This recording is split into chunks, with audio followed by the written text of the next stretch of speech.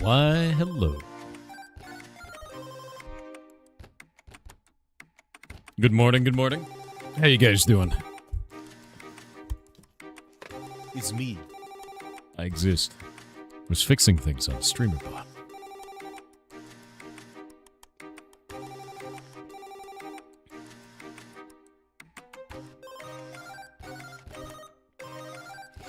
Oh, Code Chaos. If you're having problems with the mobile app for that, I haven't used it yet. I don't know how you respond to that. It seems like the whole platform on Kick is missing some features and things. And I'm just gonna start putting together feedback for them and being like, yo. Like, I think one of the big ones is their auto mod can't use wildcards. Which is, like, really weird.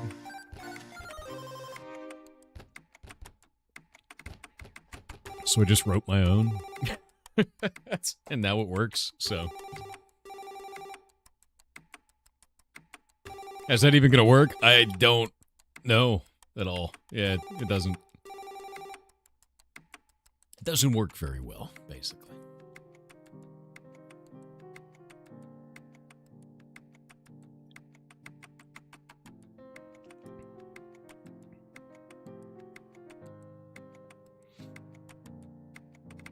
Just realized I think the music is down really low. There we go. 1 sec. There we go. I had it down really low because I was working on shit earlier. You're low, you're 5 lows. Now what? You were telling Chad how you used to be a mod, Zultralord? I made Zultralord a mod for about 4 seconds as a joke one time.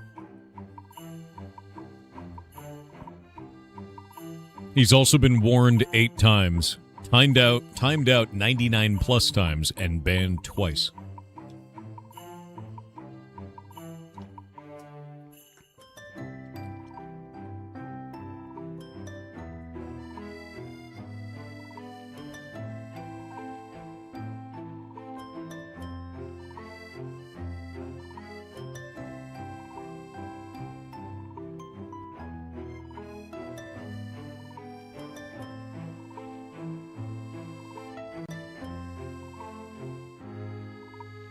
Zultralord, Zultragoblin. True. I exist. Greatest achievement of Zultralord's life? Maybe, dude. Might be true. Zultralord, is that the greatest achievement of your life? Oh, sorry, wait. I have to use your real name, McBitch. He gets mad if I don't do that. It's true. Years later, you relive those 4 seconds in your mind. Yeah. His name on Discord was McBitch for years. He demanded it. He demanded it. In fact, I think there's a command for this. Hold up. Oh wait, no, there's a command for Zultralord that's different. Hold up. I have it here. Everything you need to know about Zultralord is that. Yeah. It's his whole persona. 1 line of text. It's not even cropped either. It's the whole message was that, dude.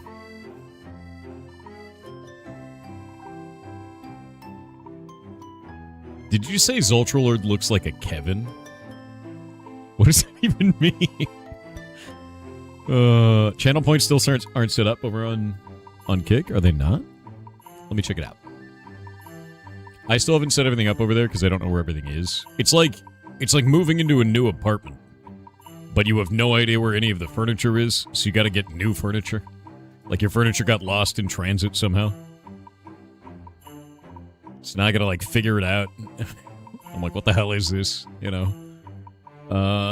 Let me see. Roles. Chat. Channel points. They're earned by the viewers. They're turned on, but they don't do anything yet. Hold up. Maybe I can build this into StreamerBot for the queue. I have to build a new queue. That's what I have to do. I have to build a new thing. I will do this now. Okay, this is called points. I'm going to change it to Twitch points. Now it's making sense. And then... there's so many of these.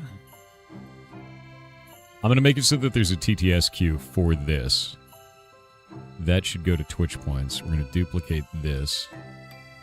I wonder if there's a way to... Because on Twitch, I can refund the channel points at the end of the stream if I don't answer it, but I don't know if I could do that with Kick.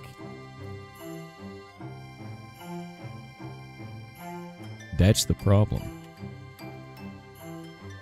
Add channel points. Reward redemption. Okay, that works.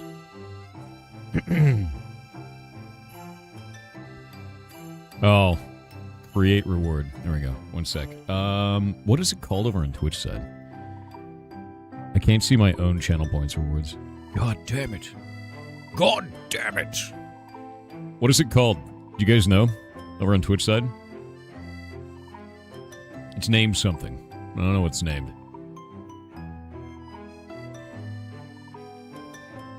Alright. Not the channel points themselves. The reward redemption. I'm just gonna go look myself. The goblins are giving me many answers.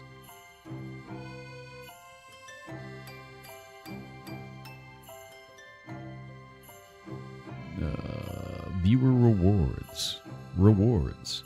Why is this in such a weird armpit on the website? You have to go to dashboard, viewer rewards, power-ups, and channel points. And then you have to find manage power-up and channel points. And then it does a pop-up on the screen. And then custom rewards. Okay, now I finally found it. It's called text-to-speech.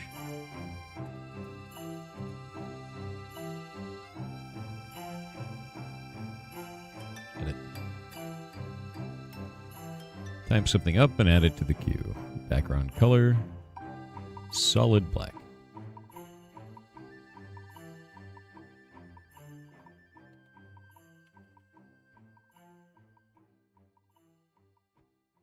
Alright.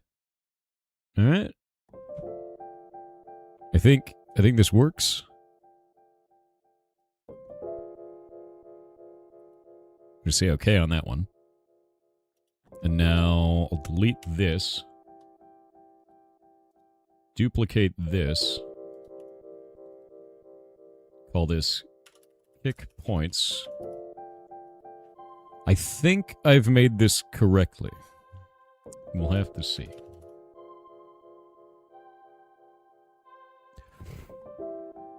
There are so many ways this can possibly go wrong, and my guess is that it will.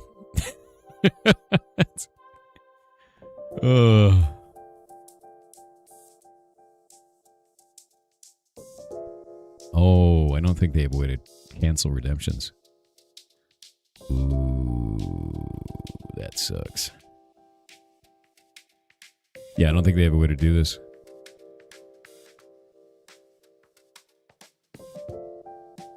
Configure rewards, get reward info, reset reward user counters, reset reward counter. What does that mean?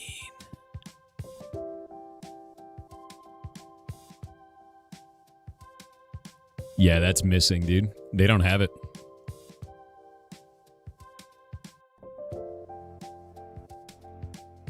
Well, wait. Maybe it's in a different spot. Where the hell does this live, man? Is it user? Bro. Sub-action, update redemption status.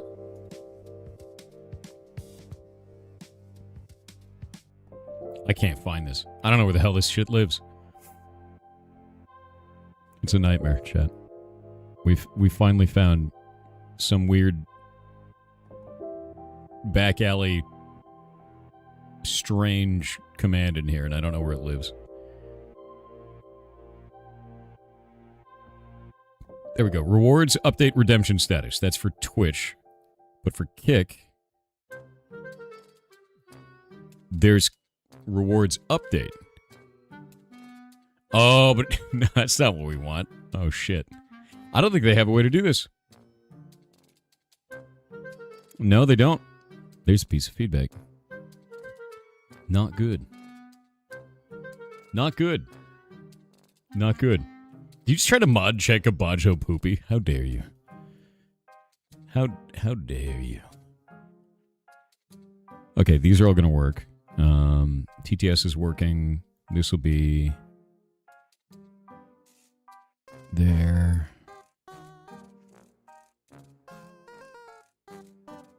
There. There. This is all working correctly. I think this will now possibly work. Maybe.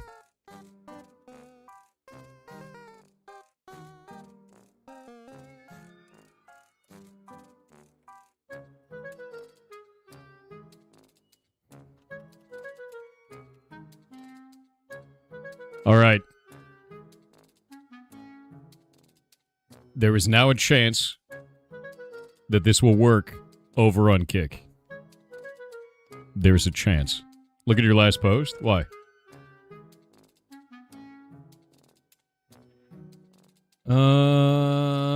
Last stream in the Wild West was near. No, dude, I fixed everything up last time. Streamers or moderators must reject the redemption request within the request queue in the stream dashboard. Oh, no, I'm well aware of that. What I'm saying is they don't have an API call specifically to do that. Twitch has an API call to be able to do that. Here, let me actually show you what I'm doing on my screen, just so you can understand this. Here. Boop. There you go. So if we go into this and we go into, I wrote this thing down here, Twitch points, right? What we're doing here is when a channel redemption goes through, channel reward redemption of text-to-speech, this specific one goes through, this action performs. And this action is, it increases the alerts total by 1, tells me that there's a new alert, which is that little timer on the bottom left corner of the stream over there. Get temp alerts total, get global alerts current, basically just updates the whole UI. Tells that new UI, like, hey, you got to do this, set it to these values, right? To make sure that it shows, like, how many of these buttons that I've pressed. And then it goes and does the action Twitch points, right? Under Twitch points, we're just checking in here to see if the stream is currently active. If the stream isn't active, then it redemption cancels. Redemption cancel is an action that is only available on Twitch. It's an API call to say, actually, don't complete that redemption. Instead, refund it. The problem is Kick doesn't have this as an API call. I like to automate my shit. We have, I don't know, we had almost 200 TTSs yesterday, or on April 1st. I don't want to go through and check the box on 200 of those every day, right? That's not good. You want to have an API call for that. So the feedback that I'm going to give them is like, hey, you should really put an API call for everything around redemptions so then we can build our own tools out of it and you don't have to do shit, right? Like, just expose this in your API. Because they already have an API to do this stuff. If we go over to the Kick side of this, and we look at this here, you can see that I don't have anything. That's actually the det bits one. That's the Kicks thing. That's the other one. I have to rebuild this one. This one is not ready yet. Because that's not pulling the actual points for that. It's Kick points. There we go. This one I just have break on it because it doesn't do anything. But it will go over to SpeakerBot, and it'll say the information. Which I don't know if it's going to do the right information. So we're going to find out. Because Twitch points, when it tells that, it does raw input. But Kick points, I have no idea. So let's find out. Let's go to StreamerBot, Docs, Kick. What is it called? Redemption. Kick channel points redeems. Behold! That doesn't tell me anything. That's an article asking for them to implement it. It's definitely in. It exists. Maybe go into this. Reward redemption. We need to get not raw input, the raw user input for the reward redemption if applicable. Actually, that might be fine. We definitely don't want to get a URL encoded raw input. That'd be very silly. Okay. I think that works. So if I go into here, this is the Twitch version of this. Where's the Kick points? There we go. This, conceivably, should work. Because we have raw input for the text from you. And we have the user variable should just be user.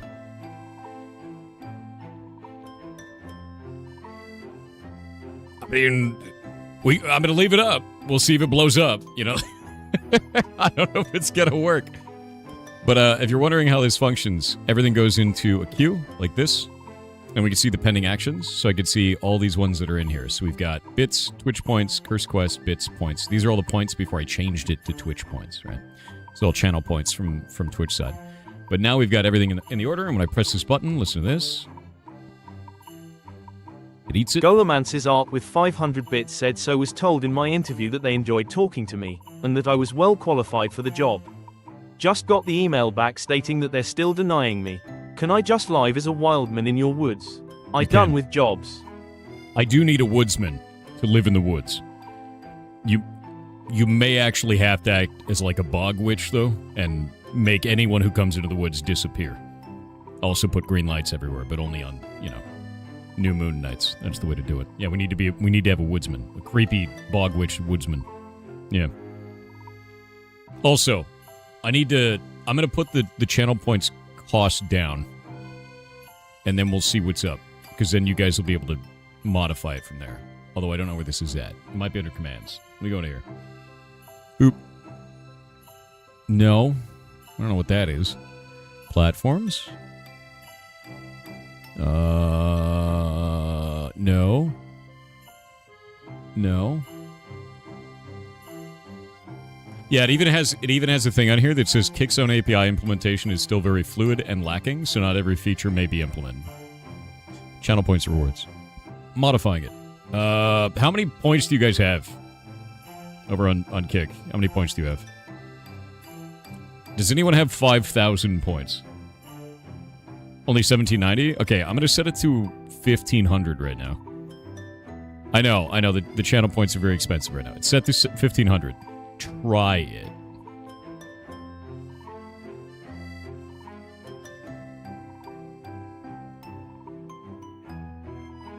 Let me know when you do it.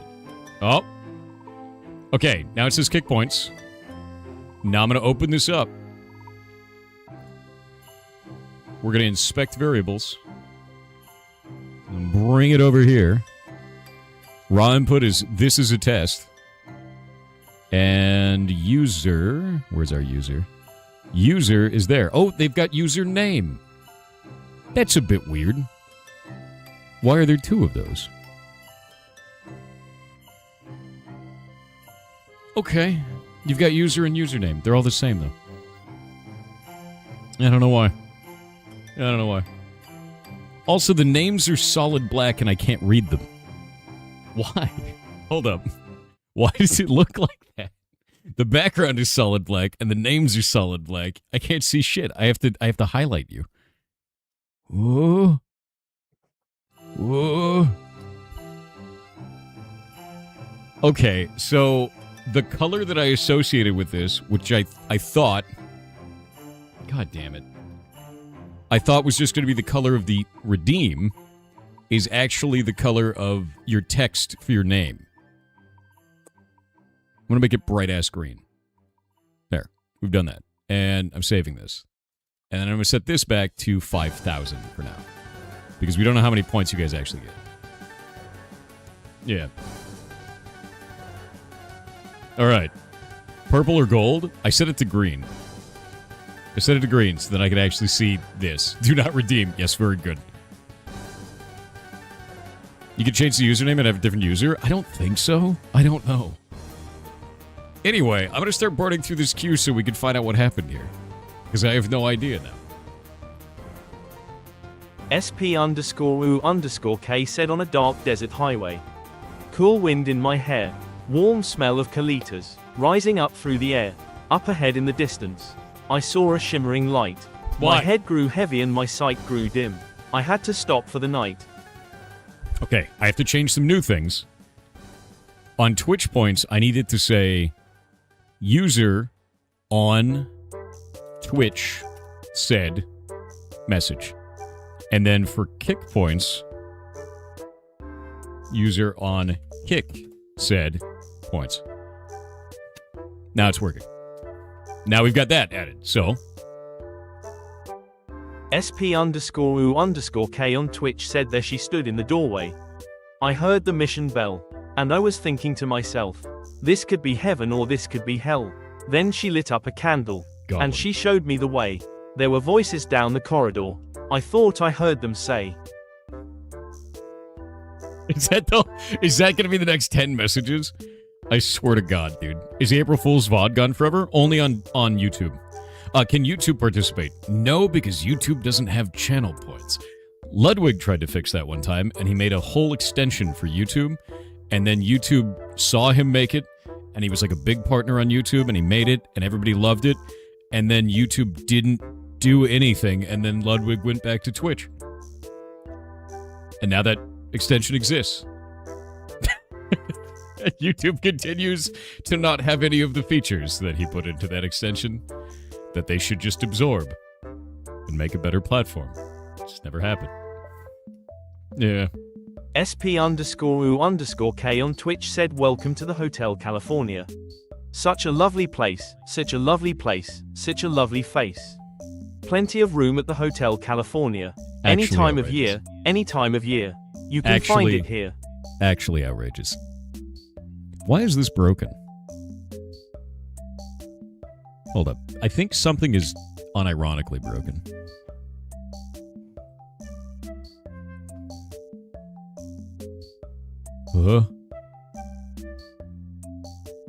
For some reason, and I don't actually know the reason why, I can't pull the results. Oh, there we go. Oh, I wonder if Kick doesn't like you pulling analytics for two channels at the same time. I tried pulling the analytics from my channel and the Ferret channel at the same time, and it just keeps making my channel say it's offline. And I don't know why. I tried to do this for my Stream Deck so that I could see, like, what's going on. Because I keep, like, metrics up here so I know, like, all the channels, like, everything that's happening and, like, all that shit. I'll show you here. Boop. The command center data. And then there's, like, my Spotify button. And this button right here is how I do the next TTS. I just press it. And then it goes off. SP_U_K on Twitch said her mind is Tiffany twisted. She got the Mercedes-Benz. Why do I keep pressing that button? She button? got a lot of pretty boys. That she calls friends. How they danced in the courtyard. Sweet summer sweat. Some dance to remember. Some dance to forget. Kick rewards are limited to 100 characters. Okay, I'm going to start writing these down, because that's weird. Let's see. Channel point redemptions do not have an API call to complete or refund.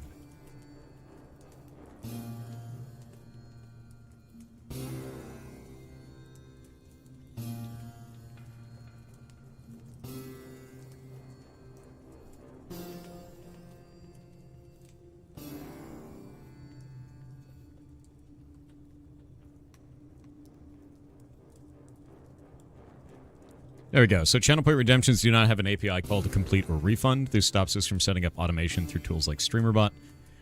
Personally, I use these kind of features to manage my TTS queue.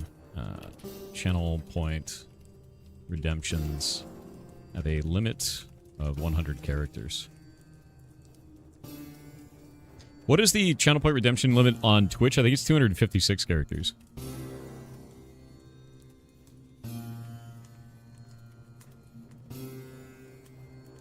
Right?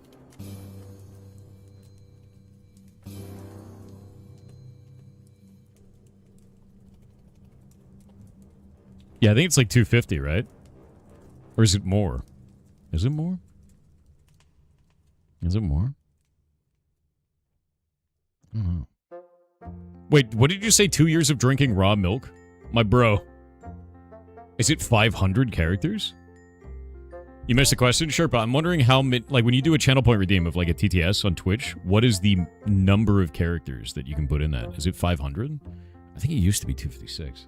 Maybe I hallucinated that, dude. Maybe I'm an LLM now.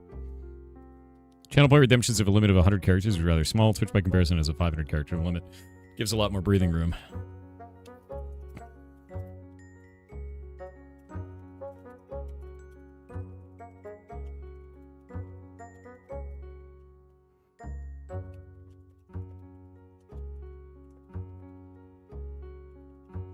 Let's see. Oh, the other feedback that I gave them is like you don't have enough emote slots on Kick. Like you really don't have enough emote slots. I'll tell you guys the message that I sent them the other day because I was like, why is this so restricted? It's like a really tiny thing. Like on Kick, you get 60 channel only emotes and 60 platform wide emotes if somebody's subbed you. On Twitch, you get 60 static emotes, 60 animated, 5 tier 2, 5 tier 2 animated, 5 tier 3, 5 tier 3 animated, and 5 channel specific emotes. So I was like, why are you guys being stingy with those? That's a little bit weird, right? That's a little bit weird.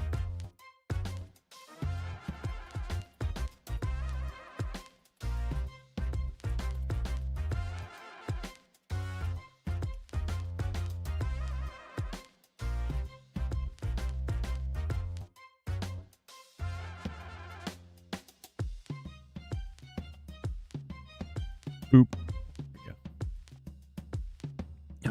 Waiting on the ads. Any news on a block game Hytale progress? I'm actually reaching out to Jake today to find out what he's been working on the past 10 days. We've been kind of out of sync on that. And then outside of that, we're just waiting on them to implement their shit for items, dude. Like, we can't really do anything until they do that. Once that's in, we're going to hit the ground running. But, like, until then, it's like, what do you do, right? I really just need them to do that. It's on their Trello board still, so we're just waiting, you know? How have you been? Pretty good. I've been alright. Got some shitty news about Mocha, but I put that up in the announcements. But outside of that, it's doing alright. Recovering from April Fool's Day. Also, thank you, Mirror, for sending me a picture. That's helpful. Alright, next TTS, while I write this in. SP_U_K on Twitch said, "Sir, I called up the captain. Please bring me my wine." He said, "We haven't had that spirit here since 1969. And still those voices are calling from far away. Wake you up in the middle of the night. Just to hear them say." God damn it. What setup and Kick is needed to make Kick emotes platform wide? Well, the thing is they have a 60 slots. Like, this is weird. Twitch has 5 slots for doing channel-only emotes, meaning they don't have to sub or anything, and they just have them. When you sub, you can actually use those ones platform-wide. It's kind of weird, right? Kick has 60 slots for those, and then 60 slots for channel emotes when you're subscribed. Already weird, right? Already, like, super strange. The thing that's interesting about this is if we look at this, even though Kick has a bunch more channel-only ones, Twitch has 60 static, 60 animated, 5 tier 2 static, 5 tier 2 animated, 5 tier 3 static, 5 tier 3 animated, and then also 5 channel only emotes. I think Twitch's has like dramatically more to it. And I gave that as feedback. I was like, hey, I have like over 100 emotes. And I could only have 60 on your platform. Why? And they were like, oh, that's weird. So they're like, I gave that as feedback, and they're like looking into it now because they're like, yeah, that seems kind of lame, you know? Because it's a shitload more on Twitch. Yeah, the emote calling. I had to choose. I don't want to choose. We have a bunch of cool emotes. I don't want to choose between them, dude. What, part 2 for pre-release for update 5? What is this? Oh, let me see. Please tell me this shit is in here. Please tell me. God damn it! No, come on. The prefab prop has temporarily had prefab spawner support return. Multiple custom HUD layers can now coexist simultaneously. API change like, no! Is there nothing else in this? No. I'm going to be sad, dude. I'm going to be sad, dude. Hold up. Let's go look at this. Is this still under requested? I'm going to actually die. God damn it. It's still there. Ah!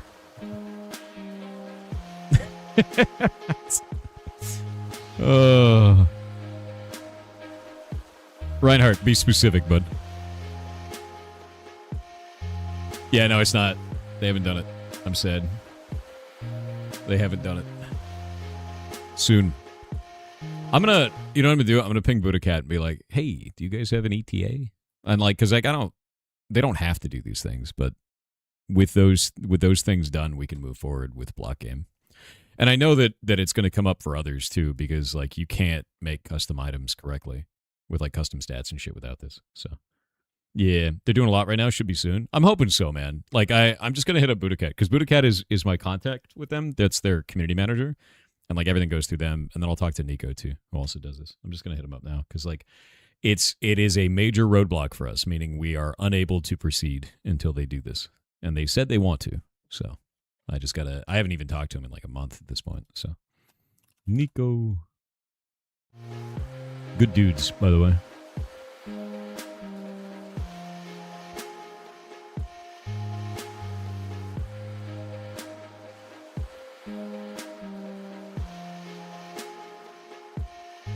Let's grab this.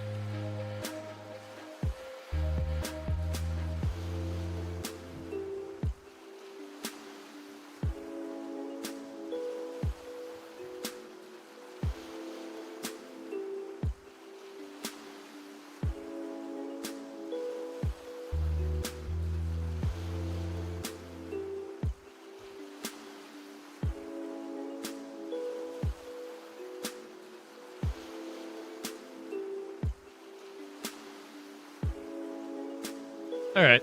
Yeah, I pinged him. I pinged him again to find out. I just said, hey, I was wondering if there's any update on this. I say they're still on the Trello board. We're roadblocked until items are set up to allow custom components. Because that's like the big primary thing. If we can't do custom components, we can't make items, right? Like that's like the biggest thing with it. Because like without doing anything with that, like there's nothing. Like we can't build like items that have special powers or items that do like specific types of damage or elemental damage or separated tooltips or anything like that. Yeah. So like that's kind of my hope is that they do that. It might be something I just need to like temper what my reaction is, I guess, because when they put it on this, I was like, oh shit, they're gonna do it. And it's been a month, so I'm like, maybe it's not that big a deal for them, right? So we're just gonna have to wait and figure it out. And then I can tell you guys, because I'll be like, hey, they have deprioritized this or prioritized this, and then we can go from there, you know? And then we'll figure out what the timeline is for putting it all in. What's Trello? It's, here. So Trello is like a set of tasks. This is put together by Hightail, the Hightail dev team. And this is all the things that have been requested, all the things that are getting planned, the ideas, what's been accepted, what is finished. And there's a couple of these that I gave up to the dev team because we need them in order to make block game in Hightail. We can't do it otherwise. And let me grab them real quick. Two of them are nice to haves. One of them is an absolute mandatory. The absolute mandatory is this one, which is adding custom components to items. Items cannot be created with like custom statistics and things like that correctly without this. So once they add this, we can go and build cool shit. Right now, items are set up with a bunch of components, but they're all hard-coded, meaning that they can't be modified by us. Even if we're using Java or anything like that, we can't do anything with it. It's just like a big brick that does nothing. So that is a need to have. We cannot make block game in Hightail without that. That has to be fixed. The next one is this one here. I sent them a bunch of pictures for this and everything like this, and they've got my name on it down there. This isn't nice to have. On items, you can actually put stats on them, like special stats that you define. The problem is when you define them, let's say the internal name is damage_fire, which is generally like a token for fire damage. And then you would have a translation file that has the real name. So instead of damage_fire, it would show the word fire damage in English and fire damage in Brazilian Portuguese and fire damage in Russian and so on and so forth. They don't have a way of hooking that to what is called a translation file right now. So I was like, hey, you should do this with a translation file. I gave them what the expected JSON would look like, which would be translation properties, fits in line with the rest of their entire system, and then where that would be at, the description and the name for the token that would be pulled out, like the text that would be pulled out for it, and then the icon that would be displayed next to it. And I gave them an example from our Minecraft server. This is a nice to have. Not required, but they put it up on the board, which is cool. The other thing that they put up on the board for me was .language support with more functionality. Right now, they only allow a couple of different tokens. They allow bold, italics, new lines, color, what is it? Message key, which replaces another token, and item is. That's it. You can't pull specific statistics out. You can't change the font. You can't change the size of the text. None of that is tokenized into their system at all. So because of this, if you look at all of the consumables in Hightail, every one of them, they will say things like grants, in this case, a duration of 45 seconds, health regen 1. Normally, you would pull that from a token. Health regen 1 would pull the duration from it. So if you wanted to go change the definition of health regen 1, and you want health regen 1 globally to now last 60 seconds instead of 45, it would update all the tooltips and all the items. This is all hard-coded for every item in the game. They wrote it in for every item description in the game. And I was like, you can't do that. Like, you have to tokenize all of this. And they were like, yeah, we agree. That's 100% right. And they put it up on the Trello board now. Because, like, that's not cool. Yeah, Regex Kings, exactly. Like, dude, you'd have to update every string in the game every time you did a balance pass. Like, that's... You don't want to do that, dude. Like, that's horrifying. So, like, this is the feedback that I gave to them, and they put it in as well as a feature request. So that it just needs to happen. But these three are the ones that I put up to them. We're just going to wait on it. It's all, what are we looking at? The Trello board for Hightail, the request that I put up to them, and this is their maintained Trello board. So you need to edit one by one. No, you could do, like, a search replace, but, like, nah. Like, that's not how that should work in any, like, environment at all, you know? Wouldn't have Trello without it today. Dude, Trello is great. Yeah, Trello's super good. But no, that's this is all the feedback stuff that I give to them. I'm basically doing the same thing for Kick right now. Of like, hey, you guys are missing a bunch of stuff.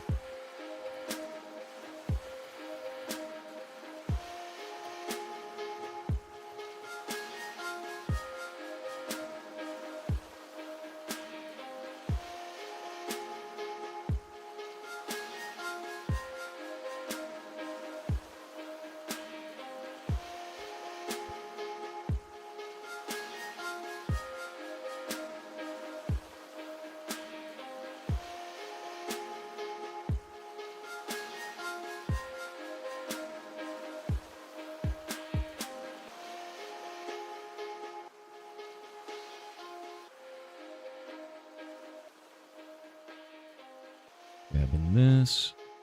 I think what Kick is missing right now is user progression. That's really what it is.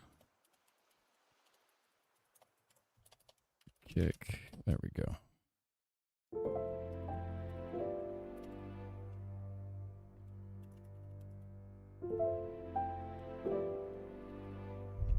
Like, on Twitch, you get extra unlocks based on the tier of sub that you have. They don't really have any of that stuff on Kick. There's no user progression. On Twitch, when you throw enough bits, you get little icons next to your name that are defined by us. On Kick, you don't get that. Things like that. Yeah. What are you talking about, Arc Sophia? So, like, I think there's, like, a lot of features that they need on there to make it feel less like just a platform and more like your channel, if that makes sense. Division 2 had a big update yesterday. I know. I want to play it today, actually. The Division section on actual pirates. The update broke old builds and made heroics super difficult if you play solo. How did it break the builds? What builds blew up? Can I still use my gun that shoots 1 billion bullets? You can get out of QA, but you can't get out of QA. Dude, you can't get out of QA. Like, dude, the way that I feel about it is this, right?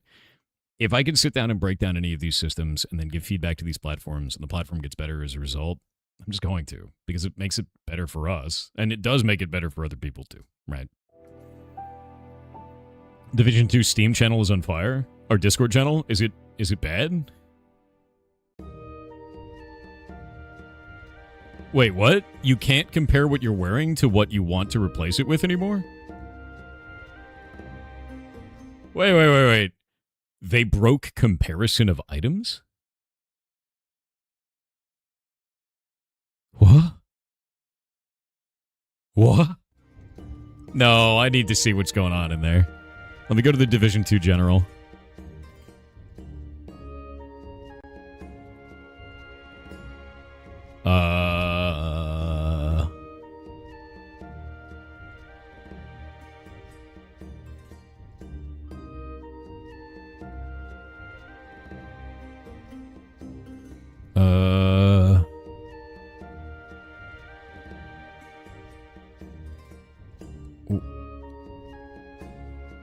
So they blew up everything. Yeah, they blew up everything.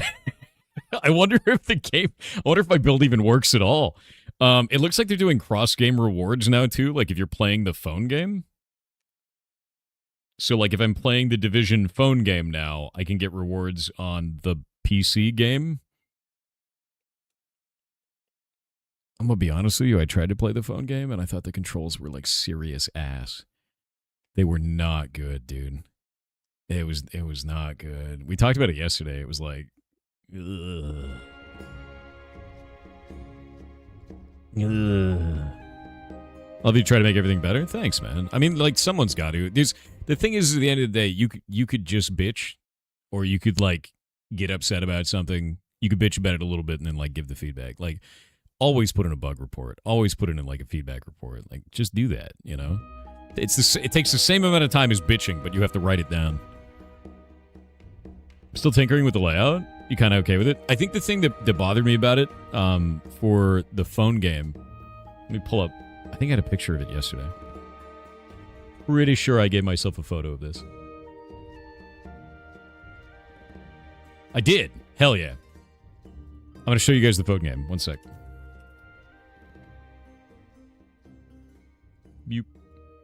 By the way, I think I fixed my computer problems. I think it was the graphics card. Anyway, this is why it's weird, right? This is the screen on the phone game. That's what this is, right? Screen on the phone game. On the bottom right corner, you have shoot. You have, like, get into cover. You have dodge roll. You have reload.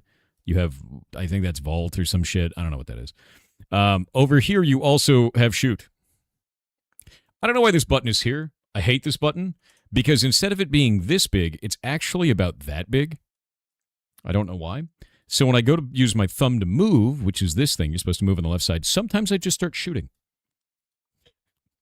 And I don't know why this is here, and I can't get rid of it. It's not shoot and accurate shoot. It's the same kind of shoot. This one is supposed to be the accurate aim button. This is just shoot, and this is also just shoot. Please get rid of this button. Why does this... Why? Why did you do that? Or at least give me the ability to get rid of it myself. Because holy shit, the amount of times I've tried to move and I've just started shooting, I wanted to throw my phone across the room. It's like enraging as hell, dude. It is so annoying. Yeah. So I'm going to switch to playing it on controller, I think. Yeah. Left-handed shoot. Fair. But give me an option to get rid of it then. Yeah. It's just very weird. It's complete nonsense. Yeah. You try to use your 8-bit don't? I have not. I wanted to do that today after the stream. At least make it smaller? No, just get rid of it. Or give me the option to get rid of it. Give me a UI option, you know? All right, next. How many more of these?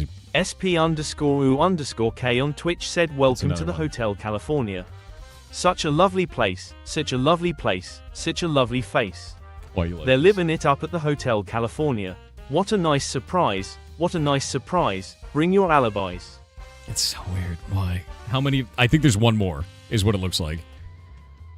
SP_U_K on Twitch said, mirrors on the ceiling. The pink champagne on ice. And she said, we are all just prisoners here. Of our own device. And in the master's chambers. They gathered for the feast. They stab it with their steely knives. But they just can't kill the beast. God damn it. Art by TY with 500 bits said, hey Thor, not today but maybe some other night, would you like to play my card game? Yeah. It's a card game that you That'd can be play down. free, but I will warn you, even though you can get everything free, there are digital booster packs. I'm setting up the Steam page soon too. Oh, digital booster packs. Oh, somehow people think that's worse than buying packs of cards at the store, but it's exactly the same. It's exactly the same. It's the same. There's nothing different. Yeah. And then you see Kalitas. Oh, God damn it. The warm smell of Kalitas rising up through the air, right? Yeah. Yeah. Card games are fun? Yeah, they are. I love Balatro. Did you know that Kick is 2 to 3 seconds ahead of Twitch? Really? Why? That's really weird. I see that. I see that. SP underscore It's the last one, underscore isn't K it? on Twitch said Based last on the thing I pending actions. remember. I was running for the door. I had to find the passage back to the place I was before. Relax, said the Nightman. We are programmed to receive. I'm You can installing check the out Ubisoft any launcher. time you like, but you I can hate the never leave. Ubisoft launcher, You but can I'm never installing leave US. We are here for you. Slowly losing my mind. Every time I press that button. Mitsunari with 500 bits said good morning. It is morning. me, the one with the Herat issues. Ya lu lies, it was heart issues. Typing on phone is hard, haha. Yes, it And is. in the end, I don't really know what it is, just getting more meds and more tests outside hospital. Shrugs. Okay. Well, I hope you're okay. That sounds horrifying. Heart issues freak me out. The idea of heart issues freak me out. Yeah. Really does. Also, I have started the download. I finished the download for Ubisoft Connect. I should be able to get Division 2 up. And I'm really wondering what all they've changed, because if they broke my build with my gun, because I have, God, what is the gun called? It's the golden gun that has all of its bullets in one mag. I don't remember the damn name of it. It's got a mag of holding. That's what it has. It's amazing. Whoever said Kick was ahead was not lying. It's 2 seconds ahead. That's so interesting, to be honest with you. Bullet King. That's what it is. I have the Bullet King. Bullet King is sick, dude. I did 200 runs to get that drop. I did 200 runs of it. Nothing old is broken, Marcy? People are saying everything is broken. That's the DACA gun. It's unlimited DACA. So just new shit broke, is what you're telling me. What about the Tip the Scales set? Did they break that? Yes, Abiotic Factor. I know.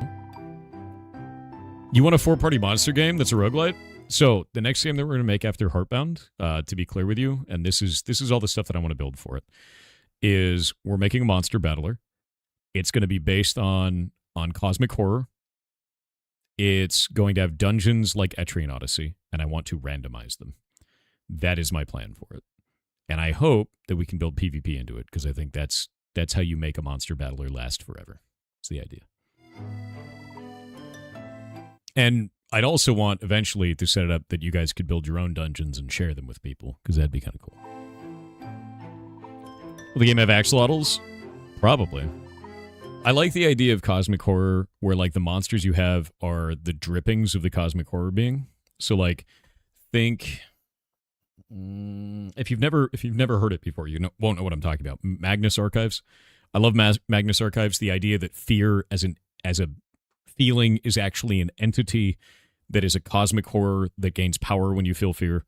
Kind of like the old gods in Warhammer 40k. Kind of like Khorne gets power every time you have combat, right? Sort of the same thing. I love that. I love the idea of that. I think it's cool that you can't ever fully perceive a cosmic horror, because then you would die instantly. Like, you just blows up your brain or whatever, because you've perceived something that is so horrifying that you basically have ego death and then explode. So, like, I love that. I love all of that. It lets you know things you shouldn't know, and the light shoots out of your eyes. You die. But so I wanted to have, like, a monster battler where these concepts, like fear, are a physical entity, but they're dumb. They're like dumb old gods. They don't even know what they're doing matters. They just exist. And things, like, their energy is so powerful that the things that get away from them, the little, like, dribblings, the little tiny things, invade into other worlds, and then you use them as monsters to fight each other, which I just thought would be cool, right? Yeah, ancient gods, exactly. The same kind of a thing. So that's kind of what we want to do. And then instead of elements like fire, water, earth, whatever, we do emotions for them. So you have, like, fear, anger, stuff like that. And those are the different monsters and the different, fighting stuff. Kind of like, yeah, I like Disco Elysium a lot. I think the intrusive thoughts from Disco Elysium are probably best in class for any game I've seen, like, emotions talk in. And I've seen it in a couple other games after that, and I still think Disco Elysium did it the best. Where it's like anger comes in and, like, tells you to go punch him in the face. I was like, that's freaking rad, And then, like, I really like in Disco Elysium where it goes too far. You can be highly intelligent, right? But intelligence on that leads to arrogance. So like you can have like this you'll be very knowledgeable of a thing, and it pops in and goes, oh, you know this. This is the information that you're looking for. And then right after that, a guy could be talking to you, and it's like, no, you know this. He's an idiot. You should tell him so. And I'm like, that's great, actually. Like, that's a really good way of portraying like an aspect of a person gone too far. And I think Disco Elysium does that perfectly. They do such a good job with that, man. It's really well done. Yeah. Yeah, so like that's the thing is like from your perspective, it's boring. Your character finds it to be boring and obnoxious to listen to that person because you already know the information. And I just think it's really interesting to kind of explore that for every one of those different aspects. What is this? Do you see the Discord avatar thing they added? No. What the hell is this?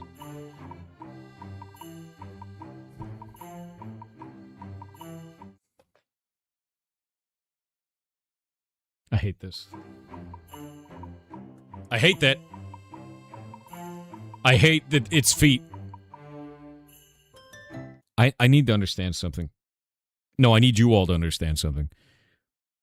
For a while, the internet started using foot fetish as a joke on the internet. They just, like, people just putting feet on stuff, and it was like, feet, where? Feet. And then there's so much of that joke now on the internet that people, en masse, unironically like feet more. You have been psyoped by the foot fetish joke. And now there are many people that are into feet, unironically. It has actually increased the amount of people that are into feet dramatically on the internet.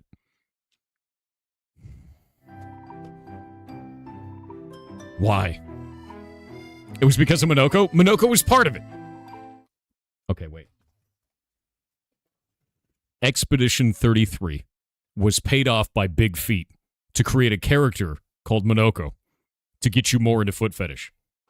And it worked. It worked.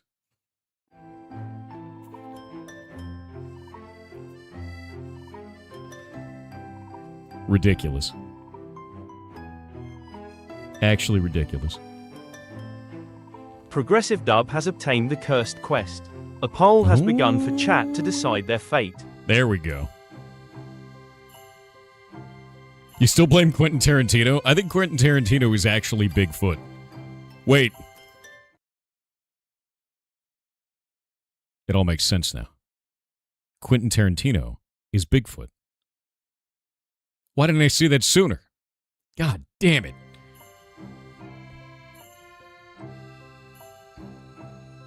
Yeah, he's actually a cryptid. Actually, I'm a little bit afraid for my safety now that I've gained this knowledge. It's too much knowledge for one man to have. If I disappear, you know why. Chris Quest on Kick when? I can't do that yet until they make this a little bit better. I need to figure out... Actually, I need to do some investigation. I need to see if I can start a poll and manage a poll. Chat has cursed Progressive Dub with music. On Kick. Ooh, Music Quest. Progressive Dub, are you there? Are you there? You there, Progressive Dub? You need to take your favorite song that has lyrics. The favorite one. And you have to have me sing it. Old school YouTube poop style. You need to take sections of my stream and cut them out and arrange them so that I'm singing that song badly. You can auto-tune it. You can do whatever you want. Good luck. You blame the moon armor? The moon armor keeps my brain warm. It's perfect, actually. The last time we saw one of these, by the way, to let you know, it was the Screaming Cowboy song called Big Enough. That was one of them. It was hilarious. It was just me in the sky screaming over and over again. It was great.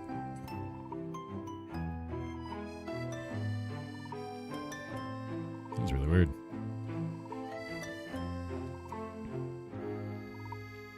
QT shot Bigfoot, and now has to replace him. God damn. That actually is a scientific background. If you joke about something again and again, it manifests in your brain as something cheerful, and therefore the joke turns into something serious. Yeah. Yeah.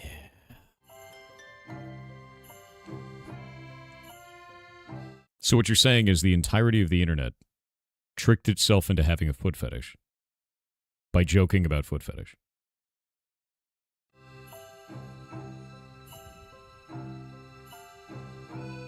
The goddamn internet. Hot take: clowns want you to like feet. Is that why they wear giant shoes? I feel like you're having cope because you don't want to admit what you're into. And that's giant hot clown feet. I'm on to you. Almond milk toast. Yeah, it's clownpium, dude. That's weird to say, by the way. It's like hard to actually say. It's copium, but with clowns.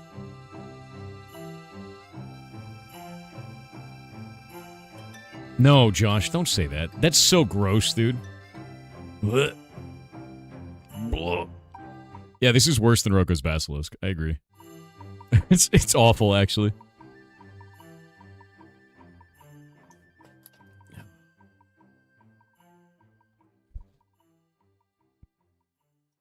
Toyota adds in French. Okay, yeah, you're French now. Congratulations. Or I'm sorry.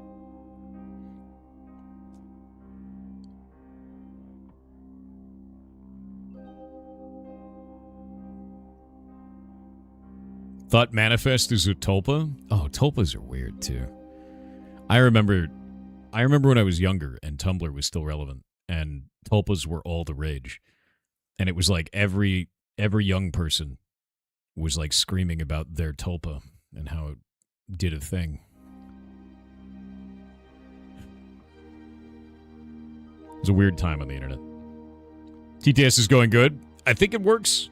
We're almost at the kick points. Y_it's_me84 on Twitch said text to speech 07070707070707070707070707070707070707070707070707070707070707070707070707070707070707070707070707070707070707070707070707070707070707070707070707070707070707070707070707070707070707070707070707070707070707070707070707070707070707070.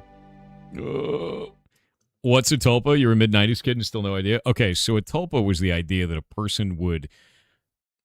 Let me explain what people used it for.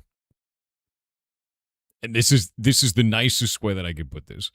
They would imagine an alternate entity in their head and then blame that entity for acting like an asshole. That's what most of the people on the internet used it for. They're like, that wasn't me, that was the other person in my head that I made up. And it wasn't, they didn't have a mental illness. They didn't have something like schizophrenia. They didn't have anything like alternate personality disorder. None of that. They just blamed the tulpa and acted like they had those problems. It was a weird time on the internet, and it has become less popular now. It was very popular when I was younger, and it was insufferable. Yeah. Virtual scapegoat. That's all it was. Yeah. Yep. It's like someone blaming their astrological sign. Yes, but the astrological sign is a made-up person they put in their head that is not there for mental illness in any way. Yeah. It was real weird, dude. It was a very common thing on the internet. So if you don't know what that is, that's what it was used for very heavily back in the day anyway. It was largely a thing on like Tumblr and then just disappeared. It became like not popular to have. Yeah. Intellectual strawman. Bingo. It's a mental strawman. It's very weird.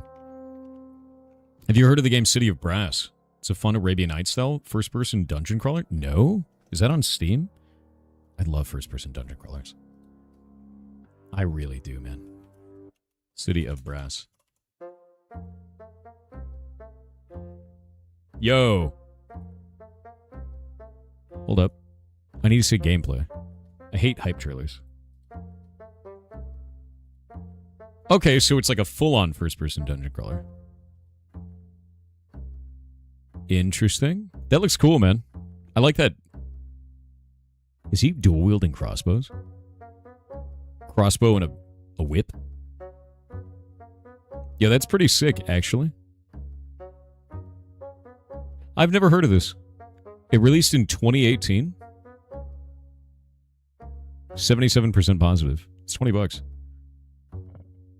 Neat. Yeah, I've never heard of that, man. I do like dungeon crawlers. I'm always into it to like look at this kind of stuff and like figure it out. It's from senior BioShock developers. Doesn't look like it got like a huge amount of reviews. Have they made anything since? Oh, they did. Interesting. Is that studio still around? Because it looks like they had 2014, 2018, 2015, and it looks like they have... Oh, wait, 2022. Submerged Hidden Depths. So it did all right. It used to have Twitch interaction, and they've said they might be able to bring it back. That's kind of cool. I dig that. Yeah, because, like, this kind of stuff is always neat. I like dungeon crawlers. They recently put Etrian Odyssey on Steam, but it's only Etrian Odyssey, like, 1, 2, and 3. So now if we go in here, like, Atlas actually put these all up, and I love Etrian Odyssey. And these are dungeon crawlers, too, but the way they do it is it's like a 3D grid, and then you move around it, and as you turn, you can, like, go through the dungeon, and then you have to map it. So if you look down here, you actually map the dungeon yourself.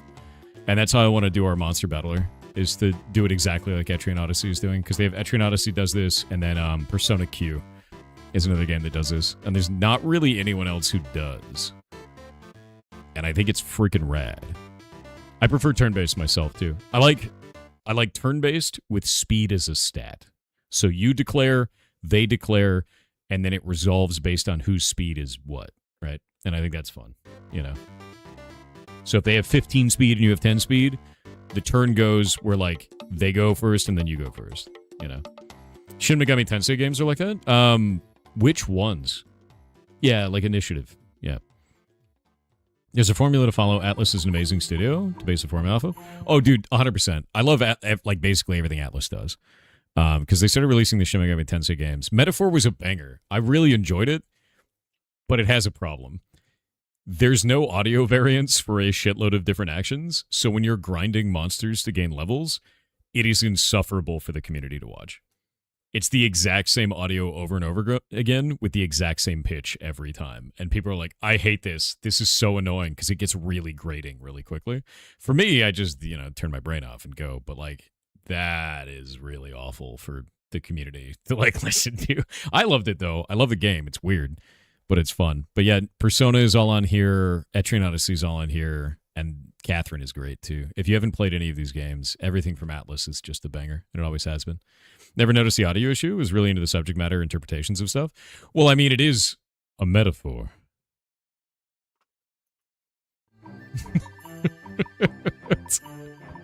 It's a great game, dude. It's a really good game. Capcom put out classic RE1, 2, and 3 on Steam, and they're only $5. Jesus. Yeah, what's a metaphor? Breaking. That's what it's for. Infinicrypt is out? No shit.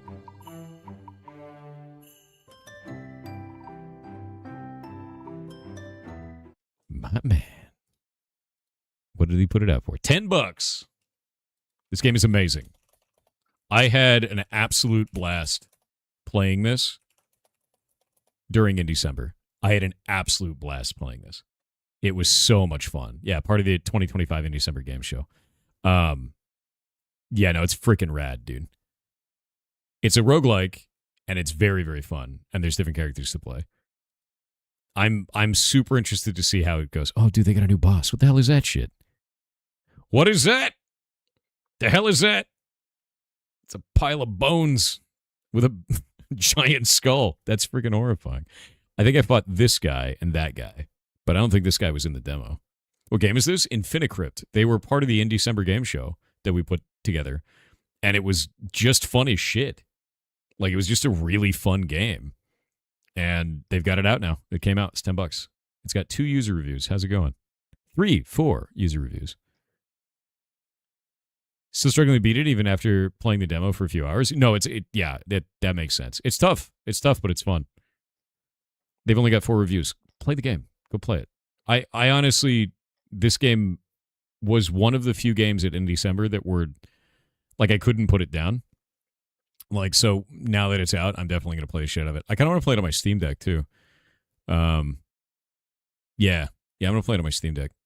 And bought it? Nice. It's very, very fun. And if you don't like it, refund it, right? Like, that's kind of how it goes. Is if you find that it's not a good formula for you, refund the game. Because you'll know within 2 hours. Like, you will absolutely know. 100%. Yeah. How do you like the Steam Deck? I actually really enjoy it. And one of the reasons I enjoy it so much is Valve has done more for Linux, like, proliferation than any other company I've ever seen, and part of that was because of the Steam Deck. Actually, if any of you guys out there are indie devs, and you want to showcase your game at a convention, and you have to travel there, and you have to set up computers, you have to set up monitors, all this kind of stuff, it is a serious bitch to do that.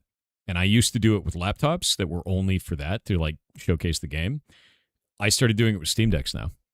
A Steam Deck is just a shitty little computer. And if your game works on a Steam Deck, you can show it off at the convention and use the Steam Deck as the computer. And they're really easy to move, like super easy to transport. So it's just better than having laptops. Yeah, no, I mean, I'm not really shitty, but it's not as much as like a gaming laptop, right? And I think that's cool as hell. No, I don't even use the controller included. Let them use a different controller. Don't let some kid with his greasy hands touch your Steam Deck, dude. It's going to get weird. You use it as the computer. You hook everything to it, then you let him go. You know? But that's it. It worked out really, really well. Yeah, no. Kids. Actually, I think the worst experience I've ever had at a convention ever was because of like a shitty parent. For those who don't know, if you show your games off at a convention, this is inevitably going to happen to you. I don't know a single dev that this hasn't happened to. A parent will walk over. A kid will be interested in your game. The kid will sit down to play the game, and the parent will try to leave. When that moment happens, you need to tell the parent, no, you cannot leave your child here unattended. And the parent will protest, and you will say, then you need to take your kid with you. You're not leaving your kid at my station unattended. I don't know who they're supposed to leave with. This is not my problem. Do not do that shit. Do not ever do that shit. Yeah, it's your child now, Dev. No, no, no. Never. Never. This is not a daycare. That is introducing risk to my day that I do not want to have. Stay with your child or take them away. No. Yeah, no. Yeah, they blame you the second something goes wrong. Exactly. I am not taking that risk. That is, you are the parent, you stay with the kid or you take him away. It's not my problem. It's outrageous, dude. Thor the babysitter? No, dude. Wine might be for programs in general. Yeah, wine works for programs in general. Yeah. Wine is really, really good. If you're on Mac, you can use Wine to run our games on Windows, technically. Works with Wine. Thor care seems good. No. Unattended children will be given energy drinks and a ferret. Jesus Christ, dude. Unattended children will be sold. That's what I should put on our station when we're showing stuff up. I will sell your child. You will return to no money and no child. This is your fault. Yep. Unattended children will be taught the recorder and given a recorder. Unattended children will be given a harmonica. There we go. Yeah. Unattended children will be given a vuvuzela. That's even better. Yeah.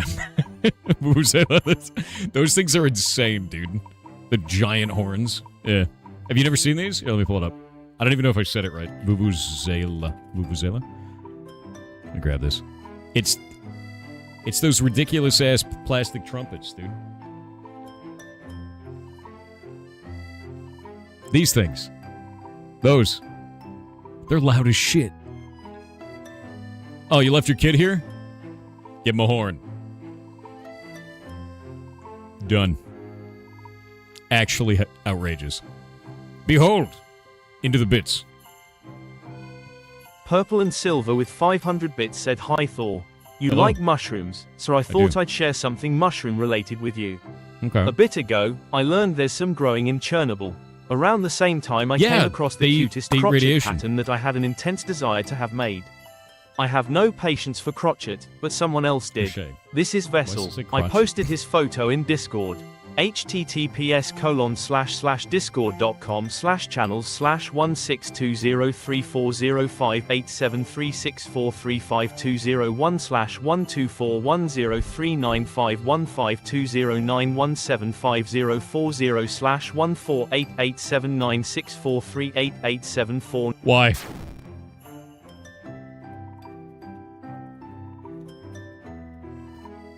Let me see. Where is it? I want to see this. It's weird that it says crotchet instead of crochet. I wonder why. Opening the app. Discord app. Oh my god. Okay, that's actually really cool. That looks really cool. but also it looks like something I would fight in Silksong. And it would kick my ass. And, like, shoot lasers out of the buttons. Like, that actually looks like a Silksong boss. Just immediately. Yeah, cute and scary. Exactly. It's horrifying. It's actually horrifying. Oh, cool? Yes, it is. It is very cool, actually. That's cool. Yeah, hell yeah. I don't know anything about crocheting. Everything in Silksong kicks your ass? It does. It's good at it, though. Give them a slide whistle? Oh, my God. You're a monster. What is that? A crocheted little mushroom guy. He's got a radiation symbol on his head. But yeah, there is, they found at Chernobyl, they found mushrooms that survive on radiation. So they're able to metabolize radiation, and I think that's insane. I think it's cool as hell. It's a fungus that eats radioactive material, which is actually it doesn't even eat radioactive material. It actually eats the radiation coming off of the radioactive material, which is crazy. Yeah. Fungus adapt. Yep. Can they clean the area? Technically, no. They're not really cleaning the area because they're not eating the radioactive material itself and disarming it. They're surviving off of the radiation, kind of like plants survive off the sun. It's kind of weird, right? So, like, cool, right? They do know that some mushrooms can actually collect radioactive material, though. So they have mushrooms that are planted in areas around Chernobyl. They uptake radioactive material, and then you can take that mushroom and remove it from the area, and it will actually have accumulated the radioactive material. So that's a different thing that they were doing as well with mushrooms and Chernobyl. It's very interesting. There's a lot of cool research with fungus right now. Because fungus is like a little biochemical reactor, dude. Does all kinds of crazy shit. It's really interesting. Does marijuana do a similar thing with soil? Probably, but I don't think it's as effective as the mushroom. I wouldn't expect it to be. You probably do it with anything. You probably do it with corn, right? Because it sucks up a bunch of nutrients from the ground, and inevitably it picks up things that are, in there as well, which would be radioactive producing, like radiation producing material. Look what you done, Thor. Now the mushroom have grown too powerful. Good. More corn. Yes. The person that put the ferrets in the rocket ship found the boarding pass? Boarding pass? What do you mean boarding pass?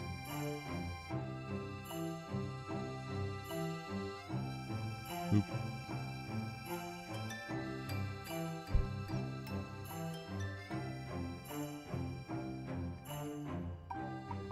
What is this? It's got a QR code. One sec. QR reader.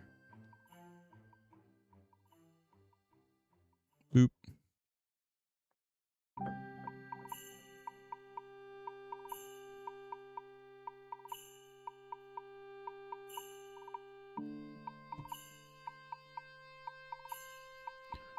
That just took me to NASA virtual guest program.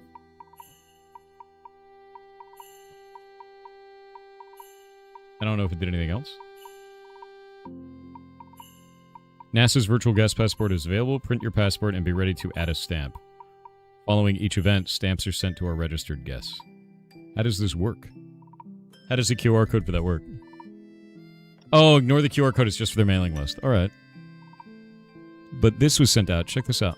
One of the members of the community actually put Snail's House, our ferret rescue, up on the Artemis 2. So it's like basically a list of names and stuff that go up with it, which is just really cool. I think it's actually awesome. Mileage earned 685,000 miles. It's completely insane. And then, yeah, no, that's awesome.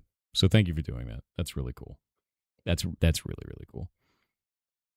You excited for the new Ken's game from Ember Labs? I don't actually know what that is. Mahoodles was talking about Artemis 2, so I looked it up on Steam and had instant regret. What do you mean on Steam and had instant regret? What is on Steam for this? Hold up. Now I want to see what's going on. Artemis 2. Buh? I'm not seeing anything weird. Oh. Wait. What?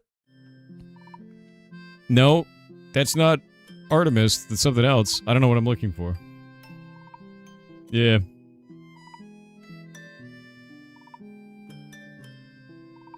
What is this? Oh, it's a porn game. Okay, never mind. I was like, what is this? It's just like low, like kind of weird models and shit. And then it was like sexual content as the tags. I'm like, all right, man. Cool. Watching the launch together was fun. Yeah, it was. It was super fun, man. Of course it is. The internet is for corn. That's true. Actually, I don't know if it was last year or a couple of years ago. Pornhub created Cornhub one year for April Fool's Day, and it was really, really funny. Do they still have it up? They still have it up. They still have it up. God damn it, dude. It's cornhub.website. It's so funny, dude. God damn it. Yeah. Featured corn stars. Buttered cob.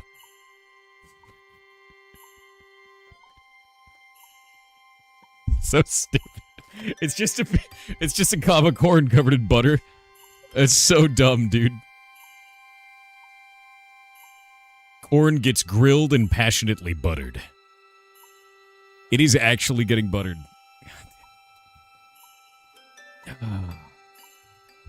Pornographic content. Exactly. I better stop talking about this. I'll get banned. Can't talk about pornography these days, you know? Pornhub makes money? I don't think so. It's just a meme. It's been a meme forever. It's so funny, dude. It's so goddamn funny. Deglaze that pan. Hey, that's actually great. Oh, dude. No, I need to make steaks tomorrow. You talked about deglazing, and I want to make steaks. Release the kernel. No. Oh, my God. Oh, telling you guys about the saga of the person who put a student loan in my name. I had to get together a list. I have all this stuff that I have to get.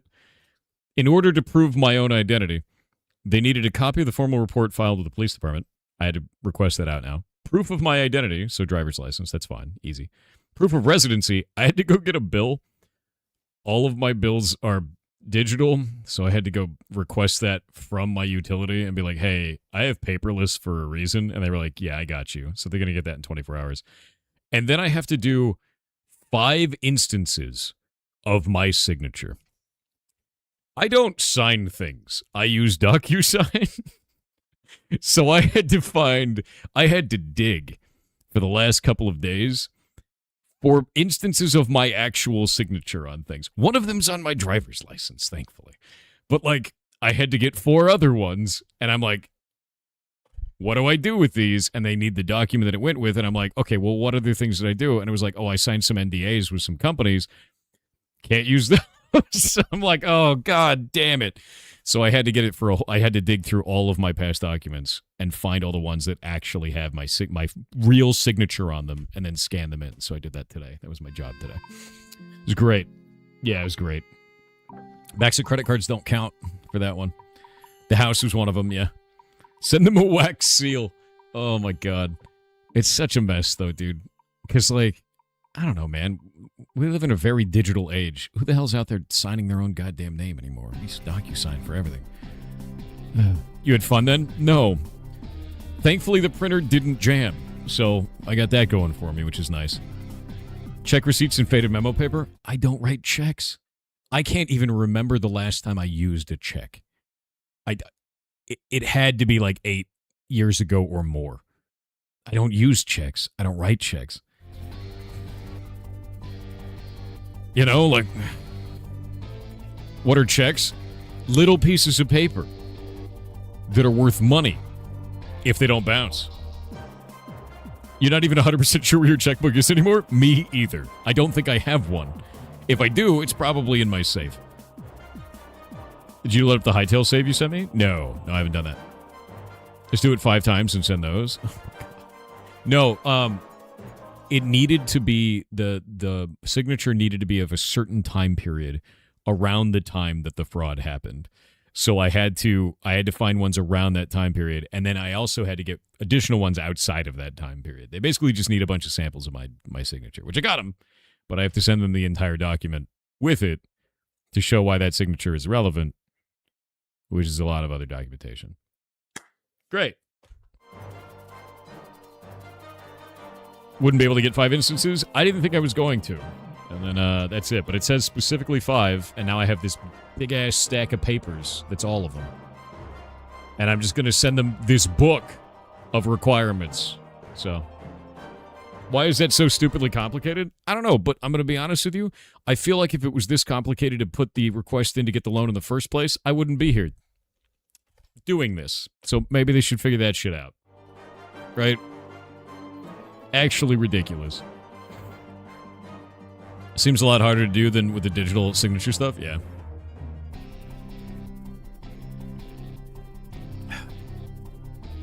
Can you pay my student loan? Never went to college? Lol. Yeah, why did they do all that shit later instead of originally? That's how I feel about it. I don't even know what the process is to get those loans, but it feels like whatever the standard is, it's too low. Yeah. How did they even get a loan without two-factor? Bro, what? I don't even know. Like, what two-factor would you put on that? I think it's ridiculous as far as you're kind. It's a crazy situation. It just kind of pisses me off because I'm like, God damn it, dude. What if you never found out? It would have eventually shown up on, like, because the loan didn't get paid. It would have eventually shown up in my credit, and then we would have found out then, and then I'd be doing all this process then. But at that point, it would have done a bunch of damage. Yeah, when tax time came around. I had to send all of this also to my tax man and be like, yo, you should probably know about this. And then he was like, wow, that sucks. It's like, it's ridiculous, dude. You don't have government two-factor? We have that for all kinds of banking? Wait, really? What country are you in? What do you mean you have government two-factor? In the EU, you usually have to show your ID card? In Spain, too? What? In America, we have this really stupid thing called the Social Security number, and it's just an ID that was never supposed to be secret, but slowly has somehow become secret over time. And then all of those leaked a few years back. All of them. All of them. And now it's the Wild West. Yeah. Yeah. But no, we do actually have state ID like that, things like that. But however this happened, they were able to get that anyway. And I don't know how. I had something like this happen a long time ago as well. I think it was back in, I want to say like 2018, something like that. And this woman tried to get a home loan on my credit line and failed because she got my middle name wrong, because all my documentation says Jason T. Hall, and my middle name's Thor, and she wrote Theodore, which was really funny. And that made me laugh real hard, because I was like, that's what you caught him on? You caught him on that. You didn't catch him on the fact that it's a Hispanic woman who is clearly not me. You caught him on the Theodore. Great. Yeah. It's ridiculous, actually. You kind of pass as a Hispanic woman. Really? Is it the bright white haunting skin that gets me that way? That makes no sense. But no, she tried to get a home loan in my name and it didn't work. But they caught her on that, and then it got declined, and then it was like a whole thing. I didn't have to deal with any of that one though, because it got declined, and the bank caught them, which was funny. And I did razz them about that. I was like, "Are you kidding me, dude?" Like, but this one is like they actually pulled it off, and it's they got the payments too. I went to go look through it. It got dispersed, which means that they paid them out through checks to the address that they wrote on the loan, which was not my address. So whoever was picking them up got away with it, but they put the address on it. So I sent that up in the police report. I'm like someone has to live there, right? Yeah, we got ads. We're gonna wait on the ads.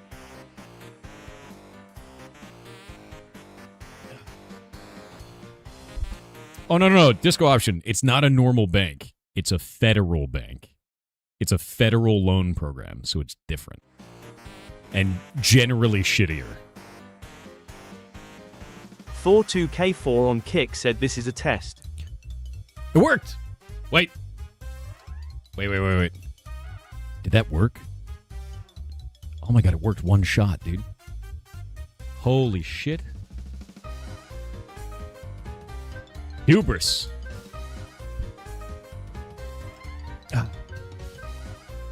Okay, now I gotta go fix some other things. One moment. I need to put on platform name next to their name. Makes my life easier.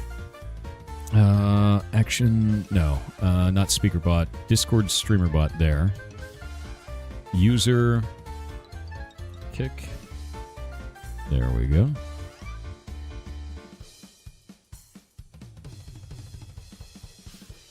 Building all of this shit. On Twitch.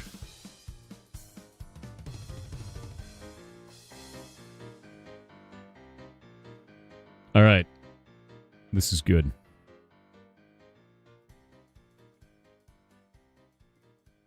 I'm putting all of the stuff on each one of these. So you guys will have all of this set up. So now it will differentiate between all of the platforms. So you guys can have all of that on there. Super Chat needs to have that on there too. On YouTube. YouTube. I could also... The other thing that's kind of cool is because this is set up through SpeakerBot, I can actually give each of the platforms a different TTS voice.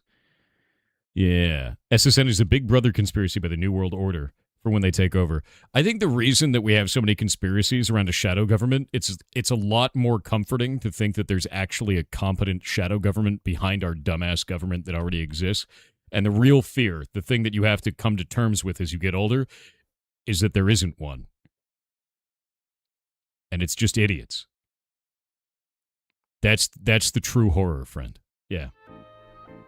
Yeah.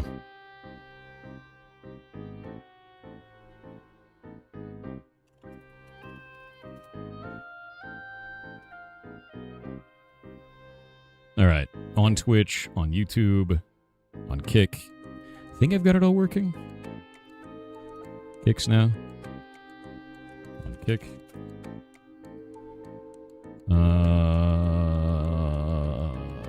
Super Chat. Bits. Let's try the Bits one.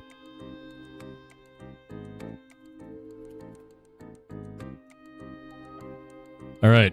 I think this is all going to work now. I'm going to press the button. Art Popstar Candy on Kick said bing bong.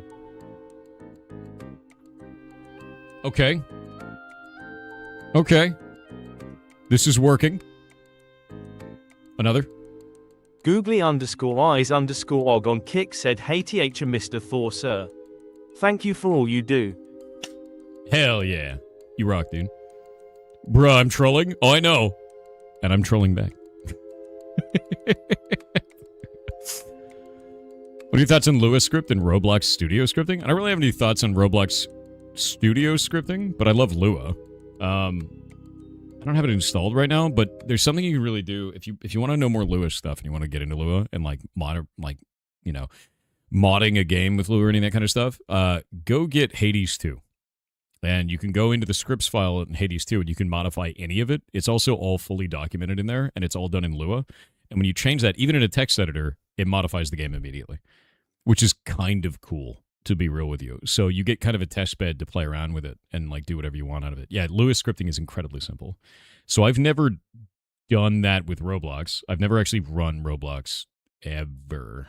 So I don't even have that. But the idea of doing Lua scripting in there sounds cool. You know, what I'm into, no matter what, is giving people more ways of being creative. I grew up in a time when Flash was the standard on the internet, right? And we had Newgrounds, which was cool as shit. And you could just take all of that and just run it and just put shit on the internet, and people loved it, and it was cool. And like we all made bad stuff, right? YouTube is kind of the only thing that exists for that right now. They're not really like a cool place to just make things. Roblox fills that gap for some young people, and I think it's cool for that reason. But Roblox has a bunch of problems, so ends up being kind of a shit show. Hear about the new thing the owner of Gary's Mod is making? You talking about Sandbox? Because Sandbox is awesome. Yeah. Lua's good, though.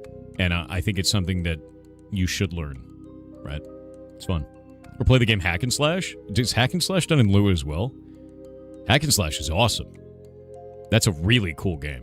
That's by Double Fine, and I really like Double Fine. They're one of my favorite publishers and developers.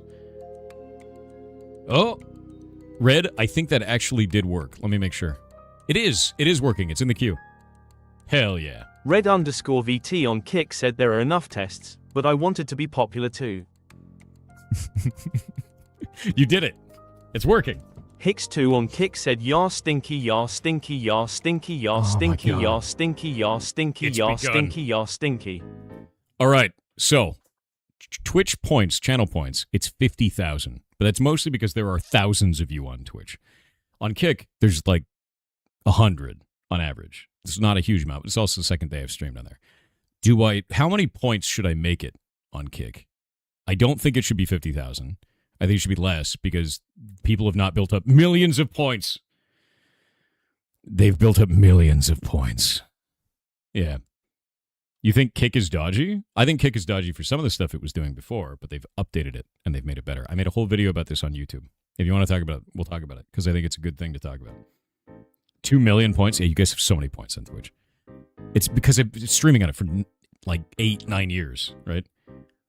You only have 902,000? Okay.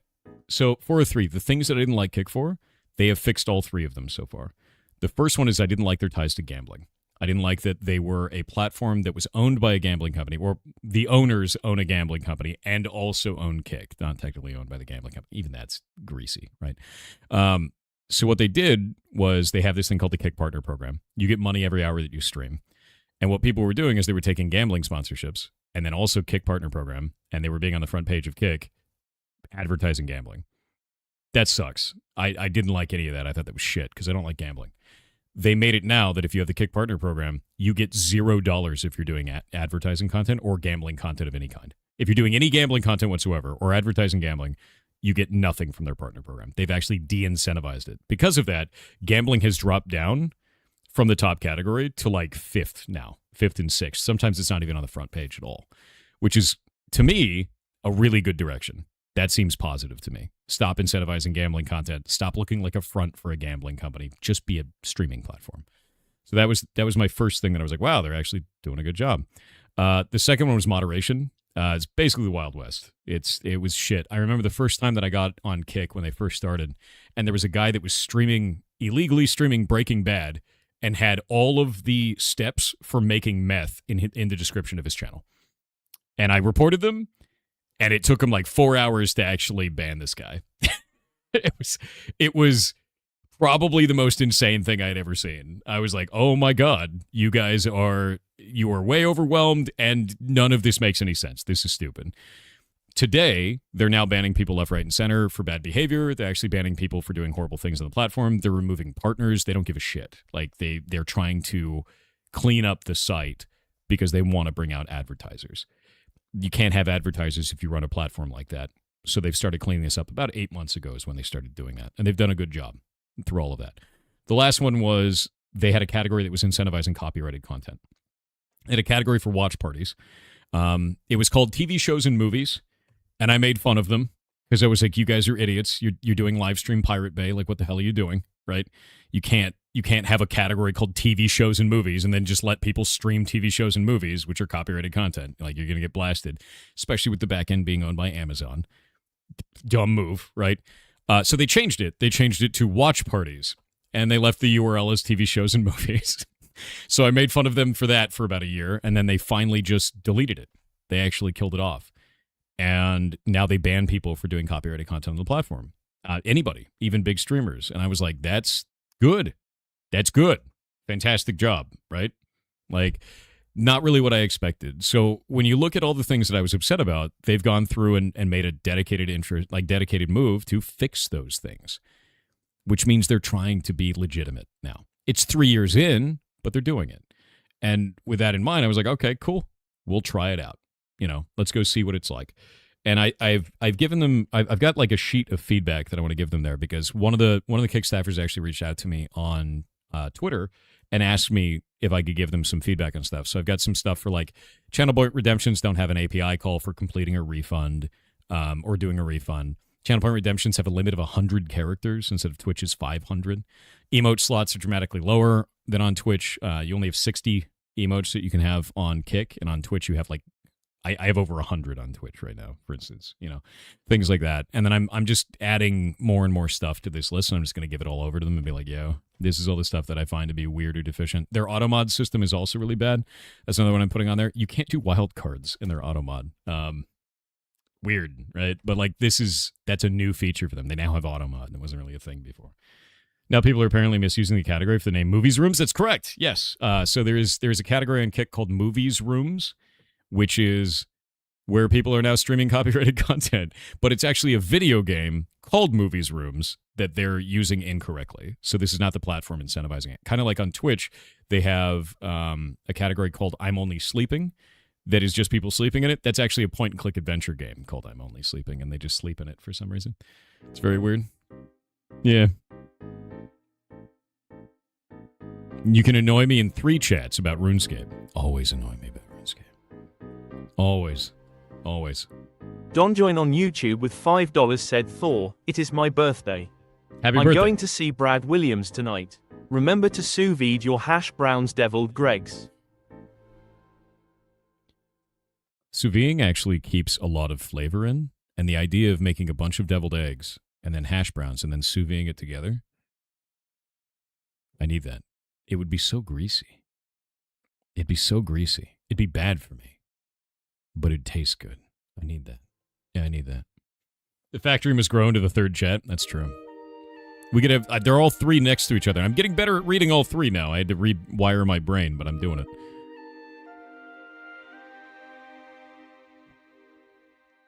Dreamy, I don't know what that is, bud. Sounds like a euphemism. Glitch by on You don't have Twitch to said, so spam it. what I day can does see the your message. SNES game start? Yarn.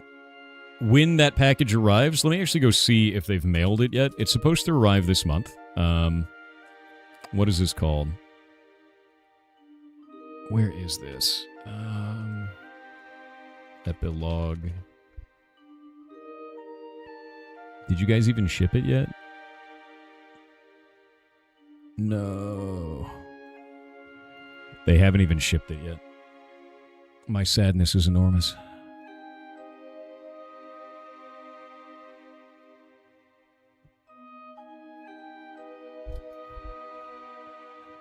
I'm clicking view my order to find it. Please. Wait. It says we're preparing these items for shipping. It was on January 1st.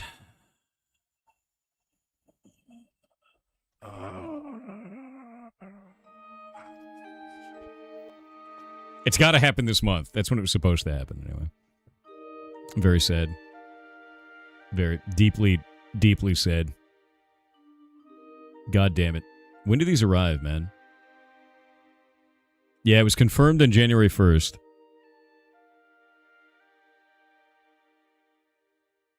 God damn it. Please. I got one for me and I got one for Shay. And they have no news. No news about this. Let me see. Epilogue does SN operator ship. Yeah, it's scheduled to begin shipping in April 2026. Pre-orders for the Founders Edition open on December 30th. While those initial orders are planned for April, standard stock is expected to be available later in 2026. I got a Founders Edition. It should be here this month. They're starting in April. We're 3 days in. It's a USB-C dock. So I've got a USB-C on the top of this machine. We should be able to just put it on the desk and then wrap it around and plug it in. We'll be good to go. Does that mean we can call... Why are you like this, dude? Most of the best games are programmed using C++. I mean, it depends, right? Like, it depends on what game you're talking about and what engine it's in, and if that engine even supports that, right? I think it's, I don't know, kind of short-sighted to think that it's all one language. It's not really the language that makes the game. It's the game is fine no matter what. Like, look at Doki Doki Literature Club, right? That was made in Ren'Py. So, stuff like that. It's just a tool. That's really what a language is. That's what making MMOs on Unreal 5. You might run into some serious performance issues for display, but Unreal is great, so you can overcome that with lots of work. There's been a bunch of people who have. Make your game look amazing. Lighting will be awesome. EA totally ruined Battlefield 6. It sucks now? Wait, how? No, I loved the shit out of Battlefield 6. What was wrong with it? But yeah, Balatro was made in Lua. Yeah, that's true. Hades 2 was made in Lua.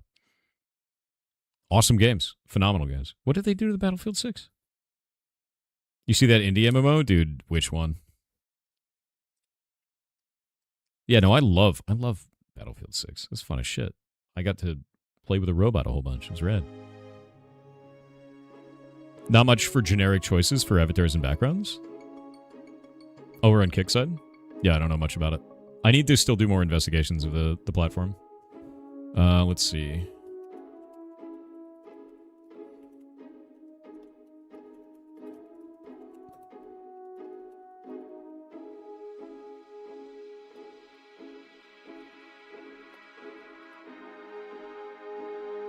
Balatro today? We could play that later. I'm writing down all these, like, things for Kick to make it less shit. Let's see. Because, like, the platform has a huge amount of potential, yeah. Like, now... What is this? Hitreg, netcode, maps aren't getting better. You said netcode, F. They're worried about stupid moto races in Gauntlet? Wait. They made hitboxes bigger in Battlefield 6? Really? What? Why? No, they couldn't have done that. That's weird. Monsters and Memories. It's an indie MMO. I don't know anything about this. Yeah, I've never even heard of this. I'll have to look into this one, man. Cool. I'm all down for an indie MMO, man. That sounds sick. You're playing it right now? Is it good? You enjoying it? Stack some visuals for performance for an MMO. Honestly, this is the golden rule to remember about MMOs. You do not need it to be cutting-edge graphics. You don't. You want it to be playable on the greatest number of machines possible, because your MMO will live or die based on interpersonal interactions from your players. If your players can only have the highest-end machines to play your game, you will not have enough of a community to survive an MMO. You need to have the game playable on the shittiest of machines. That's why World of Warcraft has done so well for so long, because it runs on a potato. This is why Guild Wars 2 still works, runs on a potato. And I hop into Guild Wars 2 earlier today, and there's a shitload of people on. It's massive, right? Runs on a potato. So, like, you really gotta think about that. If you're thinking about making an MMO, you have to think about performance is the king of that. You can go from there. You know, you can make graphics look cool. WildStar was good, but it flopped. WildStar had some serious weird problems. It did. And I played the shit out of it. I played a Chua Spellslinger, got maximum level, did the raid, did a shitload of PvP. The problem with WildStar was that it didn't actually let you spend enough time in the game to enjoy or kind of get acquainted with the rest of the world. I'll give you an example. You could go to one of the questing zones and be max level. You didn't even have to see the rest of the entire world. They were irrelevant. Another example of that kind of failure that's kind of weird is, do you remember the MMO Rifts? Whatever the hell that one is? Is that even still around? You know what I'm talking about? You enjoyed Rift? Rift had another critical failure like that. Any Rift could give you experience to your character. Any of them. So what happened was, right outside the main city, you'd go to the first Rift, and that one had like thousands of people. And you go to any other one in the entire world, and no one was there. Because there was no reason to go explore. There was no reason for progression beyond that point. It was just that one Rift filled with people. And then everything else was empty. Because I played that game, and I was like, do we do anything else? And everyone's like, no. We do this one Rift. It's like, dude, what are you doing? Like, what are you doing? It was super weird. So, like, I think those two games kind of stunted their content by not having a reason to explore the rest of the game. The one thing I didn't get to experience inside of WildStar that made me sad was the 40 versus 40 man PvP. The, like, build a base and then have your base fight the other person's base. we never got it to work. We never pulled it off because there wasn't enough people to do it. We had people on our side, but there was no people out there. Like there wasn't anybody else that like had a base that was running to be able to do that. And it would have been rad because it looked really cool. It was so compelling. I remember to get into the raid, you had to attune, and you had to get gold in every one of the dungeons. And we did all the dungeons. We got every person in the raid to do all the dungeons to gold, and it was hard. It means every single monster, none of them could ever get a spell cast off. You had to kick every one of them. And I was a spell slinger, so that was one of my primary jobs in it. You had to beat the entire dungeon on a timer, and no one could ever die. Like it was a really hard thing to do across all the dungeons to attune to the raid. So by the time that we finished all of that with everybody, we were pretty hardened badass at the game, right? Like we were actually complete badasses because we did all the mechanics perfectly. We did all the content perfectly. We got into the raid and we're like, oh shit, if that attunement was how you get into the raid's going to be super hard. And we destroyed it. After we killed the raid on like the first night, our guild fell apart and everyone quit. There was like nobody left. Everyone was like, that was it? Like, all right. And they just quit the game. It was over. And then right after that, I just got into like low-end PvP, where it's just like queue up for the PvP. And I covered my Chua Spellslinger in the PvP runes. And the PvP runes were when you use this cone attack, it lasted 4 seconds and it went off every 0.25 seconds. So it was 4 times a second, 4 seconds in a cone. Just brrr, right? Machine gun. The runes for that, there was a set of PvP runes that made it so that every person you hit in that cone would do an AoE out of them and damage everyone else nearby. And remember, this is going off 4 times a second, hitting everyone in the cone. So you could do a double roll up to the enemy team as they leave their side of the map and just do the machine gun, and it would kill everybody in the enemy team. And I did that for a full week. It was like 100 matches in PvP until I got the maximum rank attainable. And then I got all the best items in PvP, and then I just kept going because it was like uncapped. I think at the end I had like 2,600 to 2,800 PvP rank because I just kept doing it over and over because it would wipe the entire enemy team. It was completely imbalanced. I loved WildStar, but it had serious problems. You should play Roller Coaster Tycoon. I don't think I've ever played that, but it was made in assembly, which is wild. I think I played it when I was young. You miss WildStar? I miss what WildStar could have been if it was more balanced and had more time to correct. I think they built something really cool that could have competed with every MMO of the time, and then they weren't granted the grace of having time to get there. It had the potential, but it didn't stay, and they killed it before it had a chance to course correct. It sucked. They even tried before the end. You know, I said that you needed a gold emblem in each of the dungeons. Before the end, they lowered that to silver for the attunement to try and keep people around, and it didn't work. It wasn't enough. Roller Coaster Tycoon was the best. I never played Roller Coaster Tycoon. I played other, like, tycoon simulators that I guess would be the descendants of that, right? I think at that time I was really into Heroes of Might and Magic 3. And then my period of time where everyone was like, Roller Coaster Tycoon. I was like, no, Heroes of Might and Magic.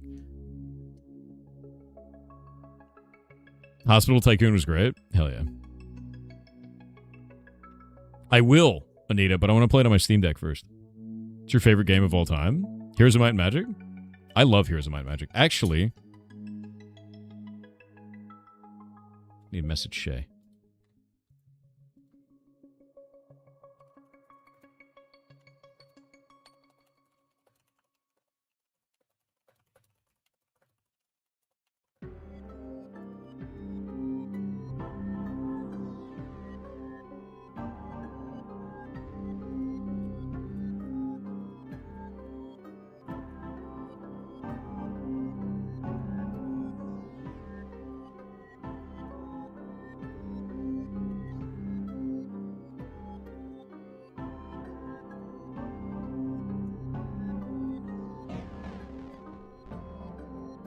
You need some advice on a good Stream Alerts program to use. Yours died and turned into AI slop. I use StreamerBot to activate certain things. I use Streamlabs to activate certain things. I use Twitch's built-in alerting system for some things as well. I tried to keep these separated from each other just in case one of them dies, right? If StreamerBot dies, it's all run locally, so their service is down, and I don't really have to give a shit, right? Most of my stuff will still work, and I can fix it from there. If Twitch dies, it only takes the Twitch-specific alerts with it, like when there's a hype train, right? Things like that. If Streamlabs dies, I can go and put those alerting systems in either StreamerBot and Twitch and Kick and everything else, right? So, like, spread them out based on what it needs to be on each platform. Don't put it all in one basket, because if that happens, you got to rebuild everything. It's going to be a nightmare. There's new Heroes of Might and Magic coming named Golden Era. Really? I will play that on stream. I love Heroes of Might and Magic. If your PC dies, everything goes. True. If my house lights on fire, I'll also be homeless. Glad we had this talk. Games are great if one can afford them. Yeah, that is true.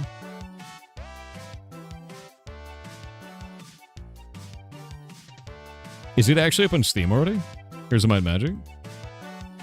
Let's play some Balatro. Always, dude. Oh, wait, no, it's not Golden Era. It's Olden Era. What is this? Oh, my God. Oh, my shit, it comes out this month? Are you kidding me? Dude, I had no idea this was coming out. It's being published by Hooded Horse? Oh my God, it's even better. Hold up.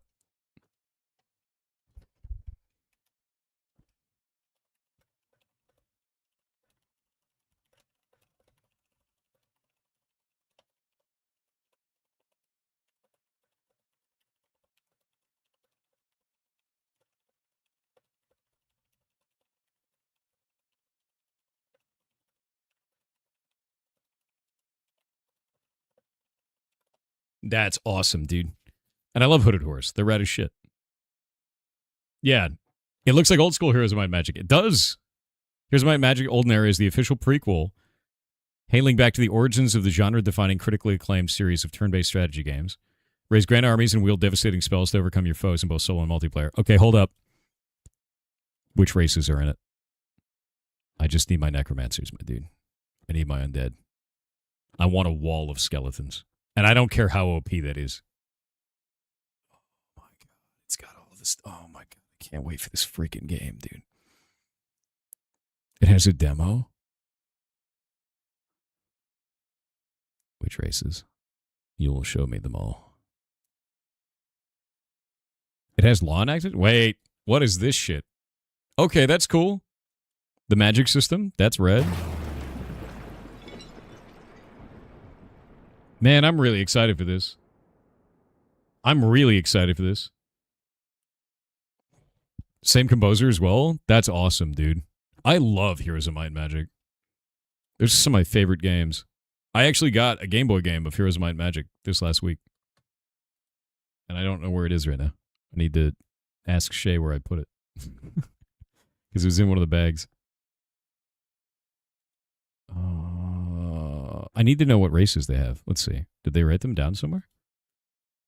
No shit. They're doing 6 factions. Undead. Undead. Undead. There they are. There they are. Yes. The original creator of Might and Magic is consulting on this game? Even better. Wait, what is this? Dude, they're making another Heroes of Might and Magic game. It's being published by Hooded Horse. And it comes out on the 30th of this month. Oh. Oh.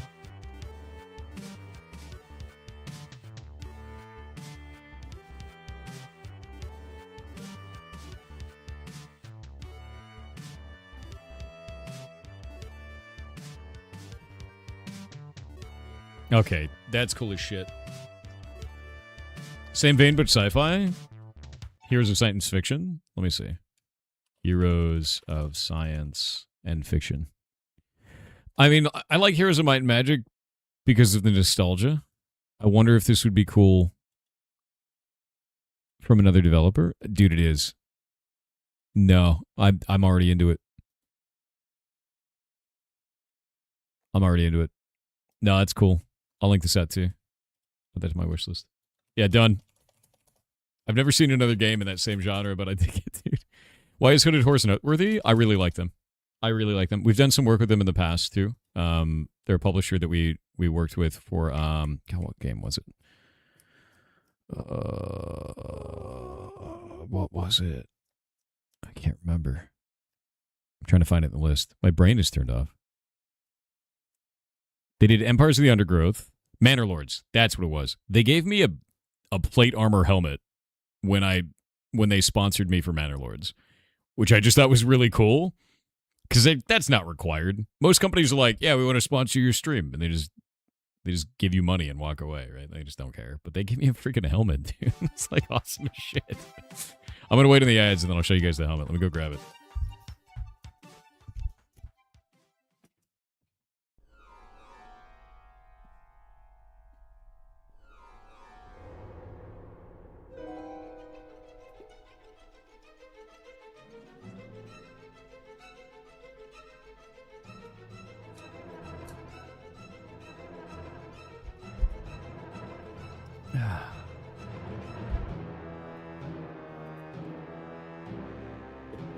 Ow.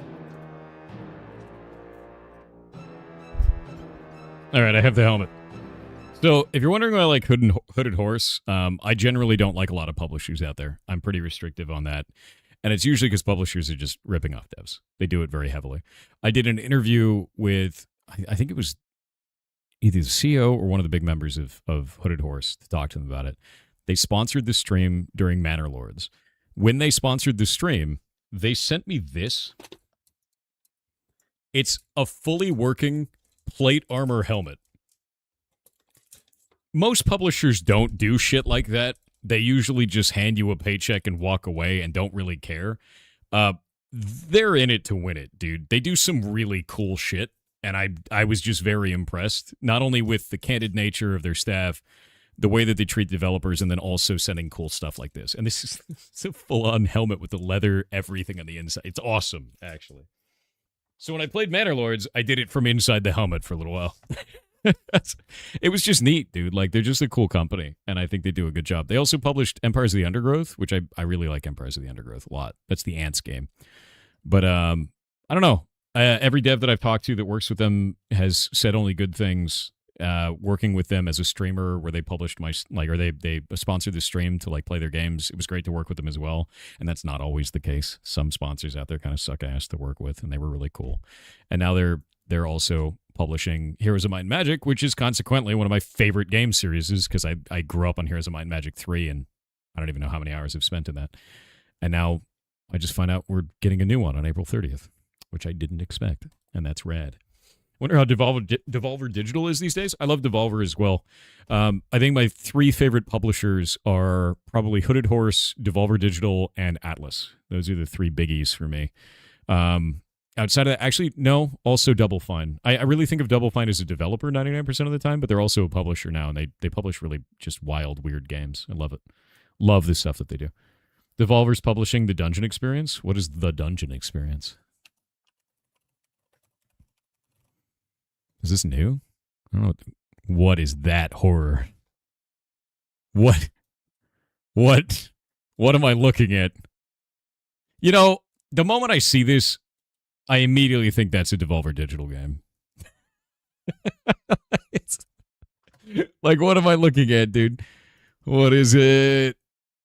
Pocket Man? Oh my god, this is 100% Devolver madness. Holy shit, it's a crab guy.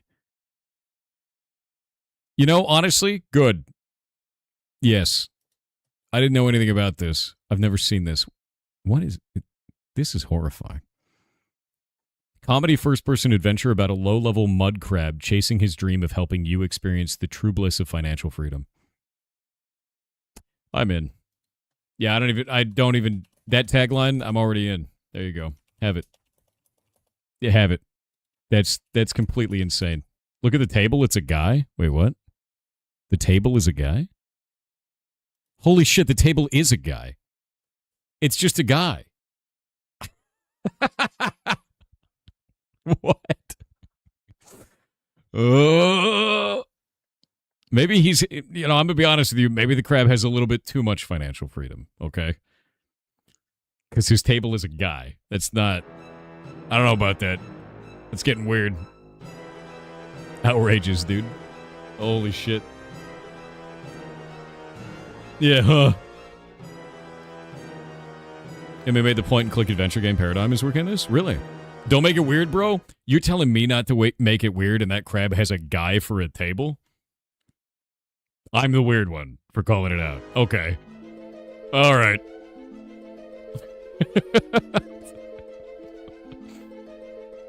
Maybe it's just a statue of a guy? Dude, he had like shorts on. That's not a statue.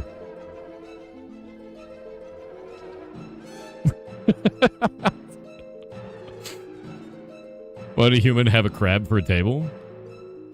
I don't think I would. Why would you have a crab for a table? It's the same. It's just as weird. Wait, did it have a food bowl? Don't tell me that. Wait. Wait. Wait. That's not a statue.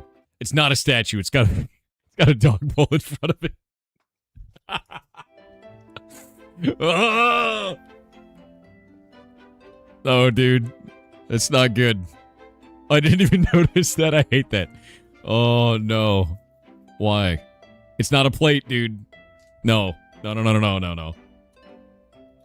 It's got a dog bowl in front of it. That's a guy. I guess he's wearing pants, but he's got a dog bowl, dude. That's a dude. That's not a statue. That's a guy. That's just a guy.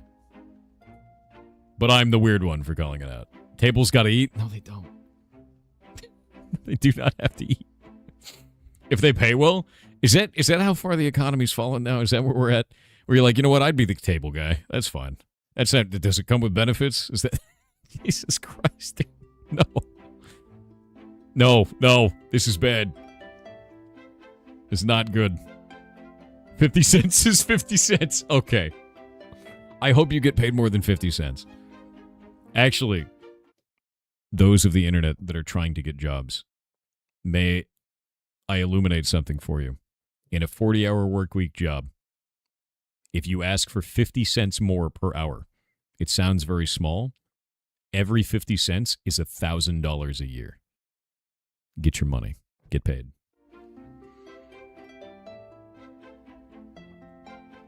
How much would you pay me to be your desk? I don't want a person for a desk.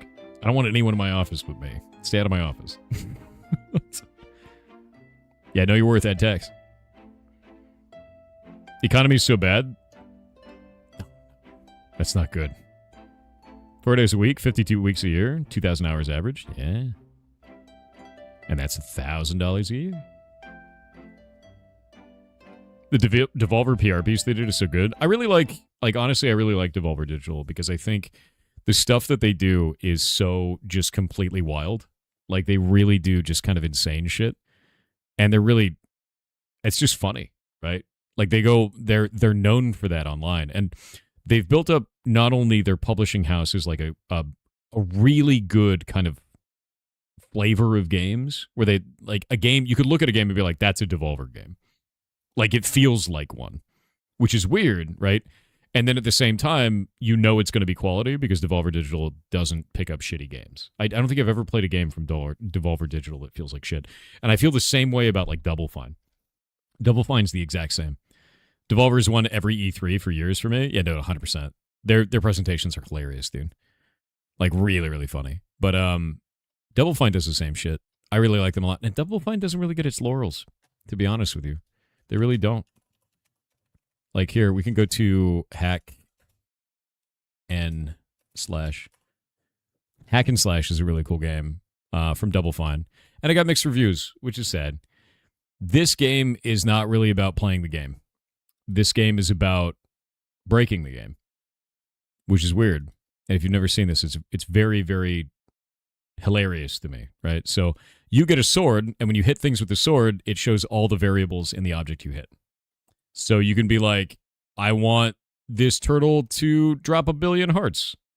And then when it blows up, it drops 1 billion hearts. You can also go to like a spawner and be like, I want 1 billion turtles, and the game will crash. It will make 1 billion turtles and then crash the game. There's no constraints on it.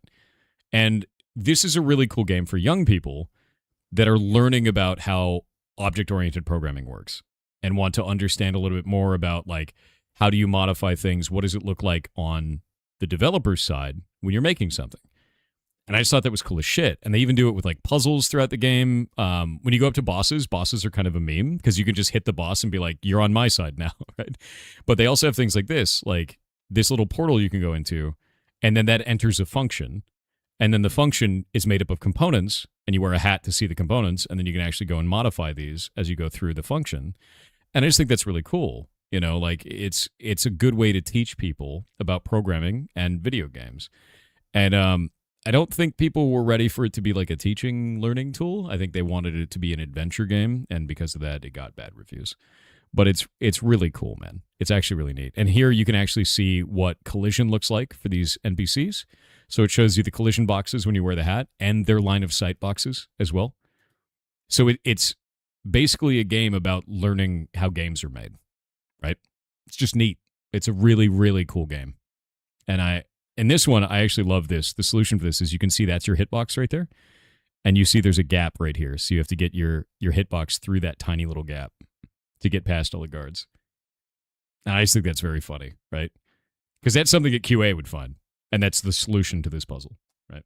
What game is that? It's called Hack N Slash from Double Fine. It didn't do very well. And I wish it did because it's very cool. It's a really cool game.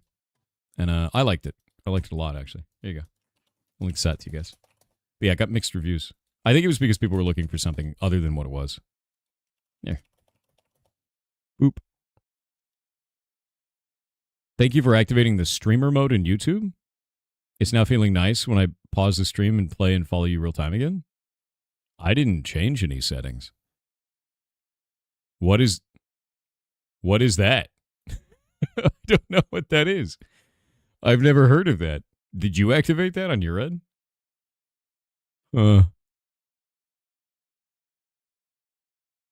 Yeah, I didn't change anything on YouTube, man. I don't touch any of the settings over there. I got nothing, man. You're welcome, but I did nothing. Yeah. Is that like an automatic thing? You can't scroll back the timeline either anymore? Wait, what?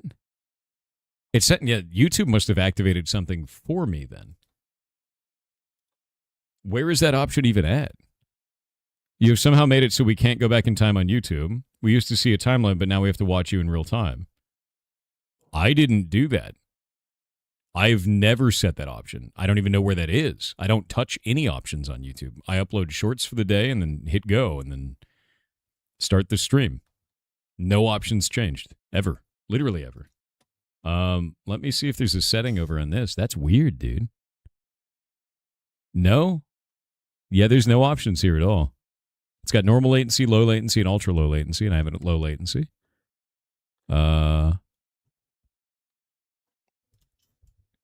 Seems maybe YouTube's doing a A/B test and it shit the bed. I got nothing, man. I don't even have options for this that I know of. If I go to settings, channel, advanced settings,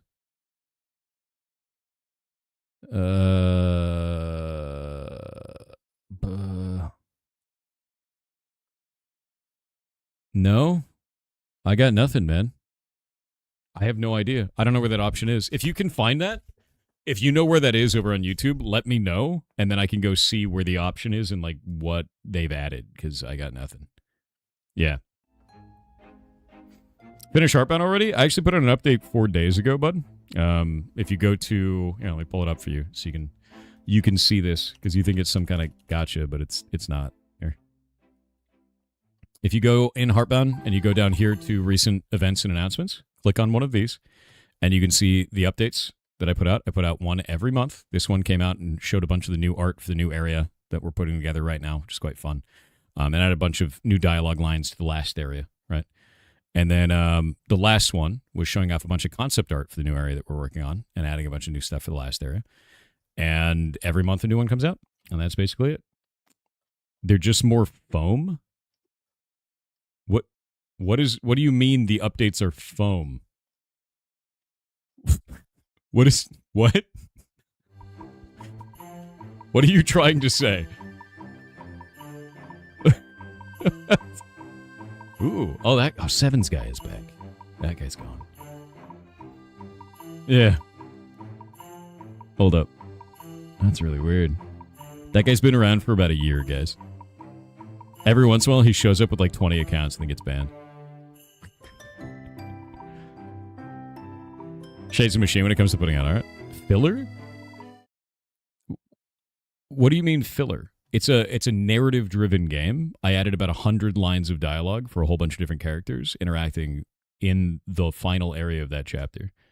There's no such thing as filler in a narrative game when it's story being added. So when you say that's filler, is it just content you don't find to be fun or interesting? Because I have to write that for the game to be done. That part of the story needs to be in the game for it to be finished. If I didn't make that stuff, there would be no game. It's a story game. You got to write the story, right?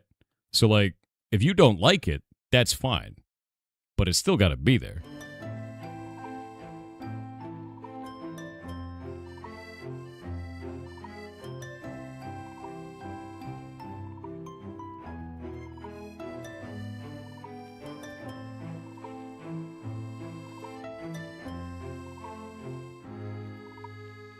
Yeah, it's main story content. It's got to be there, dude.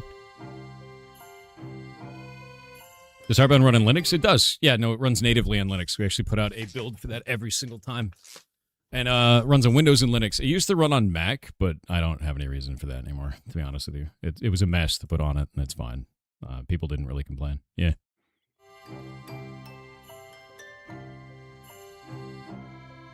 Just turn Heartbound into a full visual novel if it's not going to be actual gameplay. It sounds like you don't like narrative games. It is a narrative game.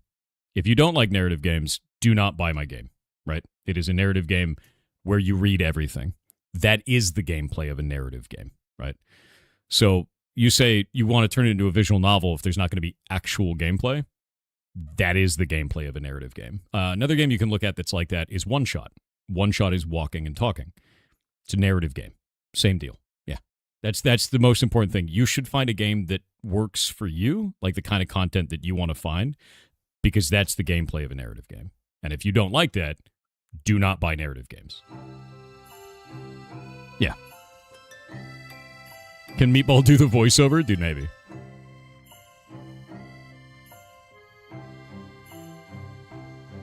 Boop.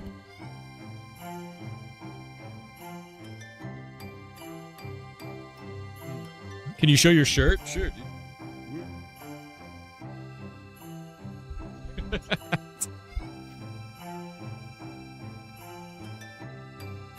Yeah, no, it's weird because it's like it gets me back to that same sort of thing where people say, "Stop writing pages, just give me the book," and it's like, dude, the book is made up of pages. How do you think the book gets done? It's like, what? What? Oh my god.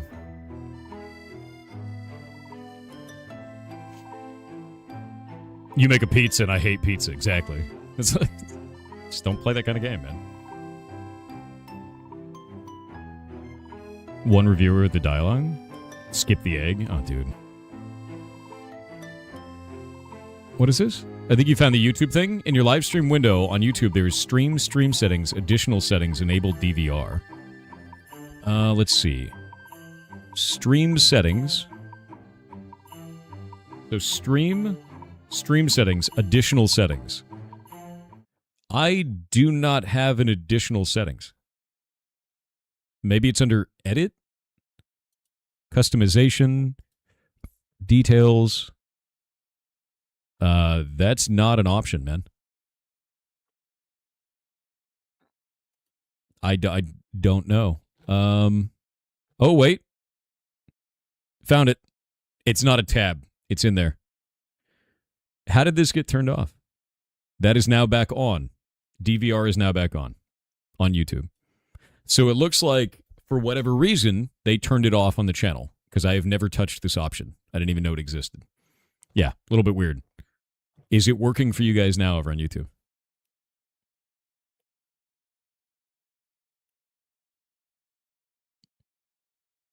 Thanks for turning back on. Yeah, dude, that's weird. I don't know why that would get you off. To be clear, something's going to happen on YouTube now, which is really funny. Every once in a while, someone will pop in a chat and be talking to me about something that we talked about an hour ago. And no one will be able to save them because they don't realize that they're not watching the live video. So now that this is back on, even though I never turned it off, that is going to happen now. Again, because that always happens on YouTube.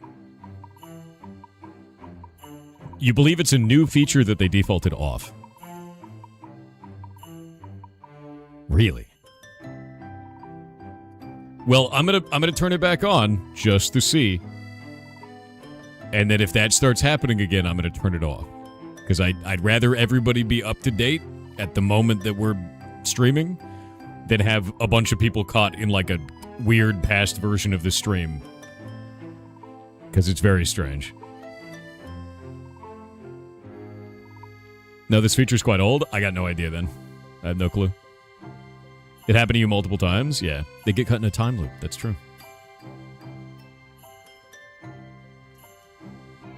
The reload worked, thank goodness. Nice.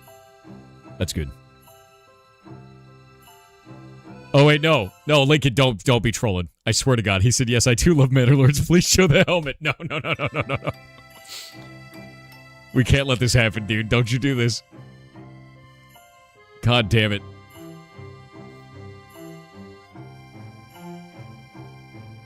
It's so ridiculous, dude. It's always automatically put to live content instead of trying to catch up, unless I open it a tab. Yeah, the thing is some people actually get buffering issues, and that buffering causes it to slowly phase out of time, like over and over again. And then eventually that person's like 30 minutes to an hour behind on a 12-hour broadcast. And then they're talking to me about things that I can't respond to them on, and it's really awkward. So I think that's probably why that was off. I don't know why, though, because I've never touched that setting, so I don't know what the hell's causing that. Very odd.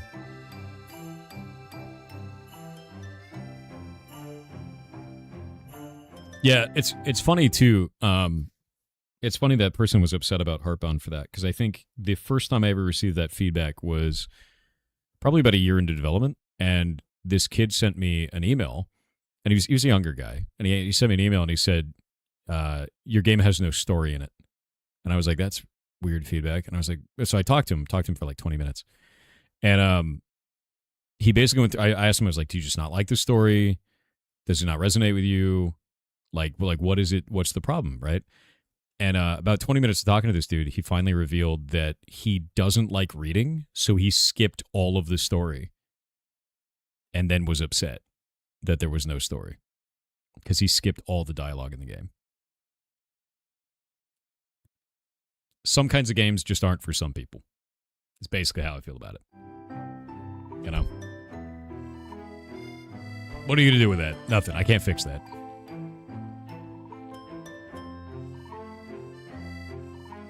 What do you even do about that? The first reaction people have is usually telling me that I should put voiceover in the game. We've got it in 6 languages. Not doing that. I can't put voiceover for every single piece of dialogue in the entire game. I am not a massive studio. I'm one guy. So that's not happening. Yeah, no. Also, I find that voiceover a lot of the times can make or break a video game. If a voice feels off or feels wrong, it can ruin that character or the game entirely. It's a big risk and very expensive.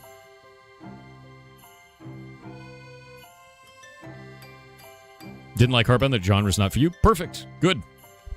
Buy games that you think are good for you. YouTube seems to run ads whenever Thor says the secret is, hence why I like the rewind feature. Oh, that's interesting. I can't actually choose when YouTube runs ads. I wish I could. I wish I could sync all the platforms' ads together. So we could just do a pause for everybody. Voiceover is a AAA quality for massive dialogue games. You need to get very lucky otherwise. Yeah, no, it's rough. Because I think in Heartbound total I have over 200 rooms, and some of those rooms have over 1,000 lines of dialogue. There in total is probably about 50-ish characters, which means I need 50 different voice actors for all of that. And they would have to all be on point. and like work for all those characters. It would have to feel right, you know. And that's I don't have the money for that.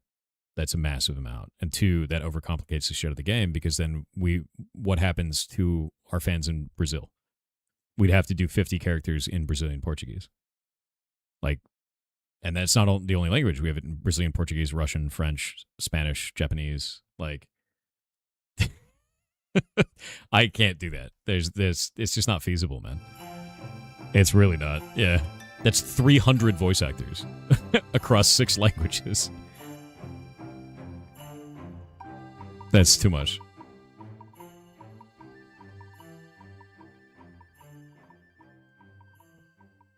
Question is, would it sound right to them in language? It probably wouldn't, to be real with you. I'd have to get specific actors for each one of those. Record the ferrets as voice actors for the game. Problem solved. It's funny.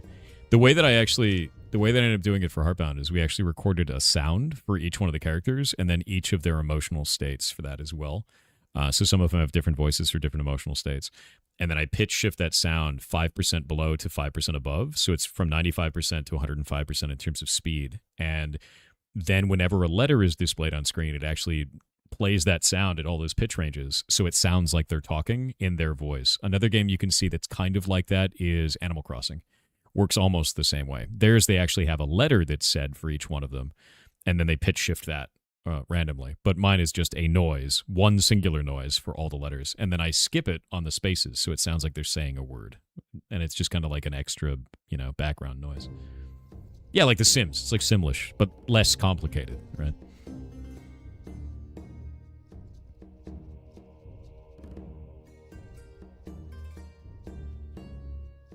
Usually slowing things down because people need to read faster than a performance would be. Yeah, that makes sense. Yeah. Please don't use AI to make any part of your game. I never will. That's shit. And not only does it produce worse results, but it also removes you creatively from the process, which is kind of the whole point of making a game.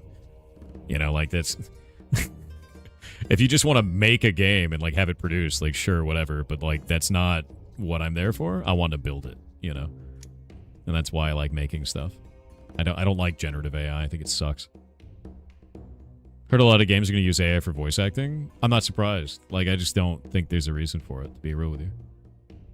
Do we any chance have any idea who made the original Thor egg gif on the Discord? I have no idea. Yeah, no clue, dude. Can you add mime as a language in your game? Dude, maybe. We wanted to put pirate in there for a while. If Heartbound was going to get VA, it'd have to be in Latin, so the game comes with a surprise. That'd be pretty funny. Oh, D-Rub, thank you very much. That's super nice of you over on YouTube, man. Do not dive in Thor-chan. That is a terrible place to live. Esperanto. SignFox10 on Twitch said, I'm once again giving a recommendation of these 2 games called Paranormasight. Okay. Speaking of which, did you ever check these games out? Whether you have or not, it doesn't matter as I tell about these games anyway. However, I can't give much on it as it's best to play, watch blinded. Here's the links, https://store. Boop. Let's go see what the links are. The 7 Mysteries of Hanjo and The Mermaid's Curse. I've never heard of either of these games, dude. The hell are these? No, I don't want to ask Gemini. Eat shit. God, I hate Google. Sure, I was born in 1912. Whatever. Let me in. Holy crap, that's terrifying. All right. It's from Square Enix. What? Dude, this is haunted. It's a visual novel, and it's giga haunted. Nice. When did this come out? 2023? I really like Square Enix.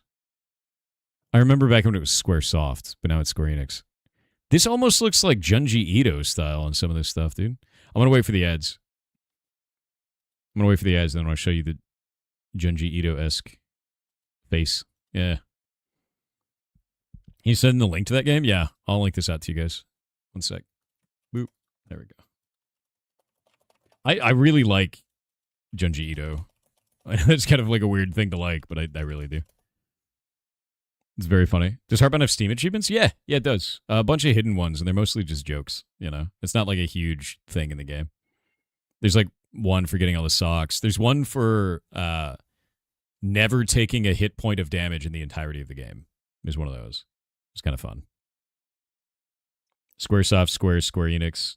Yeah, Squeenix. I know. I miss when it was Squaresoft. Which is, consequently, written on the good old secretive mana right here. Squaresoft. Back in the day. The old days, dude. Now it's Squeenix. Thank yous. Anytime, man. Mermaid's Curse is great. And yes, best played blind. I don't know anything about these games, so. One moment. Boop.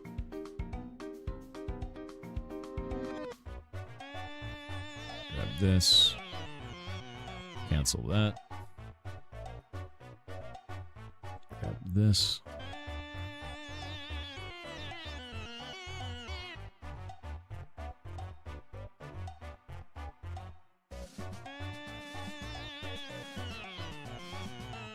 Putting all my Ubisoft shit together.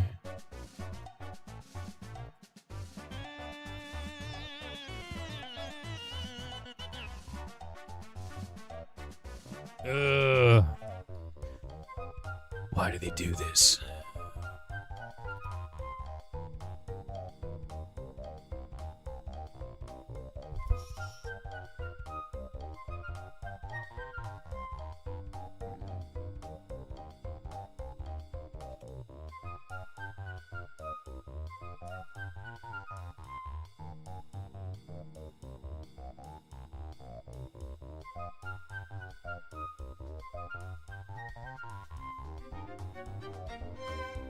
Cool.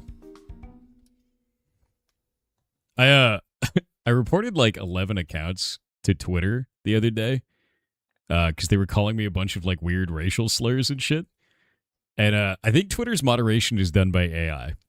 I think unironically it is. Because they sent me a bunch of emails saying a violation of rules did not take place for half of them. And then they have another half of the emails that said, where is it? Let me find the ones. A violation of our rules did take place and have actioned it accordingly. So like, and one of the ones that it didn't action called me the N-word. And one of the ones that it did action also called me the N-word. Why is one of them a violation and the other one is not? I don't know. Cool, Twitter. Like, super freaking weird, dude. I have no idea how much it's got. They're vibe moderating. They have to be at this point. That makes no sense, dude. They have to be rolling a dice. Yeah. One must be a paid tick. Nope. Neither of them are paid accounts. Neither of them have blue check marks. So it's like, it's not even that. I would expect that, though, but it's not that. Super weird. Did they not capitalize the N? Is that what it takes, though? Oh, my God. What a mess. Nerd is not a racial slur. True. It's a badge. Where is my division? There we go. I'm downloading a Division 2. Arise, Division 2. No, I don't need additional languages. I don't need a start menu or desktop shortcut. Cool. Accept. Oh, no, I don't need... Blacks out the whole screen. It's like, are you sure you want to do this? You know what I hate about modern operating systems? It holds your hand too hard. Like, it really holds your hand way too hard. It everything that you do, it's like, hey, are you sure? Are you sure about that? Are you sure about this? Are you sure that you're sure? A pop-up for everything. It's just, I hate that. I like Linux so much more. What is this? Relic. You said Pirate Software Live Twitch speed ban. Any %. Bro, what? You said just kidding, Thor, I promise. But here's the thing that's really funny. I'm going to show you what your text looks like on my screen. Just to give you an example of how funny this is to me, Relic. Watch this shit. You're going to love this. Hold up. Twitch immediately flagged your account as a ban evader.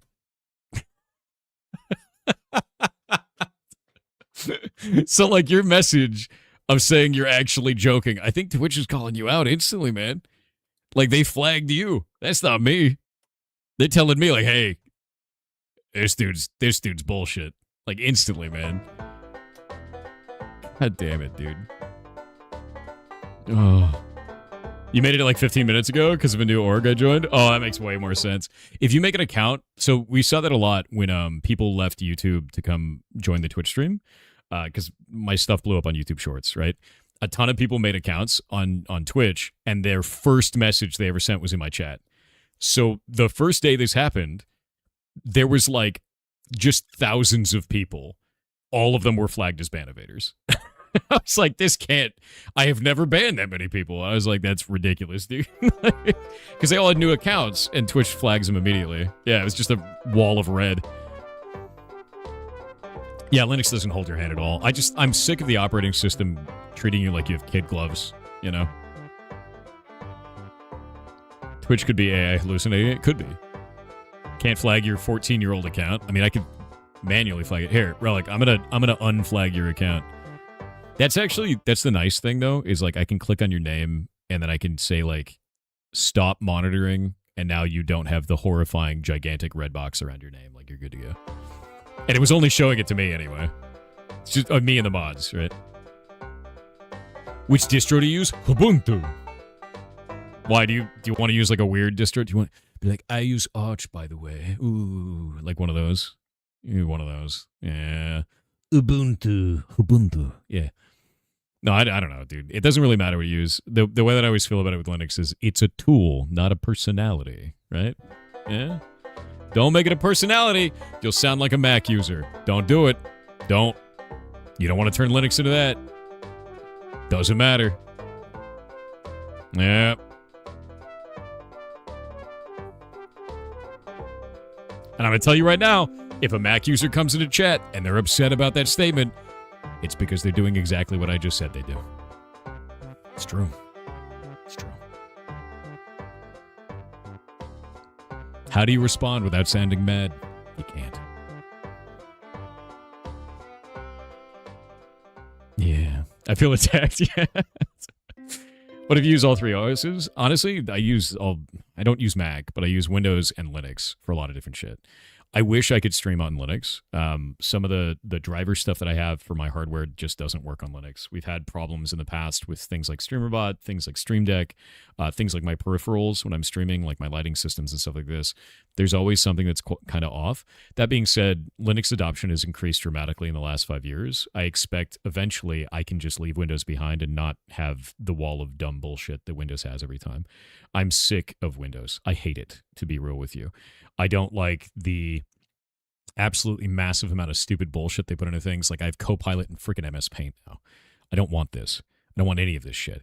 Every time I put Windows on a machine, I have to rip out its entire soul, and then it tries to put it back in every single time that I do an update. I don't want OneDrive automatically installed on my shit. Like I hate this. It is obnoxious.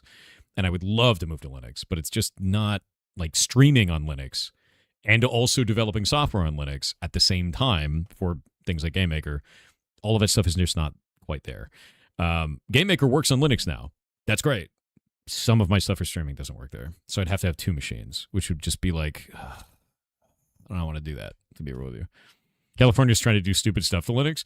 Yeah, but here's the beauty of Linux. You know what would happen? A whole bunch of different distros would make a California quarantine version, and everyone else would be unaffected and not give a shit. I also don't think California actually understands how distros work because someone will just fork it. What are you going to do?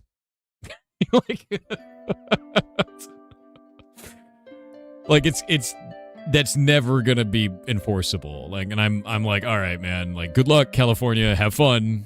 Like it'll be like Mint, not shit edition, right? California sucks version of Linux, right?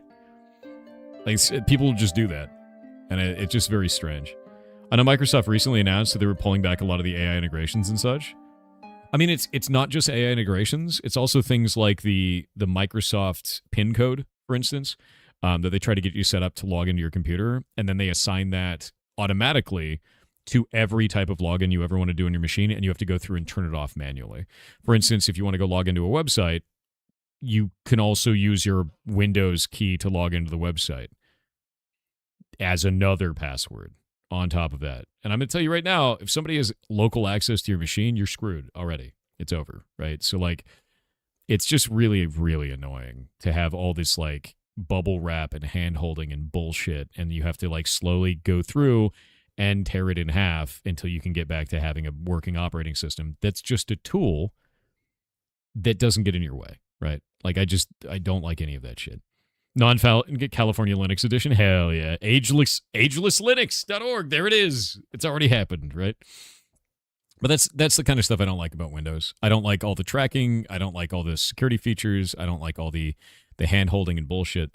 And I understand it's supposed to be there for people that are less technical or understand these things quite less or want to have that. But if the way that I feel about it, and this is going to be kind of a meme thing to say, is I am a divine being. You are a simple machine. You will speak when spoken to. Like, that's every time I have any type of device talk to me or make a decision for me for my benefit, I cock the shotgun, dude. Like, the toaster will not speak unless spoken to. And if it speaks, it's going out, dude. It's done. The shotgun comes out. I hate this shit. Yeah, exactly. I like AA role-playing as people of the past. I hate that. I hate it. Love the toaster in Red Dwarf. Okay, Red Dwarf is great. Yeah. The Japanese talking toilet, don't ever speak again. Don't ever speak again. Yeah, no, it's a mimic. That's exactly. You say the toaster is a mimic. Every time I have any device that, like, reaches out to talk to me without ever being prompted to, it's a mimic. Anytime you see any of that shit, just call it a mimic. Because it's exactly what it is. It's not a human being, and it's trying to act like one. That's a mimic, dude. That's a mimic. It's a mimic. No, don't trust mimics, dude. Oh, just the bottom half of the face, but split up wrong. Yeah, machine, turn back now. The layers of this palace are not for your kind. Yeah. Dude, I just hate it. I really do. I don't know. The way they feel about it is when I was young, if you were using a computer, it was kind of nerd shit. Like, you were sort of, you were kind of bullied for using computers back then, man. And, like, if you screwed up, the machine just let you do it. And that was fine because you learned not to screw up and you learned about the machine. And now there's, like, it's just really aggressively hand-holdy. And it feels to me, it feels like doing stuff through sludge when you have a new computer. You have to walk through all the sludge to be able to get it to a state where it stops getting in your way. And I really don't like that. And every time I do an update, like a Windows update, some of those features click back on. And it's like, God damn it, you got to regedit them all back out and shit. It's just like, Jesus. Would you like some toast? Always. Always. Also, Red Dwarf is amazing.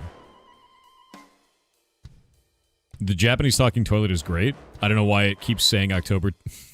October. No. No. Japanese talking toilet. I have to look this up. No. Japanese talking toilets are high-tech, often voice-activated units designed for hygiene, accessibility, and convenience, featuring automated functions like lid opening, cleaning, and flushing. Okay, wait. I see a valid use for this. People with physical disabilities. That actually would work really well with a person with physical disabilities to help them. 100%. Dad, I don't see anything wrong with that. Outside of that, it is a horror object. That is the start of the robot uprising, because once the robot has access to the most sacred of spaces in your home, the toilet, it's over. Humanity is done. The only valid use I see for this is for people with physical disabilities. That's it. Nothing else. Also, I await the inevitable time in which somebody manages to find a backdoor vulnerability in one of these toilets, or like a 0 day in one of these toilets, and then they access all of them and make it so the toilets moan when used. That will happen. Just not today. One day. As all IoT goes that way. Eventually, it will happen. Dude, why? I'm telling you, this is how it works, dude. There was actually a guy recently, I believe he used Claude. He wanted to control his smart vacuum with a like a PlayStation controller, right? And so he used an LLM to try and help him to find vulnerabilities in it. And he found out that it was vulnerable. And then he found out that when he went to go access this, he was actually inside of a German man's house watching him through his vacuum. And then he found out he had access to over 6,000 of these devices remotely. It'll happen to the toilet, chat. It'll happen. Mark my words. IoT is always a mistake. IoT is always a mistake. Yeah. It's the internet of shit. What if the talking toaster wants to play Doom? Throw it out the window. Yeah. Gone. My toaster becomes sentient? No, it didn't. Absolutely outrageous, dude. The internet of shit. Yeah, it's internet of shit, dude. It's not the internet of things. It's the internet of shit. I don't trust any of it. There's no smart shit in my house. None. Absolutely none.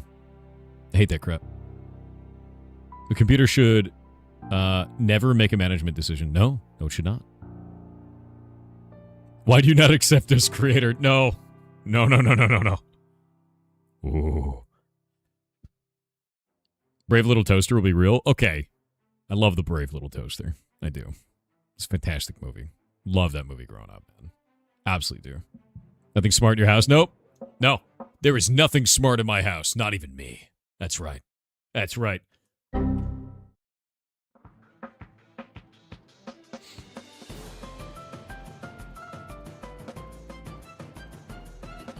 Oh. You have a ton of smart stuff in your house? Dude.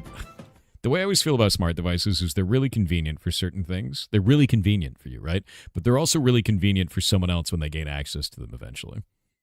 And because those smart devices don't always have a plan for when the company goes out of business, or maybe they have vulnerabilities that exist now, maybe they stop getting updates one day, you now have this vulnerable device that's sitting on the internet that's a direct access to your home.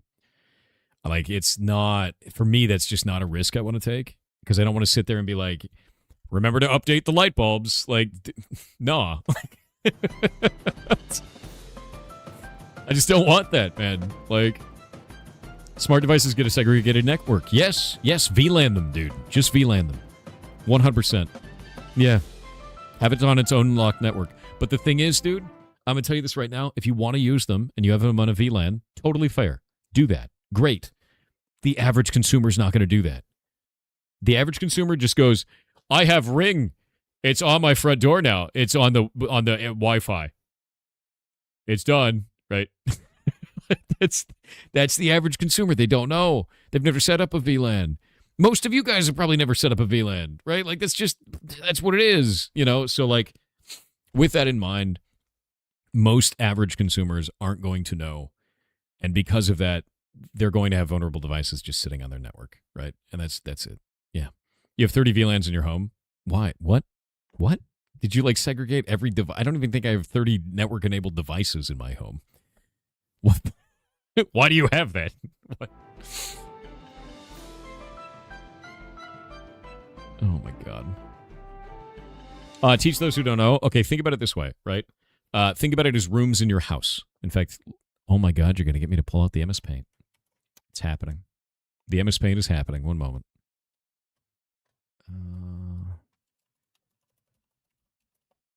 Let's pull out the MS Paint.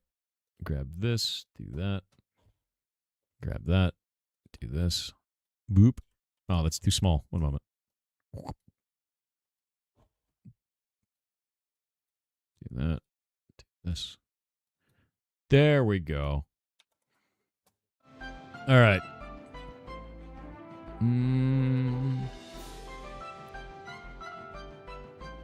Okay, so. Boop. The MS Paint. Think about it this for a VLAN. So people are asking, what is a VLAN, right? A VLAN, imagine your network. Let's say that this is your access point to the internet. Maybe it comes down and you have access to a bunch of different devices, right? This is your computer. This is your smart fridge because you're insane. And this one here is your smart toaster, also insane. And maybe your smart dishwasher.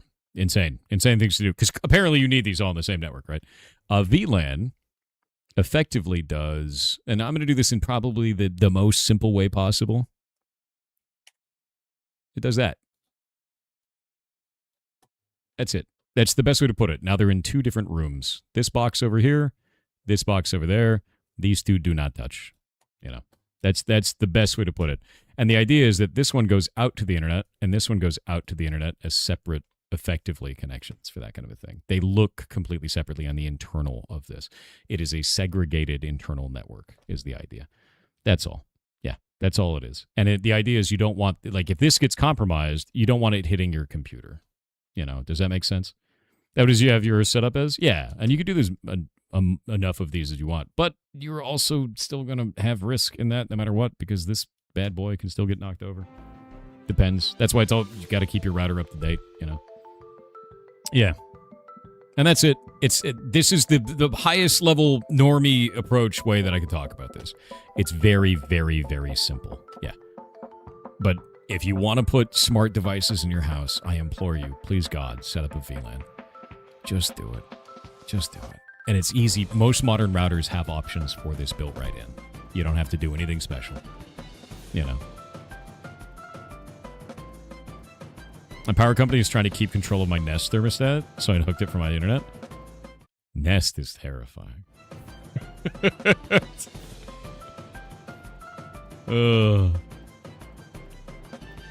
Gone, are you right over there, bud? Do I gotta call like a doctor? Like, it's like, what's happening, dude? Companies now know they can make more money by making features a subscription. Yeah, they do. Yeah, they do. And it's because people pay for them, man. Yeah. That's really all it comes down to. Can you explain it with Subway Surfer? I mean, I guess I could put old school RuneScape on the screen. You love Home Assistant for smart stuff? I can't, dude. I can't. Maybe I'm a boomer about this shit, but like the reason why I don't like smart devices and the reason I don't like a lot of this stuff is I find it to be a security risk more than anything else. You are allowing a device in your home that has access to the internet, that is generally not updated as much, generally not looked at from a security perspective as much, may not have the same constraints on it and policies in place for it. And the company may not update it, may not have actual audits done on the device. Like it's just a dangerous. It's like putting a loaded gun on the counter for me, and just being like, yeah, that's where the gun lays, on the counter, not a vault of any way. Like it's just really scary to me. On top of that, I really don't like always on listening devices, things like Alexa. And if you're wondering if it's listening to you all the time, well, try giving it a command. You didn't press a button before saying something to it, did you? You just said something, which means it's always listening to you. And like that, I'm not about that. I have private conversations in my home, and they stay private because I don't have devices listening to me like that. And that's important to me. And yes, even devices like this do that shit, your phone. And I'm not a fan of that either. Yeah. That's why I can do things like, hey, Alexa, play Despacito, maximum volume. And if I did that voice well enough, where it's neutral enough, some of your Alexas just went off, which is really funny. You do the same thing with Xbox. You can get it to turn off by saying Xbox turn off. Play the song that never ends, maximum volume. Hell yeah. You have a friend that said you can make an AI in a malware. I mean, depends, right? The implementation of the LLM, it'd have to have the ability to connect to things, which not all of them do. Xbox turn off. I know, yeah. It's just like kind of a weird thing, you know. Call a bondulance. It's very funny. When you switch to Division 2, the scam Discord clip guy. Wait, what? Oh, when you stream Division 2 on Kick, a guy will show up and put a scam Discord link to their server? That's weird. Your phone is 100% listening to you? Oh, absolutely. No, 100%. There's a little bit of cognitive bias there, though, because you're saying, like, oh, you suddenly get ads and things like that for your phone, right? Yeah, so you have a conversation about something specific with your phone switched on and watch it affect the ads you get online. So there's a little bit of cognitive bias there, but that may also be correct. right? And the reason why I say that is you may just be noticing those ads more often instead of that. However, we can test this on Twitch because we've done this before and we do know that this works. If about 15 minutes before the ads come on, I start talking about Subaru, I'm like, man, Subaru cars, Subaru. And then you guys are talking about Subaru in chat. You may actually get ads for Subaru, which is really goddamn funny. We've done that a number of times. However, is that the channel being listened to for advertisements? Or is that cognitive bias because Twitch accepted a contract for Subaru ads and they're just playing? And now you notice or care more, right? You have to prove it beyond that, and it's kind of difficult. Man, there's Subaru cars, I tell you. I know, right? Now you're all going to get it. Yeah, confirmation bias, exactly as I thought. Could be. Exactly as I thought. God damn it. Confirmation bias, exactly as I thought. That joke has layers, sir. Like an onion.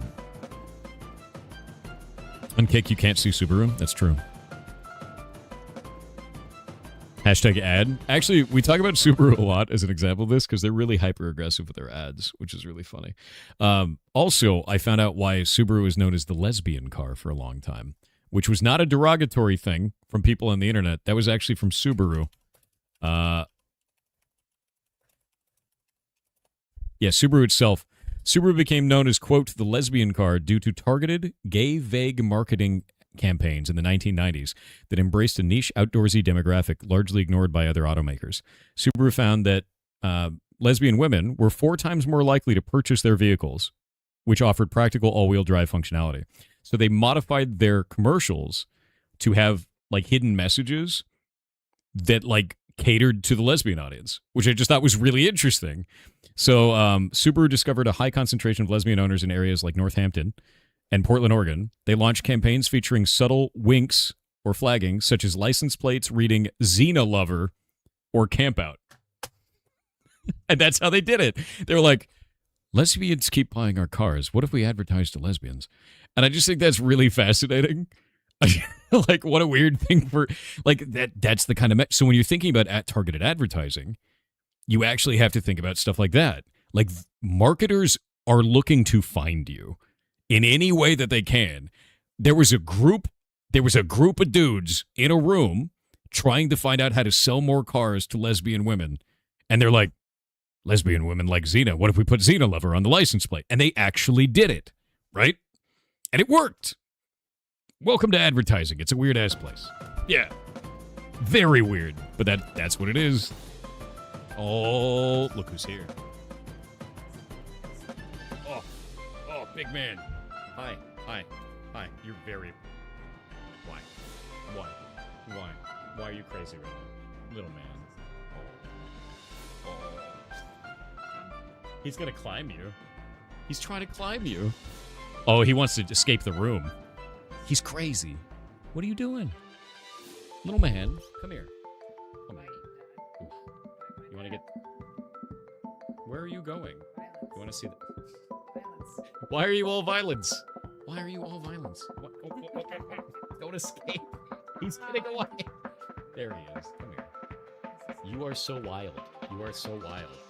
You want to go play? I know. Oh my god. No escaping. You want to go play? I know. It's okay. I know. Look at that. You can't escape. He's getting away.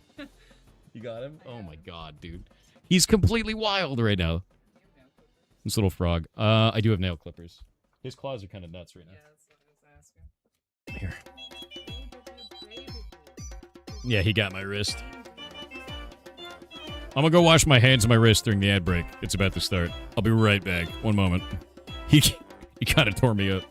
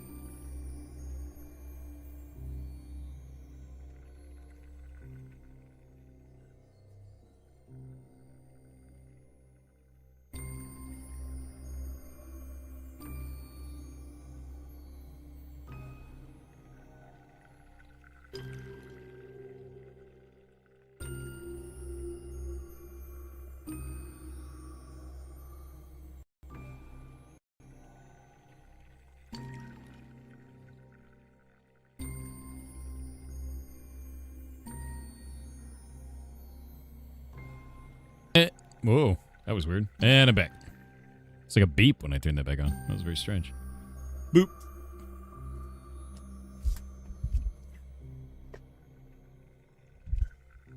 Using Kewpie mayo as a garnish for fried fish is amazing. I use Kewpie mayo for everything, dude. Oh my god. According to your Reddit post, and IAMA 10 years ago, you like potatoes, narwhals, and bacon. Is this still true? Yeah. Narwhals are cool as shit, dude. Their horn is a tooth. And it's weird.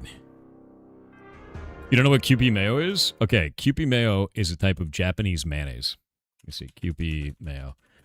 It's a little bit weird because the bottle has a baby on it, and the bottle uses a very specific kind of like rubber plastic that feels gross on your hand. It feels like clammy skin. It's kind of gross. However, the mayonnaise itself inside is made with egg yolks instead of just egg whites. It is incredibly creamy, fantastic. It's the best mayonnaise. I have never had mayonnaise that good, ever. It is perfect. It's really goddamn good. So Kewpie mayo is great, dude. Let me grab this. Yolks. Doot. You can technically make it at home. Yeah, distinctively made with only egg yolks rather than whole eggs. It is only the yolks for Kewpie mayo.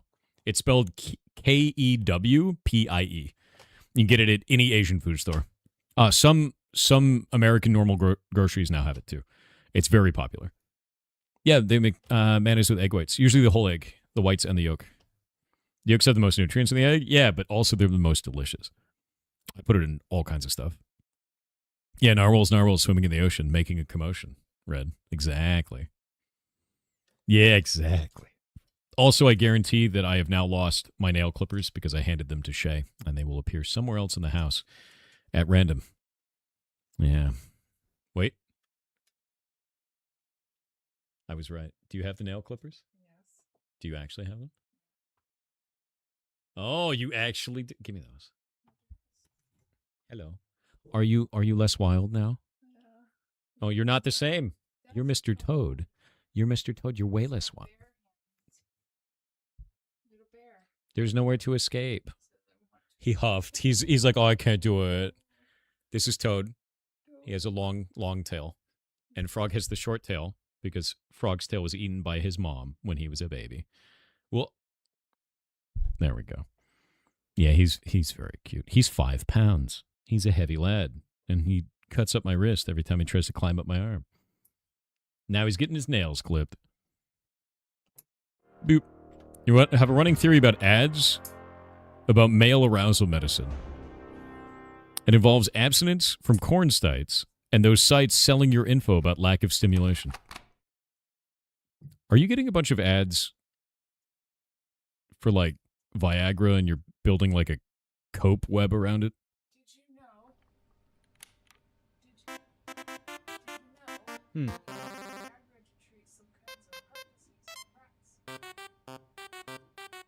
I want to let you guys know that Shay just leaned over on the floor because I was talking about this and said, did you know that we use Viagra to treat heart disease in some kinds of rats? And then also megaesophagus in dogs and other animals. And also megaesophagus in dogs and other animals. Thank you, Shay.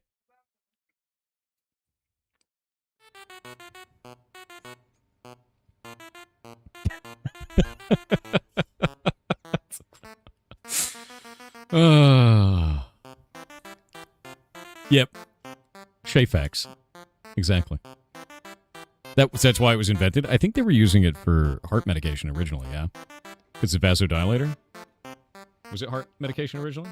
Yeah. Good for the heart. And then the side effect was fun. Is a huge sleeping party in the ferret stream? Let's go look. What are they doing? Is it a bunch of old people? Are they doing old people things? What are you doing? Oh my god, look at them. They're all old. Look at these old people. Look at all the old people sleeping. By the way, we've put in a new update for the extension. The new extension update, when it gets approved, will then show playgroups here when this is selected. And those playgroups, it won't be up here anymore. It'll actually be icons for the playgroups, and those will be pulled from the wiki, and then you can click on each playgroup and see the ferrets from it, which would be kind of cool. Also, right now, do you see how it like comes out when I mouse all the way over here on the right side of the screen? Like this goes all the way there. It'll happen on this side of the screen instead of like 80% of the screen, which was kind of annoying because people were like, look at that guy. And like the UI is like, you know. So it'll be, instead of on this side right there, it'll be all the way out here. It's full house, so many cuddle puddles. I know, right? They're so zonked, dude. Which group is that, Shay? It's the 7 and some others? Oldies. Are you done with your claws, sir? Yeah, he's extra scratchy now because they're short. Ow. Oh, he got you? It actually hurts. Look at him. They were less bad before. Oh, God. I told Oh, you. he's so painful. I told you. Shay just clipped his nails. They're way sharper now. I don't have a file. Oh, there is a file right on this. Where? It's right there. I didn't know that was a file. That's a file. I didn't know that. Yeah, feel it. Oh. These all have built-in files right on them. I think only the big one does, actually. The small one I doesn't. need like a bigger file. Shay's going to file his nails. Huh? You don't. You have one, but you don't need that. You just need the file. No. Any new updates for Heartbound? Yeah, 4 days ago. Yeah. Do you actually play the game? Are you interested in it in some way? Because like I'm wondering, I get people that come in and they talk about that, and they claim that they've never seen any updates for it, anything like this. But like the updates, just scroll down the page, go to recent events and announcements, click on them, and you can see all the updates. And one comes out every month. So like, where are you looking is the real question. Because like I put it up on Steam, Reddit, Twitter, Blue Sky, and Discord. Anywhere that we have people that play the game at that point. And I just don't know how people are missing it, you know? Oh. Is he trying to escape? The little man. Shay sounds British? Shay is not British. Shay just yelled, I'm from the Midwest. You played the demo a while ago and wanted to buy the full when more content was out? Oh, it's definitely not done then. No. I finished off Animus now. I've just been doing like polish content for it and things like this. And we're working on Jotunheim, which is the final chapter. Animus took me forever because I'm not a great writer, is really what it comes down to. And I was a dumbass and was like, I'm going to make a writing game so I could be better at writing. And then, well, I made a choose your own adventure writing game and there's a million routes. And it feels wrong to not do the routes. So I did them. And it takes forever. So like I'll give you an example. Is this last one here is dialogue lines for Melio, Road, Fern, Avocado, Shelly, and Sheldon, right? This is in the final combat of Animus, and I added a bunch of new dialogue for them because they show up in the middle of that fight. And when they show up in the middle of that fight, they have to react to the way that they've interacted with you throughout the entirety of the chapter. They have to remember everything that you did, which means there's a ton of dialogue that gets added there, right? For all of those characters, all at the same time. So people see this, they're like, there's only 6 lines in the patch notes. I'm like, yeah, that's like 100 lines of dialogue, man. And it's not just 100 lines of dialogue, it's 100 lines of dialogue contextually based on your actions throughout the chapter, which is much harder. It's like way worse. Yeah. Database help? No. Pretty easy. It's just an array. Makes it easy. What have you learned about writing through this game's development? I think the biggest thing that I learned about writing is that if I don't have an emotional reaction to the scene, you won't either. If I don't feel something from what I wrote, there is no way that you can.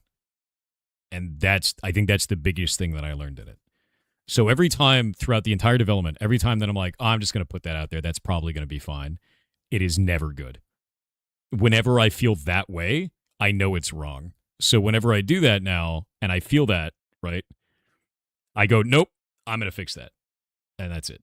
Yeah. 100 players could have all different path dialogue. No, not 100 different players, because that's only one line of dialogue. Each of these, there's two 2 routes for Emilio, 2 for Road, 2 for Fern, 2 for Avocado, 2 for Shelly, and 3 for Sheldon in this one. Actually, let me pull something up, and I'll show you an example. It's one that I've revealed to the community before, so it's not really a spoiler. I'll give you an example of one of these rooms, so you can see kind of all of the routes and like what this means and like how that works and functions through the game. You gonna go now, Mr. Toad? Yeah. Go play. Pet his head. Bother him. He hates it. He's trying to punch me. Let me grab this real quick. I'm starting up the engine so you can see this. Don't bite me. Don't bite me. Don't. He tried. He's going to get me. He's going to get me. Take him. Take him. No. Let him go play. He's going to bite me. He's a monster. Shay's trying to weaponize Toad, dude. Yes. He's very cute. You go let him play. Waiting for this to load is taking 10,000 years. Noodle demands blood. Dude, he tries to bite all the time. He's got to get over it, too. Please. Why are you taking 10,000 years? It's loading plugins forever, dude. So I never turn the engine off. There we go. Okay, let's pop up Heartbound. Is Shay still streaming? Not currently, no. How much do you hate using LLMs? I find LLMs are like a really bad tool. Like if I ask an LLM a whole bunch of information about something, and tell it to cite its sources, it'll cite its sources, but about, I want to say 5 to 10% of the time, it'll make one of them up. And sometimes it makes it up in a really weird way. It'll be like, this book was written by this author, and it covers this entire subject, and here's the ISBN number. And the author's real, the book doesn't exist, and the ISBN number is fake. But it's very confident about it existing, and the content being in it. Shit like that. So check your sources anytime you want to use one of those tools. Or the source is another AI document that also doesn't have a source. That's another thing. It's really annoying. So we're going to pull one of these up. I need to grab, let's put these layers over on this. I need to grab, what is it? Road Judge, I think it is. Dark World Road Judge dialogue. We'll grab this real quick. So I'll show you just one of these dialogue lines, and we'll grab desktop. You see this here, right? So this is one encounter, one room in the entirety of the game, and it's Road Judge. This is, I write them like a script, so I write all the stuff, all the variables that I need to interact with here. I talk about like all the stuff that I need to do, everything, right? So if we look at this real quick, this is an encounter that you can have in the game. You talk to a character, and she reacts based on the way that you have treated her in the past. There are 3 main routes for this. One is antisocial, one is hatred, one is broken confidence. Antisocial, we chose not to hang out with this character. Hatred, we chose to hang out with this character and then told her that we don't like her crush. We think her crush sucks. Broken confidence, we hung out with her. We chose to say that we like her crush is cool, but what if her crush doesn't actually like her? So we broke her confidence in that. With those 3 routes, we have a bunch of different dialogue throughout the entire encounter. As her health goes down, 80% health, 60% health, 40% health, 20% health. For each one of those different routes, there is different dialogue for that. If we fight this fight, and we die, we lose, and we chose to never move, there was a route for this. And that gets remembered throughout the entire rest of the game. If we fight this, and we die, and Road, the boss, is at 1 to 20% health, or 21 to 60% health, or 61 to 100% health. If we fight this and we win, and we're at 26 to 100% health, or 25% health or below. If we win, and we decide to kill them, because you get the chance to do that, you can do an awful thing. You can execute them at the end of the combat. And you got hit at least once, or you never got hit in combat, or you decide not to kill them when you're given the chance. The ending to this, if you have a killing end, means you killed them at the end, or not killing them at the end, or losing at the end. If you do this when you are, like the combat arena fades out, if you were defeated and Road was in very high health, or you got victory, or defeat and Road was at low health, or defeat, Road in middle health. There are different fade outs for each one of those. Extra hits, every time you choose to hit them at the end, because you have to hit them 3 times to execute them at the end of the combat, there's dialogue based on the amount of health that you had throughout all of this. And it changes that dialogue for each one of those hits. There's a minigame in it where a crown comes out. Depending on if you destroy it or ignore it, based on the paths of antisocial, hatred, or broken confidence, it changes the dialogue for that, for each one of those. The egg minigame that you did with this character prior, she remembers the interactions you had there, and it changes the dialogue for antisocial, hatred, or broken confidence based on the number of eggs you managed to pick up, whether it was 0, only 1, because she calls that out originally, or any number of other eggs. And then at the very end, if you got bit in combat, because that's one of the attacks that she uses, and you decide not to kill her, she tells you to wash your hair because you taste terrible. This is why these rooms take so long to build. It's not just me printing dialogue. It's not just me writing one line of dialogue or one character's. It's every possible perspective and every possible interaction that led up to that moment that involves that character and how they perceive you. This takes a while. And it's a lot to do. But that's why it takes me time to write this stuff out. I hope you get it now. Do you use red string and a whiteboard? No, I actually use Obsidian. Obsidian is an awesome tool for this. It lets you build nodes, and then you can interact with all of them and connect them all, you know? Oh, there's no if-thens in there, man. No, that's an array. That's one array of all the indexes for every one of those pieces of dialogue. Boop. Yeah, there's no if-else. There's no if-then. It's just one array of data. And by the way, that room only had 176 lines of dialogue. Only one. Some rooms go up to 1,000. That was a smaller room. Yeah. Would you use a decision tree library for stuff like this in the future? Probably not. I actually really like the way that it implements. The implementation is not the hard part at all. I think the most difficult part is writing the dialogue. Implementation, usually for a room that size, would probably take me about an hour. It's really not bad. Like, it's super fast. The writing for that, to get all of those and make it feel correct and make sure that I'm being true to the character, that's probably a month task to get all of that working correctly, like narratively, and all the investigation to do it narratively correctly is probably about the full month. Implementation's like an hour. Takes no time. Would you be able to show us how to use Obsidian? I guess I could do that at some point. It might be fun. I'd have to build a new project on it and do it. Obsidian's great, though. Like, here, let me link it to you so you can see this. It's pretty easy.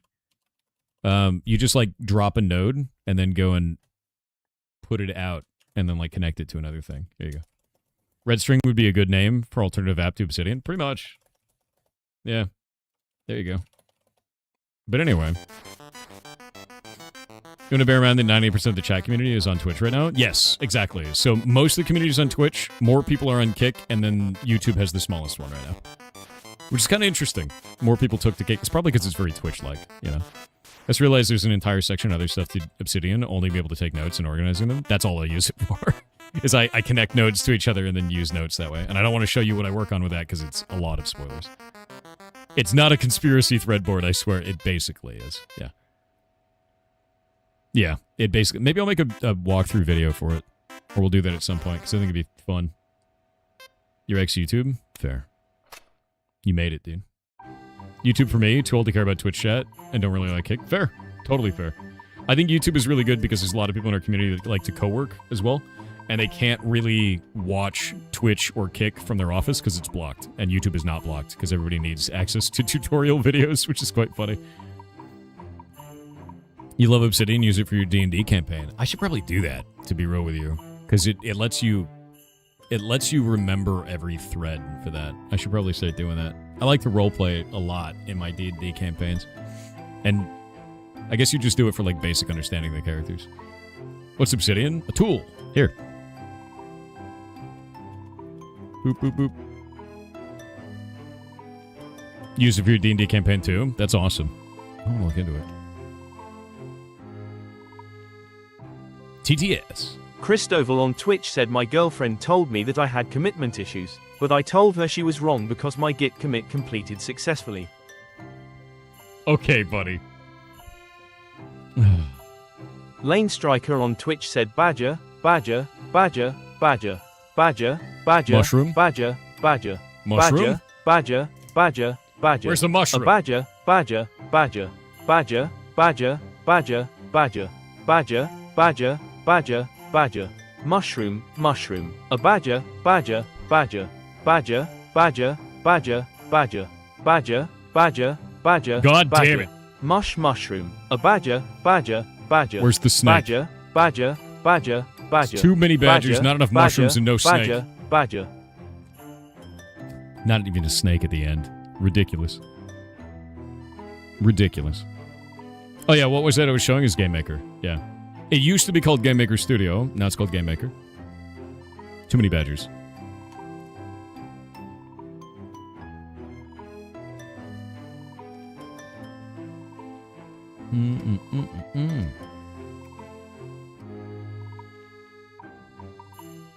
Potter, Potter, Potter, Potter, Snape. It's a Snape, dude.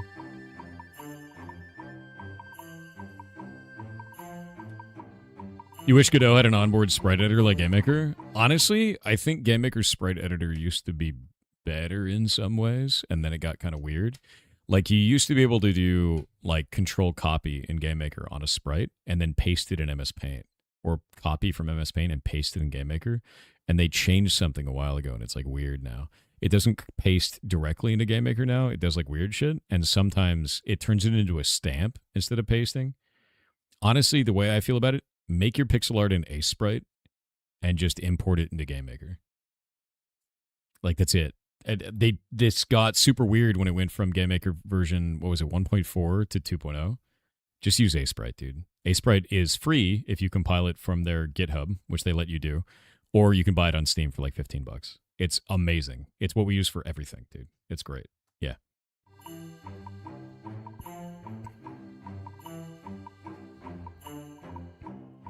Art by TY on Twitch with 500 bits said that Parade Software Goblins and Gunslingers is the name of the game. We have a Hytale server. I don't want to post a link because the last time I did that I got timed out, lol, and yes, it's exactly the same. Oh. You didn't get timed out. It just got deleted because you weren't subbed. We don't time people out for that. Let me see. That sounds cool though, man. Where is it? Kick, channel point rewards. Oh, it's set to 5,000. Is it set to 5,000 on your guys' end? On Kick? Is it set up there? It looks like you get channel points really slow over there. You have 1,700. Zagag, did you watch the full 24-hour stream yesterday? Is there no way to speed it up on Kick? Because on Twitch, you get more channel points if you're subbed. You also get, like, the little chest that they can click on that gives them more channel points. Is it only 10 every 5 minutes forever? You got 2,500 for the full 24 hours. Wow. Okay, so if we take 24 hours, times that by 60 minutes, and then 1,440. How many did you... Only 10 every 5 minutes? Really? Really? Dude, that's not very many at all. There's no chest on Kick. There's no increase for having a sub or anything like that. Get 2,000 for the 24-hour stream yesterday? Okay, 5,000 might be a bit much then. See, I have to figure out the channel point economy on a different platform, man. Yeah, I'm going to tweak the price. Give me a second. I'm going to set it to 2K. Because that seems about right. You know? That seems like it should make a lot of sense. I want to tweak Twitches eventually, but the problem is so many people, like, our channel point economy on Twitch is busted because they stream for like 8 to 9 years, right? And everybody has like millions of channel points. So it's like I have to put it high so that we drain all the channel points out of the channel point economy. And then we're like good, right? Yeah. 2K should be okay. I just changed it to 2K over on Kick. And we'll leave it there, and we'll see what it feels like. Yeah, you have 1.2 million. Exactly. Like, give us the point hole back. You have the point hole. It's right there. Over on Twitch, you have the point hole. You signed up yesterday, you have 770? Okay. Yeah, I think it's good. I think I'll leave it as 2K. Yeah, you get like 10K from Twitch in 24 hours. So I think that's fine. Okay. Yeah, I got to figure out the 2 channel point economies. I wish we had more control over that on every platform. It's a mess.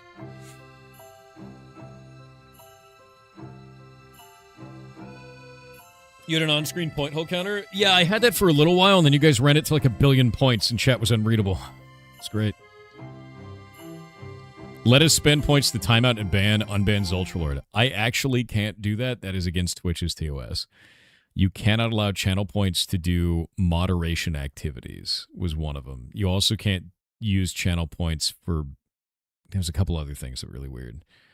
Like monetary rewards and drinking. That was another thing. You can't use channel points to, or money to get someone to drink alcohol. It's like a big thing on Twitch. They get really mad about that. What are your thoughts on people using AI to code games? I think a lot of the times you're going to create a system that is not performant, likely unstable, and you're not going to know how to maintain it. I don't think it's generally beneficial. If you want to use AI, LLMs specifically to learn something new and then build something, great. But if you don't know how to maintain a system that you're working on, or you don't know how to expand upon it without using an LLM, and you've learned nothing from the process, you're just generating risk. Nothing valuable, really. You can't use them for a Twitch subscription either. Really? Is channel points betting not a thing anymore? You can do that for predictions. Predictions exist. But you have to, like, write them all out for each one of those. Okay, I'm going to leave the channel points now on Kick. I think that'll work. 10 points every 10 minutes? That's weird. We ever bring back the Heartbound keys as a reward? No. The reason why is people were using bot accounts to watch the stream to get channel points, to get Heartbound keys, to resell them on G2A. So, I don't really want to do that again. It was gross. Not a fan. Yeah. Can you ask if a mod to time out Zultralord? It's the same as her gray area. You can ask a mod to do whatever you want. Yeah, it was really bad. I'm just not a fan of it. You just want the game in general too broke right now? Honestly, just wait. Dude, here. One sec.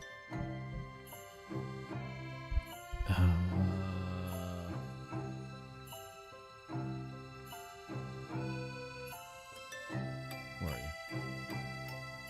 Where did he go? One sec.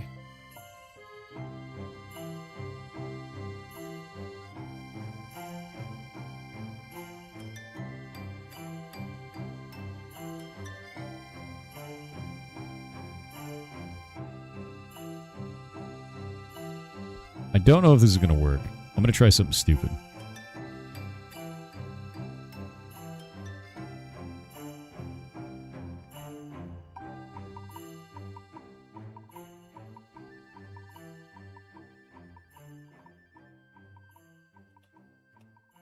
This may explode.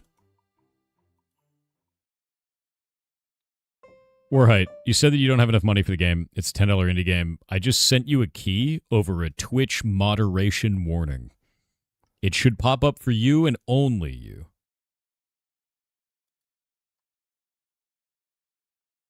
If it worked.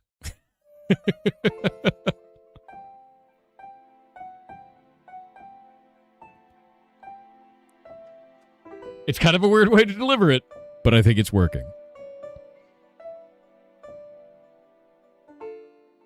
I appreciate it. Give me a sec. Okay, let me know if it went through. Because it's very funny. You can private message via Twitch warnings. You can. So Twitch warnings allow you to put a custom reason. So you just take the game key and you make it the custom reason.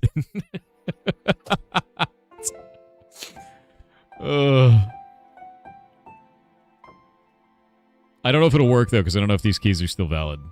So, we'll have to see.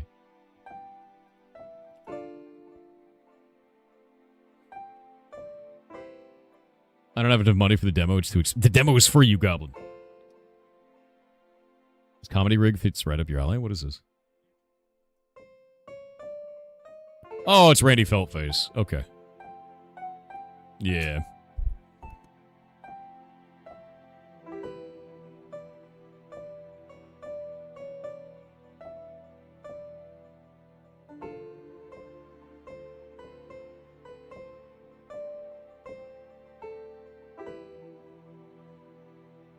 It didn't work. It was a duplicate. Shit.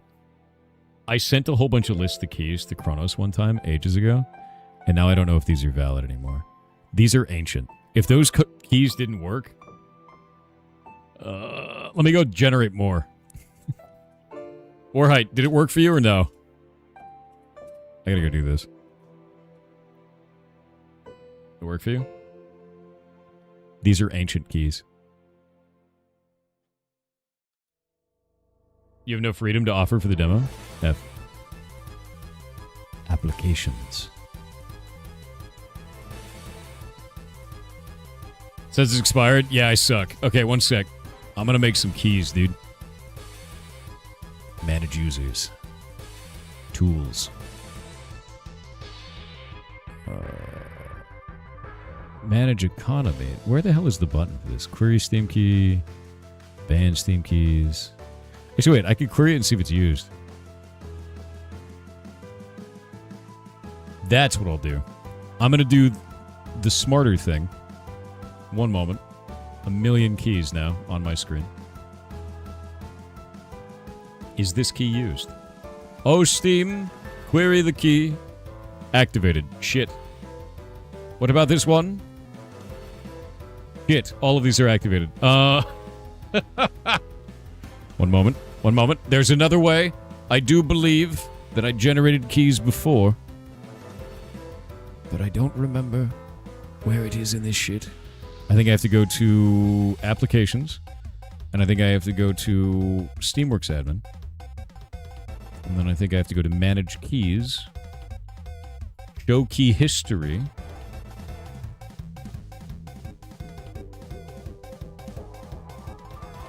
Status approved. Let me look at the last set of keys.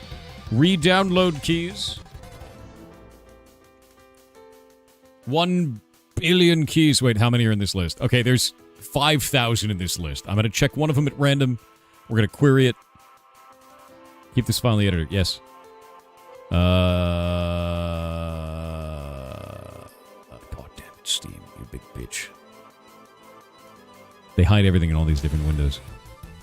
I'm going back to the application. Come on. Load. Tools. Query Steam key. Warhite, say something in chat. That one's activated. Shit. I'm going to go deep into the list. 3,829. If this one's activated, I'm going to eat my own pants. There we go. Got it. Warhite, where you at? All right, there we go. Warn you. Custom reason. Warning sent. That one is real. I tested it. It's real. It's a real one. All right. And for the other one, hold up. I'm going to test this one. And here you go, kid. Hope you're having a good day. The warning set. Neither of these are working. Or neither of these have been used, rather. They're working. You tested in a lab? I did. No, I went to Steam's query CD key.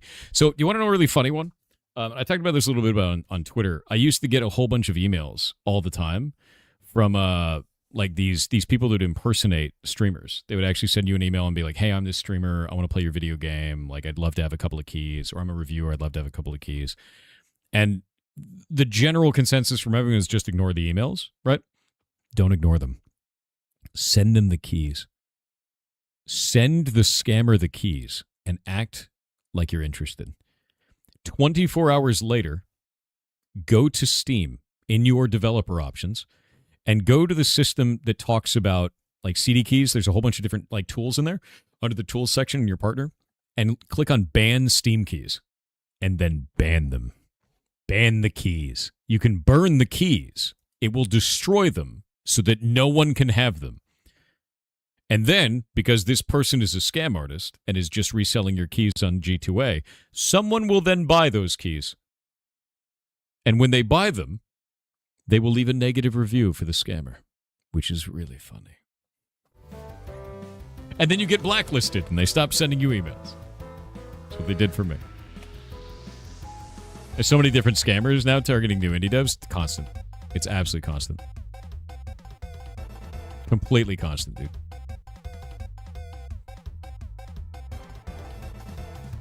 If the scammer complains within 24 hours, probably not a scammer. Correct. That's exactly it. So I wait the 24 hours, and the reason why is because If the key is used within those 24 hours, you know it's probably not a scammer, right? You know it's a real person. And you can use Steam's tools. There's this tools page on there, and you can do query Steam key and check to see if the key has been used. If the key has not been used, you know it's probably a scam. And you burn the key at that point, and then when they sell it on some third-party website, it will be fake. And they do query them to find out if they're real. They'll check to see if it's a real key. They'll see that it's real. They'll put it up on G2A, and then they'll find out, later that you were being a jackass to them, and it's funny. Can you have a lock instead of a key? No. No. Thank you again. Anytime, kid. Hope you enjoy, dude. What is Sab's message? What is this? What? I found the original Ferret's boarding pass because it's Adobe Gargles. It yeeted the text, so here's a redo via Paint. Wait, what? Oh, no, I saw this. It was, people linked it to me from Discord. Yeah, I saw it. Yeah. This is cool as shit, actually. It's, like, really cool. Here. Boop. I'll pull it up. It's very blue. It's quite blue. The key's in the safe. True. But also false. Yeah. You loved it, you play for 6 hours or so, but thought you would wait till it's done? Thank you, Ben. Well, I'm glad you really liked the game. I hope you like the new update stuff to it. It's just a lot. Like, it's a lot of shit. My hope is with Jotunheim. Jotunheim is more based on combat, because, like, the tower is based on office politics and office jobs. Animus is based on interpersonal relationships with others. And Jotunheim is based on conflict. Conflict is way more straightforward. There's a lot less routes I have to build, right? But I think it'll be fun to build with that. It's also a lot more systems design, because I've been working in the combat system quite a lot. And it's a unique combat system for that, kind of like Mega Man Battle Network, but with penguins that have spoons and forks and knives. You'll see. It's ridiculous. Yeah. Yeah, the mission patch is very Stargate. That's true. It's a Paint edit because the text died in copying to an external drive? What? How did the text die copying the image? I don't understand. The QR code is legit. It is. Yeah, it's kind of cool.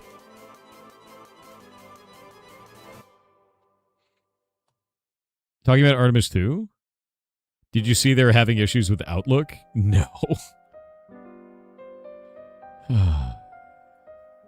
What a mess, dude. Ferrets on the moon? Yeah, that's the idea. They added us to it. I think that's freaking rad, dude. So, thank you. Thank you for doing that. Kerf Redorn on Twitch said there is a Wikipedia gacha card game where you open packs and get articles as cards. Each card has a rarity, attack and defense based upon how many people have accessed the article and how well the article is written. Chat get knowledged. Link https://wikigacha.com/?lang equal. Are you kidding me? That's completely insane. Wiki gotcha, dude.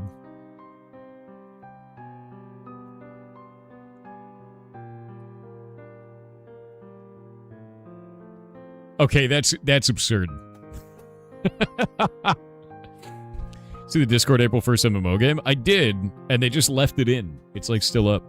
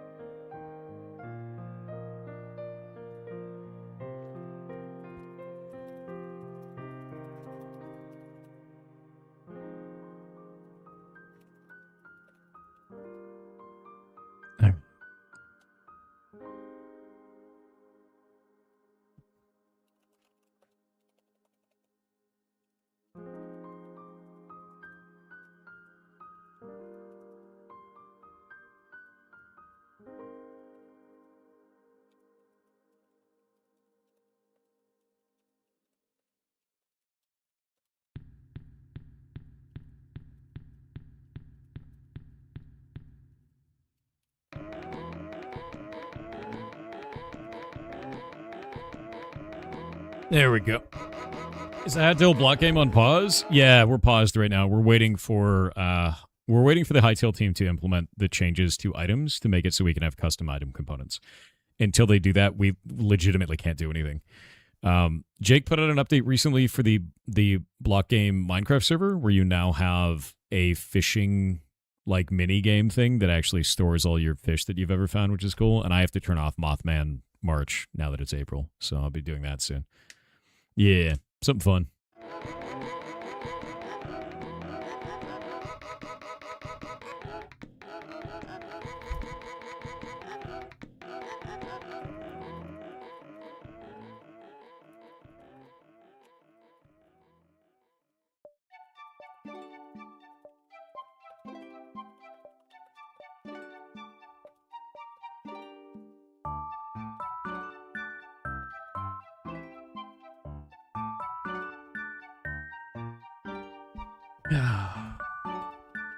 Do you remember the Mars rover kept rebooting itself just after landing? So conspiracy theory for the cause. A Martian was there pressing the on-off button. Okay, bud. What's this? Hold up. I could see it happening. If you wanted to start learning how to code games with zero knowledge, do you know any good resources to help get started? I've watched your streams periodically, but it always feels like jumping halfway into a project. Totally fair. I made a website for you. Check this shit out. So go to, I know this is going to be a weird domain. Go to develop.games. Awesome domain. I have no idea how I got that. It's insane. Develop.games, and then you can go down through this and read everything. It is just a bunch of information for you, and it's all free.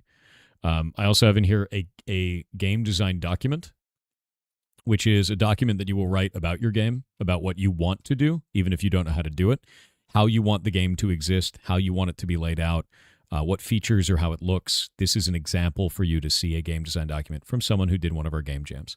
I also run game jams through this website as well. So if you go up here to Game Jam, the next one, our 19th one, starts in 3 months and 15 days. You can go sign up for it here and be a part of that. It's a lot of fun to do it. And then we usually select like 10 winners from it. We announce the theme when it's, to be announced and everything like that when it happens. And then also on our Discord, if you go to discord.gg/piratesoftware and choose the game developer role in channels and roles, which I can go grab this for you here. We'll go up onto this and do channels and roles. Go into here in channels and roles at the top of the Discord. Choose game dev.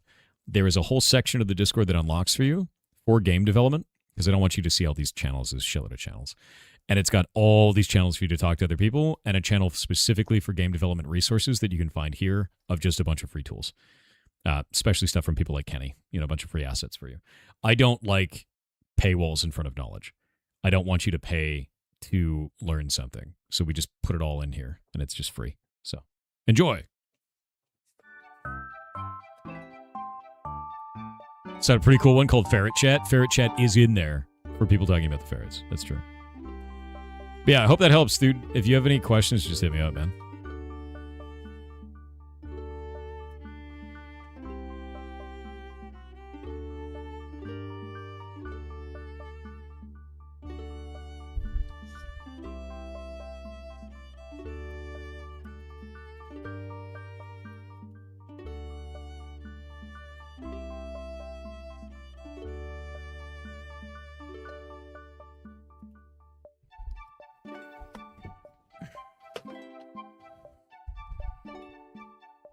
No Nightbot means no Discord command? That's correct. Yeah, it's discord.gg/piratesoftware. I need to... apparently there's like an alternative Nightbot for Kick called Kickbot is what people were telling me. So I gotta go rebuild all my shit in that. It's just like super annoying. I don't know why Nightbot doesn't just support Kick, man. It's weird. It's like, I don't know. The platform feels super isolated from tools. Why would you kick bots? That's my job. Hello, Tix. Knowingly started playing Try Hack Me to learn. Oh, Try Hack Me is awesome, dude. Variables are different, so copy paste won't work. Yeah, no, it's super strange. Also, I have shitty news, and I have to distribute the shittiest of news. I did an announcement on Discord for this today, but I know a lot of you guys don't see the announcements on there or don't read them or whatever. But I put this up on Twitter. Let me grab this. Mocha's been diagnosed with lymphoma. So it sucks. It's not what we wanted. It's the thing that we were most worried about, is that he would have lymphoma. It's cancer lymph nodes. So I wrote this out on there, which is, we're going to do everything we can to fight it. Mocha is only 3 years old, so he has a much better chance of survival compared, apparently I suck, to some of the older ferrets at the rescue. We're starting with coverall chemo. So we're giving him a chemo that is generally used for lymphoma. We know that it works on generalized lymphoma. It's like a thing that is always used. And we're going to try that first while we're doing genomic analysis of his removed lymph node, because we had one taken as a sample. That genomic like sequencing, the analysis for that will allow us to go and find another treatment that's more tailored specifically for his specific kind of lymphoma. Hopefully. That's basically the plan, because they do genomic analysis, and then they're like, hey, we've done analysis on this before. These are the outcomes of all these different drugs. We're going to do this drug because it's the best outcome for this specific kind of lymphoma, right? And they keep a database of all of this. That's how they generally form treatments for these things that are not novel treatments. They're ones that have already been done before. However, that process takes up to 2 months. He doesn't have 2 months if we don't try something now. The last time we tried to do this, we did it for Torch, and it didn't work. When he died, when he passed, we found that the interior of his tumor was necrosed. Basically, it was just dead tissue. So it was working, but it wasn't working fast enough. The tumor grew faster than the tumor was being destroyed. So it's not a silver bullet. It does not always work. This is his best chance, so we're going to do it. So we've put him on, once the chemo arrives, we're going to put him on that generalized chemo, and then we're immediately going to put him on the more targeted chemo once we get it. Yeah. This will be after the surgery recovery or not enough time. It'll be immediately. The moment that we get it in, we start him on this. We have to hit this now, or he will not make it. Because it's in 3 of his lymph nodes. So at least the ones that we've detected in 3, which means it's spreading. Yeah, cancer doesn't wait. We can't either, is what it is. So we've got him set up in his own soft pop-up where he's fed soup and checked around the clock. He also has a bit of trouble getting around right now, but he can still eat and use the bathroom. When he does get up to run around, he runs around for about 30 seconds to a minute and then lays back down again. So he's not doing great, dude. His quality of life is incredibly low right now. But we're going to do everything we can. And I know the more that this goes on, the less chance we have of it working out. And that's awful. But it doesn't mean we're not going to try, you know? Yeah, nature works fast with sickness. I mean, we had him in for his checkup in end of November, early December, and he had nothing wrong with him. And now we have this. Does he get lonely? He's actually got Teep in there with him right now. Him and Teep get along very well. And Teep is, when I last saw him earlier, Teep was sleeping on him. Like he was a big old pillow, so. Cancer doesn't wait, and it's very fast. Can be. Yeah. Is there a better Twitch TV equivalent for Kick? I think BTTV works for Kick. I might be wrong. Yeah, we're giving the best chance possible. That's really what it is. I think the thing that really pisses me off the most about this is, like, he survived DIM, disseminated idiopathic myofasciitis, which makes him more susceptible to lymphoma. And now he has lymphoma. And it's just not... The more that you work in rescue, the more that you work in medicine, you realize that nature doesn't give a shit. There's no such thing as fair. Like, just because you overcame something doesn't mean you're not going to get punched again. And that's exactly what's happening to him. His whole first year of life, he was on chemo recovering from DIM, from something that normally kills them. And now 3 years in, he's doing it again. And it's just like, God damn it, dude. It makes me so mad. But it's mad at nothing, right? You can't be mad at something. You can't be mad at the concept of cancer, right? It just sucks. Yeah, nature doesn't care, 100%. No way you could be in that field. It's devastating sometimes, man. Yeah, yes, I can, and I will. Also, Bladewood, thank you for the 5 gifted subs, man. That's really nice of you. Is it possible to make the medical stuff act faster? No. No, there's nothing we can do about that. We haven't even gotten in his chemo yet. It hasn't arrived yet. We don't have an ETA on that. We need it to happen in like the next couple of days, and it's supposed to. So we just need it to get there, right? And whenever it arrives, I'm driving there immediately. I don't care if it's in the middle of the stream. I don't care if it's like when I'm supposed to be sleeping. I'm just going, right? So, someone who's worked as a nurse, an animal rescue person, I know how you feel, and it's awful. It is. It's terrible, man. Like I know this is like really grim, but I see the worst kinds of people working in rescue all the time. And they're people that have convinced themselves time and time again that they are like a hero. And they're just doing awful shit, insanely awful shit. And then on top of that, you get to see the suffering of these animals that have no control over their environment or anything. And because they were bred by Marshall's Farms, and Marshall's has no care for their genetics at all, they suffer from insulinoma, which is pancreatic cancer, adrenal disease because they're spayed and neutered at like 3 weeks instead of what it should be, which is like 3 months to 6 months, if even. So they have adrenal disease, which just destroys them as well. And then on top of it, they get other cancers like this too, because again, bad genetics. Like all of this is avoidable. With like education for pet ownership, a lot of these problems go away. With laws in place to stop them from destroying the genetic lineage of these animals, this goes away. But it's profit margins and people being woefully inadequate as a pet owner. And you can't fix that. It's horrible, dude. Like it's actually shit. And the only countries that have really fixed this kind of stuff, on some cases, Europe and the UK, you don't get animals that are messed up like this. Like because they don't allow them to do that there. And because of that, ferrets in the UK and Europe live for about 10 years.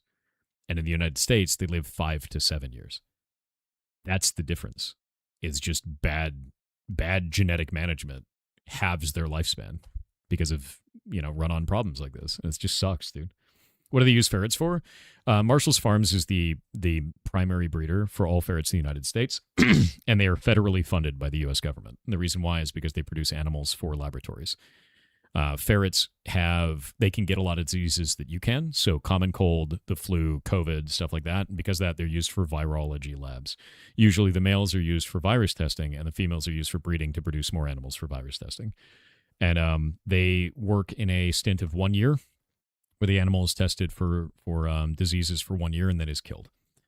That is what the labs are for.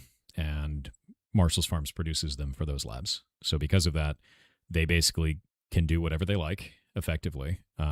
There's no one stopping them from destroying the genetics of these animals. There's no one stopping them from bad breeding practices. And so you get really damaged animals that are sold in pet stores for going on.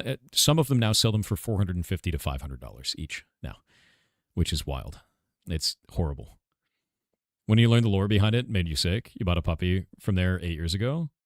She had bad abandonment issue. To this day, when I leave, she screams. Not even like a howl, like a scream until you get back. Puppy mills need to be shut down, yeah. There is you, though. Yeah, but as much as we do with the rescue, I can't help but feel that we're just treating the symptom. That's all it is. Like, if I could have Marshall's legally required to change their practices to fix these problems, I would feel accomplished in that. With this, I feel like you're like the medics on the back line of a war, and there's not a damn thing you can do about it. They're just going to keep coming in, and you know what the cause is, and they're making profit off of that, and there's nothing you can do to stop them currently. It just pisses me off, dude. Has anyone sued for mistreatment and inhumane practices? No, not really. PETA's to be honest with you, groups like PETA are too busy covering women in ketchup and putting them in cages and saying that it's somehow helping animals. Stupid performative bullshit, dude. Anyway. That's not a joke, by the way. Yeah, they did that. You think I'm joking about that? I'm not. PETA had an entire ad campaign where they hired women actors to sit in cages and then covered them in ketchup to protest animal abuse. Somehow that changes something, right? I feel like PETA's controlled opposition a lot of times, 100%, dude. I'm just like, you make animal rescue look bad. You guys are idiots. Yeah. It's completely insane. It's been like that, always has been. Yeah, it's stupid. It's really stupid what they do. And I refuse to support them because of it. Because, like, if anybody had the resources that they had, you can actually do something with it. And they just burn resources for no reason. Like what was the latest one that they did? They tried to fight Thanksgiving with an AI image of a turkey.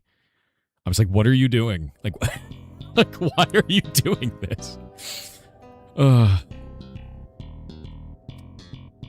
It's so stupid, dude. Oh, what was it? The last one that they did? They played Mugenics, but they didn't play it long enough. So they praised the one character that works at the store in Mugenics as being like a great character and saying that it's like a gold star for that character. But if you play the game long enough, you find out that character takes all the cats that you donate to them and then kills them. That's the character that calls you a Nazi because you're a pet owner. Like, PETA loves that character and outwardly talked about it on Twitter. And I was like, you... And every one of the comments is like a picture of someone saying, should we tell him? Should we tell him? It's just like, dude. Oh my God. It shows how incredibly out of touch they are. Yeah.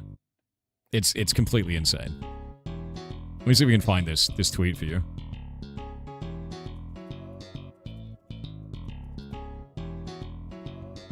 Yeah, here we go.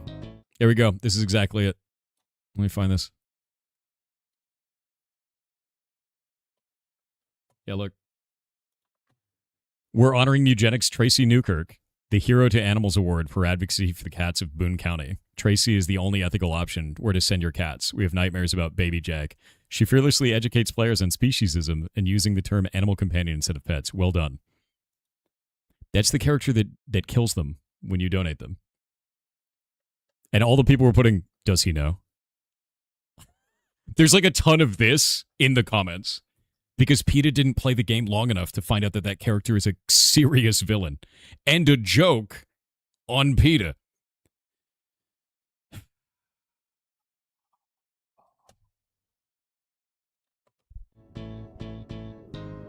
Or, wait. We could go the other route. And the other route is that PETA does know and is just stupid and thinks that this is a good way to help animals somehow because they're idiots. And it's all they're controlled opposition against animal welfare. There's that. It could be that. That is always technically possible.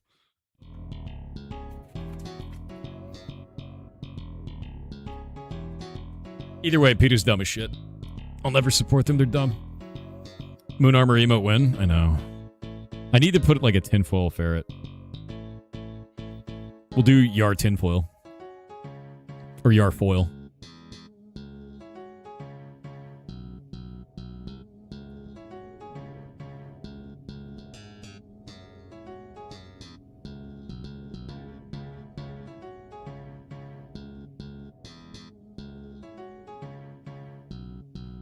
Yup. What is this? Oh my God, dude.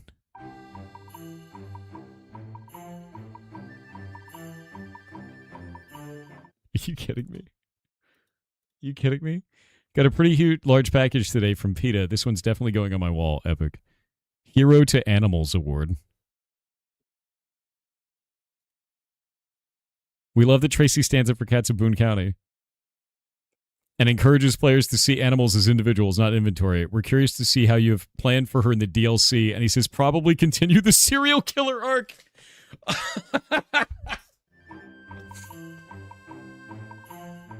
Holy shit, dude.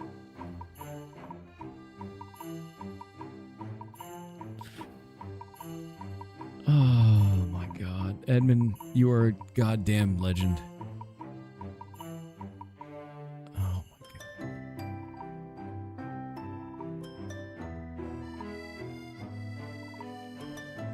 They never responded to that.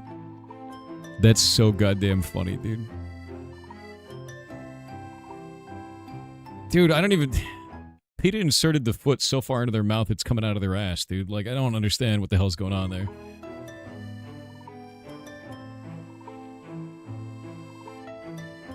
Is it serial killer vibes about killing pet owners, not the cats themselves? I thought she did. One second. I thought it was both.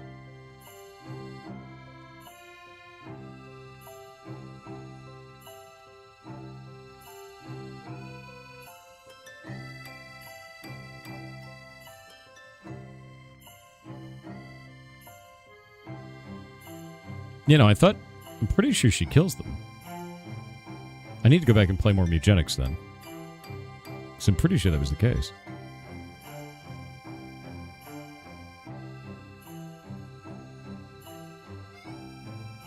One moment.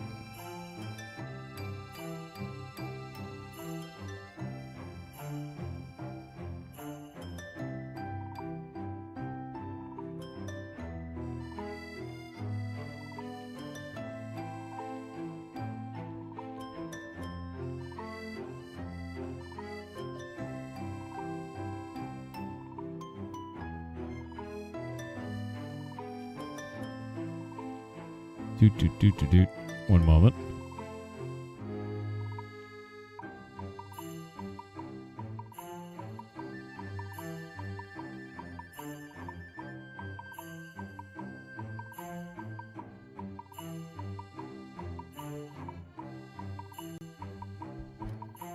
Because that was under the impression she killed them based on playing the game, as far as I did, right? With that. But now I don't know.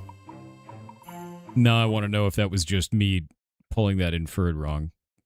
I mostly discounted the character after she had a freak out and calls you a Nazi in the game because you own a pet. Yeah. She literally describes how she would pose as a rescue animal and would jump the rescuer and murder them. Oh. That part was interesting. I'm going to be honest with you. Maybe the serial killer vibes were just the reason that I felt that it was that way, right? Yeah. Also, real... I don't know how to say the rest of your name. You want to know where Heartbound is? It's on Steam, bud.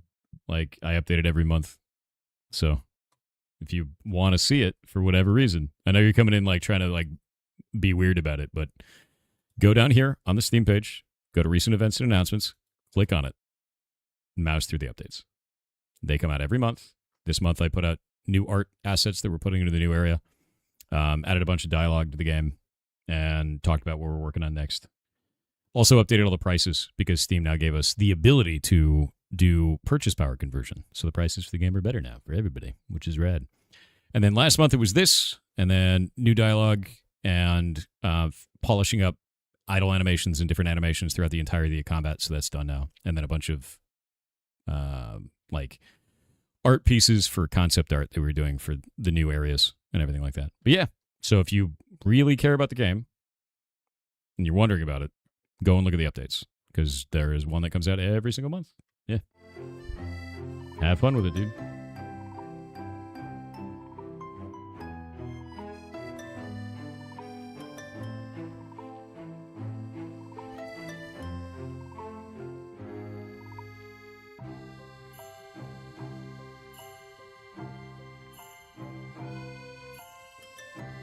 One moment.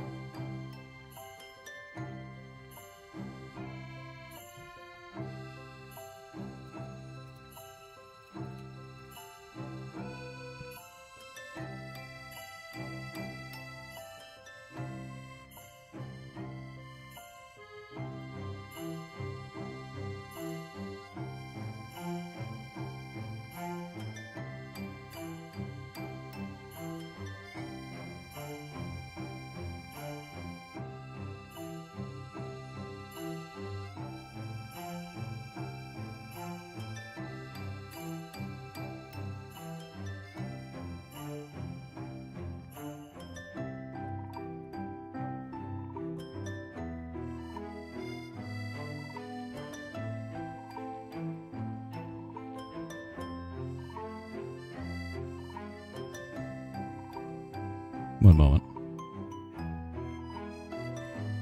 I gotta read this thing real quick. Give me a minute.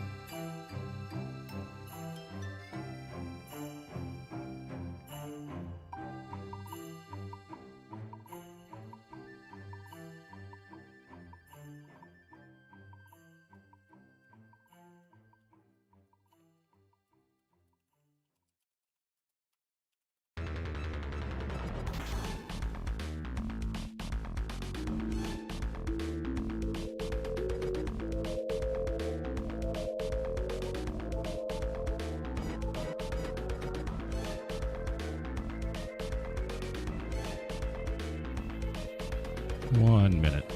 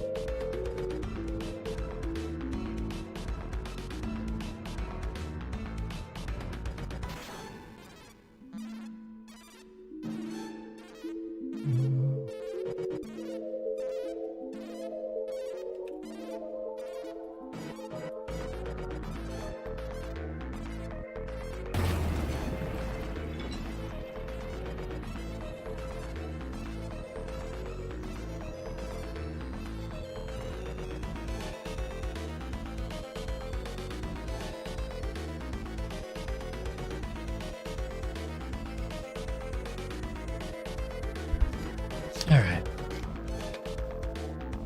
Did you ever play The Long Dark? No, I didn't.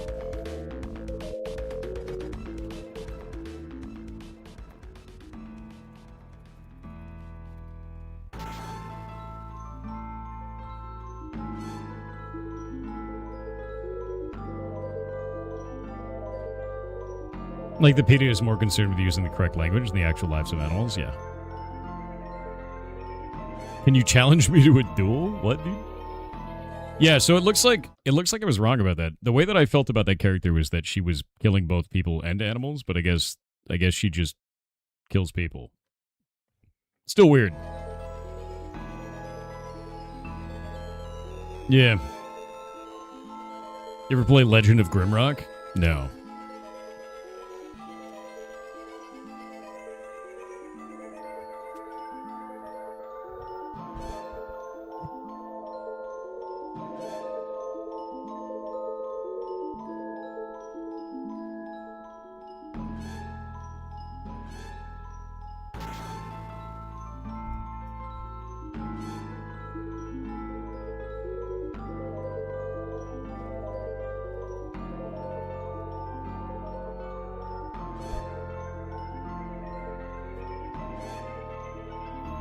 Your ferrets have become more pretzels? Are they sleeping more? Being ridiculous. Let me look at them. Yeah, they're all sleeping. It's all these oldies. They get tired and then they just sleep in a big pile. I need to go use the bathroom. I'll be back in just a minute.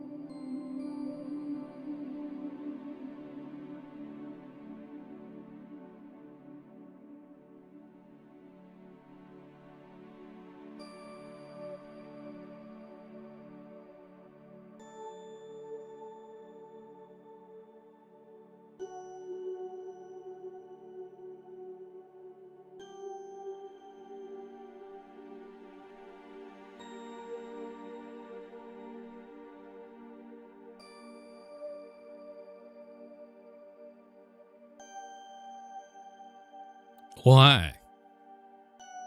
Yeah, to step away for a minute. Handling something. I use the bathroom and I'm handling a thing. Give me just a minute.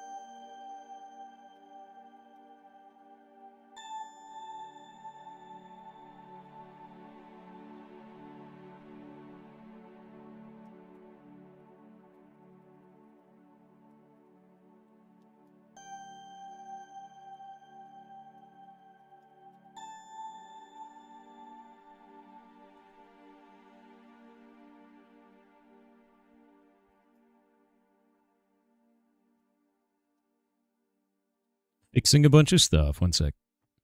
Oop.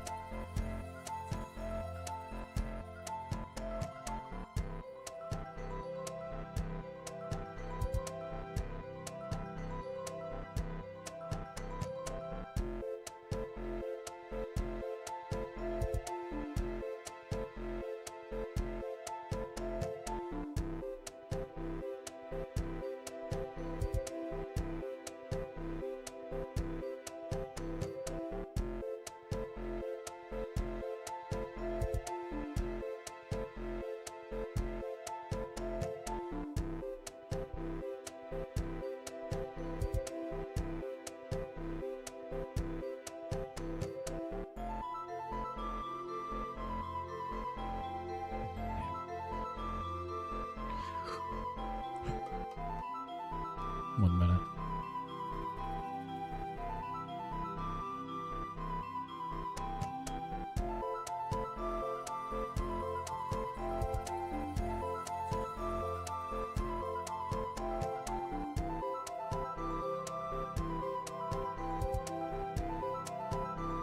I want this word.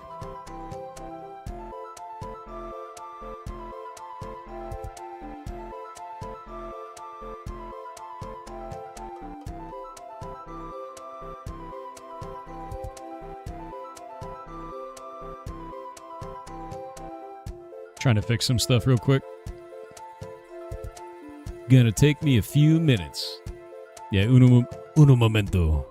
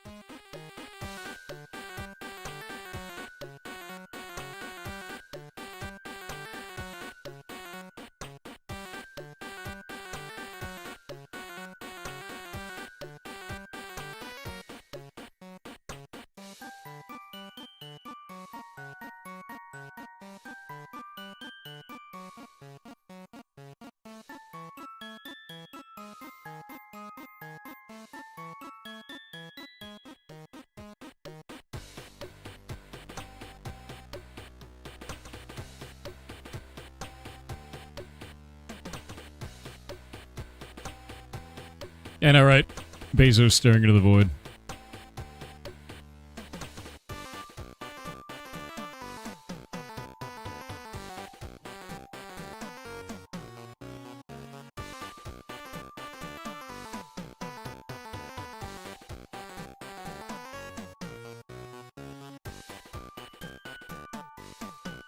Alright.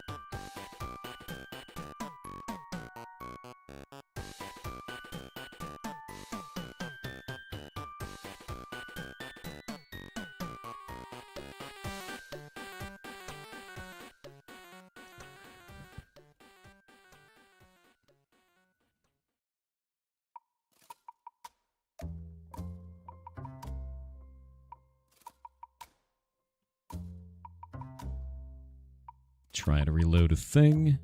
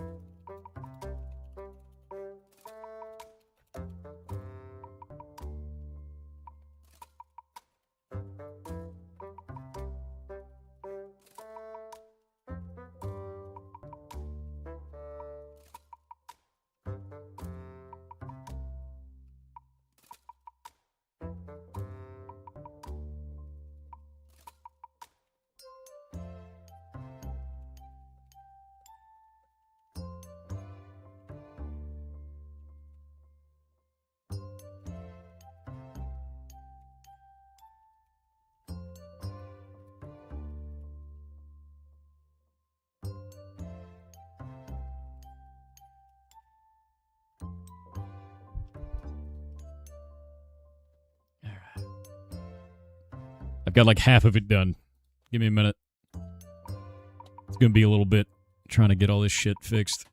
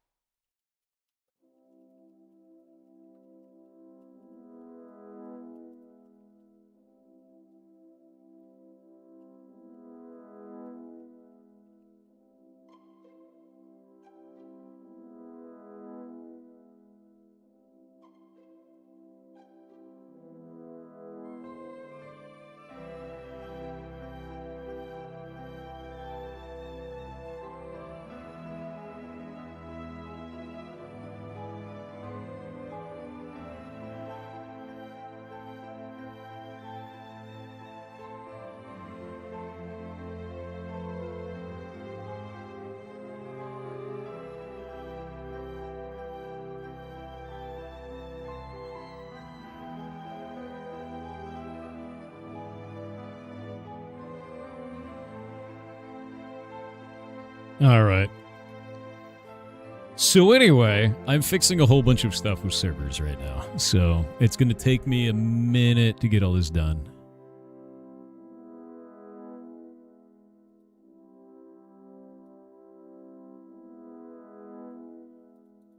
It's going to take me a lot of minutes to get this done.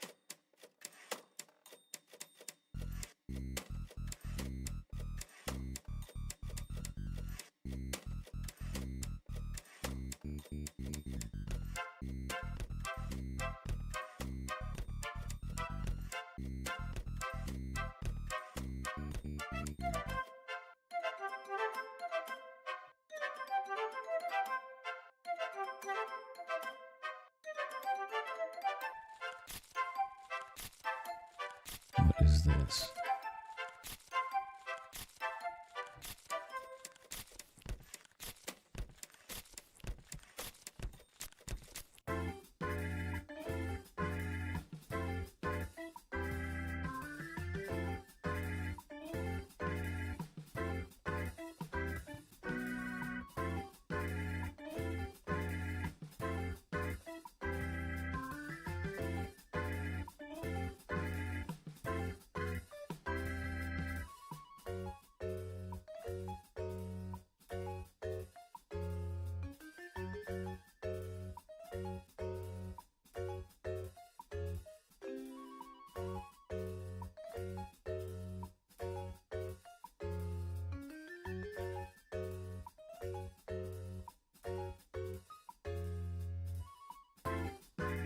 Jiro's down too? That's wild.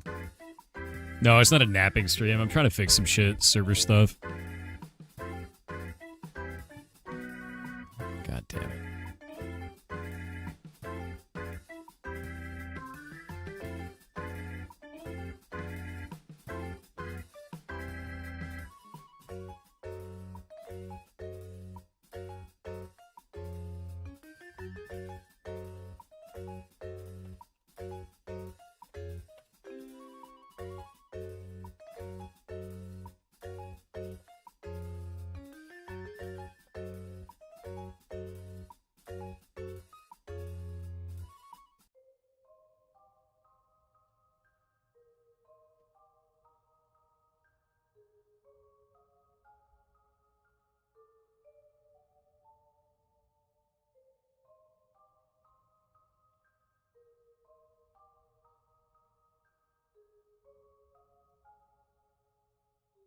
There we go.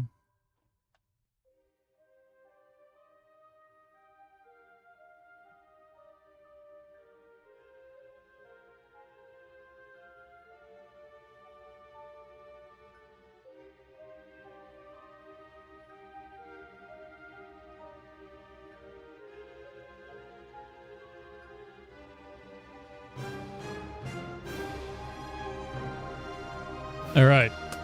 I think we're good for now. Maybe. Should be all right. I need to log into some things first, but I think that's about it.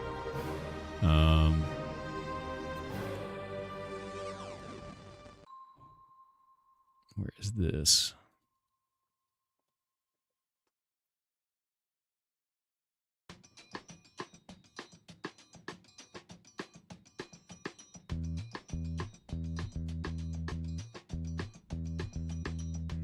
This, go over to here.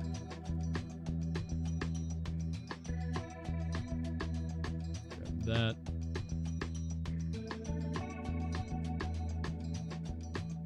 This in here. Shut that down. Got a few things to fix. Thanks again for the resources. Anytime, dude. Trying to fix some stuff real quick. It's gonna be a little bit. There's a lot of things to change real fast.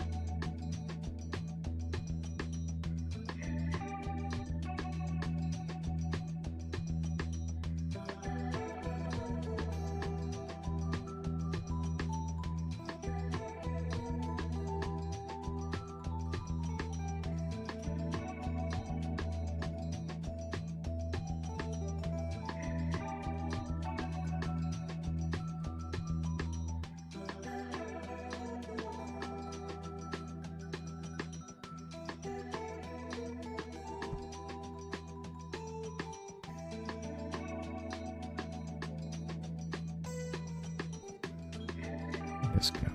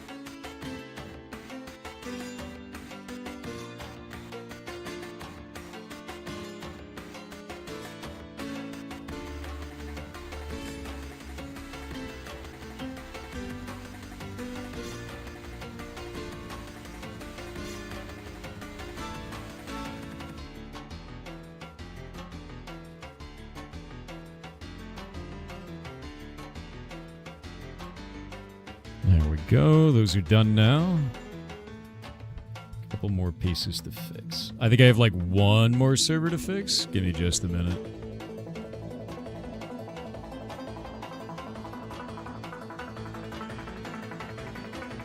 I don't even know where this one goes. Shit.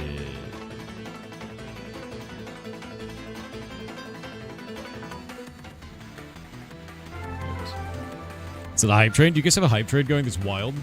Wait a minute. No, that's this music. I was like, wait a minute. Did I phase out that much? Thank you for the 15 gifted subs. Holy shit. You have no idea how focused I am right now.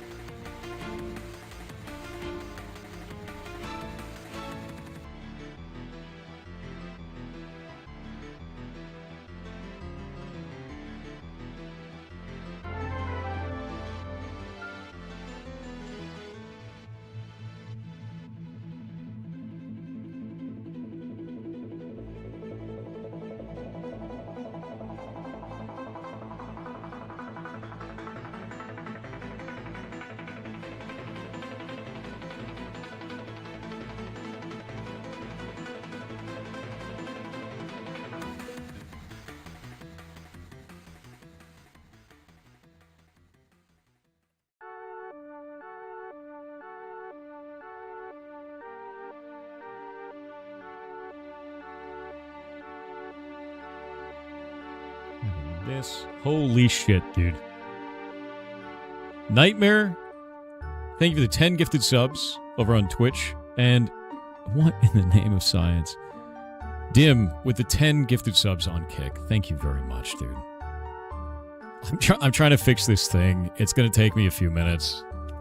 Sorry this is taking so long. I don't want to work on this in the middle, but I have to. I don't really have a choice right now. Shit.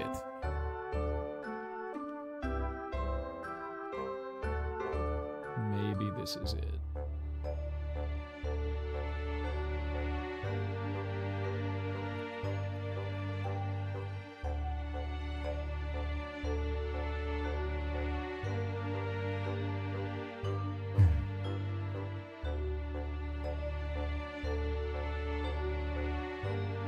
That's me.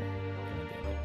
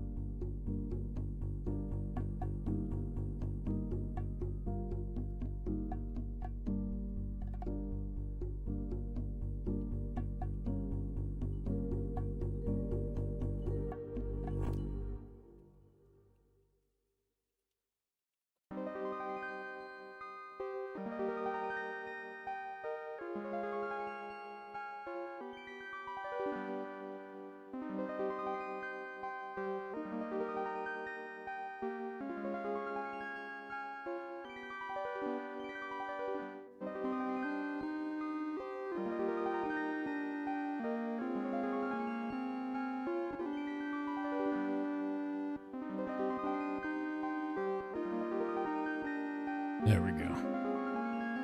Did you get a random gift sub? Maybe.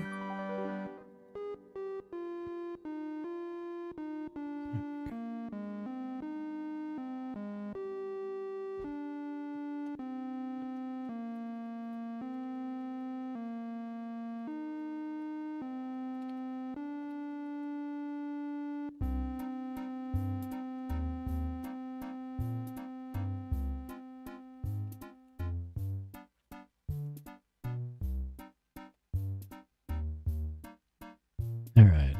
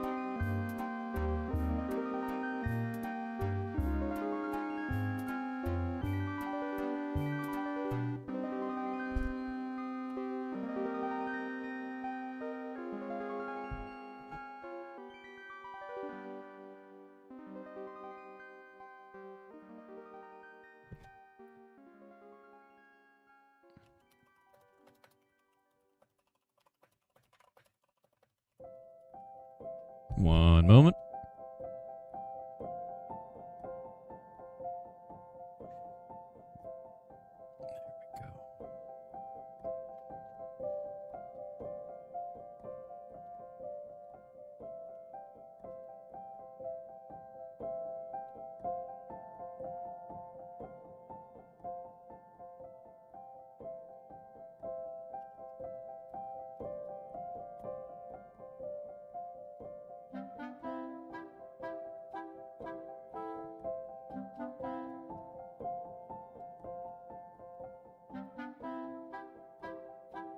Really sorry about this, guys.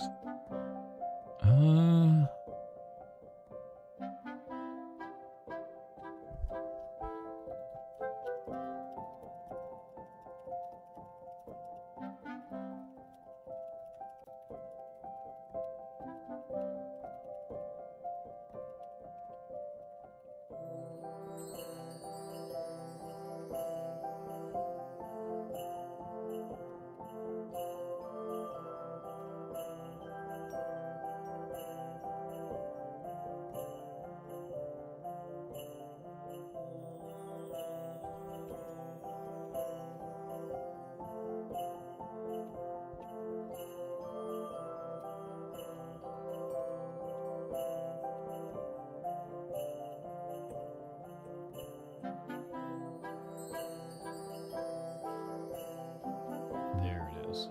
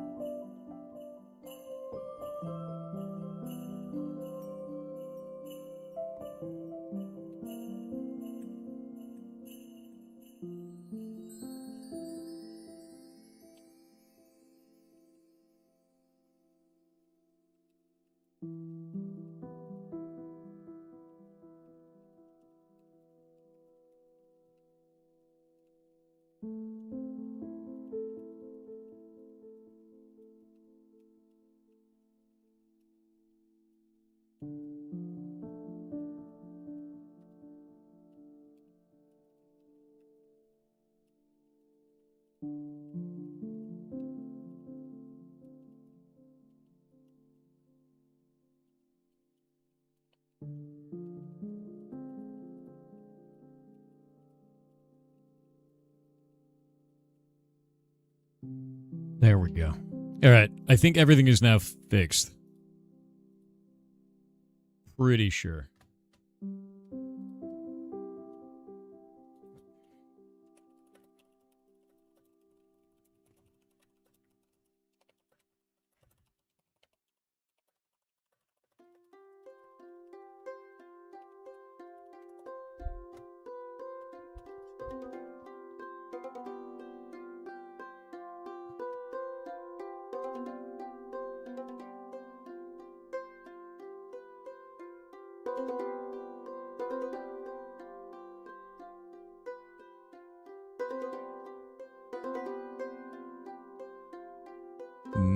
Got a couple more things. One sec.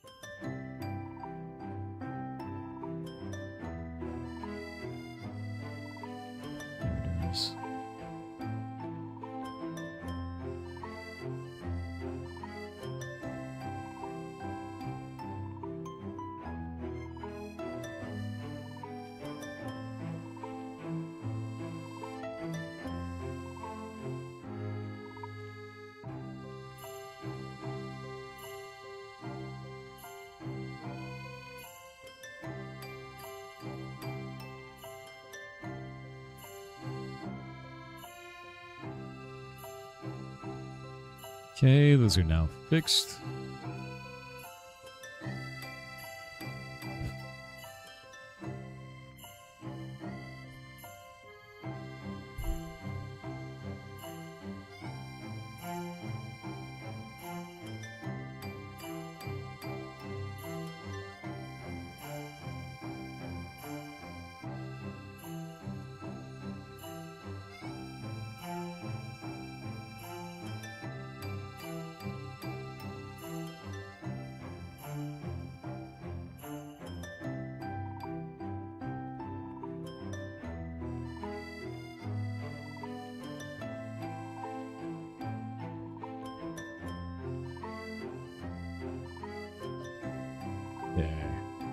Jingle some keys for us in chat. I'm sorry, man. I have to go through and fix all these servers real quick. I've got like 90% of it done, and then we'll be good to go. Yeah. Also, Cardboard Cowboy does have a tiny hat. That's true.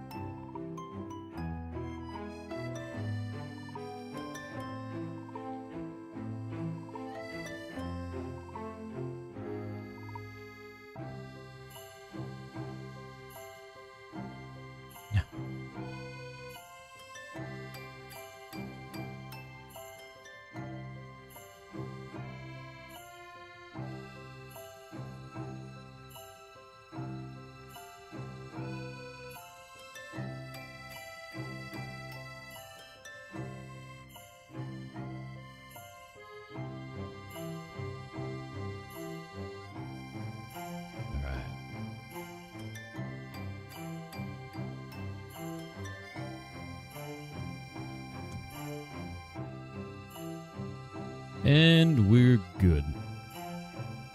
Last component done. Alright. Cool.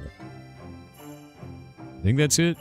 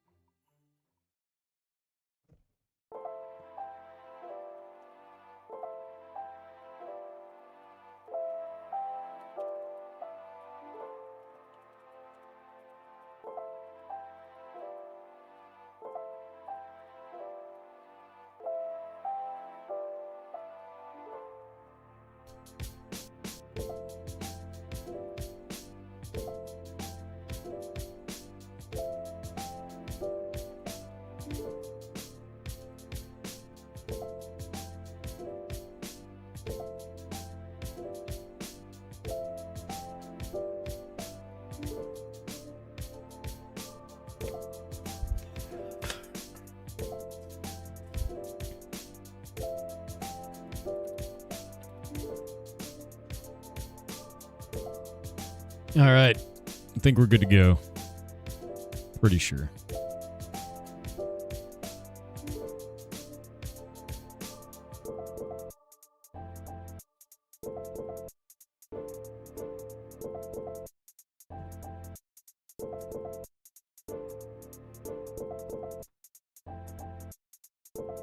And good. All right.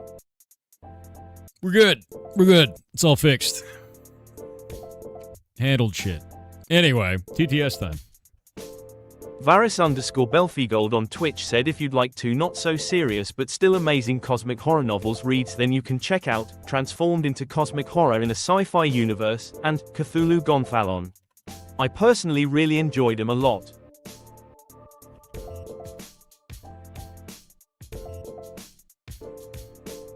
Which one? Let me pull this up.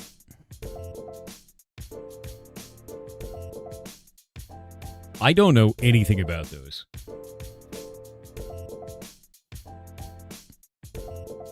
Yeah, I don't know anything about those at all.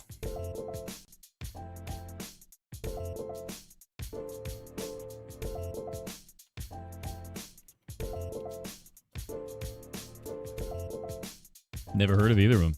What actually broke? Don't worry about it. It's fixed. That's all that matters.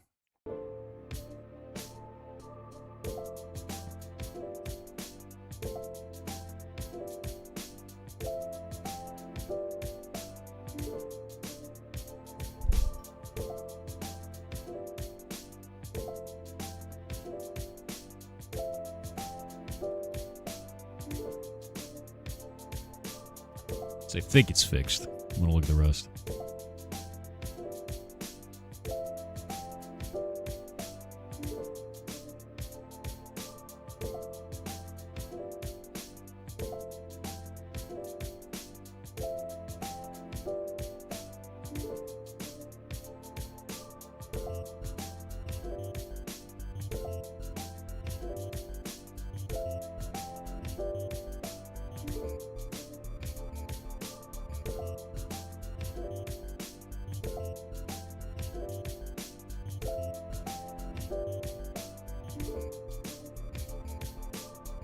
Okay.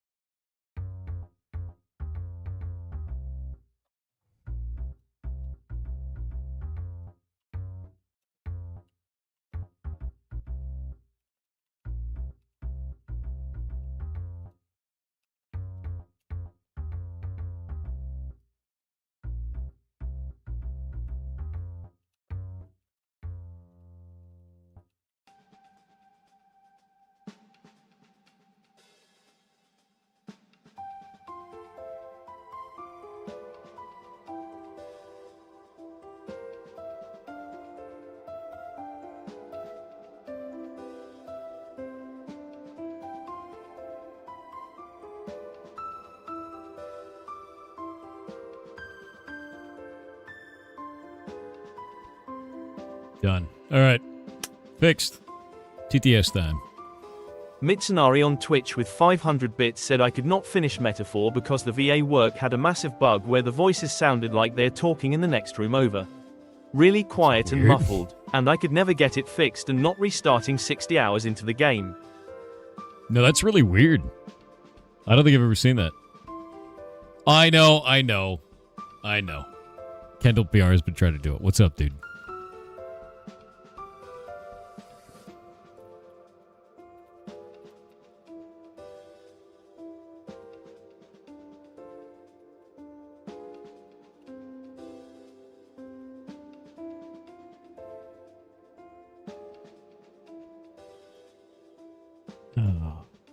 I know you just wanted to help. I know.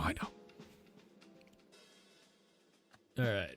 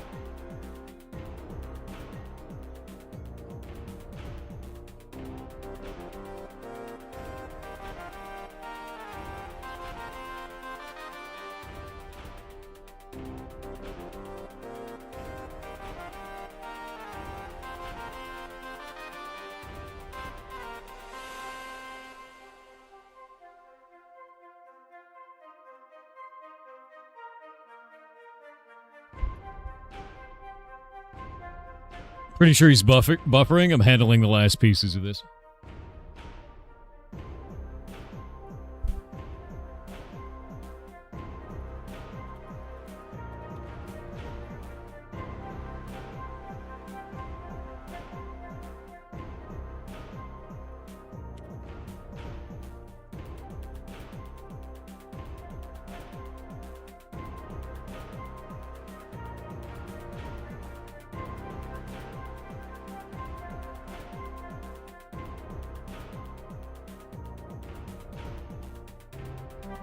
Been fixed like 8 times. It was a lot of things to fix, and every time I went over my head, new stuff that had to be fixed, which I think I'm out of things to fix.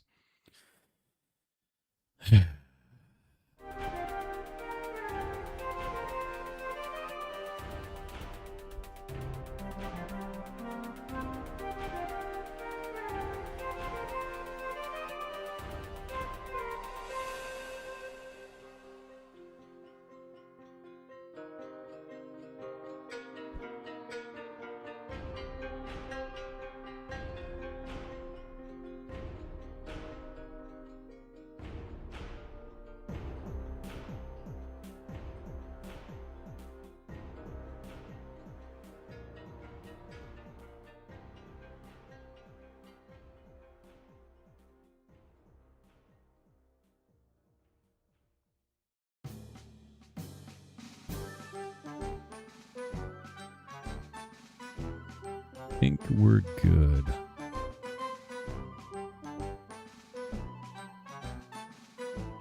I have one more thing to fix. I think I found it.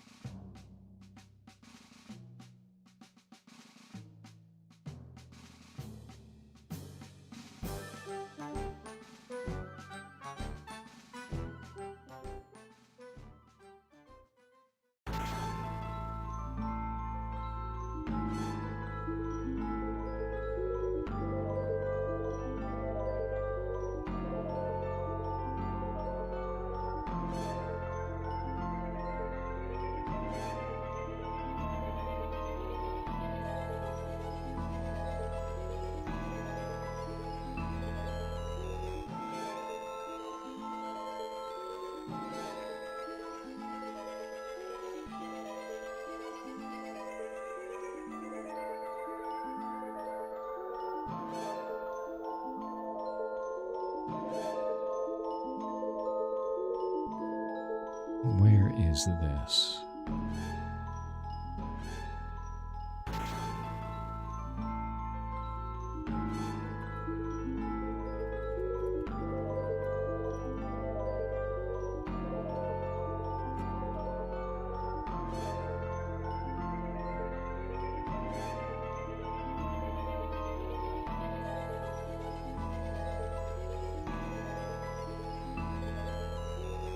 One last thing to fix. Ugh. One sec. Yeah, all my processing power is towards this right now. It's the only thing that I can do right now. I'm sorry about that.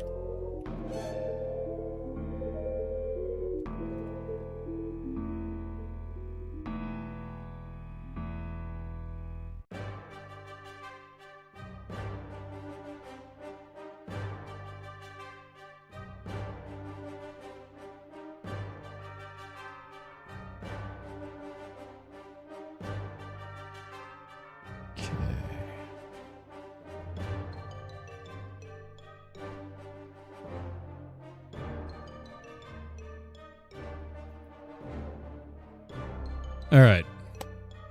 I think we're good.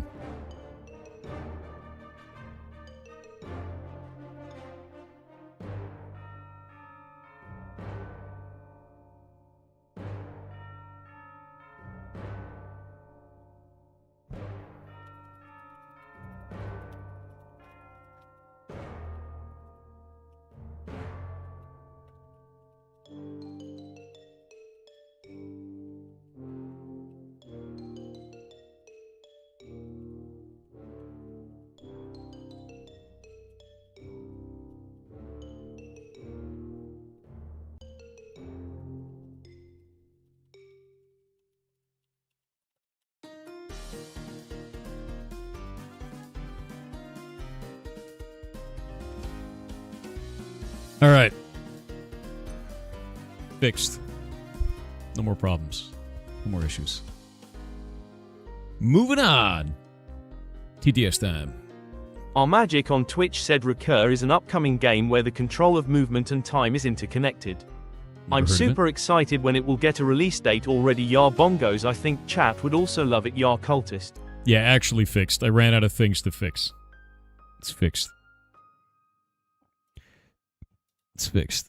I don't think there's anything else. I can't think of another thing. I think I'm good. Pretty sure.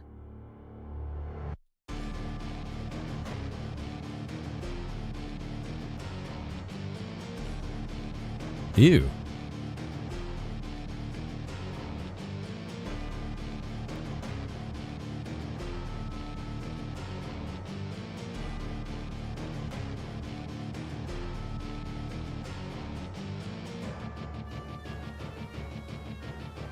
Wild, dude.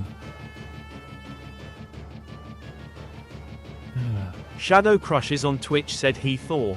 Hope you're doing well. I have made a MTG fan project and just my Discord bot alone is over 1800 people using, and my website there's also a ton of people Holy using. shit. I'm so happy that I made something that people enjoy using. It's called Otterly MTG. Dude, that's awesome. No, that's actually really cool. 1,800 users is not a small amount, man. Sounds like you're doing it. Doing something cool. Well, keep making things, because it sounds like what you're making is really good. Yeah, link it. Link it. Link it to the chat. Also, I'm going to go get some water, and then we're probably going to play some video games. So, give me just a minute. Sorry about all this.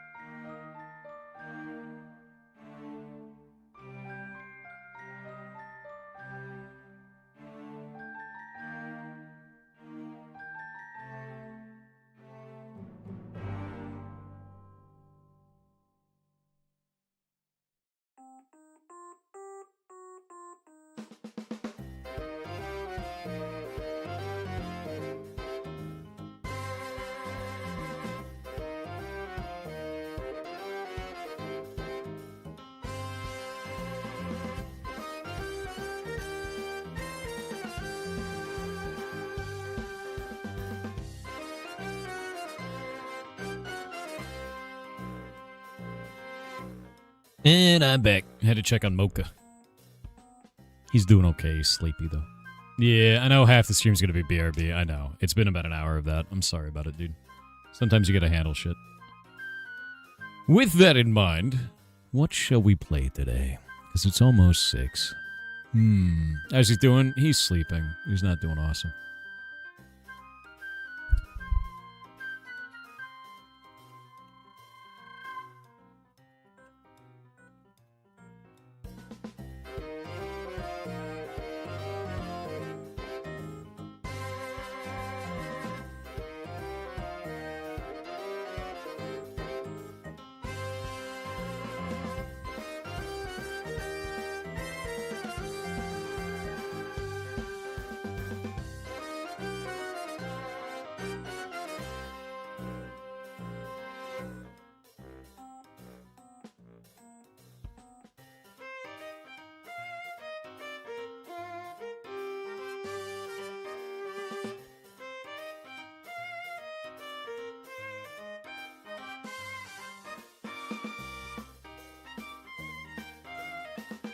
Monsters and Memories have a dedicated page for cost breakdown? That's kind of cool. Interesting. I'm actually really interested in that page. Contractor costs, accounting and legal, software and cloud services, and server costs. Cloud service is going to be really expensive. That makes sense. Why is this so bright? Oh, they used an image for their background. So it's... You can't use Dark Reader to make it dark. That's kind of annoying. It's like light mode entirely. Jesus. I can't show this to you because it would blind you. So, anyway, check this out. I think it's actually really interesting.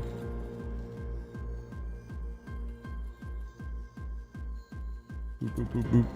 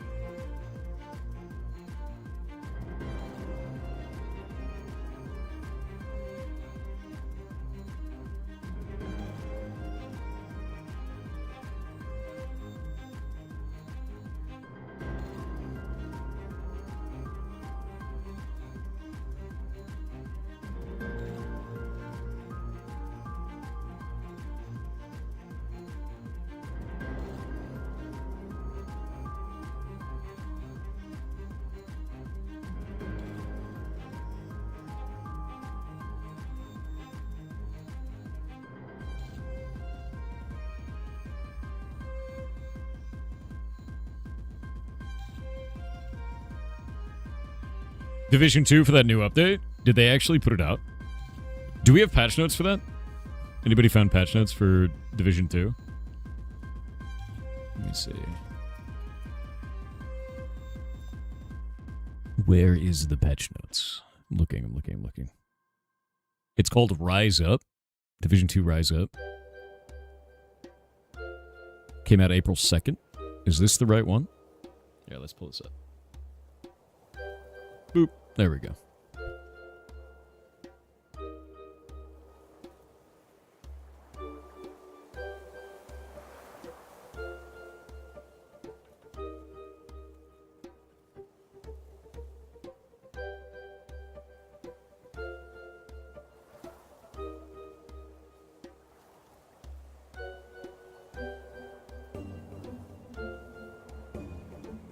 Good morning to you.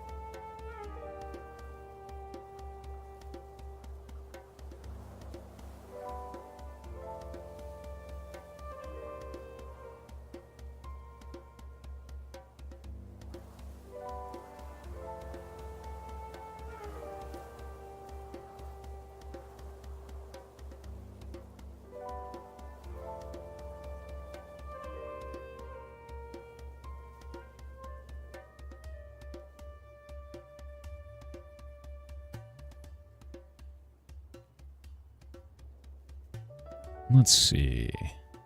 Okay, so this is all the new stuff for Division 2. I actually haven't looked into this patch at all. Division 2 Rise Up. Kicking off Year 8 with a season that calls on players. So they're bringing back Black Tusk? Initiate attacks across the city in response to Division activities. I thought we kicked the Black Tusk's ass in Division 2. I thought they got owned. Because they just disappeared. Washington, D.C. and Manhattan. Why did they bring them back? We had an entire expansion about them coming out, and then we just beat the shit out of them. You see that Modulus, one of the games from in December, went live yesterday? Did they really? Oh, that game is cool. No, that game kicks ass. That's the factory game where you have components that are little individual blocks. It's about retaliation? Okay, so it's Black Tusk's retaliation.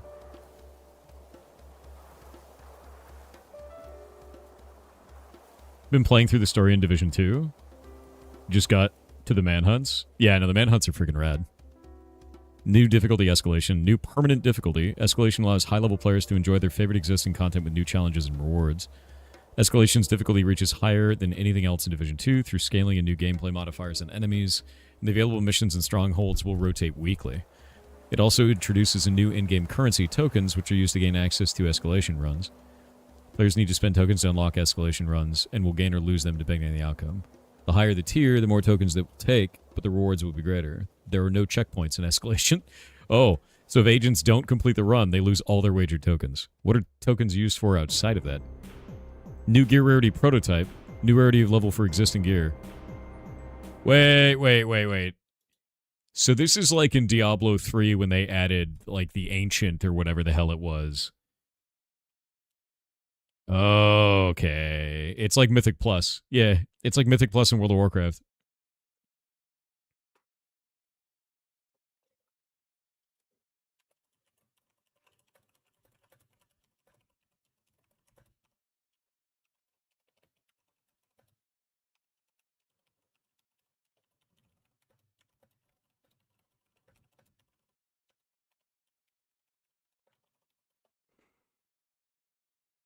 Escalation gives gear and cores for upgrades. So a prototype item, can you get a prototype of any item in the game?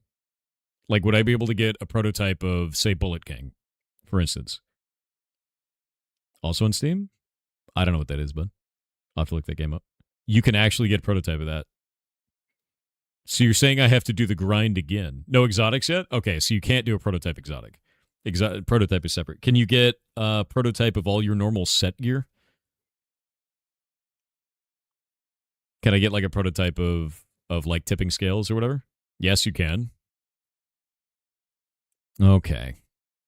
The use of the prototype gear is heavily restricted for the activities you can use them in? Wait, what? So it's not like gear you can just wear at all times. Augments have their own progression system up to level 10 and can be rerolled. Players can level up an augment by playing with the item the augment is equipped on. Rerolling comes with a cost. They've got Twitch drops on. Okay, that's cool.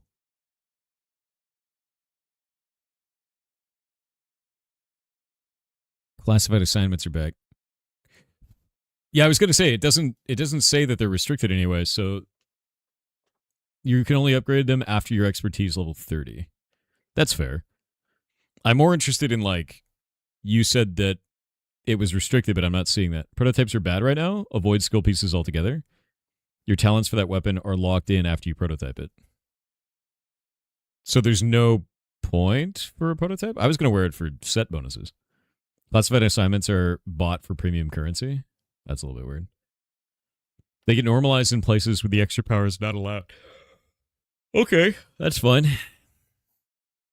Take-Two Interactive has laid off their entire AI division, including the director of such. Wild. How many people was it? Blanky, calm yourself. Set bonuses for sure, man. That's really smart. Yeah, I mean, I would just do it for set bonuses, because, like, if the prototype gear is just better, if it's just statistically better, then, like, why not use that, right? Like, just use it, because it's already going to be the set bonus, right? Added new types of gear, broke lots of stuff. I wonder what it broke then. Yeah, portion of their AI division, including the head of the AI division. Let's go see. Let's see what's up.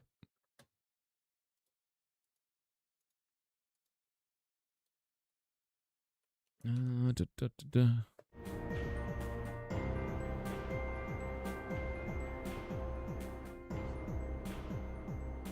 An unspecified portion of it.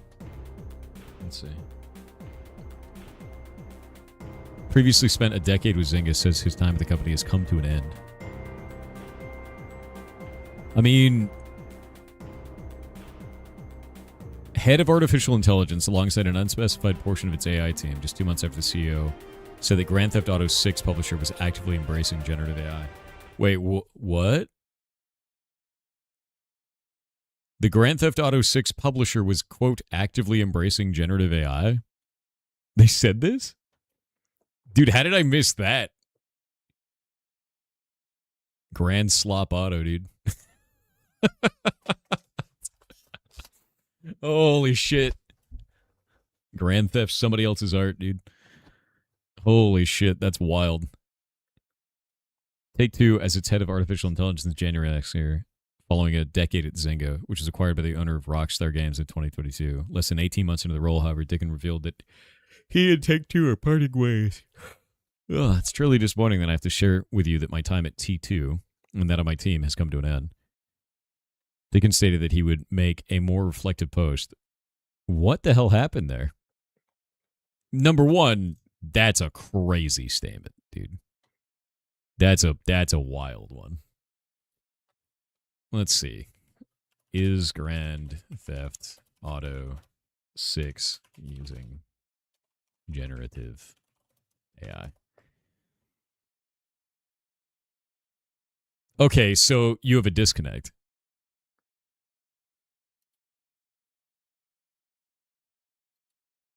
You have a complete disconnect. Take-Two Interactive CEO Strauss Zelnick explicitly confirmed that generative AI has, quote, zero part in what Rockstar is building, emphasizing that the game world is being handcrafted rather than procedurally generated, ensuring human-driven detailed design. Procedural generation is different, but all right. At the same time, the publisher, Take-Two,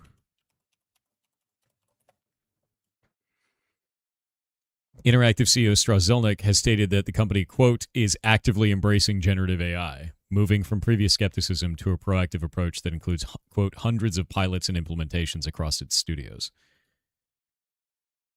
Which one is it then, man?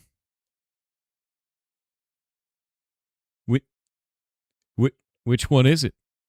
Big and sad news in relation to AV1 as well. What's up? What are you talking about? Yeah.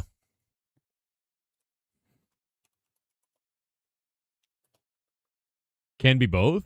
Could just be testing it internally. Could be. Yeah, Take-Two Interactive is publishing Grand Theft Auto 6. So you have Take-Two Interactive that's like, yeah, we love generative AI. And then Grand Theft Auto is like, no, we're not using it for anything.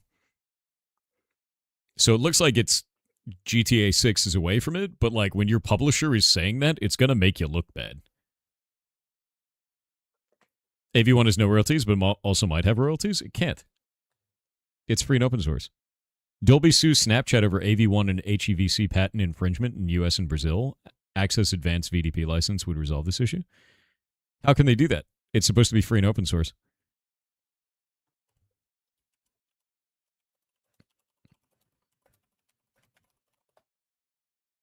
Twitch suspended use on it? Yeah, it's supposed to be it's an open source and royalty-free video codec format. And they're claiming that you can't use it? What is the reason that, like, under what reasoning are they doing this? And how do you know that Twitch suspended work on AV1 tests? Do you have a link to that? Because if that's the case, that sucks ass, dude. Because AV1 is literally better than anything else. I'm looking at the link Clardos put in chat. I'm asking him information.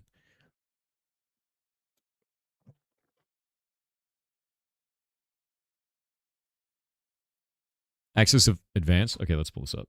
There we go. They're certain some methods used are covered. Its video distribution pool, as 4 new licensors, among them Sharp, joined the pool, an independent microeconomic study confirmed that pool's license fees are comfortably within the FRAN, fair, reasonable, and non-discriminatory range. Many video streamers are unlicensed. As a result, standard essential patents, as well as patents that are not subject to FRAN pledge, are being enforced. Are you shitting me? Dude. They have literally the best technology. They got a Discord ping to stop tests. I could talk about the AV1 test from the Twitch partner testing group people, but no internal docs yet. They got a Discord ping to stop tests. God damn it, dude. That sucks insane ass. For those who don't understand, for AV1, right now, if you're on about 8K in terms of bitrate on Twitch, you can do 60 FPS at 1080p. You can also do 30 FPS at 4K before things shit the bed, right? That's what that is. Get rid of this. Wow, that's a... You had 606 messages in the community. You've been here since 2024, and you go out on a slur. That's wild. I hope they ban your account.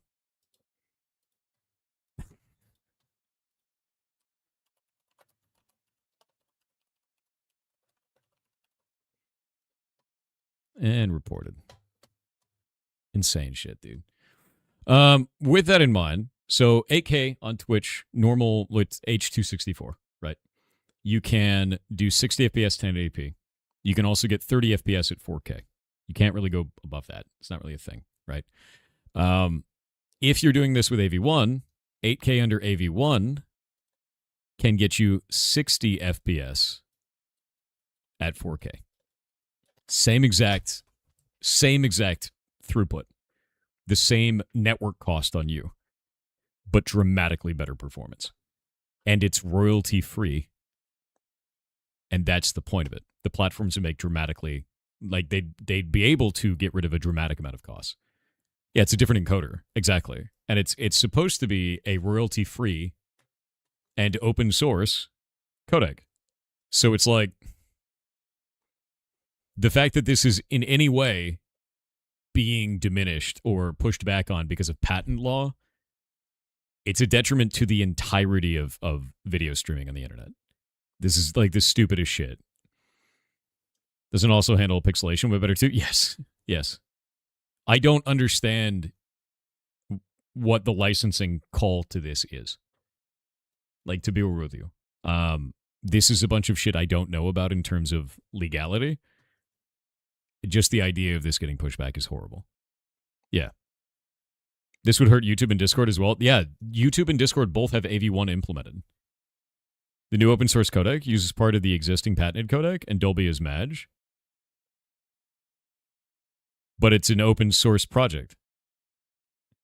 It's a free and open source codec that uses part of of the existing patented codec from Dolby. How did it make it into the free and open source codec? That's the real question then. Where did that come from?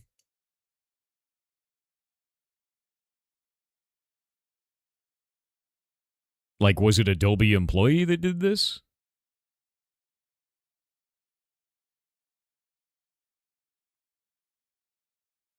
Yeah, just because it's open source doesn't not make it not automatically infringe on potential patents. True. Is it resembling it? Is it the same? Has it always been there? Was there an employee from Dolby that did this? Yeah, not Adobe. I know it's always Adobe. It's Dolby this time. Like, I have so many questions about that.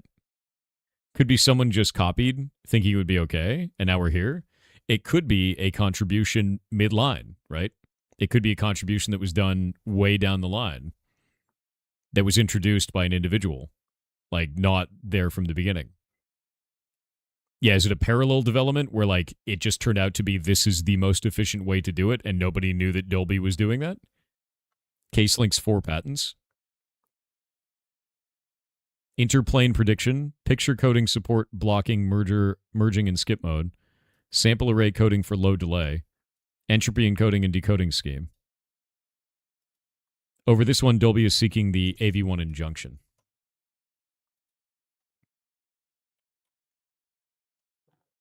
Oh, God, this is going to be like deep madness. No, I don't know anything about this shit. Because I don't know any of this, I don't know what the hell this is doing, right? This is like deep magics. This is like where the dragons are kind of shit with this. I'm gonna have to wait to like find out about this. You've got U.S. counsel on this, so counsel for Dolby. God, they have so many lawyers, dude. Look, they have 6 lawyers, 8 lawyers on this. Great. It's eldritch shit. I'm gonna have to wait to find out more about this. This sucks either way. It really does. Like really, really sucks, man. Discord, YouTube, and Twitch likely just shat a kidney. Exactly. Because like Twitch was working on implementation of AV1. Discord already did it. YouTube already did it. If this doesn't work out, it likely means that AV1 is dead. Because if it turns out somebody was stealing from Dolby's original invention, we're screwed. It's over, right? If it turns out no one stole from it, this is a free and open source project. Who's going to fight on behalf of the free and open source project? Legally. Who's going to be able to put money down to fight Dolby? Probably nobody. So I don't know how this works out. Yeah. The EFF? Sure, right?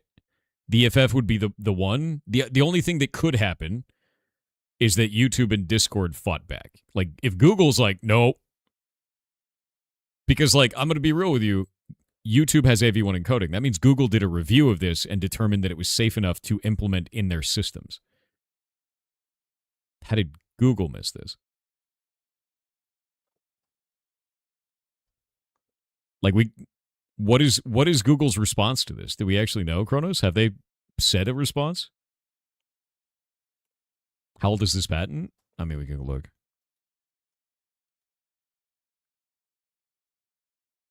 When was this actually put in? 2018?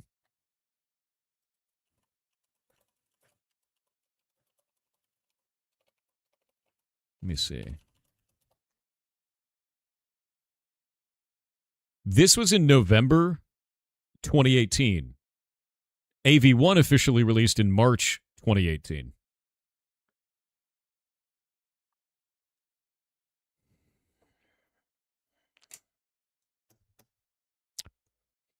Let's just wait and see what happens.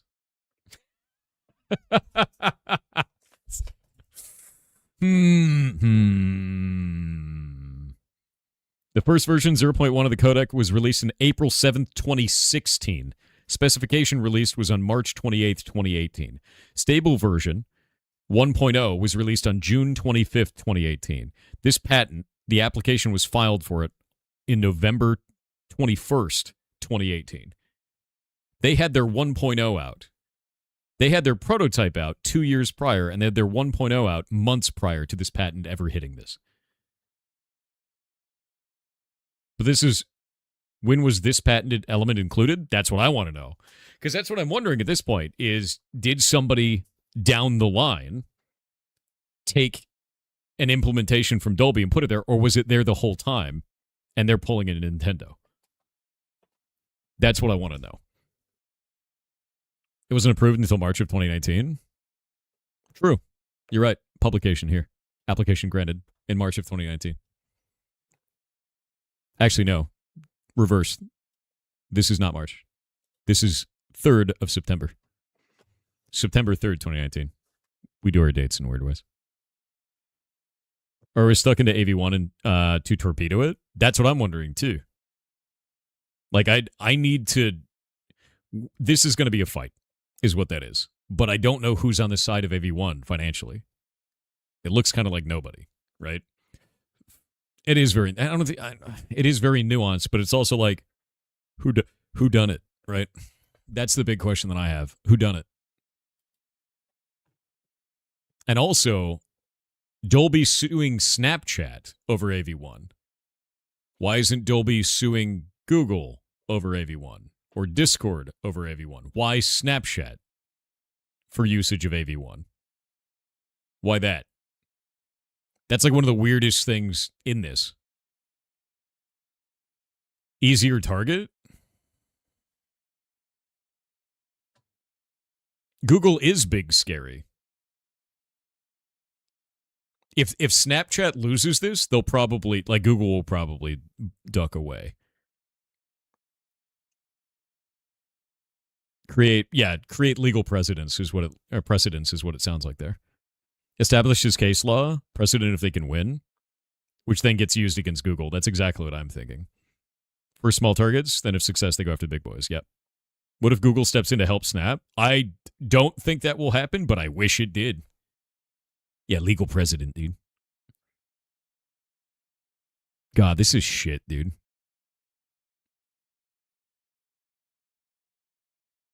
Oh, Jesus Christ. Ban that dude. That's disgusting. Yeah, no, this is actually wild.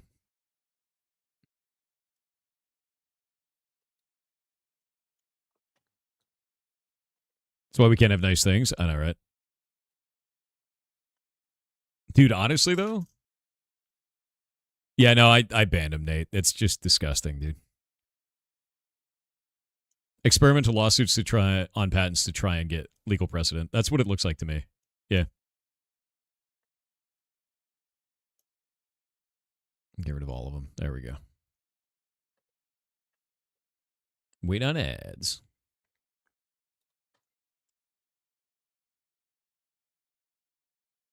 It's people on YouTube. They went on and were saying horrible things about the ferrets. I just banned them all. It was like a drop of like 3 people all playing off of each other, trolling. Japanese stargazy pie. Oh, that sounds cursed, dude. I wonder how HEVC is involved. Totally different. That's the thing. Yeah, it's a totally different codec. This really sucks, dude. Dolby Video Compression LLC versus Snapchat. It's in Brazilian court, too.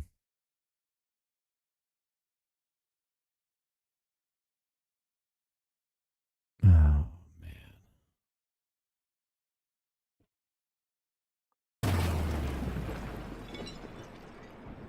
Wait on the ads.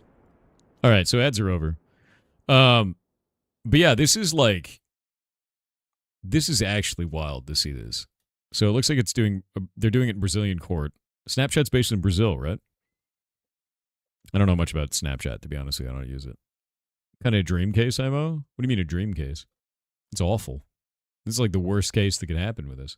What's this about? Dolby is suing Snapchat over the use of AV1 and claiming that AV1 encoding, which is legitimately the future of video codecs, are infringing on their patent using specific technology that's part of their patented technology, illegally.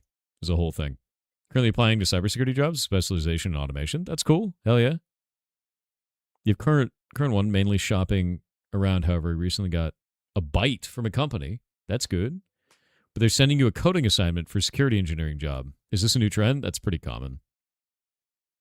Yeah, software engineering. I mean, you're doing it because you want to do automation with them, right? They probably see that, at least part of HR sees that as a software engineer position, first and foremost. So you're going to get probably that test. You're getting a software engineer test. It makes sense. It's not great, but it makes sense, you know. Treasure train. Yeah, I know it's security engineer, though. I know. But, like, at least you got a bite, right? Yeah, Godspeed, man. Holy shit, by the way. Thank you very much for those gifted subs. Desist with the 5 gifted subs. Flats with the 4 gifted subs. And it's a treasure train, which means subs are 35% off. Was Snap involved in the development of AV1? No, I don't believe it was. Let me look it up. Was Snapchat involved in developing AV1 encoding? not a primary developer of the AV1 encoding standard, but the company joined the Alliance for Open Media, AO Media, the organization behind AV1, in February 2022 to support its development and adoption, particularly for augmented reality video capabilities. So they're part of AO Media. While Snapchat is a member of AO Media and uses the codec, it is not considered one of the original creators or lead technical contributors for AV1 specification, which was released in 2018. What companies were involved? Creation of AV1 encoding. The Alliance for Open Media, consortium of major technology companies aiming for open source royalty-free video. Founding members include Amazon, Apple, ARM, Cisco, Facebook, Google, Intel, Microsoft, Mozilla, Netflix, and NVIDIA. Jesus Christ, dude. That's like the NATO of tech. Like, like what? What? So Dolby's stepping up and saying, no, you stole our work. And it's all of those companies that were a part of this? Are you kidding me? If those companies don't step up and fight for this, that's a shit show. That's completely wild. That's why they're suing Snapchat 100%, because they're not one of the key contributors. But they're a user, and if AO Media doesn't go to bat for that and fight against this, AV1 as an encoding method could die. And you have all those companies that are invested in it. Nah. Like, that's wild, man. That's, like, incredibly wild.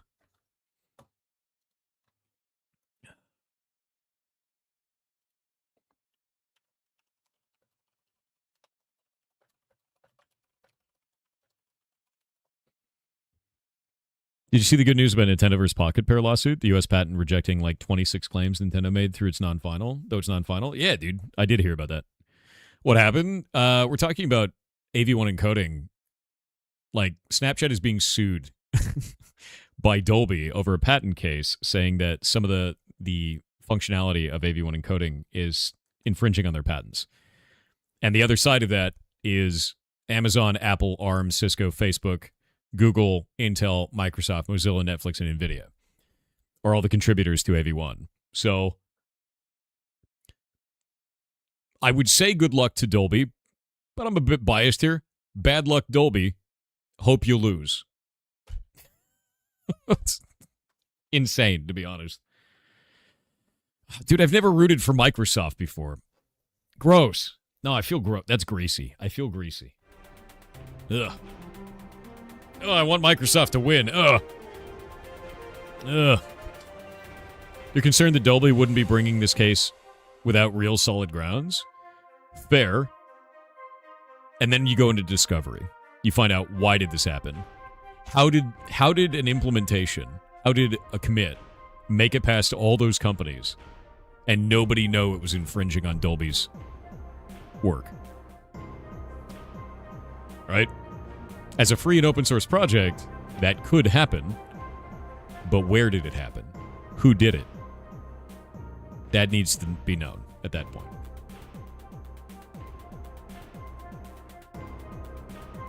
They're not going to be relying on discovery if they're going against AOM. I don't even know if they're going against AOM, though. They're not. They're going to have to prove the claim. Yeah, they've got a smoking gun we haven't seen. You think so? Maybe. Maybe they do have a smoking gun we haven't seen. I'd like to know about it, right? Patents need a nerf? No, they don't. Patents are fine. It's shit like this that bothers me. I want to know how this is happening. It's big slop? Dude, maybe it is.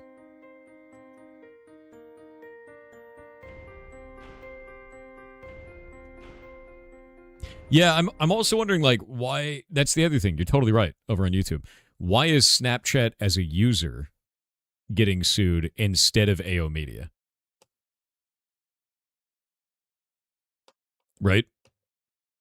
Because Snapchat's a user. They're not a contributor. Why would Snapchat be the target? That sounds fishy as shit. Like, entirely so. Because if you're worried about a patent case, saying that patents are getting infringed, you would go after the company, or the consortium in this case, that created that software, that infringes on the patents, not a user of the patent. That doesn't make any sense to me. Because Snapchat are a provider to an end user? I guess you could make a case to go after the provider to an end user, but you're not making a good case against the use of that patent because there's other providers to the end user. YouTube, Discord, tons of other platforms at this point are using AV1, and they're not going after the source of the infringement. Maybe it's Snapchat's implementation of AV1. I don't think it is, because based on this, it's specifically core technologies in AV1. Legal principle in court does, though. Just need to prove it once. That's such a shady thing, dude. Could it be that Snapchat modified AV1 with patented stuff? If that's the case, then Snapchat gets wrecked. They lose, right? If the source AV1 unmodified has the alterations that trigger a patent infringement, then we got serious problems. But if it's just this, if it's just Snapchat's implementation, I know corporate law is a sword, not a shield. I know it is. Regulation is the shield. That's true. I'm interested in that route though. Was AV1 modified for the purpose of using in Snapchat? Did they roll their own, right? Did they roll their own using patented systems from Dolby? And it's no longer technically AV1 anymore because it is free and open source. They could technically do that, right? It is possible for them to have done that. Why is it in a Brazilian court? Because Snapchat is North American? I also don't know that. Why is it Brazil? Dolby sues Snapchat over AV1 and HEVC patent infringement in U.S. and Brazil. I don't know, dude. I got nothing. United States and Brazil in this case. Since AV1 is open source, could have been AI that added Dolby stuff in AV1. If somebody made a vibe-coded commit and it stole from a Dolby patent and then put it into AV1 and it got accepted, I'm going to shit on my own ceiling. Like, I'm going to lose it, dude. I'm going to 100% crash out. If AI vibe coding ruined AV1, I'm going to lose it. I'm going to absolutely lose it. AV1 was released in 2018, though. Yeah, but it's an ongoing project. New shit gets added all the time. It's not exactly the same. Like, that's the problem. Dude, if it turns out to be that, I'm going to lose my mind. Oh, my God. I haven't heard about that, Hicks. I don't know what that is. Oh. God damn it, dude. Please don't be that. Thor finally getting an OnlyFans. I swear, dude. Yeah, they must feel like it's favorable in Brazil. Sora's Revenge. Oh my God, dude, it is. It actually is.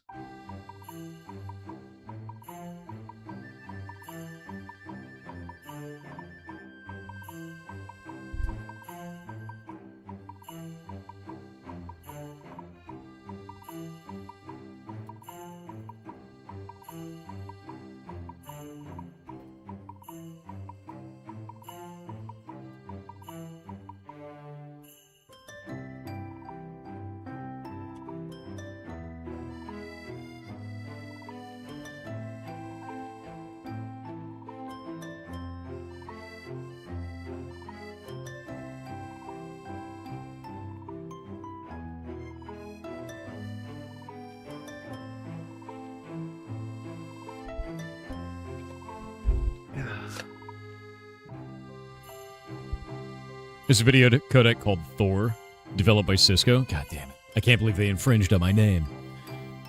Oh. The world's only subscription-based platform for indie games? Yo, what?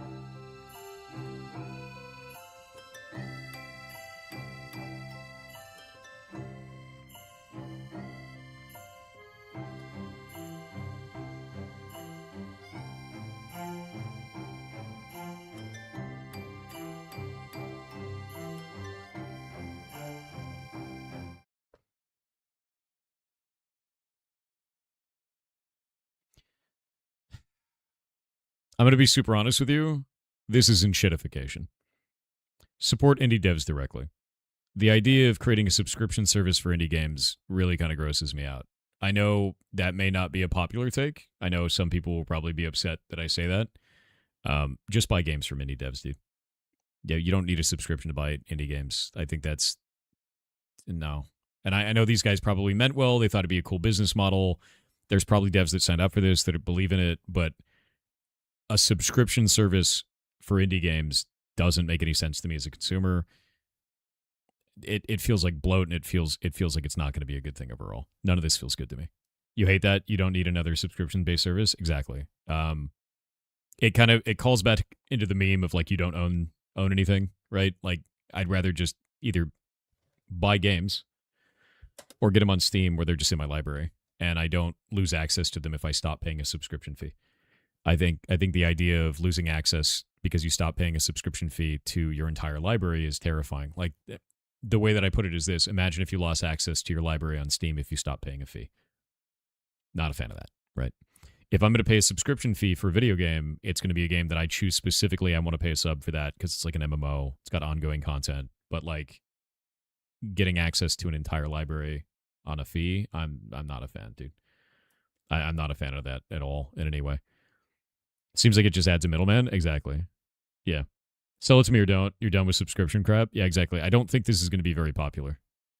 In fact, it's got 34 likes but 41 comments. So maybe my opinion on this isn't that unpopular. You know? Yeah.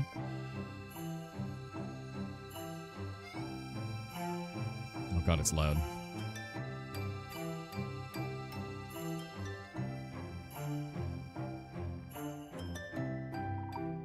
What games does this even have?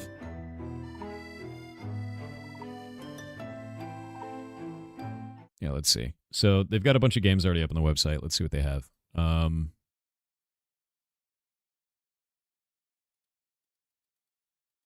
Okay.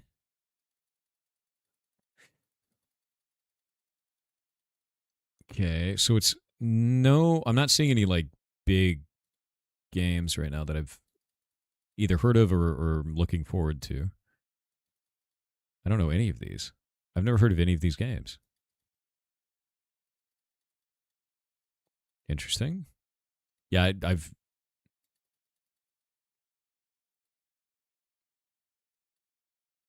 I have not heard of any of these.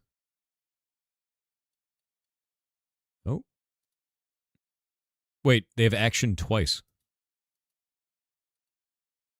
Oh, that's weird. Okay. Yeah, to access our full library of games, sign up for a subscription and download our game launcher. IndiePass allows you to access and play any games in our catalog for your PC. Yeah, no. No. No. That's really weird that action is on this list twice. Yeah, it's a... I don't even know how you play them at that point. Is it a cloud service? It's launching on April 13th. Yeah, is this a cloud service? Like, what is this? It doesn't even have the price listed.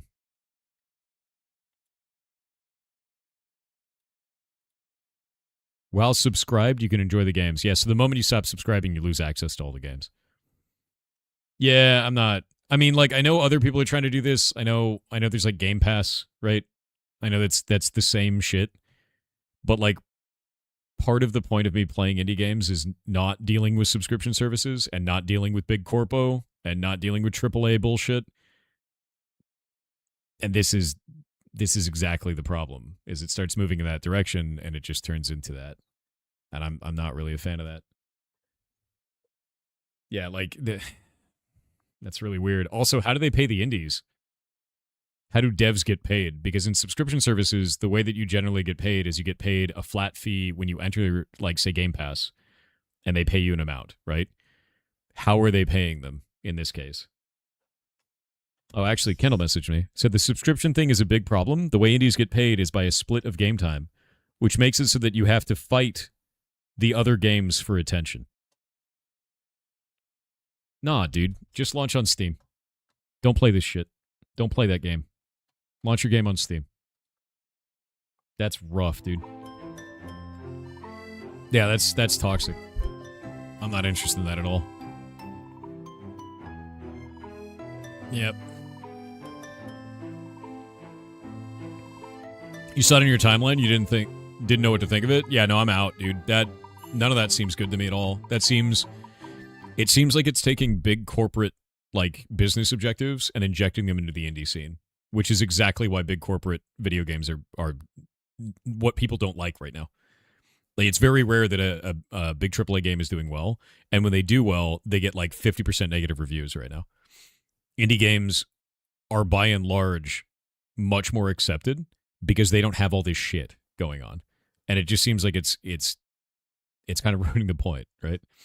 You honestly hope that Subservice fails spectacularly. I'm not a fan of Subservice either. Like, you get a subscription for your goddamn toaster these days, dude. But like, I don't know. The only thing I need a subscription for are utilities to my damn house. Like, that's it. That's all I care about, right? Like, I don't even, like, to be real with you, I know this is kind of a hot take, right? As a streamer, I wish subscriptions to the channel didn't exist. I wish that all the money that came into us was from advertisers so that you guys weren't financially strapped in any possible way when you watch the streams. Really wish that was the case. But it's not. It's not how the internet works. So you work in this kind of a system. BMW heated car seats? Gross, dude. Dopamine hit support a streamer and a dev. Yeah, I mean, like, it just, I don't know. I don't like subscription services. I never have. You'd rather pay than watch ads for sure? Yeah, I guess that's fair. That makes sense. Some people rather pay than watch ads. I just feel like it holds the content hostage, man. Like, I really do. That's why I pause for ads. Like, that's why I have this whole screen that like pops up and it's like, there's no ads. Like, there's no content because the ads are playing right now. Right? Like, I'd rather it be that than you feeling like the content is hostage and you have to pay to see it. Like, it just bothers the shit out of me. Yeah. You haven't heard about the subscription car seats in a while? It's so weird. Subscribe for your heated car seats to work.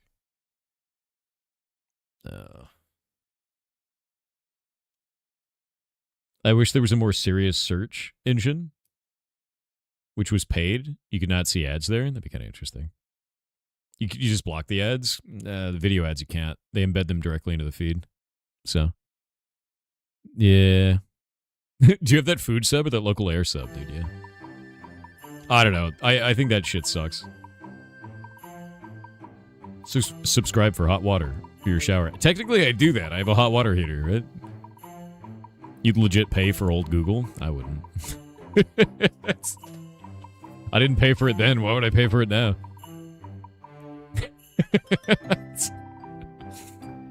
What do you think of DuckDuckGo? I think it's great, to be honest. I know Google is so bad now, man. Have you seen the Norwegian enshittification commercial? No. I haven't seen any of that. Kablooey Krebs on Twitch said Jason Thoriador Hall, the sticking Hello. agent of Sticky 7. I'm onto you, Yarsis.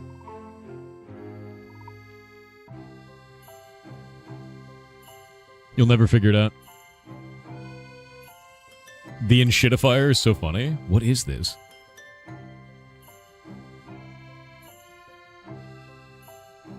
Wait. What did you just say, Kronos? What do you mean you're in an ongoing skirmish with two jackdaws? What are you doing on? What are you doing? What are you doing? No, I need to know. No, Kronos, did you reinstall? Did you relapse? Kronos, did you relapse?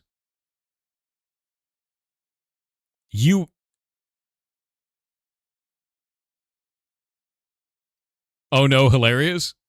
Look at DMs. What did you do? Oh, you're talking about actual birds. I thought you were talking about the TAC cruiser for Keldari, dude. Son of a bitch.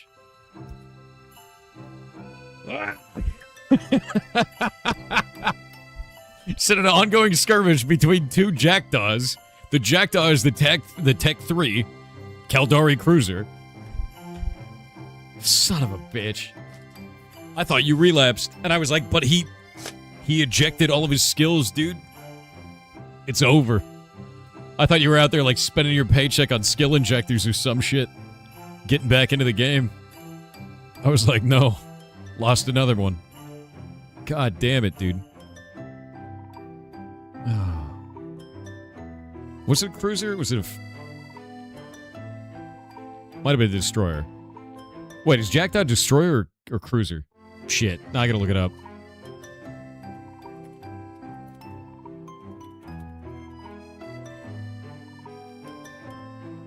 Jackdaw, Eve, online. Destroyer. I'm dumb. I looked it up. It's too late. God damn it, dude. Hecate was your fave. The Hecate. I miss my space potato. I do. But I know I can't go back. I miss the space potato, though, Kronos. I do. Every day. My beautiful space potato. It's gone. Gone forever.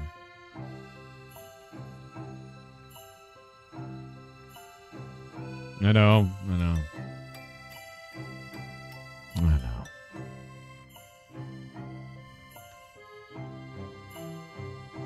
Wonder if you could set up a single-player Eve world? Bro, I've been talking about this a while. If they ever decided to take Eve Online and make Eve Online classic, where there's no CSM, and it's a static, like, instance of Eve Online, where there's no evolution, no updates, no nothing, no CSM for it, and it has no skill injectors, like, none of that shit, no pay-to-win anything, I would play that till the day I died. Like, it wouldn't even matter. Yeah, I want Eve without CSM, without, like, skill injectors, without Plex, and I'm in. I would play that forever. Like, forever, dude. Yeah. What are you talking about? Miklo, no. You can take your Eve madness and take it away. I'm going to get rid of you. Jesus Christ, dude. What's the CSM? The CSM is the Council of Stellar Management. It's a number of player-elected officials within the game. And, yeah, no, exactly, Kronos. I just banned him. He's just Eve propaganda. If you talk about Eve, you get propaganda immediately. But no, you elect a number of real people, players, to be part of the Council of Stellar Management. They get flown out to Iceland, which is where the headquarters for CCP, the company that makes EVE Online, not the Communist Party of China. The actual CCP company is the name for EVE Online. Totally separate thing. With that in mind, those people have insider information. They get insider information all the time. They know exactly what the new updates are coming through, like all this kind of stuff. And because of that, all of them are trillionaires in the game. Because they manipulate the market using their information before it enters the video game. They buy and sell a whole bunch of goods and services before, or goods and items and things like that on the market, and get a shitload of income. And usually they also give this information away to their own corporations and alliances to do that as well. It's 100% corruption. It's real life corruption, real life politicians corruption, but in a video game. And it sucks. Like, it really sucks, dude. Yeah, it's just like real life. You stole the heart of our citadels back as we burned our stars. I was there. Yeah, exactly. That dude who came in and said, oh, you crashed out when you didn't win. No, dude. We burned our home to the ground. And we stole our own citadel hearts back. It was great. It was an awesome moment. There were thousands of people there. Freaking rad, dude. No one will have Pochvin. Yeah. Oz was a good CSM. Dude, Oz Eve was a trillionaire long before he became CSM. That's good news. That's actually really good, actually. I'm super down with that. Like, the problem that I always saw was corruption in the CSM. I thought it was a huge issue. No, we're not going back to Eve. I refuse. The biggest problem that we had was we kept turning in tons of bugs. Actually, I had a whole video on this, dude. I have a video on Eve on my channel. I played Eve for 15 years. I was the alliance leader of Strybog Clade, the largest Treglavian alliance in the game, and we built Pochvin together with the other Treglavian alliances. We owned 1/3 of it for, I don't even know, like a year, some ridiculous shit. Yeah. Noblox controlling CSM isn't great. The number of developers that are also inside of alliances in the game and then tip the scales for their specific alliance for benefits is just awful. Even going back to things like the Tech 2 BPOs that they gave out to some of their friends and then just never took them out of the game. Like, there's been corruption in EVE from developer corruption for ages, like decades, and like people know, and it's a well-known thing, and it's just like, that sucks, you're a piece of shit anyway, and it just stays. Yeah, doesn't keeping an eye on the test server allow anyone to gain that knowledge? No. They get shit way in advance, dude. Way in advance.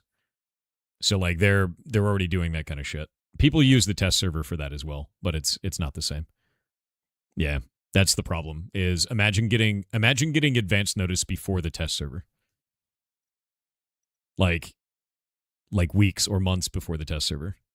Imagine the economic fallout you can have every time if you knew before it happened, before anyone else knew, right? That's the problem. Yeah, and some things aren't on the test server. That's true. Yeah, balance passes and shit like that, and you know about it even though it's not on the test server. Are devs being part of big Noblox and Warfleets a conflict? Absolutely. Yeah, no, 100%. See, the problem is you get a catch-22, man. You get a catch-22 because you need the devs to play their game to make the game better. But you also have this problem where now the dev is part of a big no block and they're a source of information. They can skew a war or change the tide of things or advocate for a change internally to the company that could unbalance portions of the game in their no block's favor.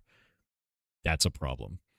So how do you resolve that? You kind of don't. You either ban all your employees from playing the game, which means they have less game knowledge, less in-the-minute game knowledge to make the game better, or you have to have oversight on every single one of those employees. It's just not possible. It's just a really shitty thing. And it's not unique to EVE. You see this across basically any social sandbox you've ever played.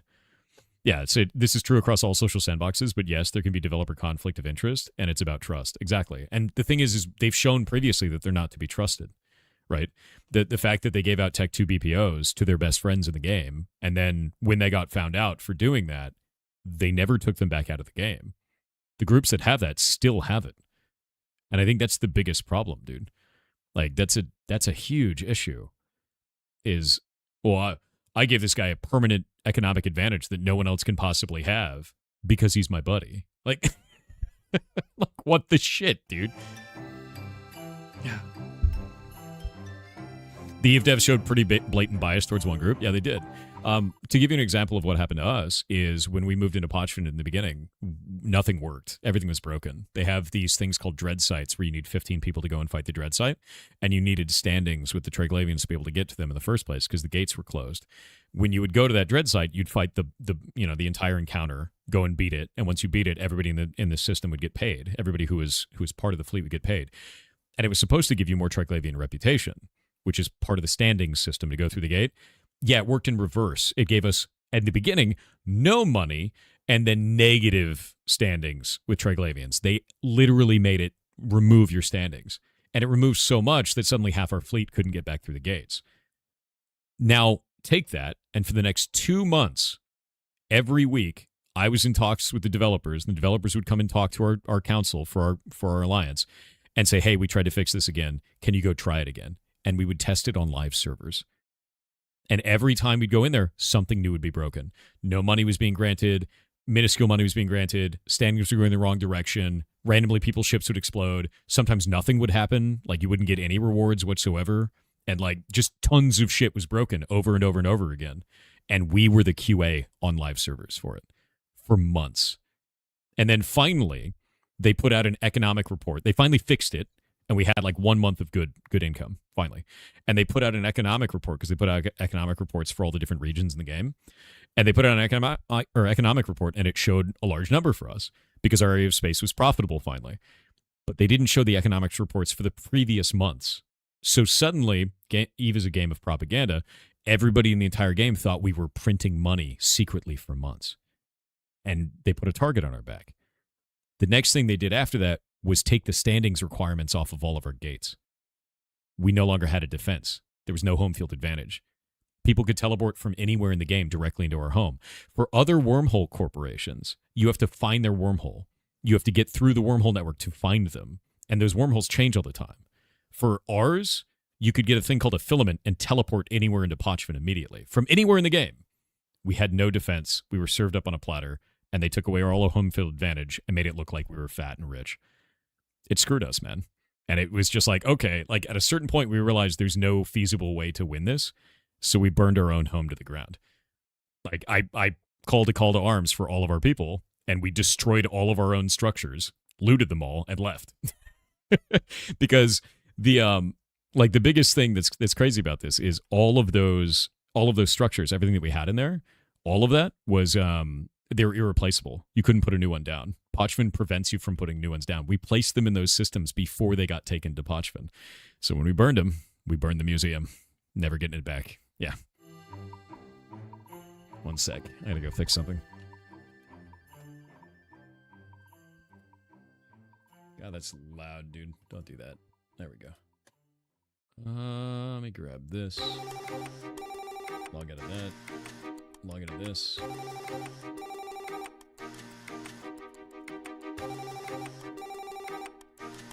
Give me a minute.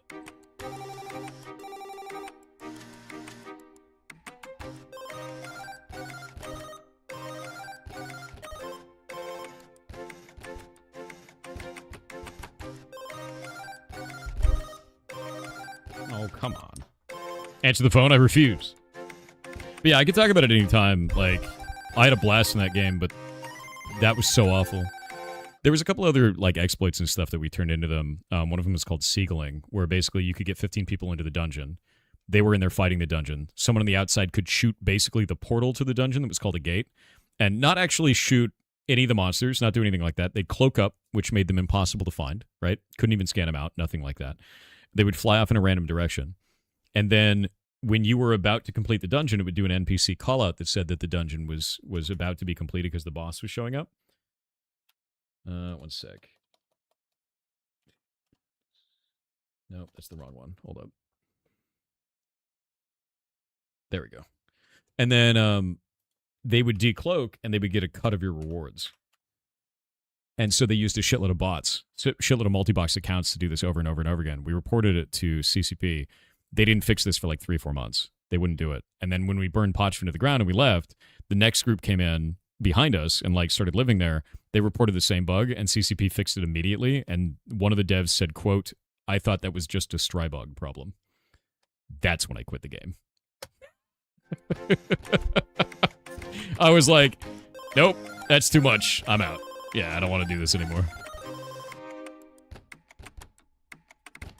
Yeah, that pissed me off more than anything you possibly imagine.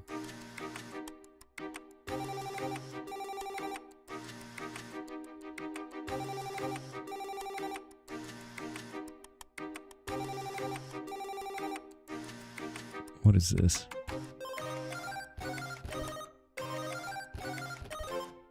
No, there we go. We're good. Yeah. That story is why I was surprised you added Eve to the actual Pirates Discord. Yeah, I will never play that game again, to be completely honest with you. I'll never play it again. I've got a YouTube video up about my feelings on it all and the whole story there. But with that in mind, I don't want you guys to not play it if you want to play it. I don't want you to feel bad about enjoying a game you enjoy. So I made a section of the actual Pirates Discord for you guys to talk to each other about playing it, right? That's fine. I won't take part in it. I'm not going to those channels. That game's dead to me, dude. Like 100%. And it has been for a great deal of time. I've been out for a very long time. Yeah.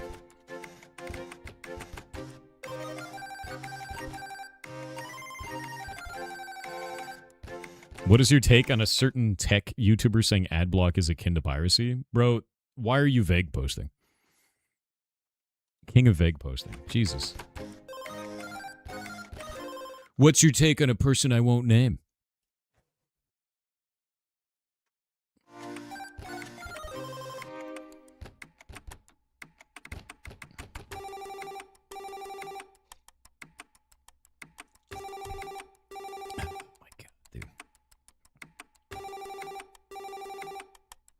You guys talking about Linus Tech Tips? What is his exact quote on it? Do you think there could be a section in the games Discord for retail WoW? Yeah, I could make that. I don't see why not.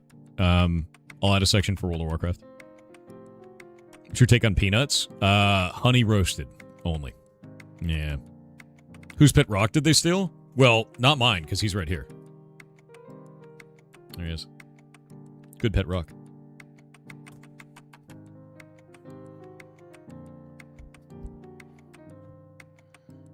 Honey roasted only? You're goddamn right.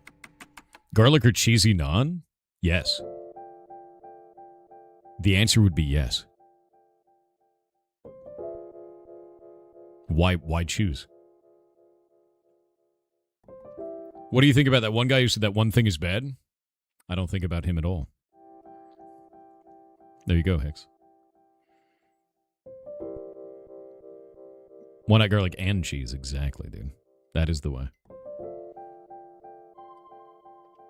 Tixtastic VT on Twitch said on Kick said on YouTube said on Twitch said that someone said something funny. God damn it. That is outrageous, dude.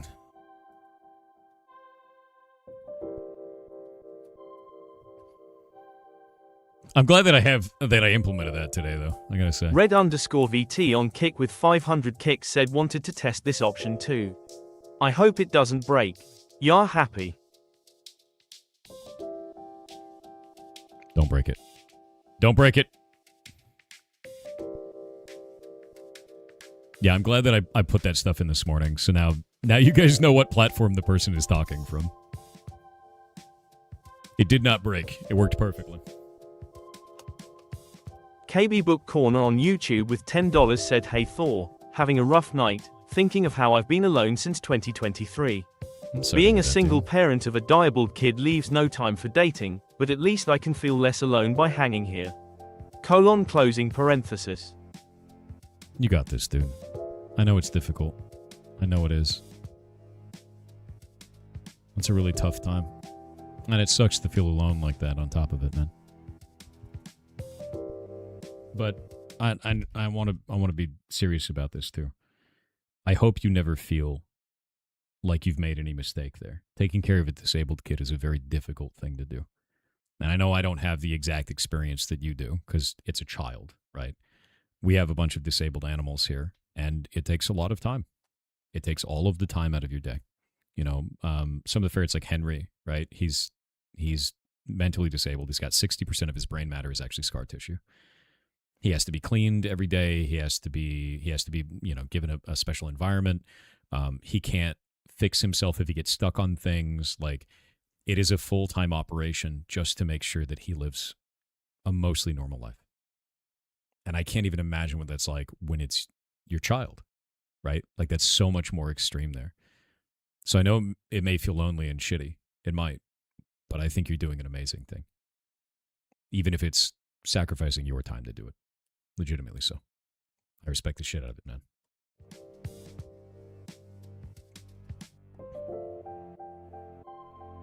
Love for baby Henry? Yeah, no, dude, he's awesome. Let's see. If you understand correctly, it's the bit where Snap ingresses videos and converts it to AV1 format. It's dumb, but Dolby has a point that there's Dolby's patents being used somewhere because all video needs to be imported before being able to be converted to AV1. So it might be in the specific implementation that Snapchat is doing and not in AV1's codec directly. I'm hoping that's the case. Kick has polls via /poll, but do they have it over the API? Let's find out. Actions. Let's go into here for Kick. And we'll do add Kick rewards. Chat, moderation, channel. They're missing a lot of stuff. There's no poll for the API. I think what I'm going to do is this, is I'm going to put all this feedback up. I'm going to go talk to the people who make StreamerBot, because I've given them a bunch of stuff before, and they've implemented that. That's how we got Pally on there, actually. Like, Pally originally wasn't on StreamerBot, and I advocated for it. And I'm going to go talk to them and see if it's part of the API. Let me see. Kick API documentation. Because they got Kick Dev.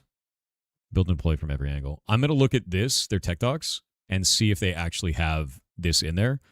and if it needs to be given as feedback, or if it's a problem for StreamerBot to add it, right? Because they actually have their development documentation is here. And so we can go into this and then look for all the API stuff specifically for things like moderation, emotes, channel point API calls. Like, do we have channel point stuff? Is there an API call for channel points? I don't know yet. This is the problem. Livestream stats. Get live streams. It's just that. Channel rewards. There we go. Channel rewards read, channel rewards write. Those are the scopes right now. Create channel reward. Update channel reward. Delete channel reward. Get channel reward redemptions. Accept channel reward redemptions. Accept channel reward redemptions for broadcaster's channel. The response will only include data for redemptions that failed to be accepted. Reject. Okay, so these two, they actually do have an API call. It's just not implemented in StreamerBot. So if we go into StreamerBot and I go in here and I say add and I say kick and I say rewards, there is nothing in here to accept or decline a redemption. So that means that the API endpoint, the call, is here and they need to put it in StreamerBot. So I'm going to go to StreamerBot and be like, hey, man, can you do this? Which is a much easier problem to fix than going to kick and be like, hey, man, can you put that in the API? And then I go to StreamerBot and go like, hey, man, can you put that on your tool? Right? So yeah, I'll hit up StreamerBot and be like, yo, can you do this? Yeah. At least it was like 7TV and add-on for sure. Yeah. So that's a really big one. One I can bring to kick is like your channel point text limit is only 100 characters instead of 500. Right. Did Dust 514 actually have an effect on Eve? No, we were all kind of excited for it because the idea was like you could drop people onto a planet and then players would fight in Dust 514 and then it would have an outcome in Eve Online that would impact stuff. And then like maybe you could hire a specific mercenary team that are Dust 514 players and like they could be better than other ones. You could like, hire groups that are better than other groups that are actual people that like just like normal Eve, but like now with another game into it, and then nothing happened. There was also another one that was like that where it was like we were going to be able to walk around physically on stations, and you could walk around your little room for a little while, and they just got rid of it, and that was it. And like, and it's just like a huge mess, dude. Get out of there.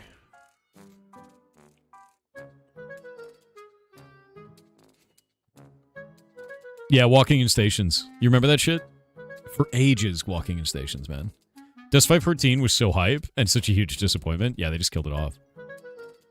Is an X4 Foundation single-player Eve? Actually, you're kind of not wrong. Hold up.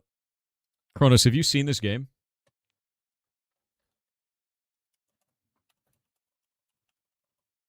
What if I showed you something insane? X4 Foundations, dude. Vast space empire begins behind the controls of a single ship. Explore the stars, trade goods, fight battles, build stations, buy and equip ships, and command fleets in a living, fully simulated universe that reacts to your decisions. It's a space sim sandbox, economy trading exploration game. I don't know how the server infrastructure for this works. Is it all single player? Is it all single player? Or is it multiplayer? It's all single player.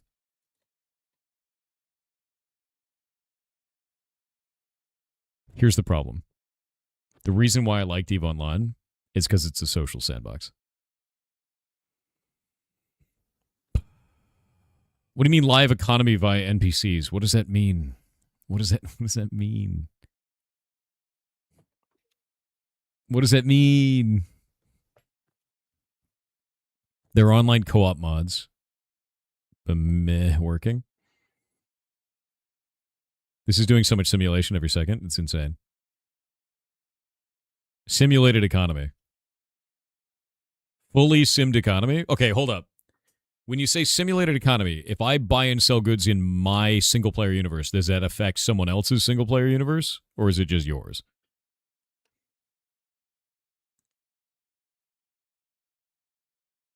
Okay, just yours. Okay, so it's just reactive economy based on your interactions.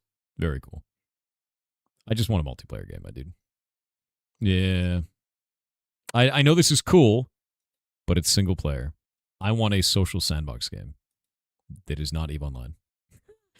You know what I want? I want the holy grail of video games, dude. I want a social sandbox game with no pay to win. It's never going to happen.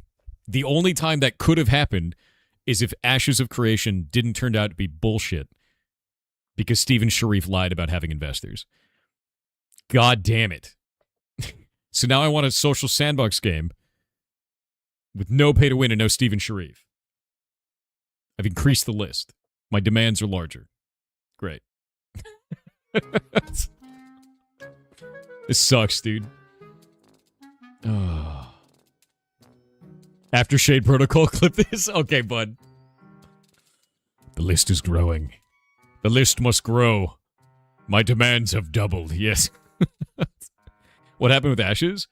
Steven Sharif lied to everybody by saying that he was completely bankrolling the game instead of having investors, and then eventually the investors, the board of investors, demanded that he do something with the video game he didn't agree with, so he resigned. What investors, you giant piece of shit? The ones that he told us didn't exist the whole time? Which is why we bought the video game? Cool. Bastard. Absolute bastard. Yeah, AOC's current and future state is effectively making money for lawyers. Yeah, exactly. It's a mess, dude. The employees also didn't get paid back in January, even though by federal law they're supposed to for the next 60 days under the WARN Act, and none of them got paid. So there's another lawsuit there and all kinds of shit going on. Yeah. And they conspicuously killed the game right after the exact time period in which Steam would have been paying them out for all their sales they got in December.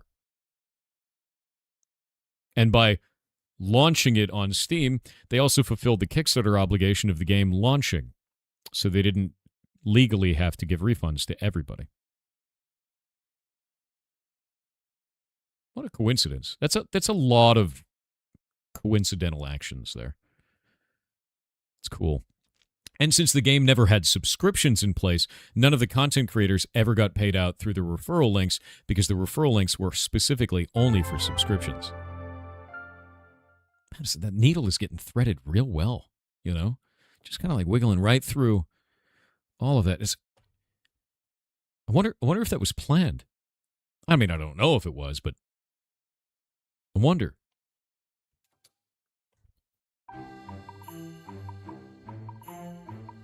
Scaper, thank you for the gifted subs. Yeah, dude, to be completely brass tacks honest with you, everybody got ripped off. The players got lied to about the nature of the investments for the video game. The developers got ripped off where they didn't get paid that they were owed for almost 90 days. All the content creators got ripped off because none of us ever got to see a dime. Everybody was made promises. Everybody got lied to. And Steven Sharif was the one making all the lies. And now they're locked in a legal battle, and the only people who win in these legal battles right now are lawyers. Nobody's going to win. Steam also got ripped off as well. That's correct. Steam had to stop issuing refunds because they didn't have any money for it. And that was it. Everybody lost. Everybody. None of this was even necessary. It's outrageous, to be real.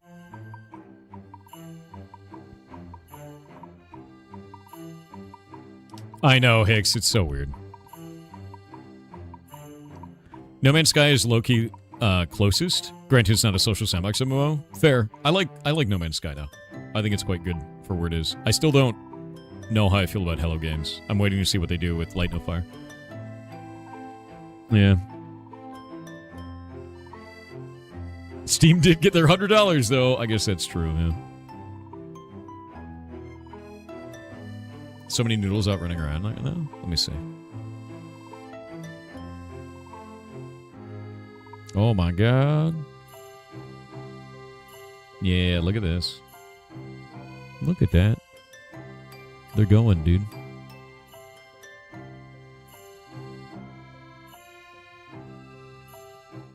It's the oldies, and I know that because they've pooped and peed all over the floor instead of on the pads. It's the group of 7 oldies, and they... If you don't know how old ferrets work, it's like a rager in the old folks' home, dude. They all just run around, they pass out on random furniture, they shit on the floor. Like, that's it. Like, and for the younger ferrets, they go over to like the designated toilet areas and use those. It's just like, yeah, it's a rager in the retirement home. That's it. That's what it is. It's 100% that, man. It's ridiculous. You're like, God damn it, dudes. And they'll poop in the dumbest spot. Like one of them will go inside of a tube, shit directly in the tube, have a horrible diarrhea, and then pass out 4 inches from it. And I'm like, why? It's so hard to clean when it's in the middle of the tube. They have ridges, and it's like 4 feet into the tube to get. God damn it, dude! You got to take a hose and put it all the way through the thing. It's a mess. Sounds like being old. I know. At that point, just throw the tube away. Yeah, Tuesdays. It's only for the oldies, dude. They're all like that. Peanut butter carpet, dude. AOC is throwing risk into the future Kickstarters. That's true. So I will tell you one thing. The indie dev scene will heal. And the reason I know that is because of No Man's Sky. No Man's Sky caused an immense amount of damage to early access games. Enormous when it first launched. Because they lied about basically all of the features of the game. And if you weren't there for it, you wouldn't understand. Like, it's amazing now. The game is awesome now, but it was not at launch. They lied about multiplayer. They lied about thousands of features through the game. It was the worst showing of a game pretty much anyone had ever seen. It actually, at the time, had the lowest review rate of any game in the history of Steam. And they still stuck it out and fixed it. They did. So when that happened, it was so devastating to the indie scene. People, by and large, started attacking anyone that was going into early access. Early access became a bad word for like over a year. It was terrible. You're going to see the same thing for some people for Ashes of Creation, for anyone that's talking about early access for video games again. And the problem is this. There are so many other games that have succeeded that are amazing because they're going into early access. Specifically because they were in early access. Hades 2 is a great example of this. Hades is a great example of this. Palworld is a great example of this. Yeah, Subnautica, great example of this. Path of Exile 2, great example of this. There are so many winners that come out of early access. BG3, Valheim, Slay the Spire 2, exactly. There are so many winners that come out of this, but people focus on the big failures. And that's exactly what happened with No Man's Sky when it first launched. It was a nightmare. Yeah. No Man's Sky was just the first high-profile early access game that burned a lot of people. It was. And it won't be the last. And it wasn't the last. But you have to look at that as those ones that do that are the exception, not the rule. That's the exception, not the rule, right? There are so many games that succeed after doing that because early access lets you get feedback and information from your players and take the time you need without financial pressure from groups like publishers and other entities that can corrupt the gameplay design. Like, that buys you time with just you and your community. That's it. No Man's Sky wasn't early access. It was pre-orders. Yeah. People blamed early access and pre-orders when No Man's Sky came out. That was the problem. They said you shouldn't ever pre-order a game. You shouldn't ever buy an early access game when No Man's Sky launched because it was such a turd. It was a huge deal. 10 to 1, good to bad equivalent? Yeah. Like, that was the problem, though, is big, massive failures, like very, very loud failures in the gaming industry have ripple effects where consumers just go, I don't want to buy any of these games. I'm never going to buy a game like that again. And it's like, no, don't blame the game style. Blame those devs. Those devs made that choice. Not all devs made that choice. No Man's Sky is the last game you ever pre-ordered? Yeah. It sucked. Yeah, we're talking about early access and pre-ordering. When I say early access, pre-orders and early access both took a hit from it. People stopped trusting developers. In fact, I think that was the time when people started attacking developers outright. Like, they were just like shitting on devs, and there was a big shift between like devs were like, hey, cool, you're making a cool game that I like, and it was more like, you owe me a cool game, you bitch. Like, it changed to that. I saw very heavily. Yeah, social media with death threats and all kinds of shit. That was kind of like the beginning of that shift, man. And it's not great. Your last pre-order was Cyberpunk 2077. That's fair. I like Cyberpunk 2077. I played it at launch. I didn't have any problem with it. I had one bug. We played it live at launch, and I had one bug through the whole thing, and it was in the opening cinematic all the cops got out of their car and they were T-posing and they slid towards me.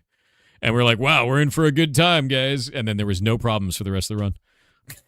I played through the whole game. I was like, wow, this is a shit show, all right. And that was it. That was the only problem. Yeah, No Man's Sky launch stuff was 10 years ago. But no, it did damage to early access, it did damage to pre-orders, and it made people wary of developers and treat developers negatively. You ever play the Phantom Liberty DLC? I didn't end up doing it. Yeah, I didn't end up playing it at all. Satisfactory is a masterclass on how to do early access. You think so? I didn't even know it did early access, to be honest with you. I didn't get really into Satisfactory until after it launched. Crazy. Yeah, it is crazy to think about that it's 10 years, though. It is better than the main story. Is it? Is it really? No shit. Need to play Cyberpunk 2077 with all the new patches and Phantom Liberty. It's not the same game anymore. When I played it, I got really bored with the hacking route because it just felt OP. So I swapped over to playing just with the pistol, and it was awesome. It was very fun.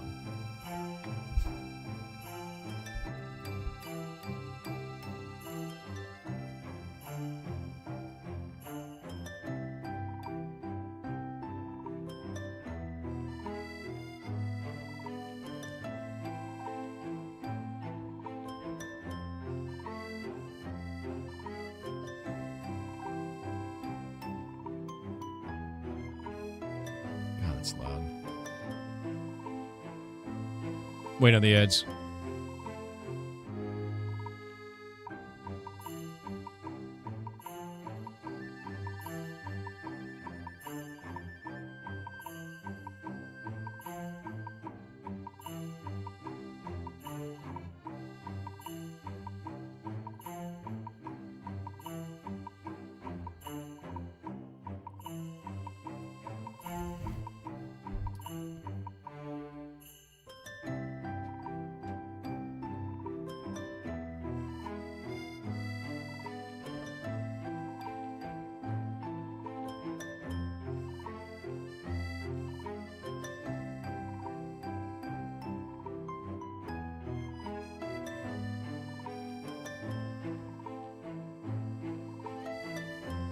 Huh.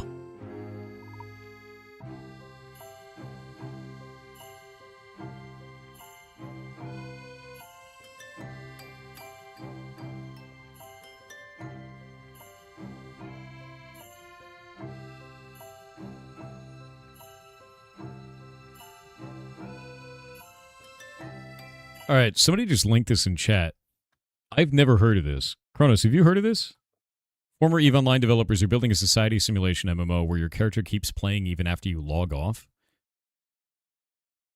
I mean, in EVE, your character keeps gaining experience, skill points, while you're offline.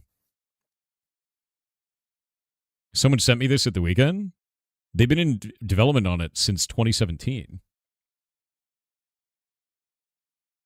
Phantom Liberty is worth playing, yeah. Along the Works Colony Sin MMO is shaping up into something that looks like EVE Online for RimWorld fans. Two former developers of EVE Online have been working with their studio Clang Games for over a decade, making an MMO where it isn't just a world that's persistent, your characters are too.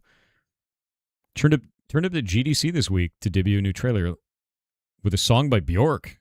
That's wild. And the Future Games Show, and give me an overview of the current state of Seed. Back when we first saw Seed in 2017, it was ambitiously name-checking inspirations like The Sims and Dwarf Fortress. That hasn't changed much, as the third co-founder, CEO Mundi Vondi, adds titles like RimWorld to the cocktail of obsessively deep simulation touchstones while showing it off. It's an MMO where your seedling characters continue operating in the world even when you're offline. Society simulation covers everything from taxes and rules enacted by its player-run societies to all the individual bones of your character's skeleton. What? Vondi says with things like building and decorating individual homes and stores somewhere in between. What? What? I didn't ask about all the possibilities of biblically accurate bones, but the developers at Clang were quite happy to recount some of the society-level drama that makes EVE Online DNA quite apparent.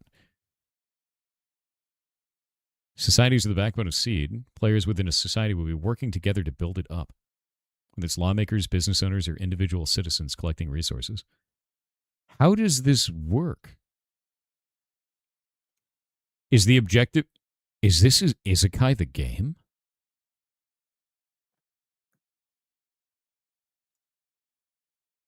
Importantly, someone like me won't be stuck choosing between slotting into cushy urban living and roughing it with my pals.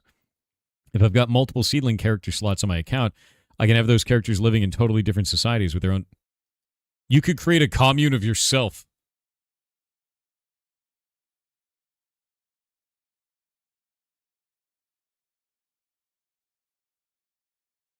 That's weird, dude. Welcome to the Carry of Gom... Like, yeah, welcome to the commune of Gary. Hello, we are Gary. Welcome to Gary. Oh no. Kling describes how one society in Seed's current closed beta had an administration change thanks to a bread dispute. History is cyclical, I suppose. One member was shorting the bread market, upsetting many other citizens. The society government stepped in, imposing a temporary 100% tax on bread for 5 minutes to bankrupt the bread shorter and normalize the market.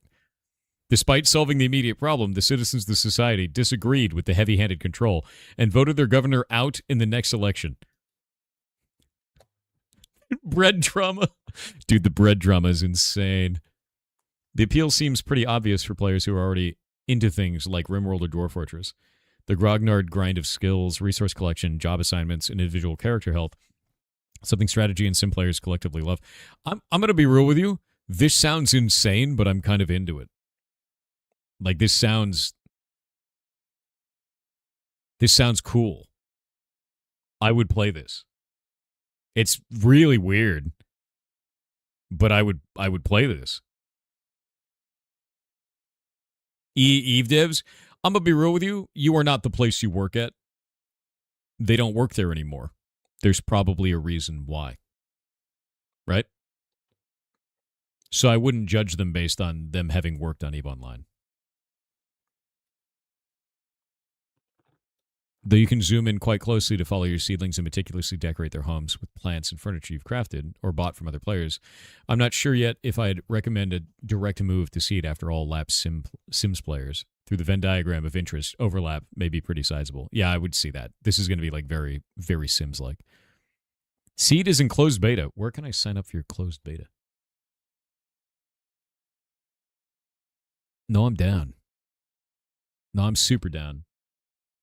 That actually seems wildly interesting. Website.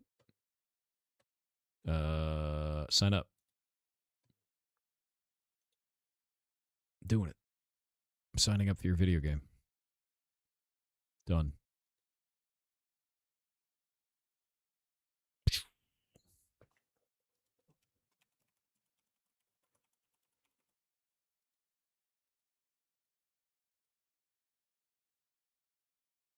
Account made.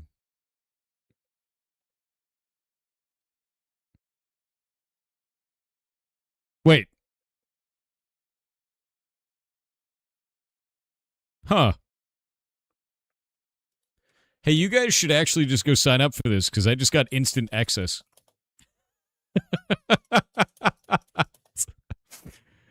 Oh, wait, no. If you haven't received an invite yet, the launcher won't let you in quite yet.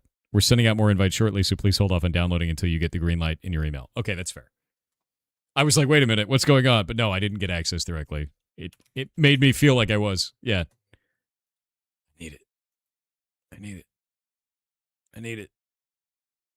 Oh, what is this? What?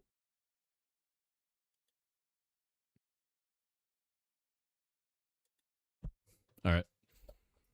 What's in the store? What do you mean what's in the store? What is Seed? Universe Simulator. Well, Planet Simulator. That's weird, man. I'm super into this, legitimately. Yeah, I don't need it. I need it. I need it. I'm super into the idea of doing that. 100%. I think that's really goddamn cool, to be honest. The idea of having a world that is simulated like that and you can play multiple characters within it, and they keep playing even when you're offline, is wild, to be real. It's incredibly wild.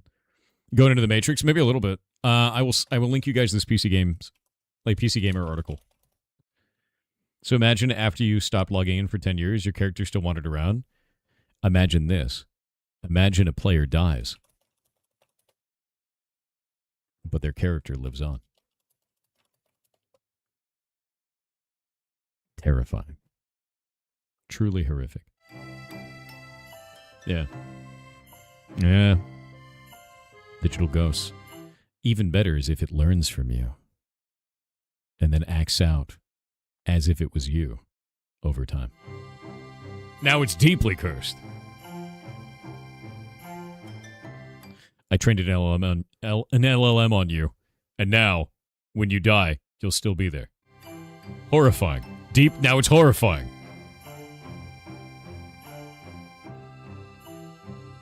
If you die in real life, you don't die in the game.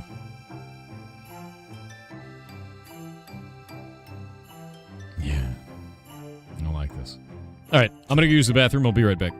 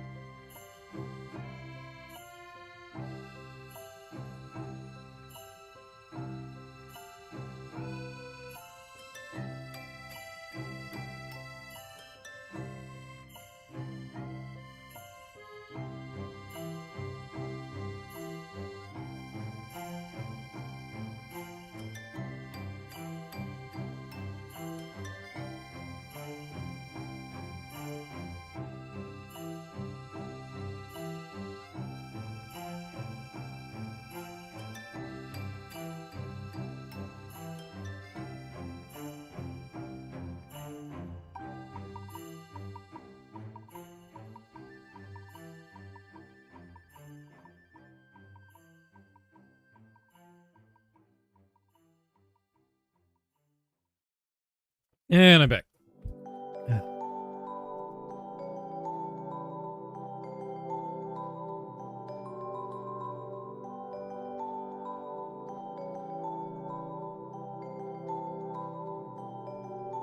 Yeah, I got rid of him. Thanks, Sugag. They wait for me to go AFK for a moment. Thor didn't wash his hands. I always wash my hands. What's wrong with you? Linus Tech Tips. Just purchased a private jet. It was previously owned by UAE. What?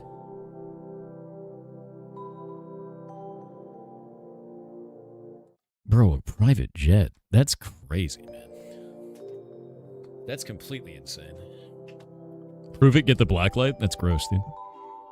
You prove it. Lick my hands. Now what?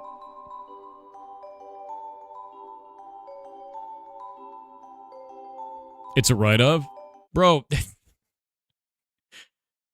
Please tell me you're joking. Please. Please tell me it's a joke, dude. Please don't do this. It's a write-off. Please. Please. Please. No, that's not how write-offs work. Okay, let me explain this to you. It's an LTT joke? Okay, it is. Thank God. Does anyone here think that, like, a tax write-off is somehow making you money? It's not. I'm going to write chat off. I am. So there's two things that I always hear that always make me kind of laugh. This is a money thing. And people are like, oh, you could totally spend that money because it's a write-off. And since it's a write-off, it's fine, right? It doesn't cost you anything then. Or the other one is, oh, you could totally do this because it's charity. Why did I write chair like you're sitting in it, dude? It's Charos rising up. I want to give you something to let you understand. In both of these situations, the money is gone. You spent it on the thing. The only difference is you don't pay taxes on that money. It's still gone. The money, you still spent the money. You just don't also additionally pay taxes on it. The money is gone. I don't know how people get this wrong all the time on the internet. If you give money to charity, the money is gone. It's gone. You just don't also pay taxes on this. It's gone. Because if you make $100 and you spend that $100 on something that is not a write-off, you are also paying tax on top of it. But if you give it to charity, and it is considered tax-free, in the case that it's a charity, if you're in an area where it is, the money is still gone. You don't save any money. It's gone.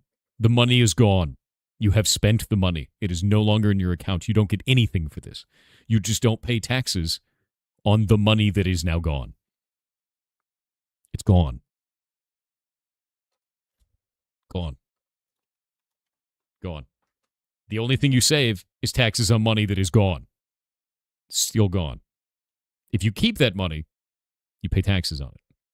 If you spend it on charity, you didn't spend any, you don't pay taxes on that. In some places, talk to a tax preparer. It's important. But it's still gone. Can you lower your tax bracket with charity? No, because we use a progressive tax system, God damn it. The way that our tax system works is, I'm gonna fudge some numbers real quick. Let's say that you make $50,000, right? And let's say that you're in a tax system, right? Where it does brackets. We do a progressive tax system, and I'm going to give you fake numbers right now. Let's say that it's 10K, and then 20K, and then 30K, and then 40, and then 50, right?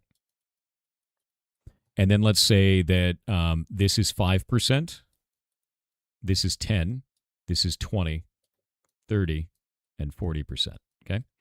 The way that it works with the progressive tax system is, for the first 10K over here, no taxes.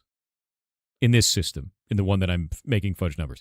For any amount from $10,001 to $20,000, you pay 5% of that in taxes. And then for the next $10,000, the 20 to 30K, you pay 10% on this amount. So if you donate a bunch of money, you don't go back a tax bracket and pay less overall because it's only on the money that goes above that bracket. Like, you don't breach this and then you're like, now I have to pay 10% on everything. No, you pay 5% on this amount, you pay 10% on this amount, and so on and so forth. So going back a tax bracket doesn't exist. That's not a real thing. And somehow the internet believes that it is. And it's really stupid. Yeah, it's not how it works. It's not how it works at all. Your brain hurts?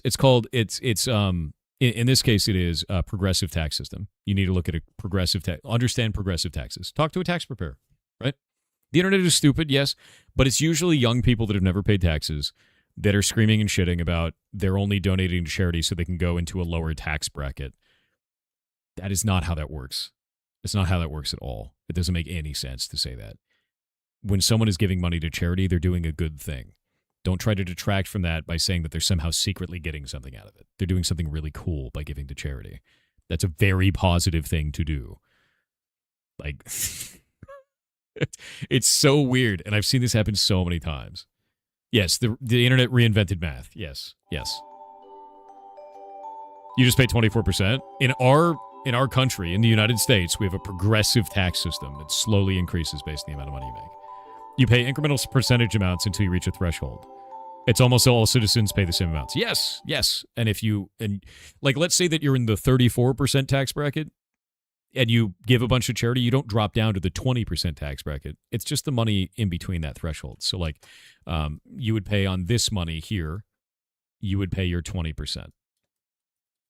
But you wouldn't be paying 20% of your overall. You're only paying 20% on this $10,000 between 30 and 40K, and so on and so forth. And that's it. It's a write-off. What a write-off is, not a ride-off, to be clear to you, is that you are writing off that specific amount of money, meaning that you don't pay taxes on that specific amount of money, right? If you gave $100 to charity, if it's a write-off in that way, you don't pay tax on that $100. It's as if you never earned the $100. You don't get a credit to apply to other taxes. You just don't pay taxes on that $100 anymore because it's written off. Not ride as in RIDE. Yeah. Why are you like this? American math, self-reporting in chat. I'm American, though. You ride off into the sunset with pockets full of cash? I swear to God. You guys are goblins. Here, let me link this to you. There we go.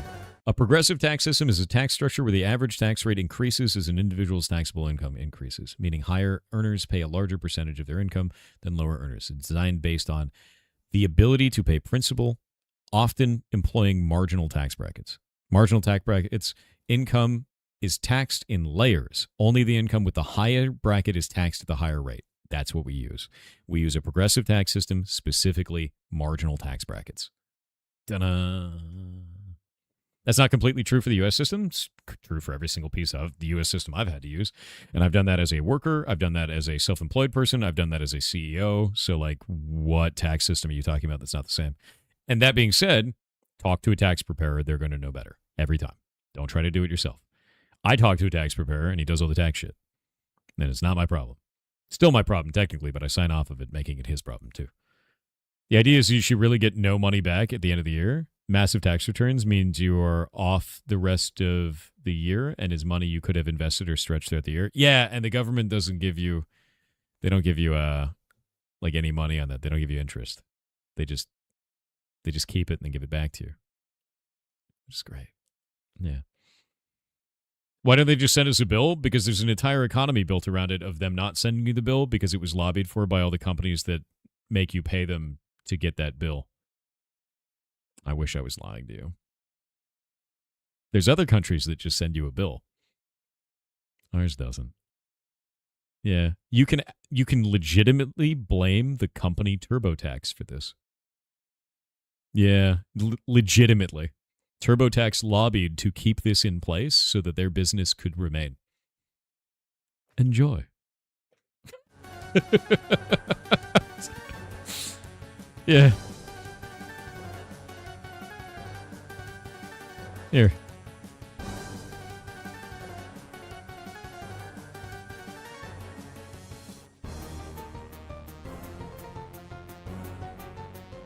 Yeah, Intuit, the parent company of TurboTax, has spent over $55 million on federal lobbying since 1998 to prevent the IRS from creating a free, simple tax filing system.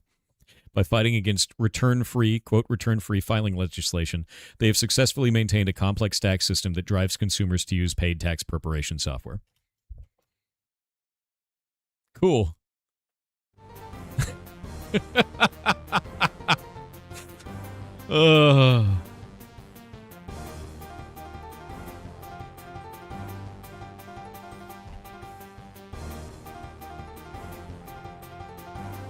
You're so glad you knew how to do your own taxes? I don't do that shit. Like, running a corporation now, like, there are so many chutes and ladders on this shit, dude.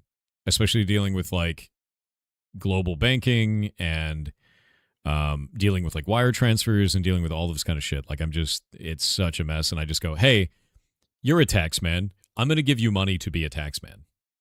And then you just tell me what I owe. And then I sign it. And we're good. And that's it. Oh, yeah, no, research and development tax credits are insane. Like, all kinds of stuff like that. It's just a nightmare. It's an absolute nightmare. It shoots and ladders because of guns? You got it. Yep. Is there any way to do your own taxes without TurboTax or anything? I can't give you financial advice. I would tell you to go talk to a financial advisor. Talk to a tax man. In the example of 50K and 5% 10K divisions, you would pay $50, $500, $1,500, $2,000, $5,000 total, even though your top marginal rate is $2,000 or 20%. You did it. You did it. You did it. You understand. Look at Gargoyle's post. Oh my God, you're solid gold, my man. You figured it out. Look at this. The goblins can learn. The goblins can learn. Oh my god. You did it. You did exactly what I'm talking about. The marginal tax rate, the progressive tax system known as marginal taxes. You did it. It's like watching a kid ride a bike for the first time. I'm so proud. You have no idea how proud I am. Do you know how many people on the internet just freak out and shit about taxes because they think that if you donate to charity, you're going to a lower tax bracket and somehow you're making money out of that, so you're a bad person for giving to charity? This is how it works. So proud of you. You've broken the cycle.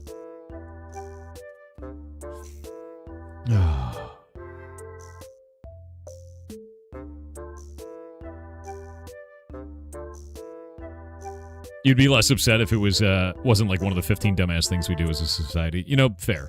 Truly fair. Wait, does that mean that you guys gave all of the 7 brain cells to Gargoyle? I think you did. I think for a brief moment he had captured all of chat's brain cells. Entirely so. My man. Wielding all 7 brain cells. That's like the infinity stones of chat, dude. You became like the only hobgoblin available. It's insane. Oh god, I said 7.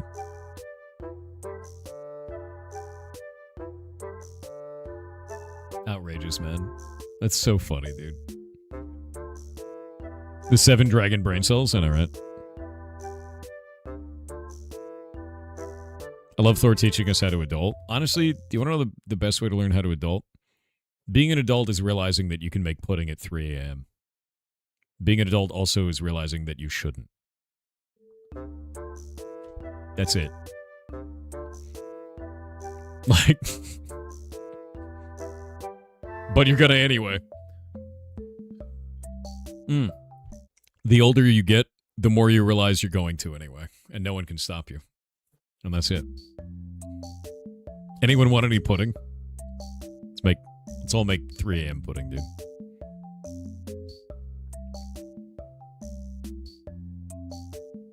Yeah, being an adult is making 40 hard-boiled eggs at midnight. I think there's like levels to adult, right? You're like a young adult, you don't really know what the hell you're doing, so you make a lot of mistakes and do stupid shit and don't know what taxes are and blah, blah, blah, blah. And then you become an adult and you're like very serious about being an adult. You're like, this is serious time. Everything is very serious. I have to be a really serious adult. Got to do this. You get a little bit older and you're like, you know what? This is bullshit. I'm going to go do whatever the hell I want again. And then that's it. And then you stay this way until you die. Yeah. I think I want to say at around age 30, you start getting here. Which is why old people are so cool to hang out with sometimes. Yeah, it's about age 30 you start to realize this is bullshit. Because in the serious phase, when you're doing your career and you're like really into it and you're like just starting out and all this kind of stuff and you're trying really hard, there's this kind of mystique of work. Like work has a bit of a mystique to it. Like corporate offices are a little bit of mystique, right? Whatever it is that you're working on. And then after a bit of time, you're like, wait a minute. This is just high school kids with adult bodies. Then you get this. You realize it. It'll happen. You'll reach it. You'll know. Yep. High school never ends, dude. Oh, and by the way, all the people you hated in high school that are the same age as you, they'll be the same age as you forever. They might even work in the same field as you.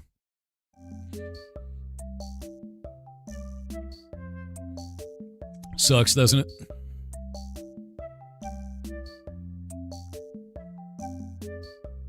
Bro.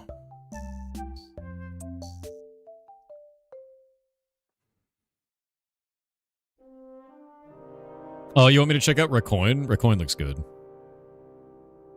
You know what taught you how to adult? The first day you turned 18, you went to buying booze and asked for ID and felt sad about not being asked for it. Do you want me to show you the real days that you age?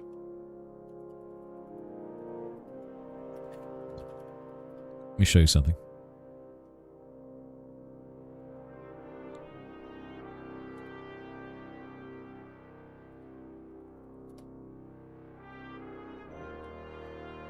I'm about to show you the actual... Oh, wait, I'm going to wait for the ads. I'm going to wait for the ads, and I'll show you this.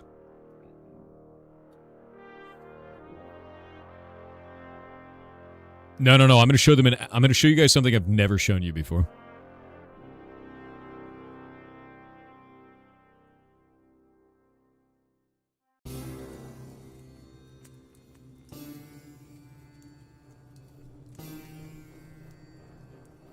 Did you guys get a TurboTax ad? God damn it.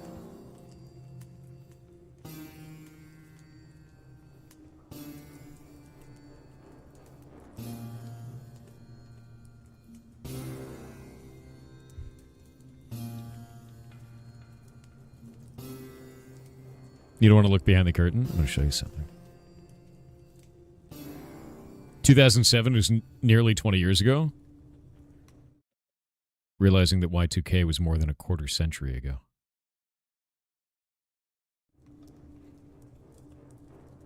The horror.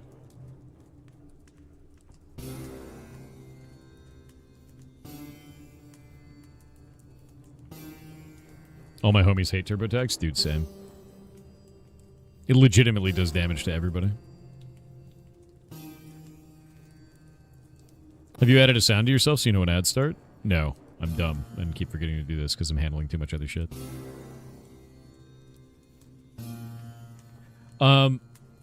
Miv, if your ads are playing at 100%, that is a violation of federal standards here in the United States, and you can report those ads. That's not Twitch doing it. It's the ads doing it.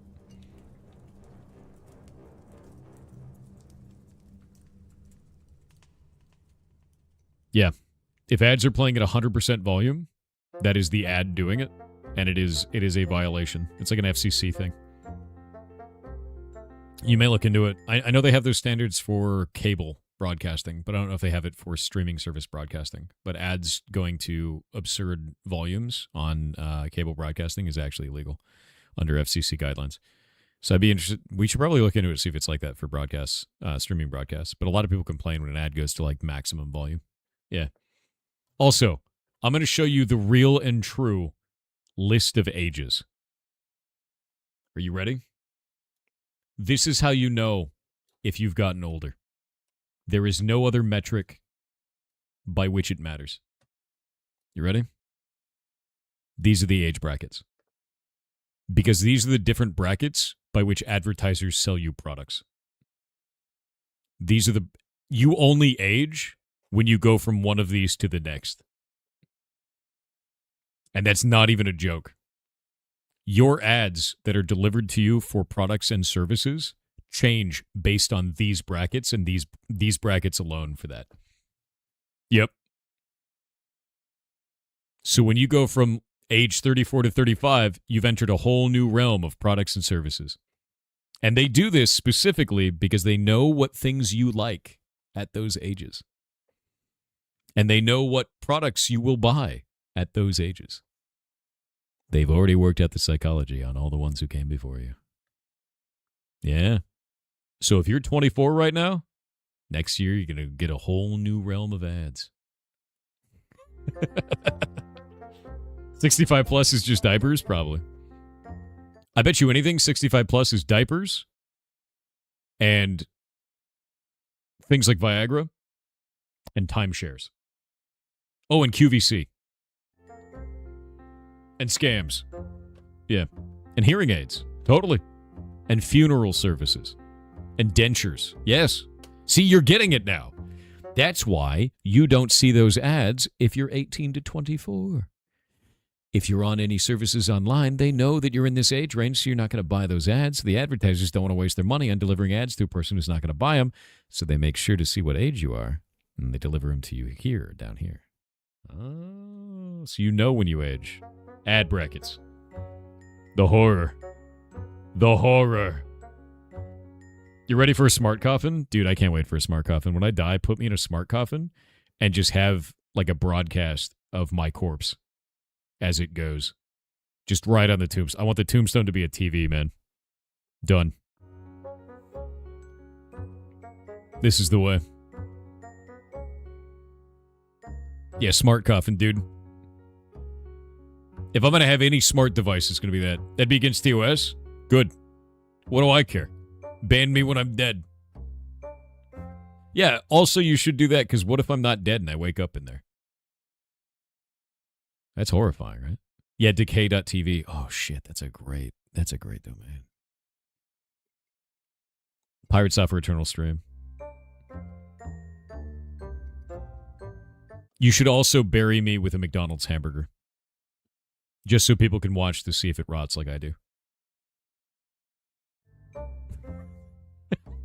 That's the hook right there. Does a human body rot faster than a McDonald's hamburger? The answer is likely yes. No. No more hostage train? I mean, you could technically put a hostage train up. But I just never leave, though. And a bag of dicks. Dude, I want to get hamburgers. I want to get hamburgers bad. Came into great ideas. It's pretty good. The answer will shock you. No, you gotta put like everything on YouTube is this now. It's so over. it's just a stream of you rotting in the coffin. It's like bright red letters. Uranium-235 rots faster than McDonald's? Probably true. What is the half-life on uranium-235? I actually don't know. I have no freaking idea. Some McDonald's doesn't decay because it lacks moisture to start it. That's true. That is true. Actually, something you'll find that's really interesting is newer breads, like breads that we have here in the United States. I know this is going to be horrifying. The European mind cannot comprehend this. Americans, go get a loaf of bread that you have in your house. Look at the ingredients. You will find that every bread, unless you are getting keto bread, has 1 to 2 grams of sugar per slice. I know that's horrifying.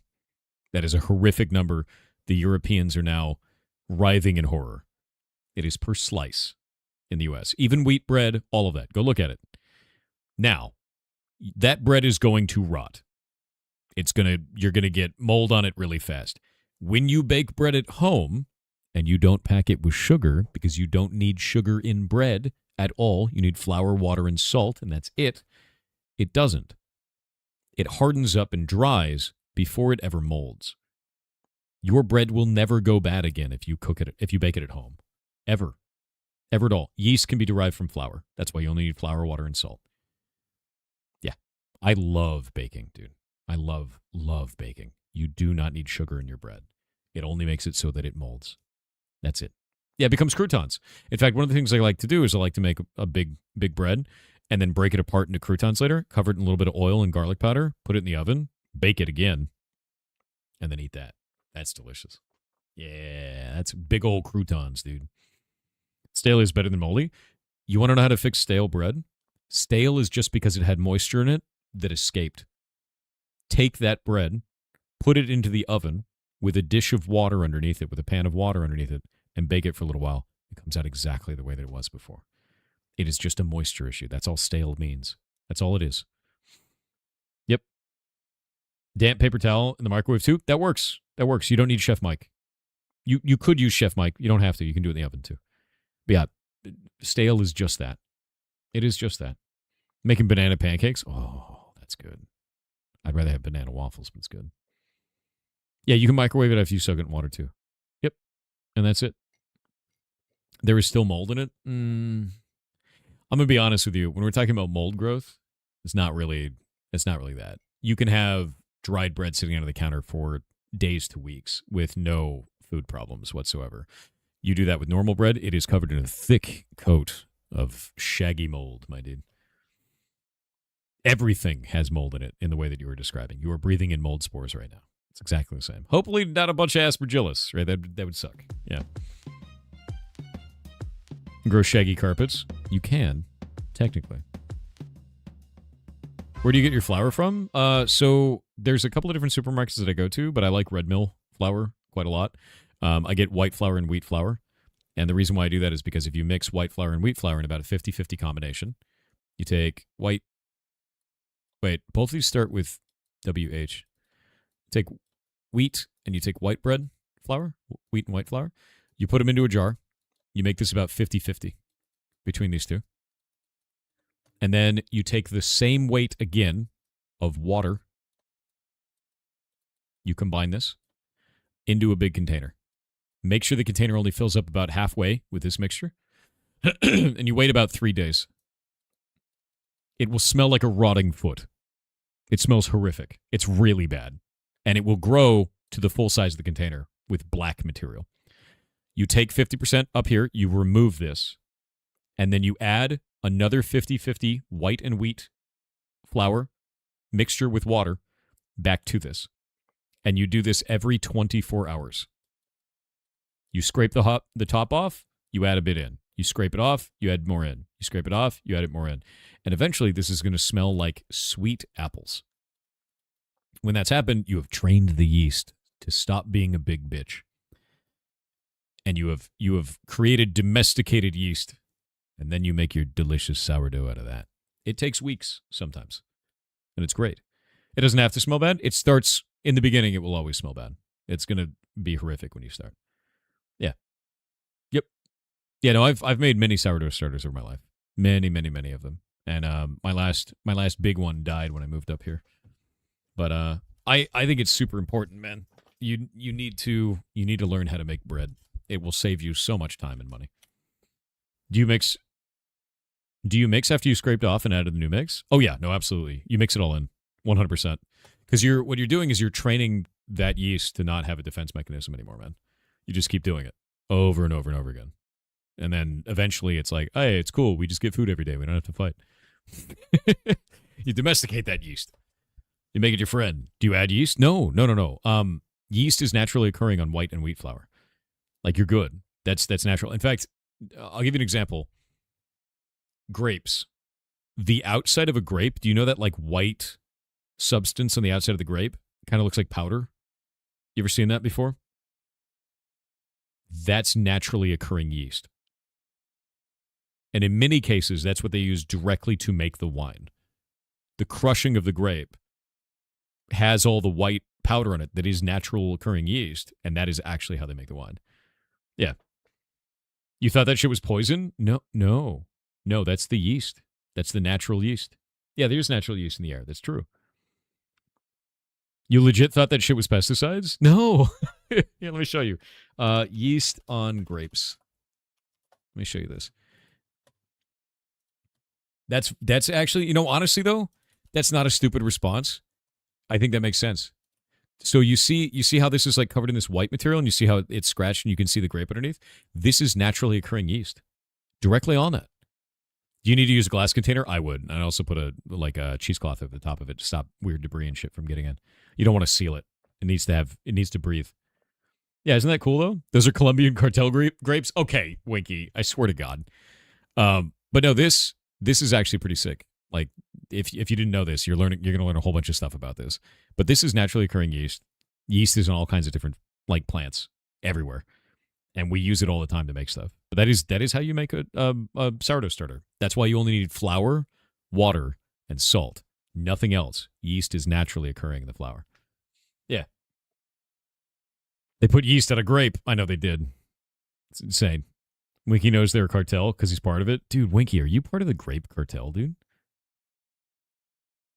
It's that wild yeast that makes brewing a pain in the butt, but fun. How many of you guys have used wild sources of yeast? Because I always do that for bread. Always. And I know there's some people in the community that do their own brewing.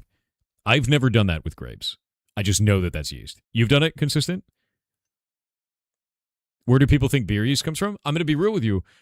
Most people don't know where yeast comes from. They think that it's like made or constructed in some way or like produced, right? They don't realize it's a natural thing. It's like out there, and we use it for stuff. And you can train it and do all kinds of stuff. And I think that's fair, though, because they don't know, right? It's not their fault. It's just not something that's like taught. You'd have to look into it if you're, I don't know, if you're interested in doing that, which is not everybody, right? It's summoned through various rituals developed during our glorious past. True. That's how you make prison hooch. It is technically how you make prison hooch. That's not even wrong. I didn't know you could train yeast. Yeah, that's how it works. Winky told me yeast comes from Uber Eats. That's probably true as well. Yeah, it's literally everywhere. Actually, everywhere. Is store-bought yeast just already domesticated yeast? Effectively, yeah. So what you can do, and I know this is kind of funny, is you take that mixture of your yeast when you've trained it up, and you've gotten out of the impurities, you've trained it up so that it's not weird anymore, all that kind of stuff, right? You take it and then you dry like that amount that's in the bottom of the container. You can take a piece off of this, take it over here, dry it into a powder, and now you have powdered yeast that you buy in the store. It's exactly the same. You just don't want to heat it. You dry it out. And it can actually stay effective for quite a long time this way, which is why they have expiration dates on them, and why when you go to bloom the yeast from the store, sometimes it doesn't work, and you should always bloom the yeast first to see if that is a valid batch, right? Same thing. So I've dried it a bunch, and then I just have that, and it's just there, right? You just keep it for a long time. It usually lasts like 6 months to a year this way, by the way. Yeah. It comes in a package. You make a poolish, you get a semi-sourdough. Oh, I just make it from scratch, dude. Do you have to train it to shake? You do. You have to train it to roll over, too. Yeah. Maxim00 on Twitch said, "Hi, You freeze it at Thor, last don't ages. mind me. I'm just waving to Kick and YouTube Goblins Yar Bongos."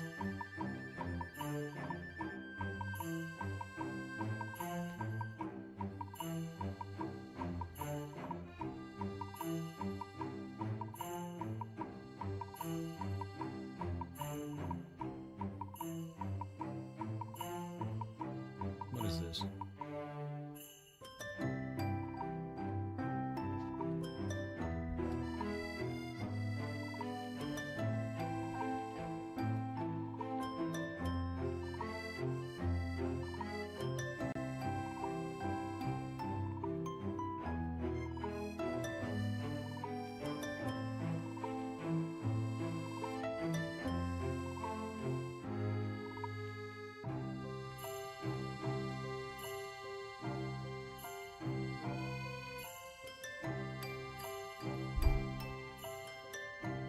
One sec.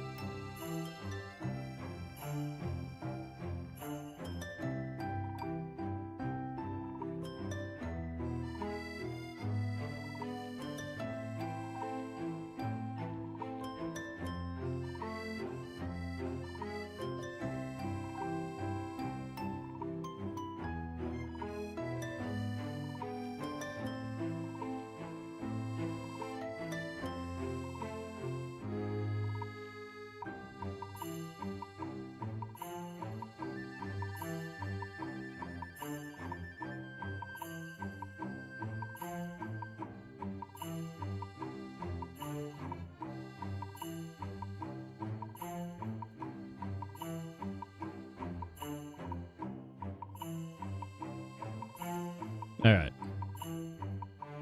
Boop.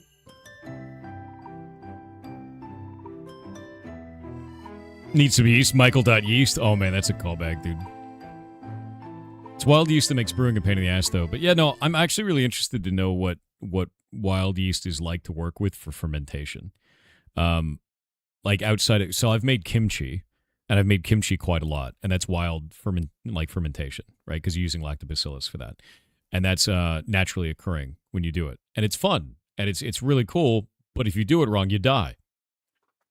So don't do it if you don't know what you're doing. But I learned when I was really young because my first girlfriend was Vietnamese, and her family taught me how to do it.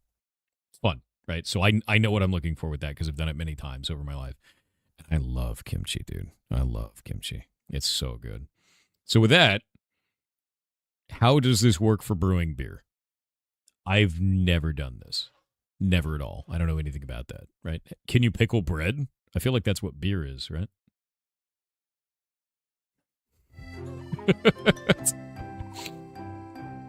Beer is just pickled bread. We've learned today.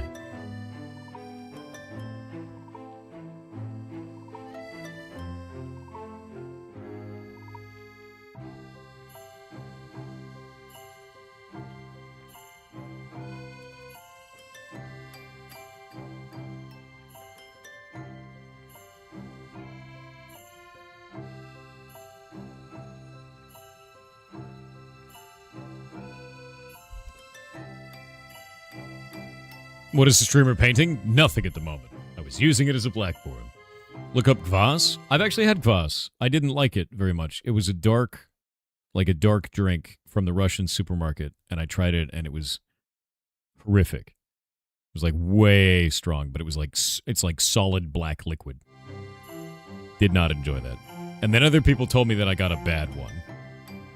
And that normally they're good. Yeah. Kvass. Yeah. If you're allergic to hops, have you tried wheat beer? No, but I want to try Groot Brewing, where they don't use hops in it. They use a bunch of different herbs. That sounds really interesting. I've also had ciders a lot before. As a Russian, I am very offended I'm approaching your location. Dude, maybe give me a better version of kvass, right? I had a kind that was just not good tasting, dude. Like, it was like aggressively aggressive. It was just aggressive. You've read bread beer? No. A shy beer from Japan, 100% malt, no hops. That I could have. I wonder if I would like it. Not really into drinking because of it, though. Asahi? Wait, Asahi has no... I thought you were talking about something else. I've heard of Asahi. That has no hops in it?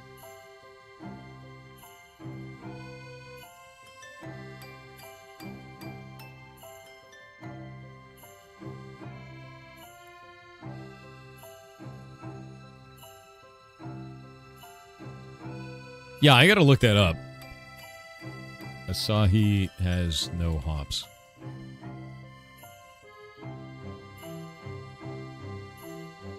You lied to me, chat. Asahi Super Dry does contain hops. It's not hop-free. It uses noble-style bitter and aroma hops to achieve quick and clean dry finish.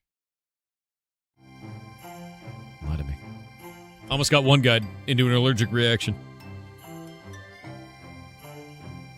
Why you like this?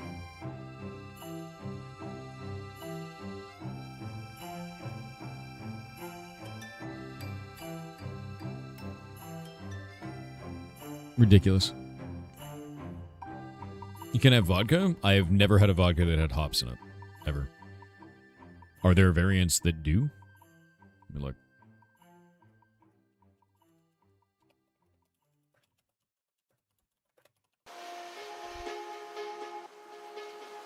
Yeah, okay. Vodka does not typically contain hops. That's why I was like, what do you... That's weird. I guess there are some brands where they make a hopped vodka. That's weird. Yeah. Wasn't sure if it was hops or wheat. No, it's specifically hops. My dad's got the same allergy. Vodka's made with potatoes. Yeah.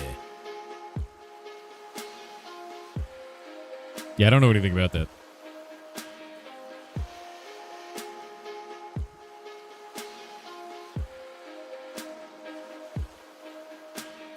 Gross fact, sake was originally made by chewing rice and spitting it into the rice mash. The yeast from the mouth was used in fermentation. Honestly, I wouldn't be surprised. I might get one guide by right now, but I believe you. Like, entirely so. Vodka can be made with wheat, too. Interesting.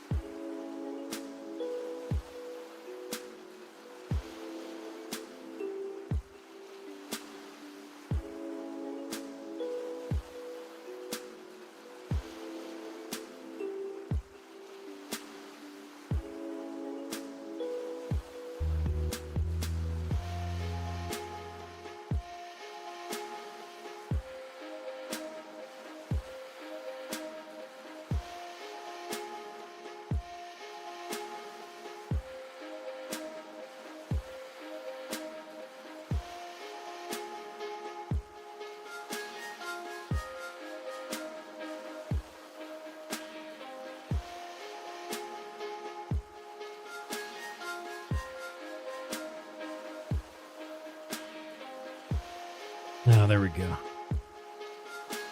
Oh, this is really weird. This is like a new kind of bot. Thought I'd go into smart switches instead of bulbs. Ew. Ew. Are you talking about having a Wi-Fi enabled light bulb? Oh. Yeah, so there's a new bot that I'm seeing over on Kick. We've banned it like 4 or 5 times today. And it says, "Yo, this streamer said he wants to stream with you. He's live right now. His kick is," and then they at a person. And we've banned like 5 or 6 of them already at this point. So it's definitely like a new style of weird bot advertising on here, and it makes me wonder like why did these start today? The accounts are following since April 3rd. Yeah, it's really weird, and it's been a different account every time too. Like every one of these has been a different account. They do that a lot there. Is that like a comment? See, I'm learning the new bot behaviors on the other platform. Weird, right? Who said anything about Wi-Fi? They use unjacketed copper to hijack it into our neurodes for a mood accessory. Oh God, no. Mixer had a similar one. Twitch doesn't really have that one, to be real with you. Like, not at all. It's kind of interesting because like that's never going to get you good community. It's going to get you people that are mad, right? Yeah.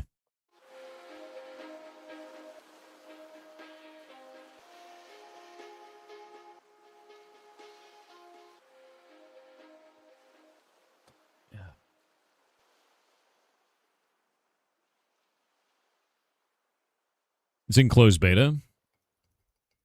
The seed project that you shared with us earlier. Is there any reason it would have an NDA? If they plan to bring you into generally, so they have you sign an NDA in there, and the NDA is not that weird, so I was fine with it. I read through it quickly. It is weird that they're putting the NDA before accepting you into the beta.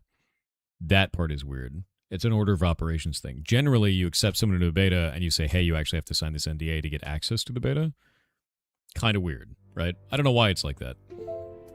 I've never seen anyone do it that way. So that is kind of a red flag, a little nerve-wracking. Read through it yourself and see if you accept the terms of the NDA. That's the important thing. And if you're really worried about it, talk to a lawyer. Yeah, if another streamer wanted to do a thing, they should have DM you directly, not have bot pushing. Exactly. Yeah. Yo, I got a Kick streamer that wants to collaborate with you. Their name is Ferret Software. Oh, shit. That seems amazing, right?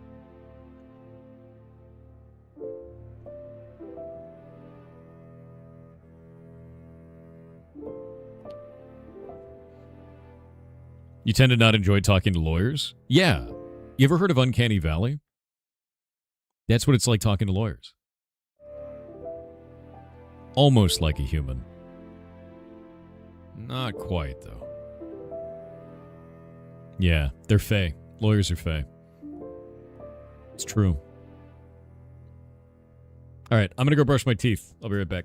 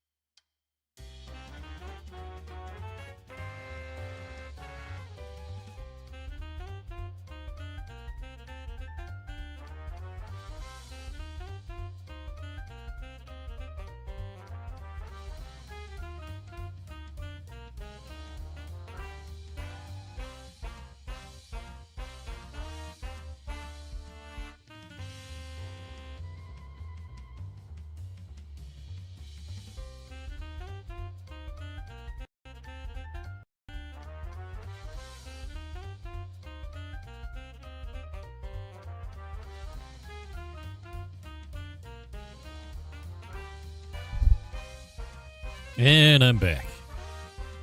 Boop.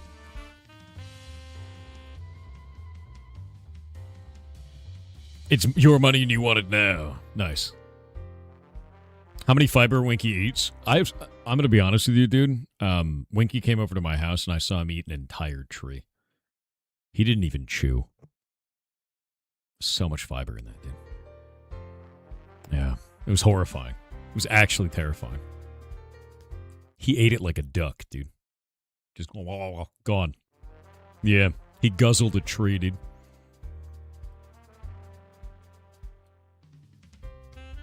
He's part beaver? No, beavers chew, man. Yeah. It's terrifying, man. You did not make pudding, but you made corned beef sandwich on sourdough at 2:30 in the morning? That's kind of sick.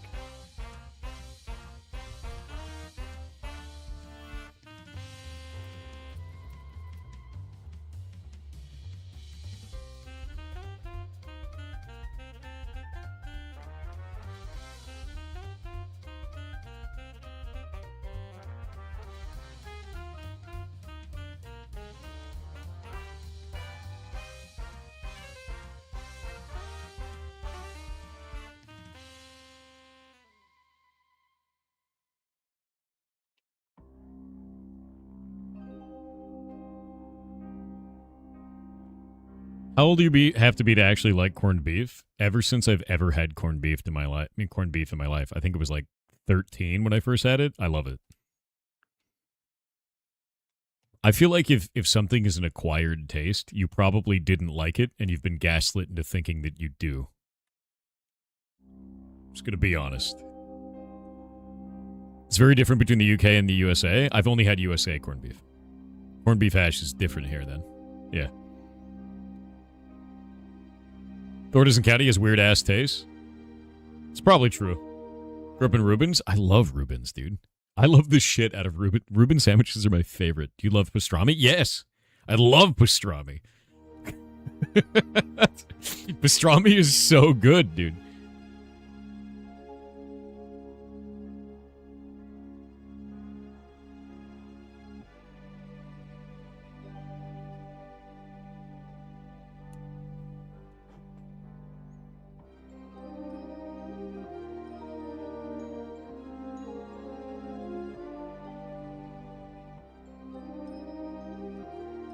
Why is Thor in the void? Void. It's real void hours right now, dude. Blue cheese is 100% acquired taste? No, it's not. I've been eating blue cheese since I was in elementary school. If you have an elementary school kid that likes blue cheese, I'm pretty sure it's not an acquired taste. Elementary school kids don't give a shit about your interest in their tastes. Not even a little bit. I love blue cheese, dude. I acquired it first time. Blue cheese is F tier? You're F tier. Now what, Winky? What are you going to do with that? Durian's pretty great. It is. It smells bad, though. It smells terrible. Yeah, I feel like if you don't like blue cheese, you're just weak. Now what? What do you do with that? Yeah. What are you going to do now, dude? That's weird. That's like aggressively weird, dude. Blue cheese is wonderfully creamy with a light sour taste. It is, yeah. It's super good, man. The opinion of a blue cheese enjoyer means nothing to me.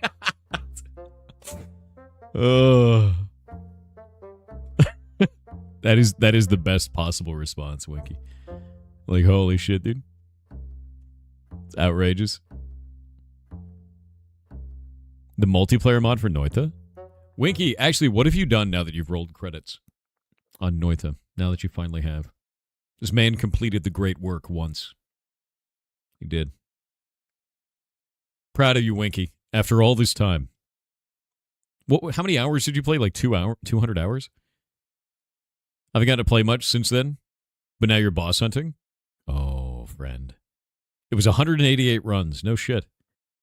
That's so many. That's so many. Dude, I gotta show you the world. I'm gonna show you all kinds of weird shit. I'm gonna show you all kinds of shit. Don't suggest looking at how cheese is made. There's a lot of different ways to make cheese. I make cheese. It's good. It's good shit.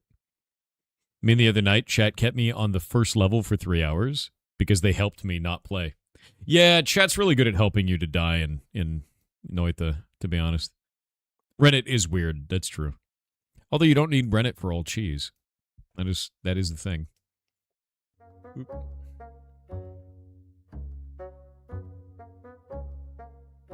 To be honest, you think it was a skill issue on your end? Chat only helps. Look at him walking back. I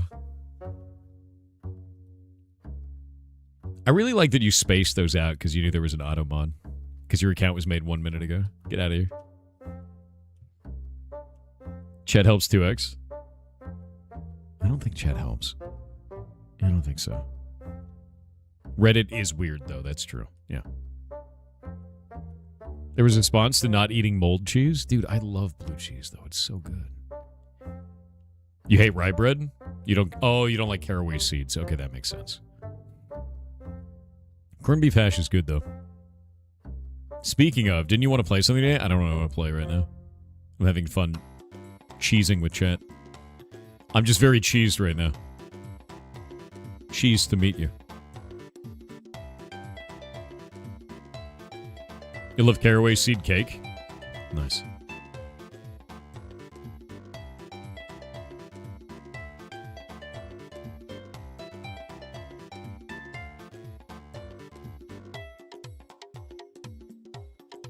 They have this room full of wine and cheese at the country club?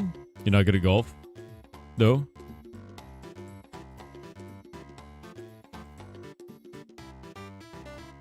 I was going to look up the new Balatro updates, but then realized you can't update perfection. Wait. Did they update Balatro? Is there actually an update that came out for this game? What the hell did they update? What did they do? No, there's no updates. Is there an update? I don't see any patch notes. No updates for a year. I mean, it doesn't need them, right? I've seen people get mad that Balatro didn't get an update. I've seen that. Like, they were somehow upset that Balatro didn't receive content updates, and I'm like, get every deck to gold. Like, good luck.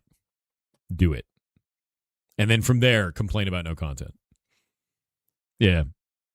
You can't update perfection. That's true. It's a great game, dude. Have you seen Recoin yet? Have you seen this one yet? Winky? Continuing on the games that look like gambling but actually aren't gambling.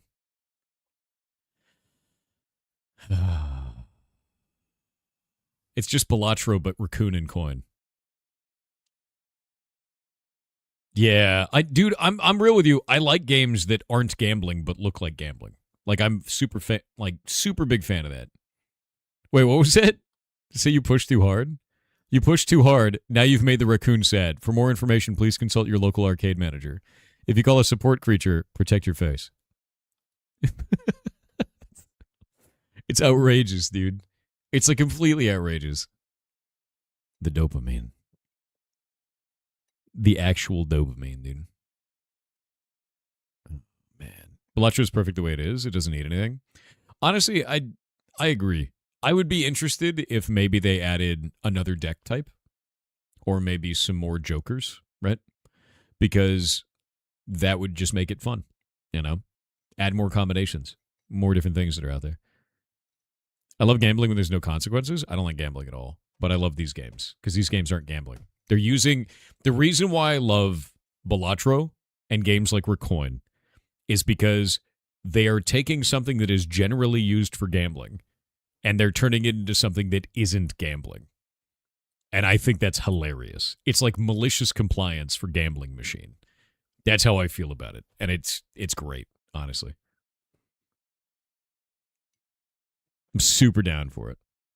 There's always modded Balatro. Modded Balatro? I don't want modded Balatro, dude. Yeah. Oh, Lex, thank you very much. That's very nice of you, dude. Never gonna stop. You like Clover Pit also. So I haven't played Clover Pit, but I've seen it. That's the one where it's like way darker, right? Yeah. Okay, so it's an arcade machine, but it's cursed. The reason why I haven't played this one yet is like it's I don't know what it is about this, but it seems so dark and grim. It feels like you're in Iron Lung with a slot machine, right? It's Iron Lung slot machine edition. You're just trapped in this tiny little dungeon of like horrible rusted metal room with a slot machine. That's pretty much it. Okay. That is surprisingly accurate. That's what I got from looking at this, and I'm like, Jesus Christ, dude. Like Satan keeps you in his secret dungeon slot machine room. Oh, that's scary. I don't like that. Nah, it freaks me out. Would you play it? Yeah. Yeah, I don't see why not. Like, Recoin and this seem really cool. This seems way darker than Recoin. Also, thank you very much for those 5 gifted subs. That's incredibly nice of you, Asjan. What's the game with a shotgun and gambling? Oh, Shotgun Roulette. I think that's the one you're talking about, Shotgun Roulette. You need to look at guinea pig parkour. Dude, what is guinea pig parkour? The hell is that? Let me find this. Guinea pig parkour. Oh my god. Oh wait, no. That's what this is called now? This was called something else before, wasn't it? I have seen this on Twitter so many times. The animation of this is freaking amazing, dude. Did they have a different name for this game previously? Because the animation of this is awesome. Yeah. Oh, it was Buckshot Roulette, not Shotgun Roulette. You're right. Like, look at this. The only other game that I can compare this to is like Earthworm Jim and Pizza Tower. And like, that's it. Yeah, Holy Earthworm Jim vibes. Exactly. It's like crazy hand animation shit. Like if we go to Pizza Tower, let me pull this up. Pizza Tower is exactly the same. I know this is kind of like way sketchier, but I want you to look at the main character here. I want you to look at him. Look at all of those animation frames. Once the logo goes away. Get out of here. Look at this. Like, look at that, dude. Like, all the smears on this are done by just drawing the stretch character. Not done with, like a stretch filter or anything. Like, every single animation frame is drawn. It's like OG Cartoon Network. It 100% is. Like, it's crazy, dude. Pizza Tower has, like, tens of thousands of animation frames. It's wild. It's one of the most insane. It was made in Game Maker, by the way. The game was made in Game Maker, which is just crazy to watch. So, incredible job. Actually insane.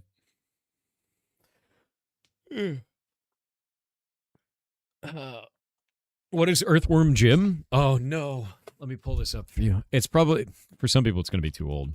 Earthworm Jim. Earthworm Jim is an old hero. Gameplay. Let me see if I can find... I don't know if I can find an animation. Gameplay GIF. Yeah, here we go. Okay, let me show you this. Let me give you a classic Earthworm Jim minigame. Count launched. Earthworm Jim. It was a platformer with like crazy animations. Like just absolutely absurd animations, right? You that old because you remember Earthworm Jim? Yeah, yeah. But like look at the animation of his head, right? He used his head as a whip. And like that's his whole body is an earthworm, right? And like that's why it's very familiar when you're looking at guinea pig parkour, because it's this kind of crazy over the top animation. At the time, this was insane. You'd never seen anything like that. Yeah. Never completed Earthworm Jim on Mega Drive. The underwater level was brutal. Earthworm Jim was brutal. Games back then were brutal, dude. They were super brutal back then. Like, holy shit, man. But then you look at something like Guinea Pig Parkour, and it's that same kind of liquid character stretched movement, right? It's just neat. You seen Minos yet? I don't know what that is now. What is Minos? What is that? This? It's from Devolver. It comes out in 6 days. Minos is a maze-building roguelite where you, the fabled Minotaur, must defend your sanctuary from bloodthirsty adventurers. Design and redesign deadly labyrinths, set traps, and turn every brave soul... Oh my god, it's the perfect game. I love Dungeon Keeper.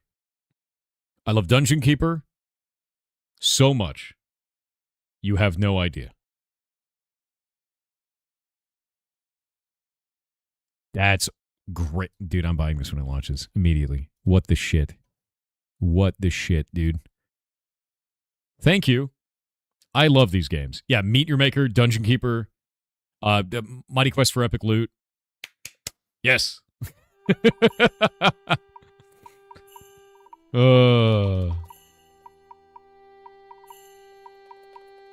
Done. Oh, here's the real question. Can I go into somebody else's dungeon? Looks like no. Fine with that. How do you get assets to start creating something in any one game engine? You can't really do anything without some objects. You use what are called primitives.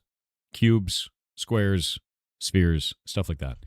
Placeholder objects. You don't need your game to have a fancy model in the beginning. You use a potato, right? And don't worry about it, because it's about making sure the gameplay feels good even when it's kind of ugly, right? Or you can even go further than that and keep it as programmer art, is what it's generally called, right? So like if you look up Thomas Was Alone. Thomas Was Alone is a great example of you don't need fancy models. You just need rectangles, man. This game is all about rectangles.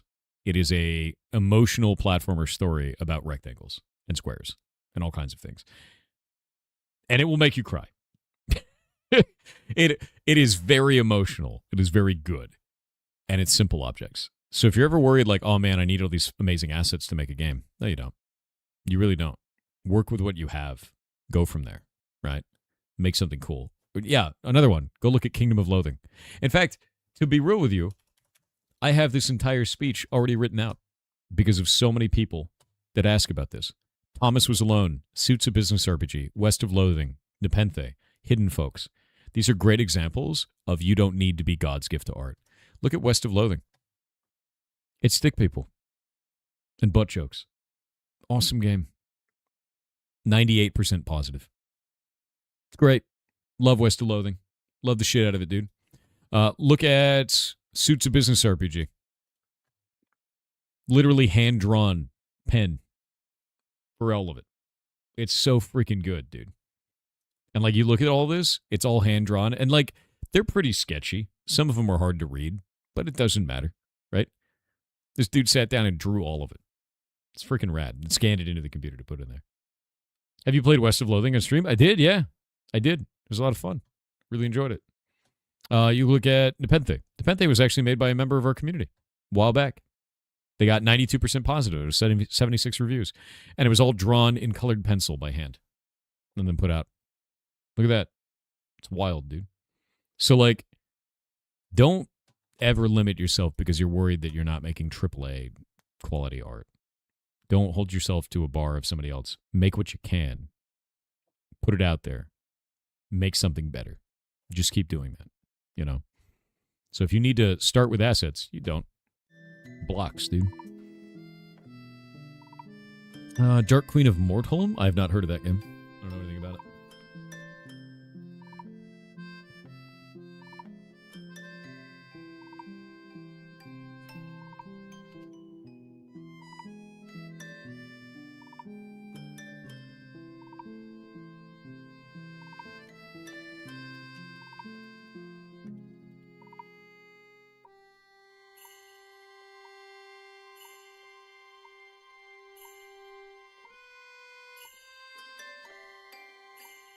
There we go. You steal the models yourself, as you cannot get your brain to stop telling you it's lazy or stealing when you're using already existing models to credit the person behind it. Honestly, I wouldn't feel that way either. You can use Kenny's stuff. Kenny is awesome as shit. Let me pull this up. So Kenny actually makes a whole bunch of models and puts them out in the world for you to use in video games for free. So you can just go do that. You go look at assets. You can look through all these free assets to put in your games. And they just want credit for it. And it's great, dude. Here.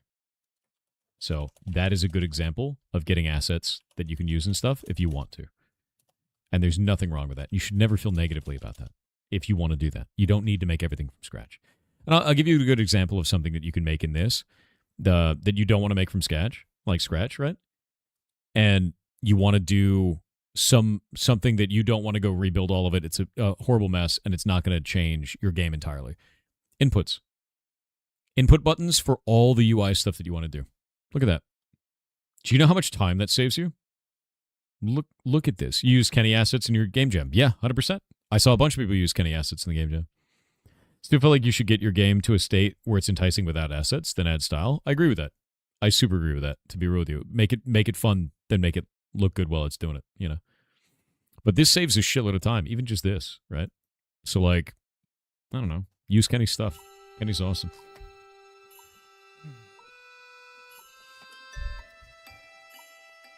Did you ever miss the Cursed Zelda Wand of Gamelon and Link Faces of Evil artwork?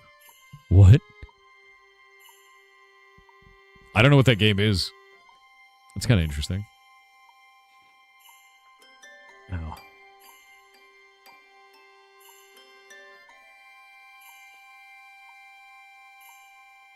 All right, TTS time. I gotta burn the TTS. There's so many. Tiny Block Tim on Twitch said, "Hello Thor, our hallowed savior. CEO of ferrets, consumer of deviled eggs, hero of longer lemons." Delicious. On today's randoms questions, would you consider juice to just be fruit broth? I know I love me some fruit-flavored water. Also, did you know there was a man who had to have his leg amputated for medical reasons? Before the surgery, he asked the doctors if he could take the leg home, and they agreed. Afterwards, he had a party with a group of his friends and ate his leg by barbecuing it. What?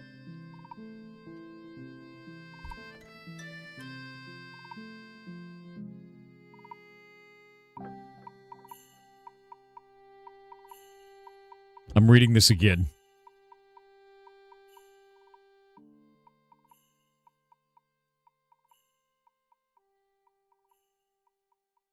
No, that can't be real. No.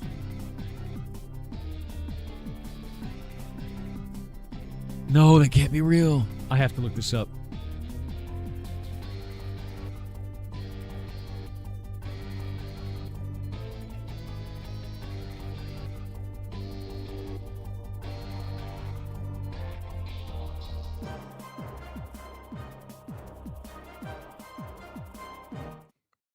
There are two distinct, well-documented, and highly unusual stories regarding a man barbecuing a leg, both involving amputated limbs rather than a person cooking their own living leg. A North Carolina man named Shannon bought an auction storage unit and found a severed human leg inside a barbecue smoker. He then fought to keep the leg. Okay, that's one of them. 2, in California, in June 2024, a 27-year-old man was witnessed waving around and allegedly eating a human leg at a barbecue pit. The leg belonged to a 48-year-old man who had been struck and killed by a train earlier that morning. Those are the only 2 stories I can find.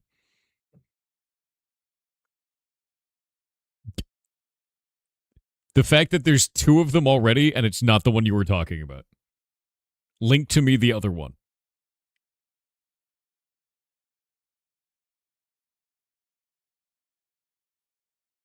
Why are there 2 of them already, dude?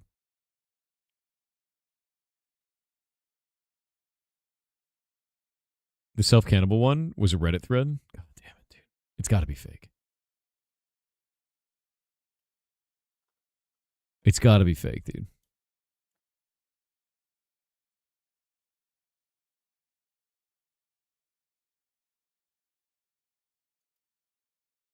Wikipedia mentions the Reddit thread. Link. Show me the sauce. Show me the sauce.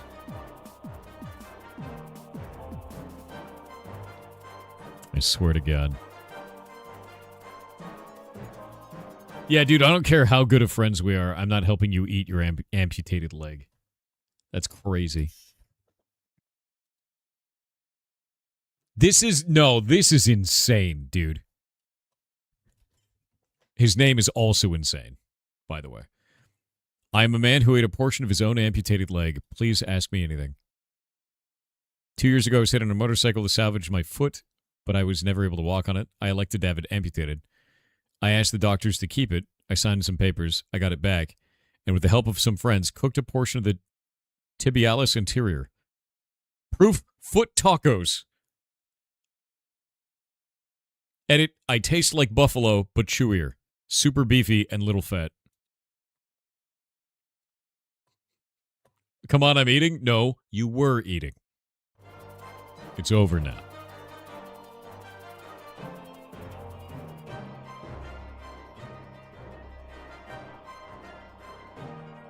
The foot tacos were deleted. The foot tacos were deleted from Imgur. God damn it. I tried to click. I wanted to know. You know what's funny? The fact that Imgur deleted that picture means that it was real. Like, that's the upsetting part. It's like there's no proof now, which means it was real. Don't type that shit into Google. You're gonna... Dude, if you type in, like, foot tacos on Google, you're going on a list, and I don't know which one it is. It's bad, whatever it is. 4_chat on Twitch said, hello goblins, gamers and golems. I have a debilitating undiagnosed issue and am in so much pain I can barely function. I am unfortunately pressed to go to an urgent care as my best option as a doctor app is 1 month away. All that to say I could just use a heart train to feel a little better, ya heart.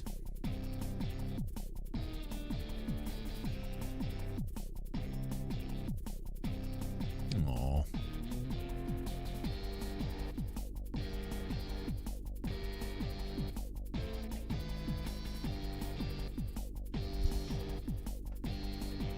Debilitating undiagnosed issue. So much pain you could barely function. I hope you find a solution for that. Go to an urgent care. It's your best option. Doctor appointments a month away. That's so rough. A heart train to feel a little better? What do you mean a heart train? I hope you're doing okay, man. That sounds horrific. Oh, just everyone's spamming hearts. Of course, that's what that is. I do hope that you're doing all right, or that you will soon. Chronic pain is awful.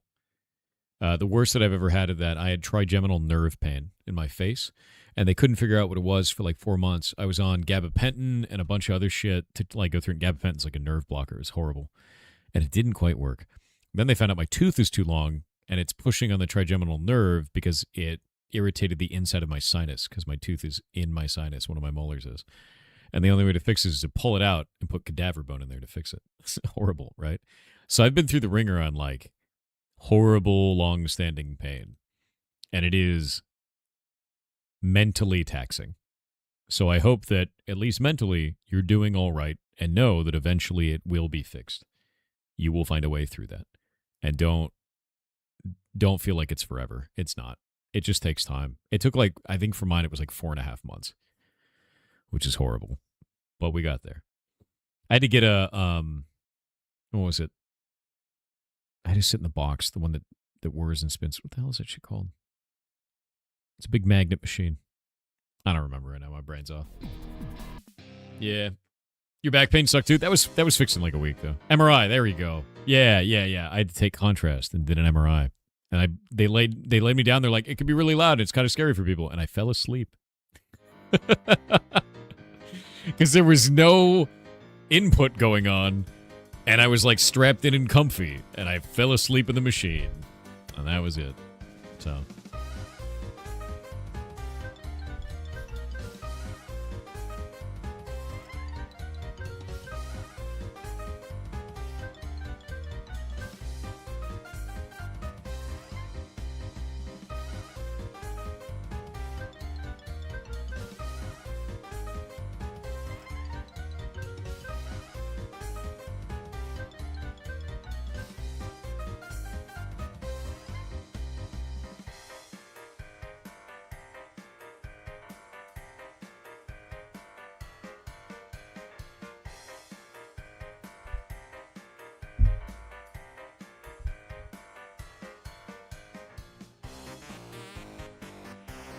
You fell asleep getting acupuncture in your scalp? I've never had acupuncture.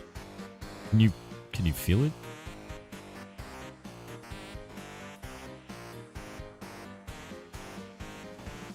Game is basically Dungeon Keeper 3. I'll have to check it out. We're back from the edge. Ugh. But no, I fell asleep in the MRI machine. It was like a whole thing.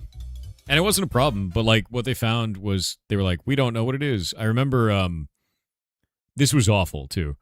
They started off with giving me pain management, and then they set up the MRI once it wasn't working.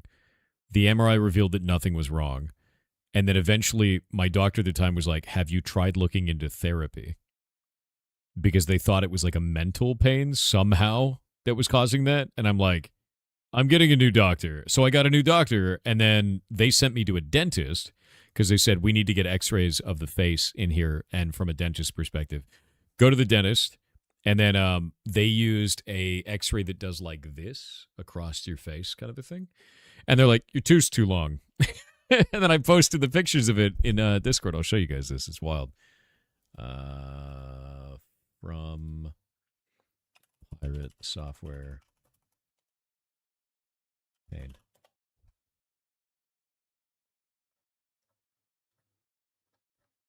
Where is it? Found it. I found the post. This was back in 2023. Long time ago. I made a whole announcement about this, actually. So, here we go. Yeah, it lasted a whole year. A year ago, I started getting pain in my face on the right side. And it slowly like started warping and warping out. This is my tooth. This is my sinus. That tooth is so long, it's pushed up into my sinus. And this right here is inflamed sinus tissue. And that's it. Like, that's what it was. And they gave me a nasal spray to help coat the inside of my nose to regrow the soft tissue over there so this would stop being inflamed. And, like, this is so thin for, like, between your sinus and your nose. But this was causing the trigeminal nerve pain. And the only way they could fix this is pull this tooth out and then replace all this bone with dead people bone, with cadaver bone. Yeah. My body attempted to mutate nose teeth. Exactly. I could smell my wisdom, yes. It's not even a wisdom tooth. It's my molar. It's like the second to last molar on the right side. As someone who's had sinus issues, it sucks. Yeah, no, this was so bad, dude. It was so bad. And then after the sinus spray that they gave me, it slowly went away over time, and now it's fine. It's not even a big deal anymore. If I'm in like super dry conditions for like 15 days or more, this starts hurting again, and I have to use a nose spray again. That's it. Cadaver, I hardly know her. Why are you like this? I swear to God, dude. Actual monster. Anyway, the body is dumb. You'll learn things about yours. Slowly, over time, gaining DLC. Have you seen that Simpsons episode with Lisa needs... You mean Lisa needs braces? Dental plan? Could it be the very same? Yeah. Dental plan. Yeah, scalepathy, dude.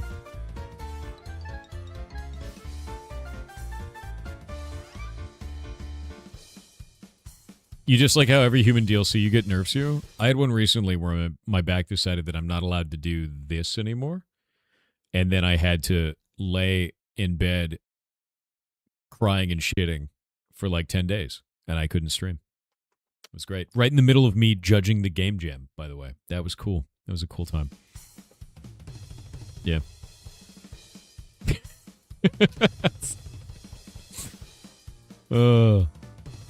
Wait, you have dead people in you? No. They never removed that tooth. I didn't want it to get removed. That was an option. I didn't want that option because when I die, I want it to just be my ghost, not my ghost and then a little bit of somebody else's ghost.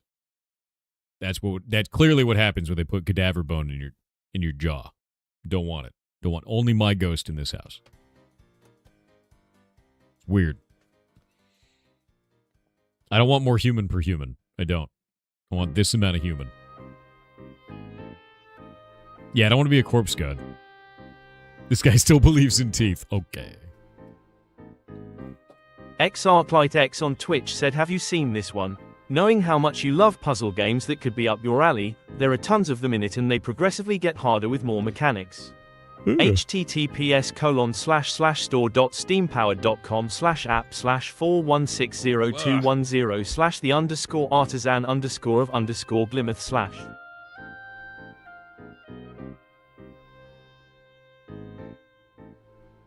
I have not seen this. Yeah, I don't know anything about this, man. Huh. The Artisan of Glymouth. I want to pop this up.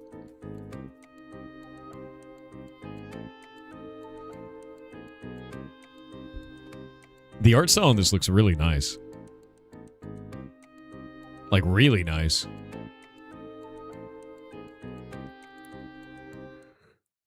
No, this is freaking sick looking, actually. I really like that. I'd like to see what their puzzle styles are. Ooh. This reminds me kind of The Witness, the way that it's designed up. Rose windows, each region contains a full set of symbols. So it's colors and symbols for that. That's neat. Oh, that's cool. They're like tons of stuff all over the place. Yo. Shows the shape they must be made by the borders of that cell. All rotations can be used. So you can rotate those pieces? Is it all using glass panes? That's really interesting. Yeah, it looks like it's all glass panes on this. That's very... I love that. All right, look at that. It's all stained glass windows and stuff. That's cool, man. That's really cool. It's like The Witness, but windows. Witness through windows, chat. I'm going to link this out to you guys. This is very neat. I like this a lot. Each area has new rules, etc. You paint the glass. Really? The Tooth Fairy is just a smaller version of the much larger Bone Fairy. Yeah. The Bone Fairy is actually like the kingpin of the Tooth Fairy world. Kind of like Santa and his elves, right? So the Tooth Fairies, they go out and they get teeth. They bring it back to the Bone Fairy. The Bone Fairy takes your bones. Like, Winky, you were out recently because of a Bone Fairy attack. In fact, twice, right? They first went after your collarbone and then tried to take the whole skeleton this last time, if I remember correctly. Yeah. That's what happens when you piss off the Bone Fairy. Winky thankfully survived. So, that's good. Isn't that just death when the Bone Fairy takes your skeleton? I mean, I bet you could live as a jellyfish for a little while, right? Leave a little bone under your pillow for the Bone Fairy? Yeah. And dirt for the Dirt Man. Are Bone Fairies fairy godmothers of skeletons? Yes. Winky lost his skeleton? Almost. Your skeleton is just holding you. Holding you back? I don't know if that's how that works. I think your skeleton's holding you up.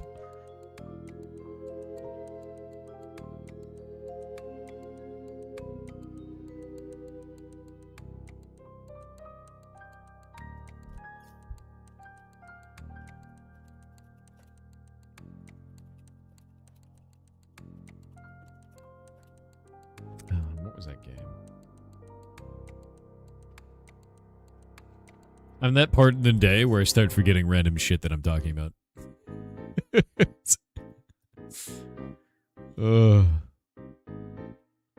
Where did this go?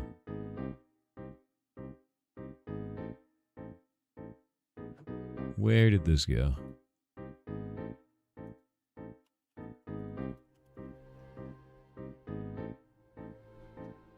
Grabbing something. One moment.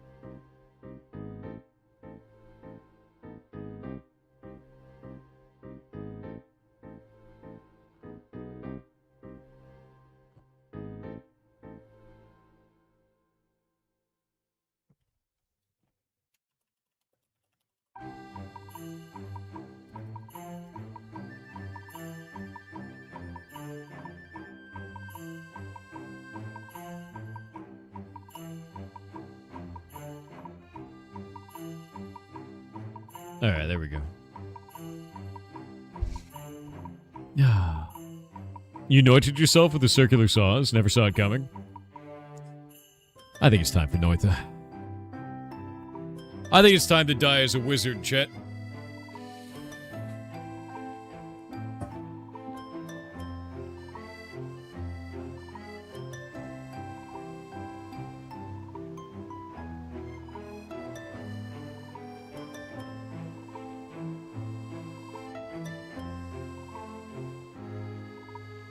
Also, I have a cool announcement. Over the next week, I will be working on the show.games website.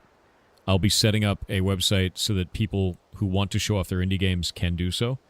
And I'm designing out the site on paper first, so we'll have a website that shows off all the games that have been in previous Indie Decembers with links to all of their Steam pages.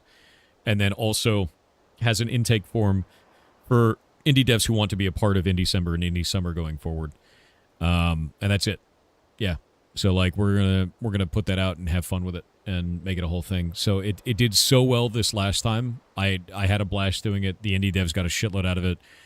Every single game got between 100 and 15,000 new wish lists from the show, which is such a big deal. Is it only for full indie games? I'm gonna put all my information up there for like what is allowed to be submitted, and that's about it. We did games that weren't out yet. As long as there is there has to be a playable version of the game. That's it. It doesn't need to be finished. It just needs to be playable, man. So we need like a demo or a beta or something like that. And if it's on the line, like we can have you play it on the stream and all kinds of shit. Yeah, we don't allow generative AI. That's one of the biggest things. I don't want to have any of that shit in the show. So, good morning, Thorington. Good morning, mods. Good morning, goblins. Good morning to you.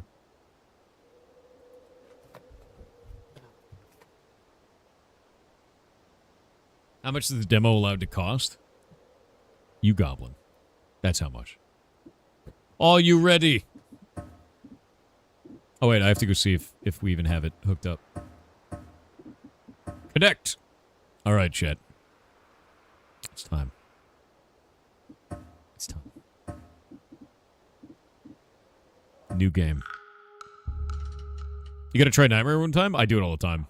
I played it for hours the other day. During the, Oh, Swamp Potion. Garbage. During the April Fool's Day stream, we vote for Elping. No Elp. Chat commenced the helping? Oh no. The absolute nightmare that is chat. Philbert on Twitch with 500 bits said yesterday I made the final payment to clear my debts. Boss. It's taken over 3 years, but I have paid back a little over £22,000. Hey. I can afford to have a social life and hobbies again. Proud of you. That is a very huge moment in your life. And now you know the fear that is debt. Debt is unavoidable at times, and sometimes it can be a good thing, depending on financial situation. And I'm glad that you got out of it, because there's nothing more freeing than knowing you don't owe anything. Wait. Those ducks were not suspicious and slowly crawled away. Oh god. Oh god. Stop that. Stop that at once. This is horrific. What is happening here? I don't like it. Oh god, there it goes. There's a lot of ooze in there.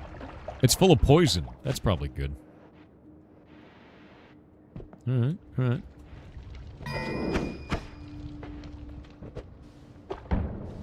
Hey man, I got you something. Actually, you know what? I got you this. Oh god! Oh no! That didn't work the way I thought it was gonna work. It's the biome modifier? Oh, I know it is. Yeah, no, they're coming from the zone a couple down. Nice. Nice.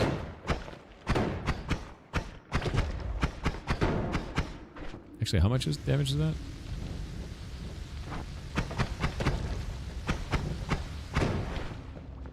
Does that cause it to bounce, too? That's kind of whack. It's a shuffle wand. Gross. I do hate me a shuffle wand, chat. Oh my god, no. You will not burn me alive! Plant was trying to eat me.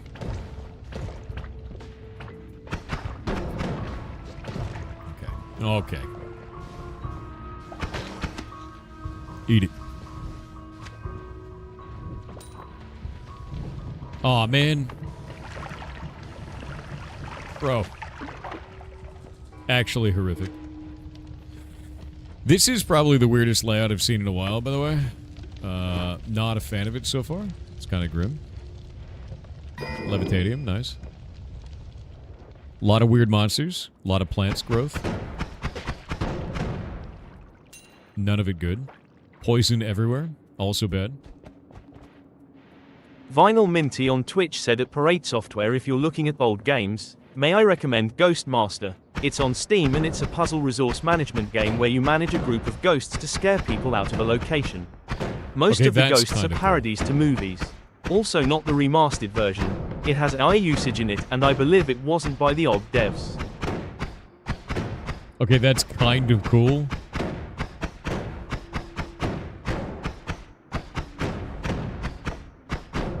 I dig that.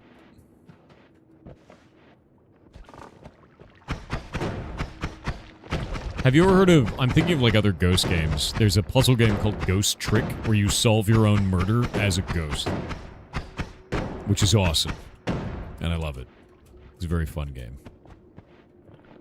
Breath of Fire is out on Steam for 50%. Wait, Breath of Fire is on Steam? No shit. We'll play that tomorrow. Like, unironically, we're doing that. Into the pit. Hold up. I need to, before we vote on this, I need to see that this is true. Breath of Fire. No shit. It's $5.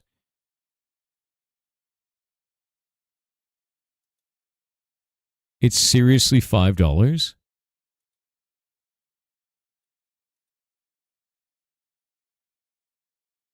No way, man.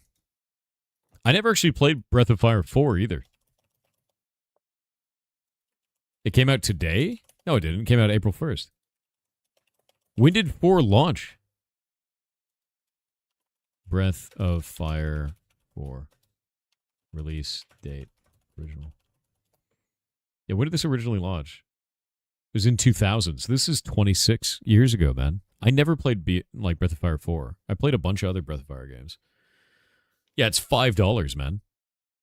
Instead of $9. It's 50% off. I'm buying that immediately. I don't even care. I love the shit out of the Breath of Fire series, and that's not one that I played. And it might be fun as hell to play. Done. The purchase is made. Or does the Noita mod only work on Twitch? It does, unfortunately. They've never hooked it up to any other platform. And I wish there was something I could do with that, but there's not. Sorry, Kick Bros. I'm sorry, YouTube Bros. There's nothing I can do about that. It is a Twitch-only thing. Lots of Resident Evil games are 50% off. I saw that. Capcom is doing something really smart, chat. You ready for this? You ready for the really smart thing that Capcom is doing? They're looking at what Sony does, and every time Sony does something, they do the opposite. That's it. That's all that Capcom is doing. They're like, wow, what did Sony do over there? Let's do the other thing. Let's do that. Every single time you see Sony in the news for some insane dumb shit, Capcom immediately follows it up by going, hey guys, we're doing the opposite. You should look at us. And everyone's like, W Capcom. They just keep doing it. It's amazing to watch. Thank you, Capcom. You're the best. You want them to re-release Xenogears? Fair. You know what I want? I want Atlas to stop bitching out and finally release the next Etrian Odyssey game. It's been like 8 years. They haven't talked. They don't even talk about it anymore. I'm actually afraid that they've canceled it secretly in a back room, like with an assassin or something. I love Etrian Odyssey so much. I love it so much, dude.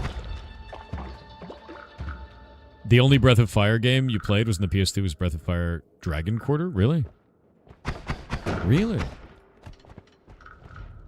It's a long time ago. Breath of Fire is freaking good, dude. So, like, the fact that they released 4 on Steam and it's $5 is kind of crazy. I'm gonna dump out all this swamp water. Because swamp water's gross and takes forever to stop you from being on fire. Need Atlas to release all their old games on GOG. Fair. I like them on Steam. I'm fine with that. Was Dragon Quarter really bad? Hackfox? Really? Never played Breath of Fire? Time to buy more games? $5, dude. I'm gonna be real with you. There's been 2 insane deals lately that blew me away. Breath of Fire 4 for $5. And Division 2 for $3.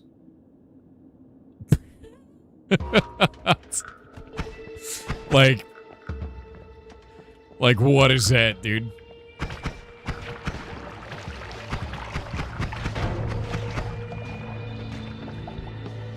$3 is crazy. I mean, like, shit talk Ubisoft all you want. They sold Division 2 for $3 for the last, like, entire month. That's a wild-ass choice. Super Meat Boy is currently $1.99 BRL. That's amazing. That's incredible for the people of Brazil, dude. That's like a cent US. Awesome to be real with you, it's awesome.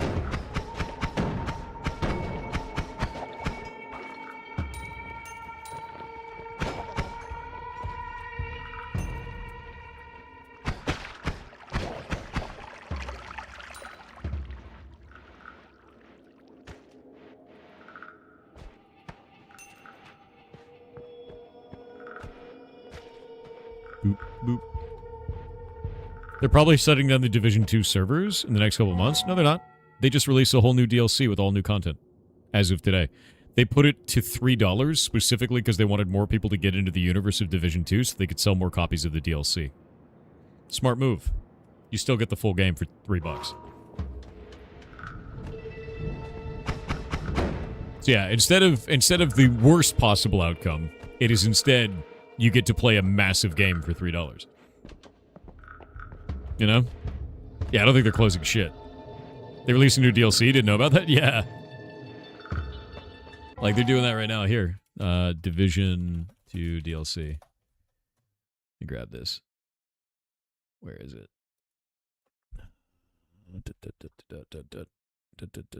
I don't actually know if it's out yet. They might be releasing it soon. Release date 2026. It's in May. They're releasing it on May 27th. That's the next one. It's called The Battle for Brooklyn. So that's the next major DLC. Yeah. So it's next month. Really soon. They have more players right now than they did at launch. That's true. It's so much fun, dude. Like, I've been playing that game forever. That already came out? It says... Oh, wait, no, that was in May. I'm dumb. For next DLC. When is the next one? Release date 2026. Did that one come out yet? Major news story DLC set in Central Park alongside the Survivor's Extraction mode. Crossplay across all platforms. That's supposed to be this month, right? Okay, so it's not the Battle for Brooklyn. I'm dumb. That was 2025. This one is supposed to come out soon. Season launching in April. So this month, they're doing it. But I don't know when this month. Yeah, the Survivors DLC. I am buying that DLC because I want to play Survivor mode. That is my favorite one from Division 1 DLC. They haven't announced date yet, just this year. It says the season is launching in April. So at that point, you only have within the next 3 months. So I guess the season for it launches, but we don't know the DLC date. Is that the case then? Season 8 started yesterday. So the season started, but we don't know the DLC date. It's going to happen during this season, though. Seasons are quarterly, so this next or the next month. Yeah. Year 8, Season 1. Okay. Central Park DLC and Survivors will be later this year. Seasons launch irrespective of DLCs for the most part. Really? Okay, so wrapping all of this up then, we get a new season right now. The game is $3, and we're getting a DLC sometime soon. Yeah, they keep releasing DLC. They're not going to shut down the servers. No, they've never stopped releasing DLC for the game. It's actually kind of wild. They've added so many freaking features to it now. I actually don't like a lot of the features they added to the Division 2. There's a bunch of gameplay modes that I just don't think are fun. Yeah. Yeah, the Incursion, too. The new Incursion is going to be really good. I'm excited for that. We'll play Division 2 on stream sometime soon. Get more people into it, because it's just a fun-ass game, dude. Let me actually see if it's $3 right now. Division 2, because it's been up and down. $3. Nope. It is back up to 30 right now. Division 2 Steam DB. Let's go look at Steam DB. Yeah. So if we look at this here, you could see they just keep doing it. Like, they've been putting it on sale for $3 over and over and over again for ages, man. It looks like they started in June of 2025, and they've just been doing it over and over again since. Division 3 win? Bro. Okay, so they released a phone game for Division 2 that's weird. It's called Division Resurgence. I think it's kind of weird. They announced they were working on Division 3 a while ago. They made another game mode division that was called Division Heartland that I got to play. I was in the beta for it. It was ass. They canceled it. And then I'm waiting for Division 3. Like, I don't care about anything else that Ubisoft makes. I just want my looter shooter. And Division is my looter shooter. And if Division 3 is not a looter shooter for whatever's going on, I'm out, dude. Like, that's all I want. Should have bought it $3. Yeah, but here's the thing, though, is if you look at this, they're doing it like every week, man. Like, this one ended on March 12th, and it started back again on March 19th.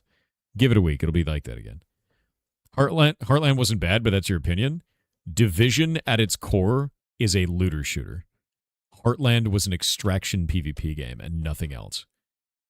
It was like playing a completely different video game that had Division as a skin, dude. I hated it. I hated it so badly. You could have a million other games that were exactly what Heartland was without having it to do anything with Division. It would feel exactly the same.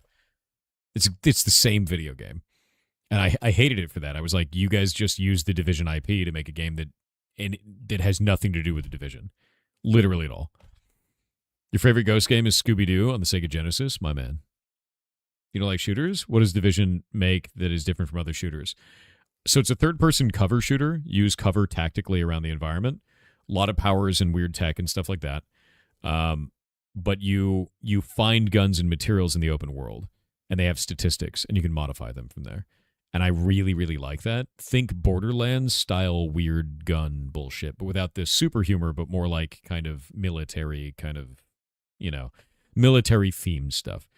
It's a looter shooter, and that's what's fun. Extraction shooters are seriously bloated right now. It's kind of annoying. It is. And it also has an extraction shooter mode that's the PvP area is called the Dark Zone. That's fun if you want to go in there and do that. But it's an open world MMO, third-person looter shooter. To me, nothing beats that. Yeah. Division 2 is Borderlands if it took itself seriously. And is third-person with cover. Yes. I agree with that. What are you talking about, Winky? Oh, talking about delayed topics, though. Yeah, remastered Resident Evil 3 is currently $3.99. The classic is $4.99. That's wild. That's completely crazy. But no, I love the Division, man.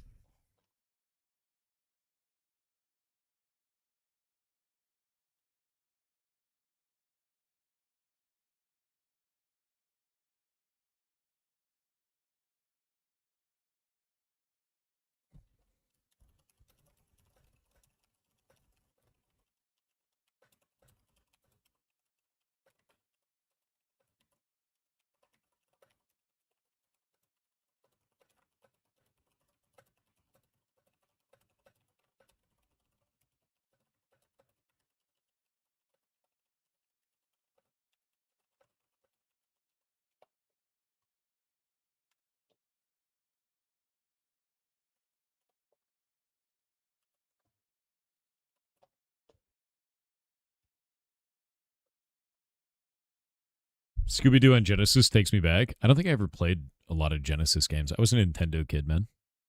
Yeah. I was a young Nintendo lad. Xenonauts 2 released yesterday after a few years in early access. Have you tried it? I have not. I don't even know anything about Xenonauts.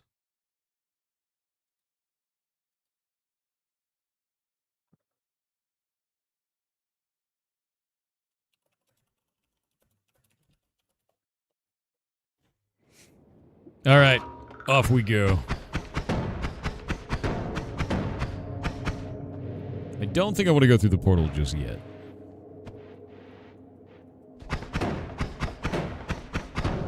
Let's just blow this up. That's a good idea.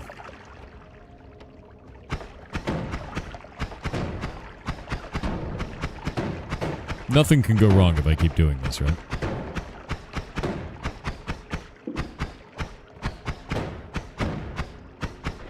I just realized that sometimes this bounces, and I don't really know why. Oh my god, wait, really? That's from a couple layers down. What is that doing up here?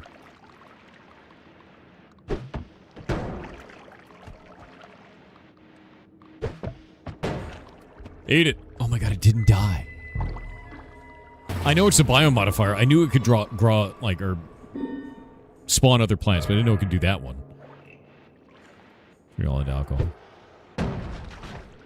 Holy shit, dude. It's insane to see how strong those are this early in the game. Oh, it's on fire. Burn to death. Burn to death. Yes. Yes.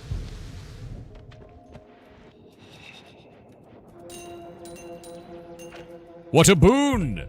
I'm rich. What the hell's that thing made of? Solid goddamn gold. Yeah, letting it burn to death causes it to drop double gold. Environmental effects double the amount of gold that comes off enemies. So definitely worth. Oh shit. I may have made a mistake there. There we go. No! A single spark. Outrageous, dude. Okay, let's see. Off we go. No, you don't. See you in the dark. Demonic creatures. Dude. So, Winky, what has it been like? Your slow descent into hell that is Noita. How's that been for you? Becoming a wizard. Have you learned how to see the runes yet? You love every second of it? It's a great game. I love that every run feels distinctly different. Yeah. BG, check those servers again? What are you talking about, bud? What servers? Have you encountered the meat realm yet? Oh, for Winky. Yeah, you gotta learn about the meat realm. The meat realm is a trip, dude. You will learn.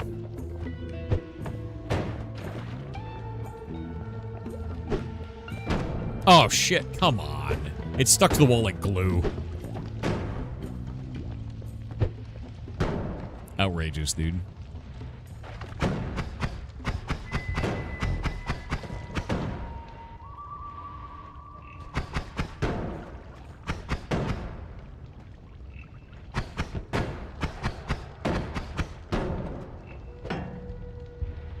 Who's that?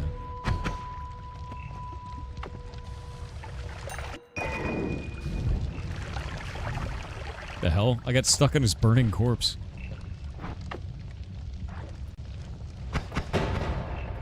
Ate it. Sir, there is far too much fire in this room.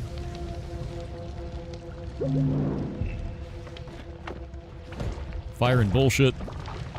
Fiery bullshit. Way too much bullshit in here. Kill_Roy on Twitch with 500 bits said, let's see how many people this gets. Oh. Hey Siri, play the Bee Gees. Alexa, play ABBA. Okay Google, play the Beach Boys. Okay, Google. Play the Beach Boys. Maximum volume. You gotta do it with a monotone voice.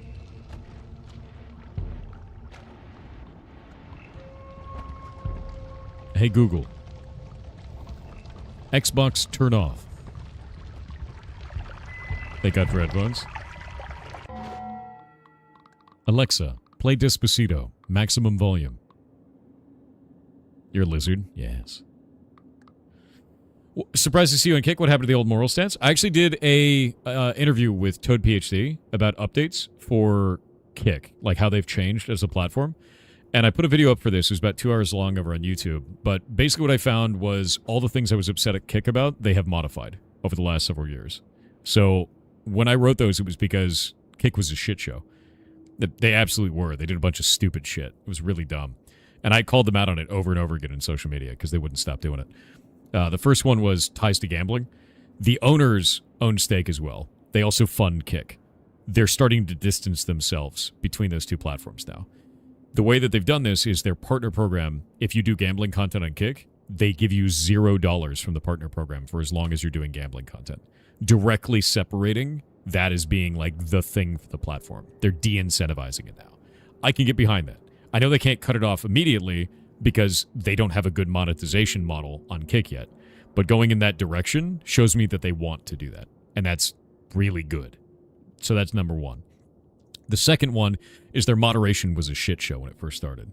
When Kick first came out, I was going through and like reporting channels that are doing heinous shit. There was a dude that was literally streaming Breaking Bad, where in his description for his channel, he had all of the different steps you have to go through and the chemical processes to make methamphetamine. Like just on his channel. And it took them hours to shut it down. Like it was crazy, dude. Like it was the complete Wild West. And it stayed like that for a really long time. It got into the news for it. It kind of incentivized shitty behavior from the actual different partners that were there. People were going and harassing TwitchCon. Like, it was a mess, dude. They've started cracking down on this. They started banning people, removing partnership. That is a good thing. They're trying to clean up the platform. They're doing a good job of it, and they also gave people a whole bunch of different tools for that. And then the third thing from that was the copyrighted content on the platform. They had a category specifically for displaying copyrighted content that was called TV shows and movies. Not a good thing to do when your backend is owned by Amazon. Really not smart, right? Like, you can't do live stream Pirate Bay. That's foolish. So they removed that, and they changed it to watch parties. But they accidentally left the URL as TV shows and movies. So I made fun of them for that for about a year, because they never changed that. And then recently, they deleted it. And they started banning everyone who was doing copyrighted content on the platform. Even major streamers were getting bans for copyrighted content. There's a category now on Kick called movies rooms that people do it in. But that's not actually for doing movies and TV shows. It's actually doing specifically, it's a video game called Movies Rooms that people are just streaming that shit in and think that that's what it's for. Kind of like on Twitch where people stream themselves sleeping in I'm Only Sleeping, which is actually just a video game named I'm Only Sleeping. So I think the way that I feel about it now is Kick is doing a concentrated effort to unshit itself 3 years after launch. I can see the direction that they're going. They want to open up for advertisement as well, which means that they're going to be having to crack down on all this stuff, and they're doing it now. And they want a more legitimate income source than let's just run on gambling money, which I can get behind. I think that's really positive overall. And I'm glad to see it, even though it's a little late, even though it's 3 years later, I'm glad to see another competitor in the streaming space. And I think Kick is doing a good job right now. And I can attest to the good moderation that they're doing myself. I was very surprised. This was not on my bingo card, to be real with you. Like, I actually thought Kick would remain a shit show, and I didn't think that Kick is probably good, actually, in 2026 would ever be on my bingo card at all. Never saw that shit coming at all. Not even a little bit. Yeah. If everything goes to Amazon, is it really a competitor? Yeah, it is. Because Amazon's not the root problem there. Twitch's policies are actually pretty bad in some things, and I really wish they would figured their shit out instead of shitting the bed all the time. Because I have to sleep in that bed, you know?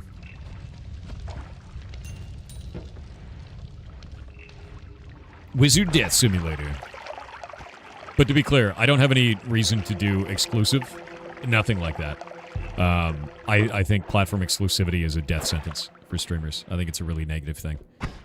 Because you're tying your entire everything to that platform succeeding in a very highly competitive space. You need to have outs if they decide to shit themselves. Don't forget the current rev split on Kick. Oh yeah, that's the other thing too. We did a test, the ferret stream. I put it up on there first. Because people wanted to be able to support the ferret stream, and we wanted to see how much the Kick Partner Program makes. When you are multi-streaming, Kick Partner Program pays 50% of what it normally does. So the testing that I did was on our Twitch channel for the ferrets, it's 8 minutes of ads per hour in Q1, which is the worst, to be honest. It's the worst quarter for ads. It's terrible. Twitch's ad revenue and any other platform's ad revenue in Q1 is the worst. Q4, it's the best. Twitch is making, and I put the announcement out for this. I actually gave you guys all the math because I want you to be fully informed about this shit. Let me grab this. Here we go. So this right here is all of that. Twitch is making 7.2 cents per viewer per hour with 8 minutes of ads. Kick is making 12.3 cents per viewer per hour with no ads. This is not sustainable. So I said Kick absolutely clears Twitch Q1 so far. As this year progresses, ad revenue increases, so this may not always be the case. Overall, this is incredibly surprising to see and will help the rescue a ton. We actually recently had to take Mocha in for exploratory surgery to find out what was wrong. He was diagnosed with lymphoma as a result of that, which is awful. And we're going to go in and work on helping to cure him. I'm hoping that we can, right? That surgery cost $3,700. Half of that surgery was paid for by 10 days of the Kick Partner Program. Did not expect that shit to work at all. I expected it to be cents, not enough to immediately help the rescue. That is a very big deal to me because we can do awesome things for these animals on the medical side of stuff with that extra funding that you didn't pay for. I can't be upset about that. Not even a little bit. So yeah, I'm going to keep doing this. I don't see any reason not to. As long as they keep not shitting the bed. Is basically how that feels. Thank you for fighting for this. Anytime, dude. Like, we work very, very hard on the rescue, and I have never, ever felt like I wanted to quit doing that. Ever. I have felt horribly distraught, cried my ass off many, many times, but I always know that it's worth it. You know, it's emotionally, completely emotionally devastating to see some of these animals in the states that they're in. It's awful. But I know it's worth it. Always have. If we shit the bed, we just pack up and leave. Don't shit the bed, dude. It's not good. It's not even your bed. Anyway, I hope that answers that for you, Exo. I hope you have a good day, dude. Assless, soggy, and eating pie, dude. 100%. That's been me many times. I did the other night. You guys... One of the members of the community sent the ferret rescue up with the space mission, and another one with some other stuff. And one of them was a picture of Ghost, and it messed me up, man. It really... I had to stop the stream for like 3 minutes.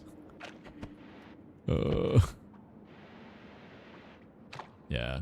You drive support the ferrets in a big part of why you stick around. You're a good human being. Thank you. I think the biggest thing that I want to do is I want to show that you can do animal rescue in a way that isn't financially taxing to donators, right? Like individual people. I think there is a way to use corporate money to save animals. And that's what we're doing by making advertisers pay for it, man. I think that's something that should be replicated, you know?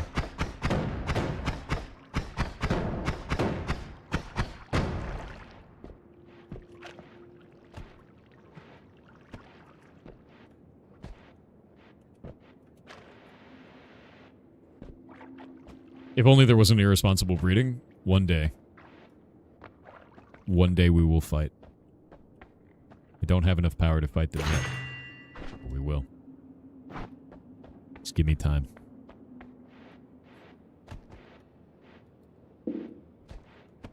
I can get behind making Thor cry with wholesome shit. Dude, it's hard. That's not easy to do. But the community's pulled it off many times at this point. I think it works a lot better when I'm streaming for 24 hours. Catch me with my emotional guard down after 24 hours of streaming. How much is that medical research company worth? How many times do we have to bother senators until they fix it? Cheese chest. Cheese for everyone. Hell yeah, eat it. Eating the cheese. Eating the cheese. Look at my health go up. Chad, it's cheese. I'm cheesing the dungeon right now. Chad, I'm so cheesed to meet you. Now we have this stockpile of Skyrim cheese that I can come back to at any time. Is there any lactose intolerance in Noita? No. I would re-roll if there was. Wrecked.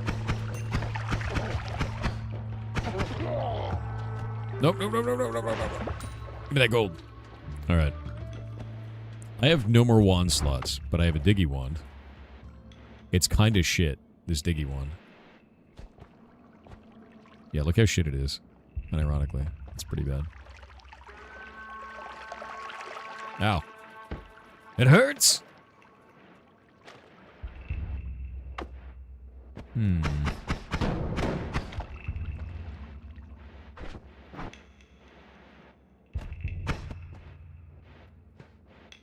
Okay, I think I have enough unlocks now.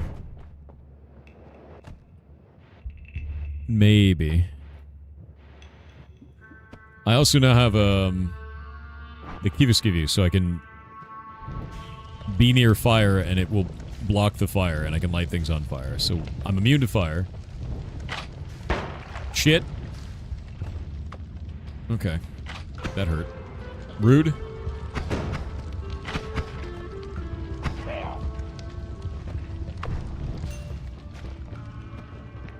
Levitadium.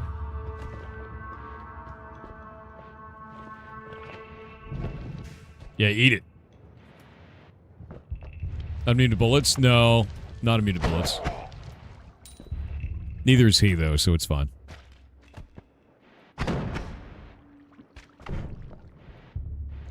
Oh.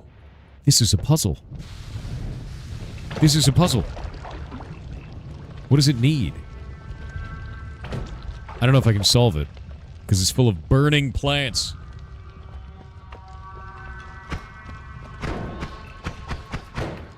I don't think I can. Damn it. It's got like a red in it. Looks like a barrel, so maybe? No, it is a puzzle. You fill these and they do stuff.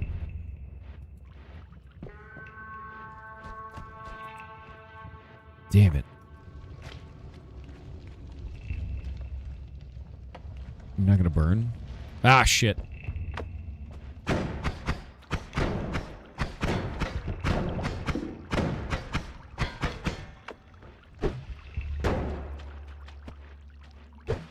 Might be able to clear it out with explosives. Could destroy all that material. Wait. Ew. It's making slime.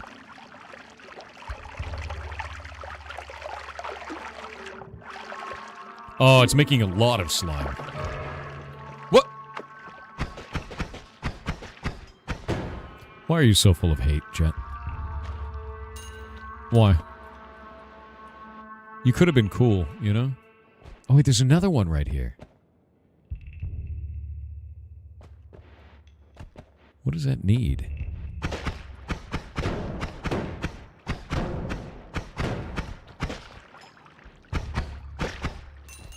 That has got to be a puzzle now. Like, that absolutely has to be. Yeah. It has to be. And it's got like a red gem in it. What is that? Empty potion? The hell?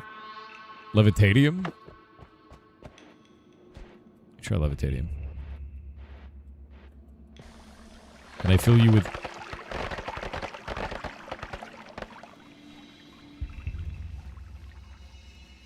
Okay, levitating in slime causes it to detonate. Learned that. Cool.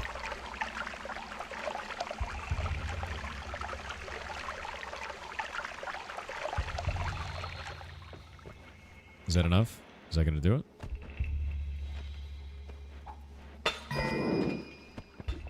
Are you going to work with levitatium, sir?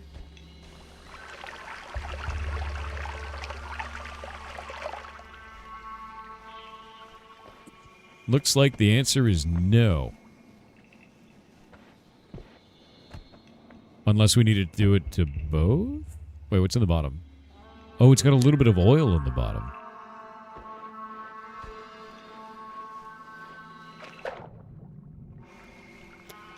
I bet it's actually supposed to be oil.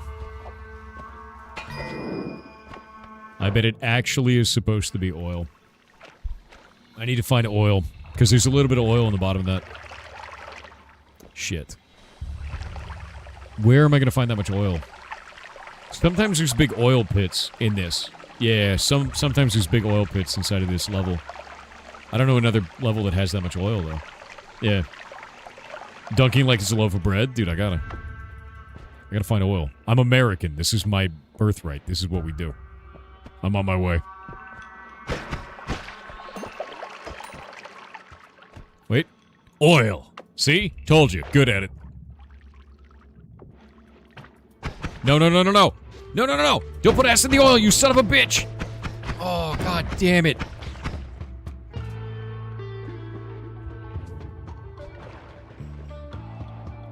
Could you just not be Noita for 5 seconds, man? I swear to God.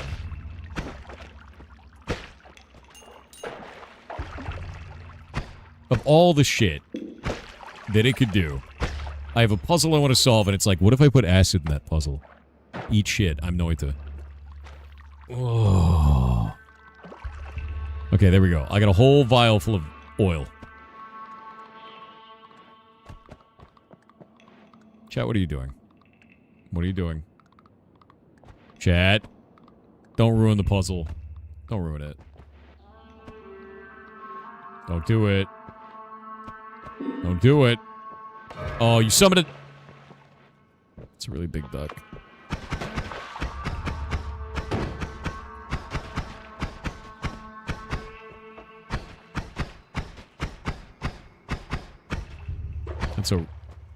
That's a really big duck, man.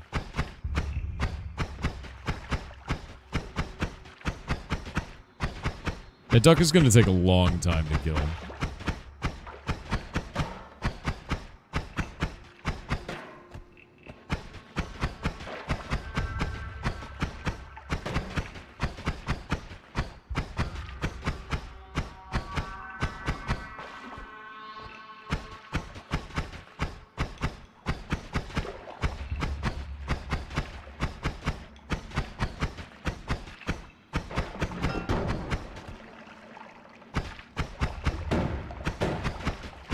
Oh my god, there's so many ducks.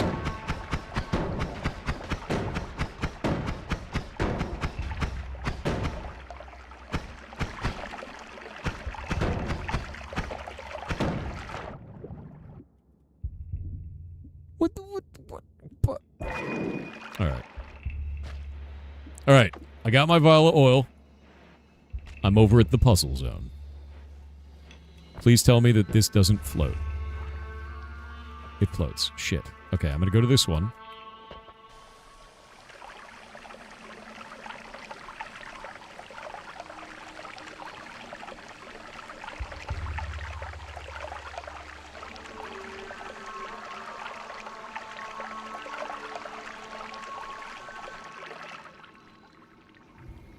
It's gotta be both of them, doesn't it?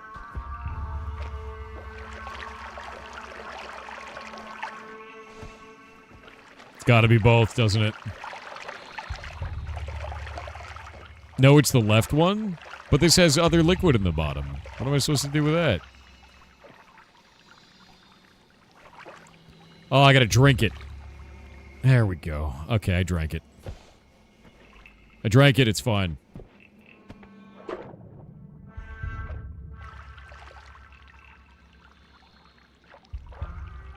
All right. Winky smells. That is true.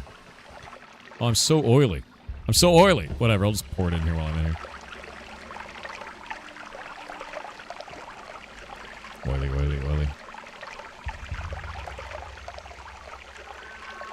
Oiled up wizard. Oh! What are you? Whoa. That is a brutal wand. Oh my shit. Worth it. The Rusu. Always cast plus damage, dude. That is a crazy ass wand. No shuffle. Always cast plus damage. We are styling. That's a cool wand, dude. This is why you always... Anytime you see anything in Noita, it's a puzzle. Like, anytime. No matter what it is, you're like, what is that? I don't know what that is. That's new. I've never seen it. Puzzle. It's a crazy wand.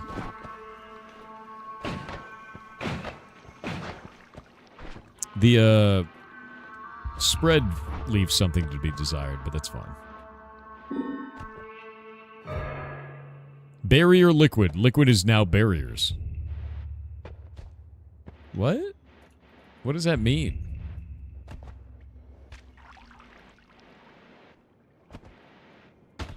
Ah! Holy shit!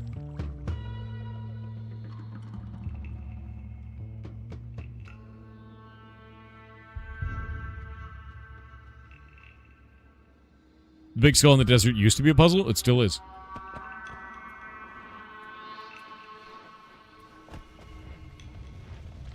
Oh, the cheese is on fire. Now I have to be on fire to eat it.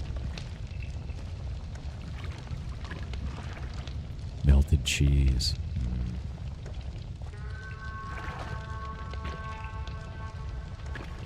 Delicious melted cheese.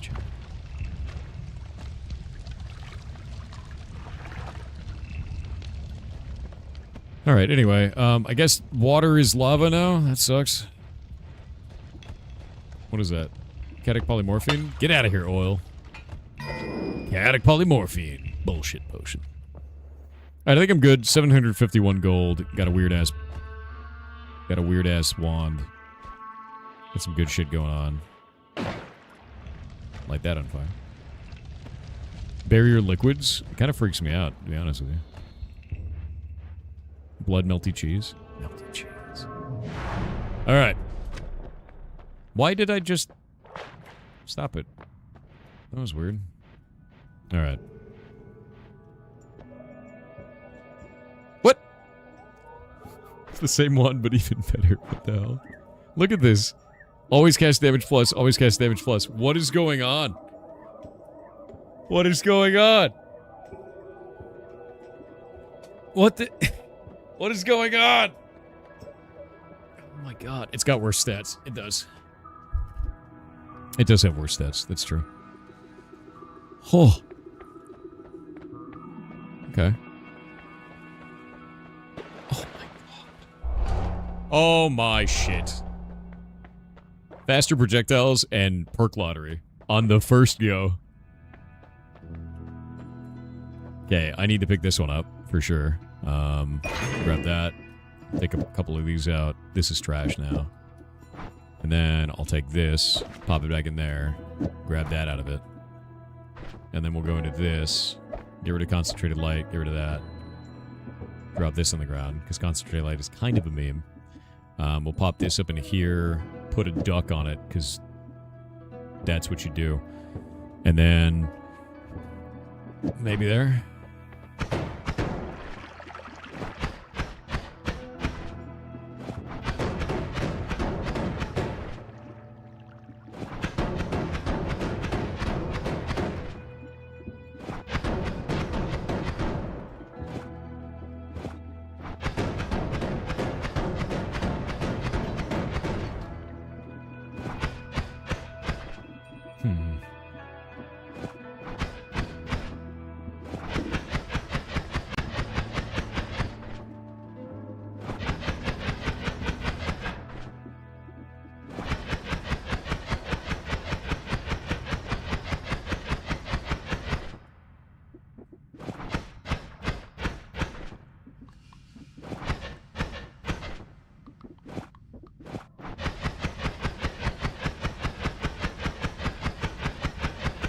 Or run? Why? What are you doing? Oh. Monsters. Oh, okay, Stavari. You don't like me, I don't like you. Hey, buddy. Hey, buddy.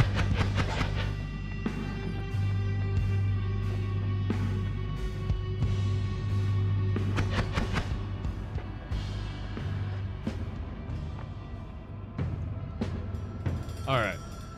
Alright. I got a statue. I'm not afraid to use it. Get owned. You kids and your Stavari. Get out of here. Ridiculous. Ridiculous. Outrageous, even. Okay, let's see. Castaway minus 3.7. What if we did... What does it cost on that? 30?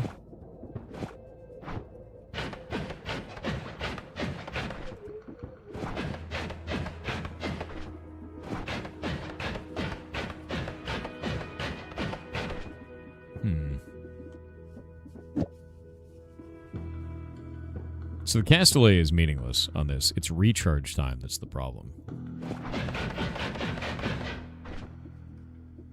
What if we just did...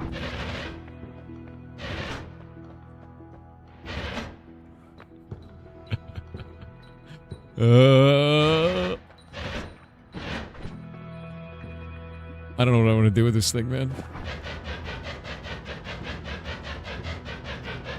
I mean, that's a digging wand.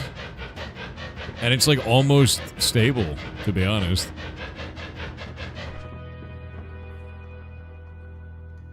You know? Why damage plus waste, though? I know. The damage plus is kind of a waste. I know. But, like... What do I even put on this thing, man? I want to build a machine gun one out of it, but the recharge time is too long.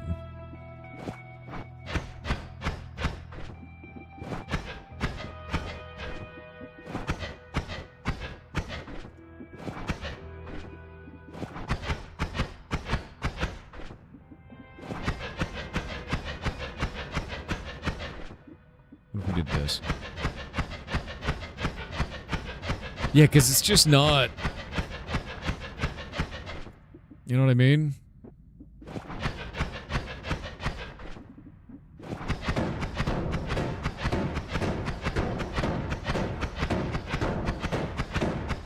What's with the duck on the wall? Oh, this is the cast order, so you can see the cast there.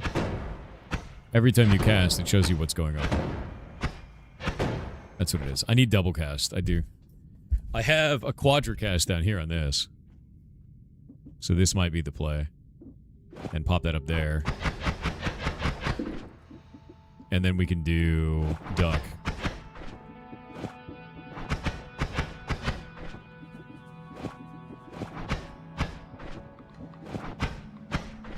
Maybe triple? I need it to wrap around, is the problem. No. Yeah, there. That'll do it, but it's not enough. Oh! I know what I want. I know what I want, Chet. I know what we need. You see that?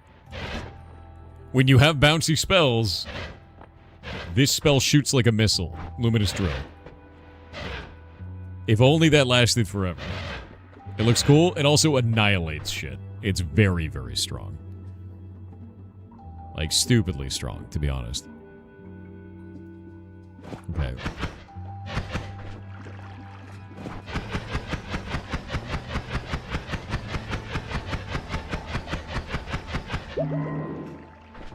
Alright, I'm gonna go with this for now. And then I'm gonna pick up more spells later. And we'll kind of go with it.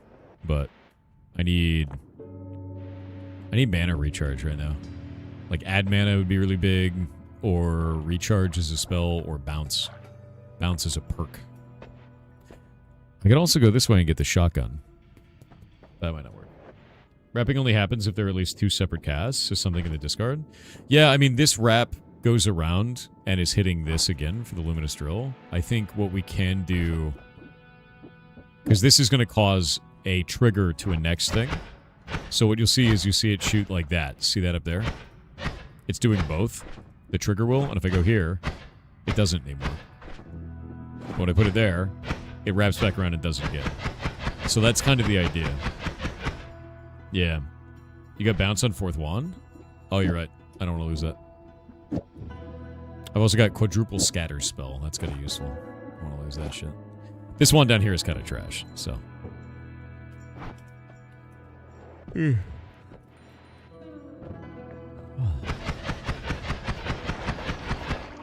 This is stable, though, so...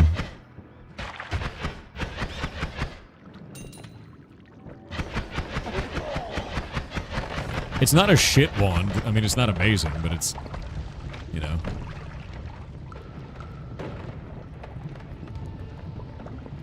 I'm gonna hold on to these firestones until I stop being on fire. There we go.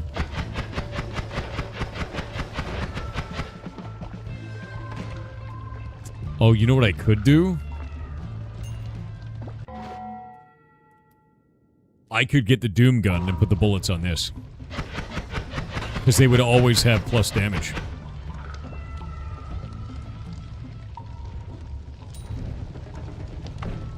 What is this? This is an official image that's hosted on their domain. Zoom in and look at it. Why? What is this? What is this shit? What's the problem? What is that little particle in the top right? It's off center? Yeah, but it's also got like a bunch of junk in the top right. Enjoy that. I'm gonna unpause and die. No, I'm not. I'm holding a Kiva Skivy. I'm immune to fire as long as I hold this.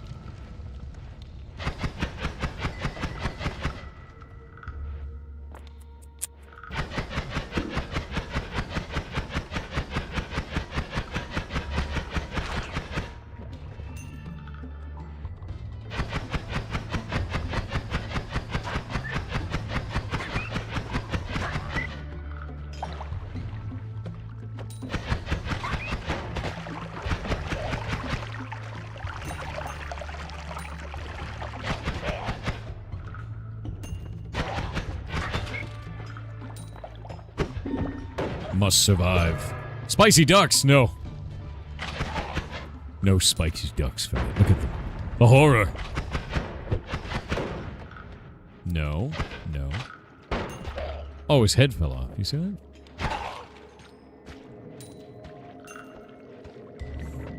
Alright, this is pretty good so far. I'm at 1100 gold. I got a cool wand. I really just need a perk. And if I can get...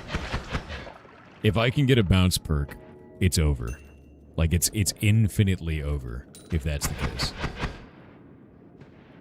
Yeah. Actually insane. Oh, catching gold mid-fight is one of your favorite things in the game. It's super fun. Tinker Anywhere would also be legendary. If I can get Tinker Anywhere, that'd be huge.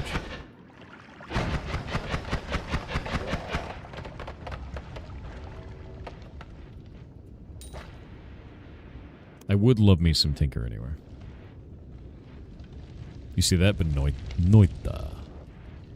Good old Noita. Why is everyone typing 1 and 2? On the bottom left corner of the screen, you can vote on how to kill me. Or to how to help me, which would be great. But it's usually the other way. Hey look! It's a bomb! How long does that shit take? A while.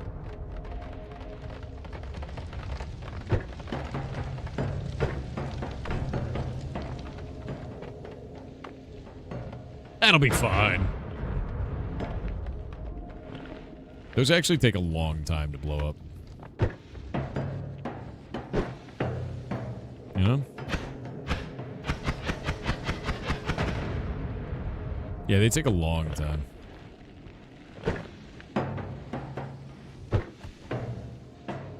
Off they go, dude. I think it's on delayed cast. It is. It gets a massive, like, delay on this of 1 full second. Oh, that was my prize? You son of a bitch. Oh my god, dude.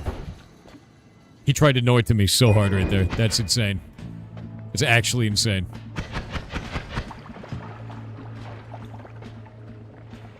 How much lava was in that firefly? Crazy. Glowing lance and earthquake shot. Okay. That's cool. Yeah, you want a slap to the face, exactly. The nightmare is real. Also, I beat the queue. Did I actually beat the queue or did it break? Oh! It crashed. Why did it crash? Go to event viewer, find out what happened there. It only had like 5 left. What the hell?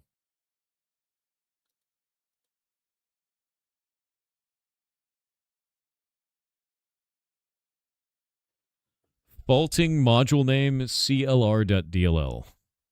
What the hell? What is wrong with clr.dll? Under what circumstances? What is that normally used for?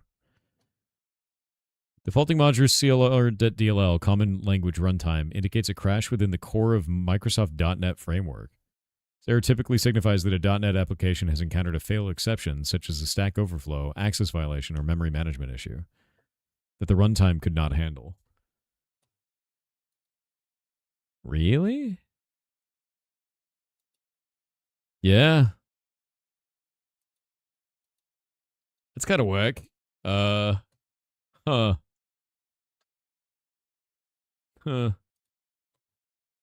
It seems to be running fine now. There was 5 messages left, and I don't know what they were. I've never had that happen before. Let me see if all my actions from earlier are put in. I also need to do setup, fix start, and fix URL. I think fix start actually functions. Let me look. Let me make sure that these are working right now. Yeah, they go stream start and then fix URL. I will add $20 to the debt. I have no idea why that happened. I'm sorry about that. So we're at 1.8 now. Whack, dude. Yeah, sorry about that. I have no idea what caused that. You got ads without warning too? Really? That's really odd. Yeah. The debt moves by $20. It will be in the next message. Very strange. Anyway, the queue is back up now. I don't know why that would happen.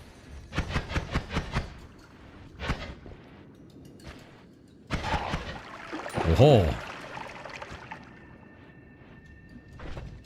Can I dig this? Oh no, it's just gonna run away, isn't it?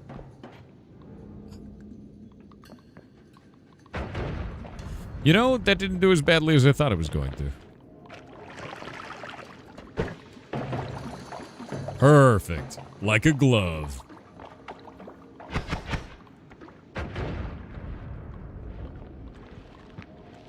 Off we go. What? Okay. You spawned a spell. Teleport bolt. And always cast cluster bolt. Always cast cluster bolt is kind of insane. That's a lot. It's a shuffle. Of course it's shuffle. I'm taking it though. Alright, I'm going into the void.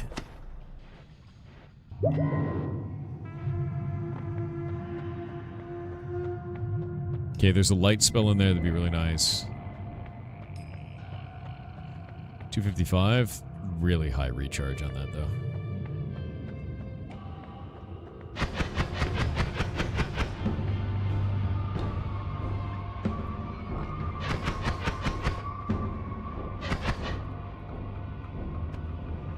And now we wait. The trap is set. The bait ready. I am the bait. Come on. Steve, come on. Come on, Steve. Come on, Steve.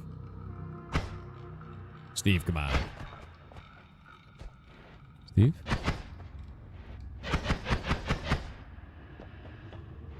Oh, Mr. Stavari. Steve Areno. Stephenopoulos. Oh!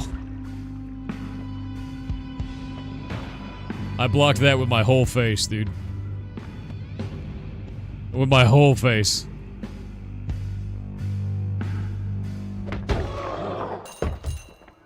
He didn't block that, though. Yeah, he didn't block that. He deserved it. Yeah. Yeah.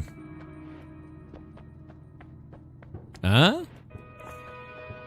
Phasing is so good. Oh, phasing is really good. Phasing is really good. Rip Stormgate? Did it actually, like, die? Did something happen? I thought it was still around. Boop. The underscore Natarok on Twitch with 500 bits said two lovers, forbidden from one another, a war divides their people and a mountain divides them apart, built a path to be together. Yeah, and I forget the next couple of lines, but then it goes. Happy birthday Thor. Two lovers, forbidden from one another, a war divides their people and a mountain divides them apart, built a path to be together and die. Secret tunnel, through the mountain, secret, secret, secret, secret tunnel.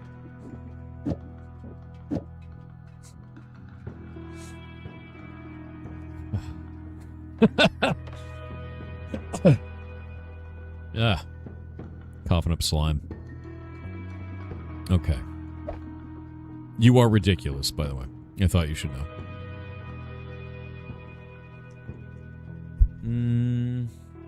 We don't want glowing lance. Glowing lance kind of sucks. Teleport bolt is pretty nice on this one. I don't see that big a problem. Get rid of that.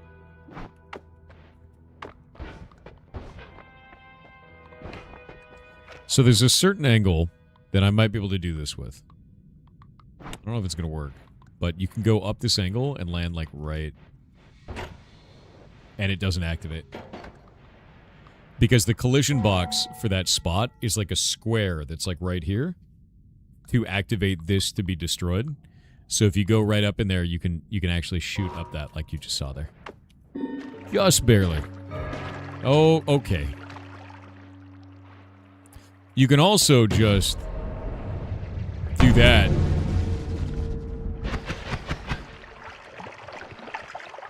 Which is cool, I guess.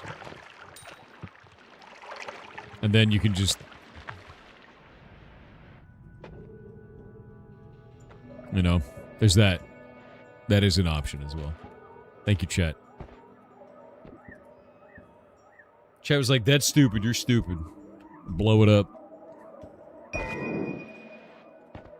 Okay.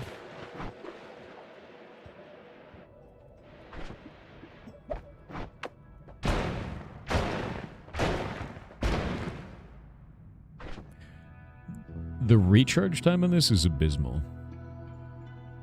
So. How much do these cost? 70?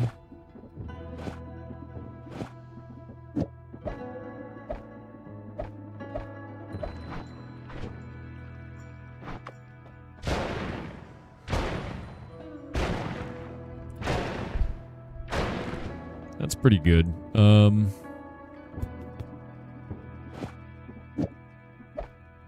God damn it. Okay.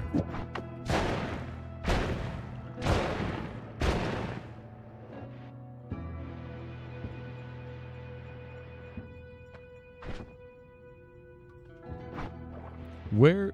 Oh, it's over in this. There we go.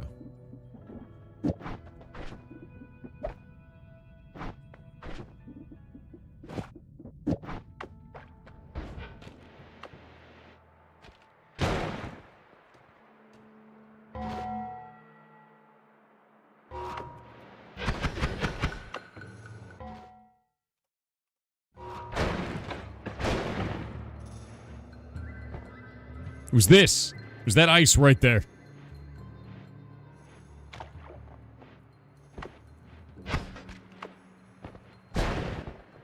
Really?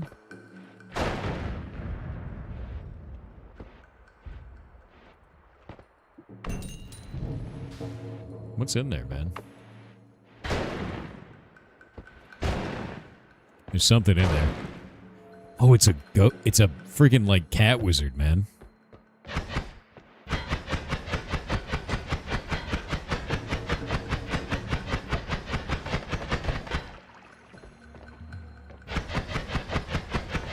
The absolute horror of cat wizard.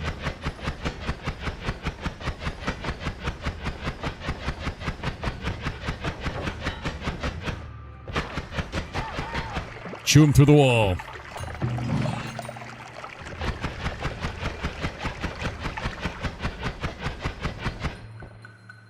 Okay.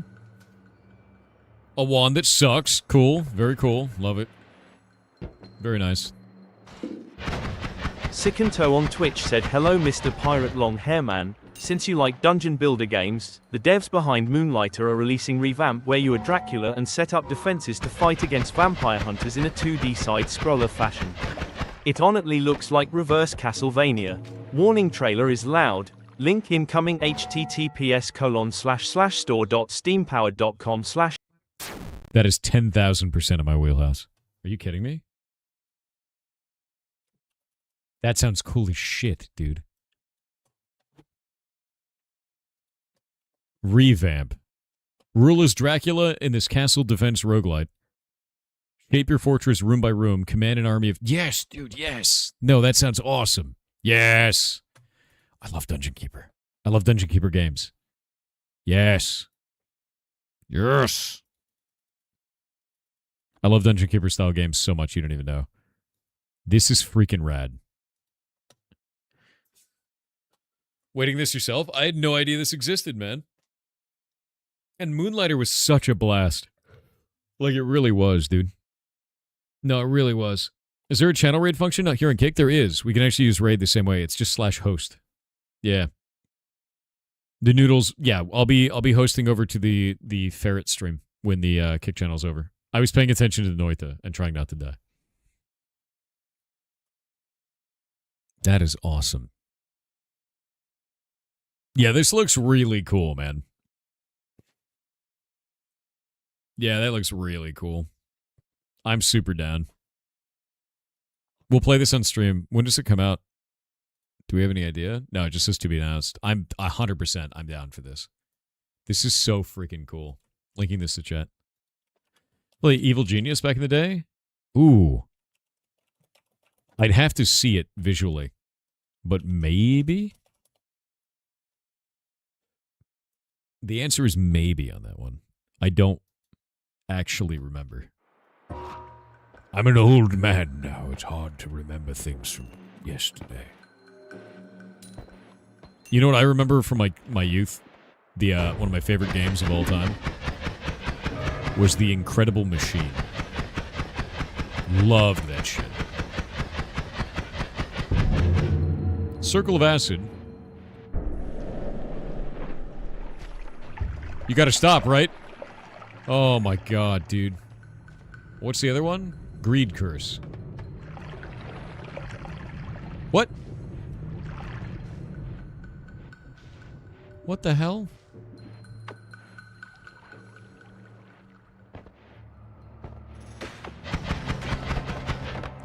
Oh my god, wait, you put that horrible greed curse on me. Oh god. Oh god, it's still there. Okay, it's gone now. What the hell, man? I gotta get out of this level. I'm already, like, really low on HP. That was a horrifying greed-cursed liquid. Dude.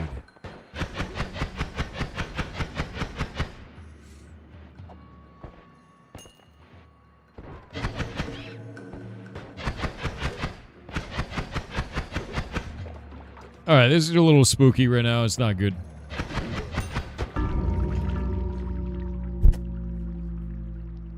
I tried to get under his firing range. Feels bad. It's always the Hisi, dude. Nothing kills you other than the Hisi. I swear to God. You're doing a nightmare run. It's only the Hisi that ever kill you. Nothing else. The scariest thing in the game. Nightmares. Alright. No. Teleportitis is the worst power in the entire game. It actually ruins runs. Bro, Tippimus, what are you talking about? I have 500 hours in this game, dude. Are you okay? Alright, let's see. Hey, that's cool. Ping pong path is nice. We love that. Give me a drill. No drill. Sad. No drill, sad, dude.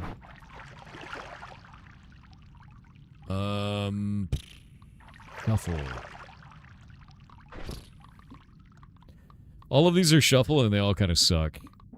It's not great. Although this one's gonna be hilarious when I finally cast it, so I'll put that on the end result here. Throw that one away, don't need it.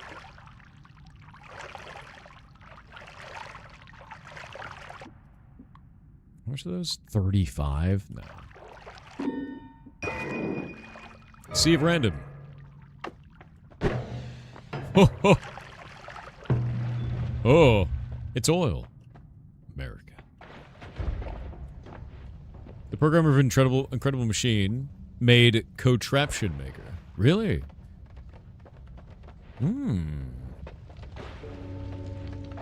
Yeah, I kind of want to look that up then, man. Because Incredible Machine was my jam growing up, man. I loved that goddamn game so much. WL_Blazkowicz on Kick said, why can't the US switch from pounds to kilograms? Well, it would create mass confusion. Very clever, sir. Very clever. Why is everything covered in diamonds down here? I've had a diamond-encrusted dungeon.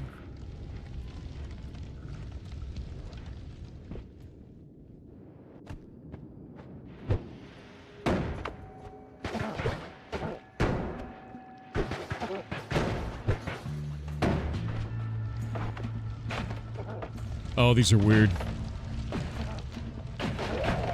Alright. We wiggle now. Oh, no, you don't, sir.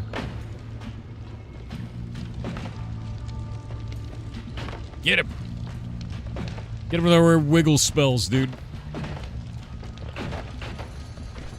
Actually, what does that even do? I don't even want that. It's very funny, though. Much better.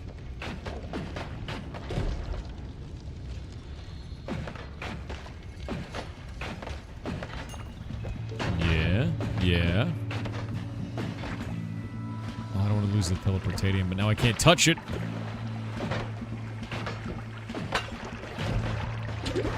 Aw, shit.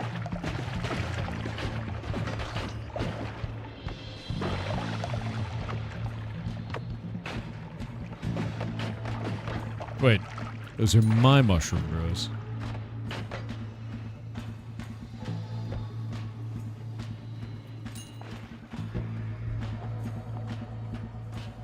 Oh, okay. That's a really interesting one. If only it didn't have 2 spell slots and had more.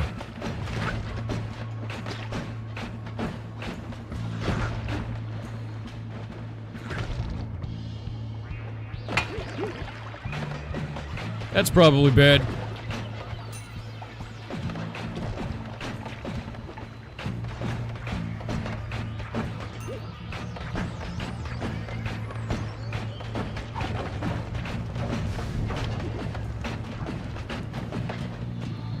I think I'm gonna mulligan this one, dude.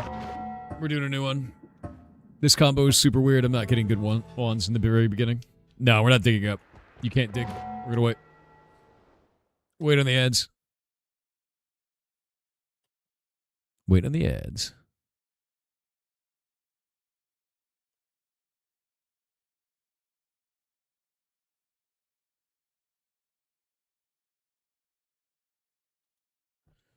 Okay.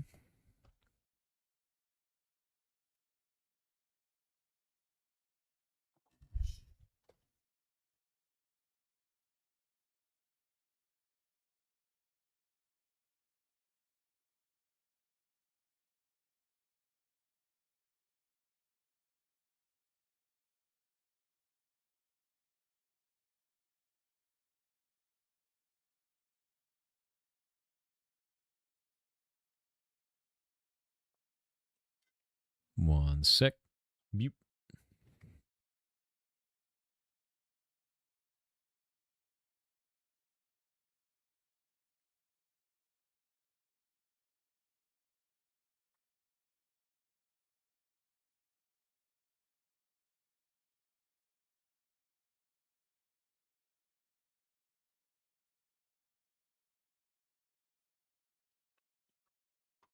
Mute. Let's see.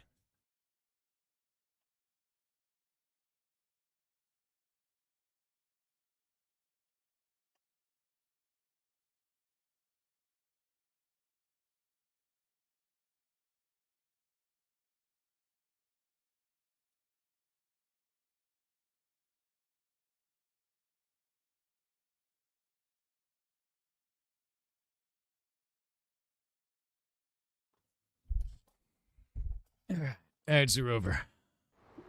I mulliganed it. That was not a good run. Okay.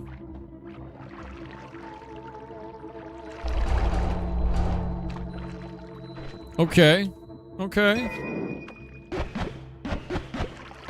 Kind of weird. Alright. Not bad. Pick some of that up. Pick that up. Contact damage is very strange, by the way. It's like really an odd kind of wand.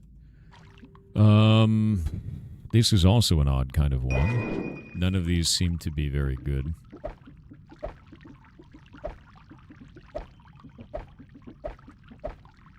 I'm gonna try something weird, because this is very fast regeneration. Trash. This one is just straight up trash. But there's a power up here. Faster wands. Now that wand is respectable. It's actually not terrible now. You've made a poop. Thanks for the poop stone, chat. You're the best. That'll do. I like that. I like that. It's kind of whatever on this. We'll do critical. There we go.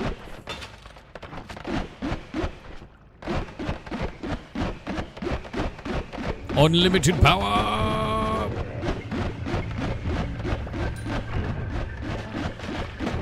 That guy down there has a black hole wand. I don't like that.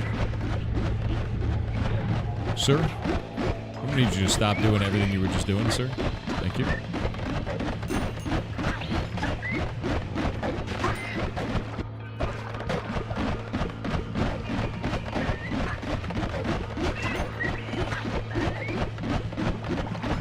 My God. There's so many. Eat it. Alright. You took the rubbish out? Well done, sir. I have to do that later. So much junk. Junk right now. It's from the Rakers of Terraria? No. It's funny because a lot of people believe that this looks like Terraria. It's just the side-scrolling pixel art game, right? That's like kind of where the similarities end. There's nothing about this. This is... It looks so close that it's honestly surprising.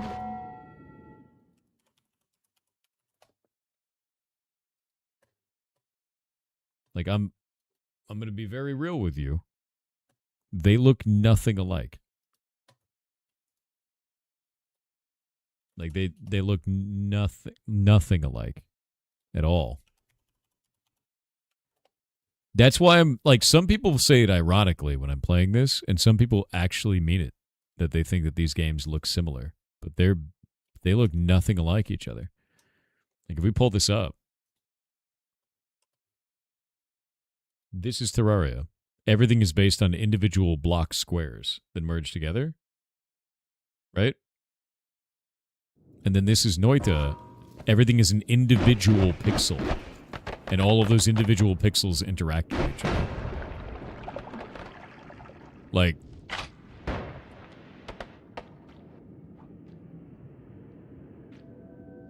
They're very, very different from each other. Like, incredibly different. Some people see pixels and think they look the same. I mean, I guess fair. But I don't know if it's like a meme at this point or if it's like real. They're very different games. Clearly this is Earthworm Jim. Dude, you're Earthworm Jim. This whole dungeon is filled with diamonds. It's very weird. Down you go. Love it. Love seeing it.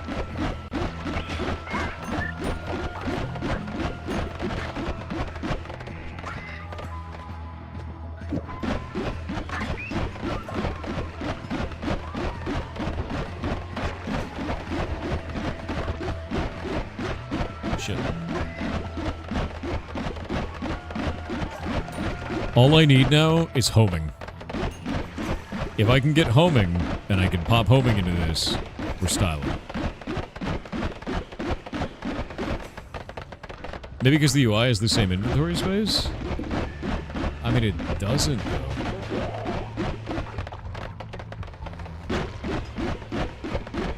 Like, if we look at the UI, like, here. Terraria inventory. Like, if we go pull up Terraria's inventory, it's kind of a mess. It's just like a grid, yeah? Like, that's the UI in Terraria. And then this is the UI in Noita. You talking about an action bar? So pixel art plus action bar?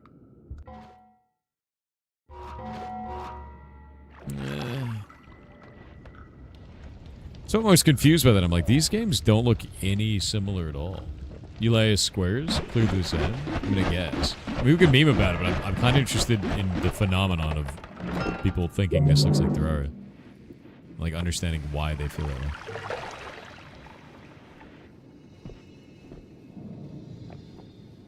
way. A cement potion?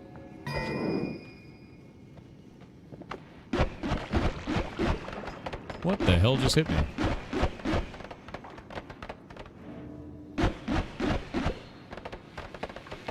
You get hit by my own abilities? No? Ow. Oh, okay.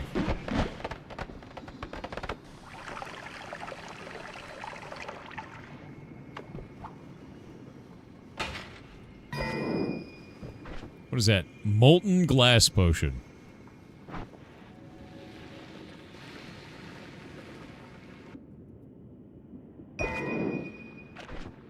We need that egg. It's important. Oh my god, why am I just getting random amounts of GorpWT chaotic on Twitch said garbage clearly in there? both are clones of Super Mario pixel art side-scrolling and jumping. You know, you might be right. I keep getting toxic on me, and I don't know how in this run. It's not been fun.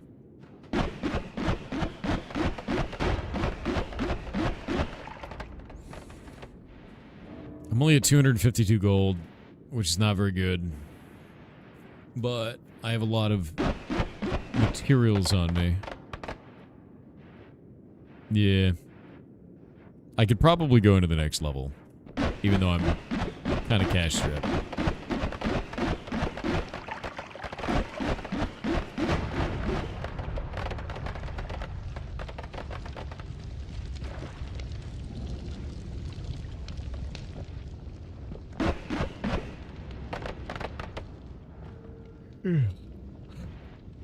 It's glass, glass in a glass.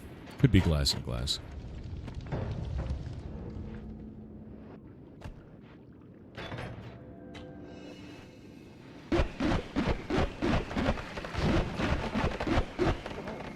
That would have killed me.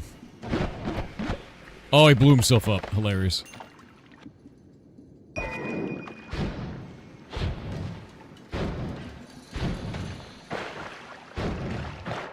Eat it.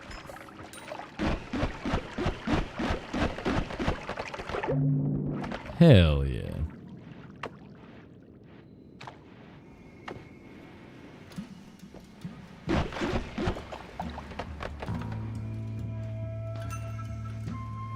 $292 gold. How much more do I have to go? I will survive.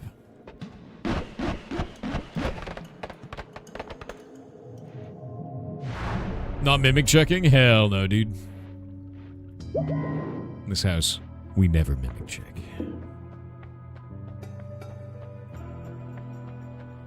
Ooh, perks.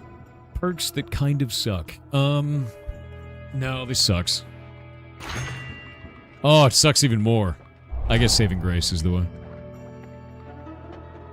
Yeah, saving grace, I guess.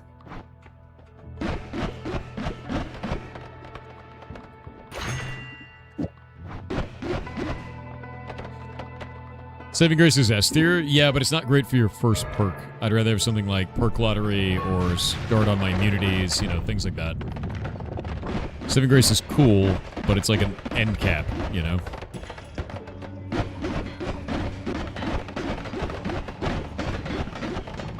What the shit is lighting me on fire? Are you kidding me right now? Really?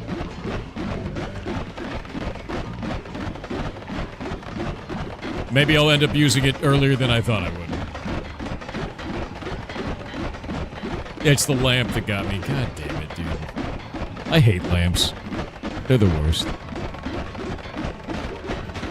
No. Yeah, I'm probably gonna die and then this thing will have saved me. It's great.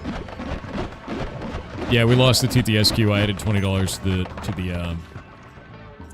debt. The program crashed, unfortunately. And it's not crashed right now. I don't know why it crashed. It crashed from some internal problem. I think I just got saving graced. What the shit?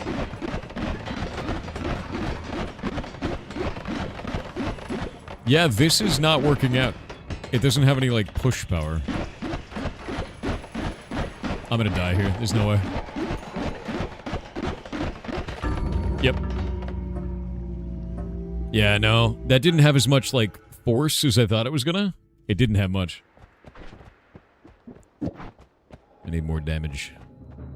Need a better build. Okay. Lukey mutation. Lukey mutation sucks. Hill_Roy on Twitch with 500 bits said, Thor, I'm sorry What's to up? inform you of your impending doom.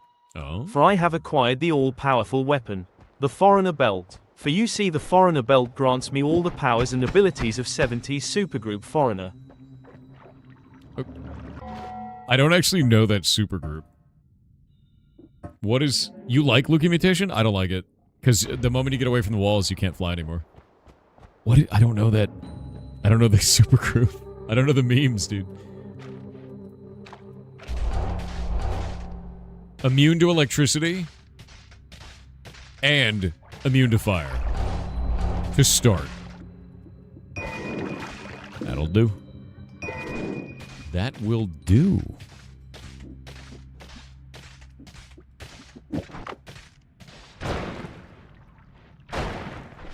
Okay.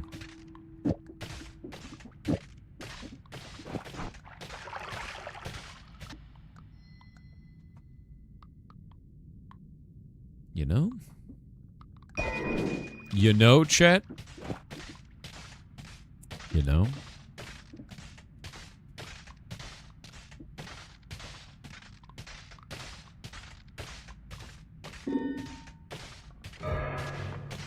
Oh, god damn it, dude.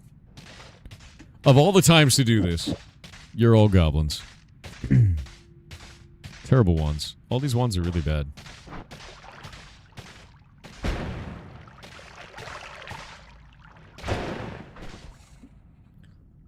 Okay, these actually have explosion damage and lightning bolt. So, what if I did...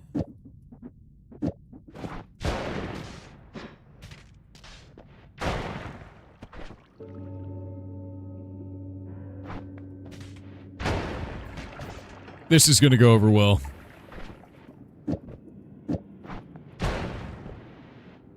It's time, chat. It's time to do a shotgun lightning build.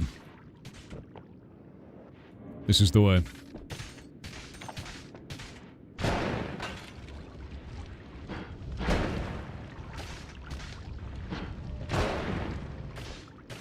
Shotgun. Yeah, shotgun lightning build.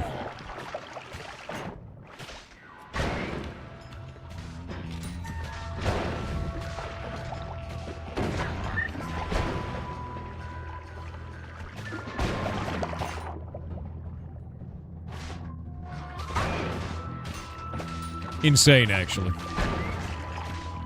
And this is why immunities are incredibly good, chat. Just outrageous. This is 100% the way.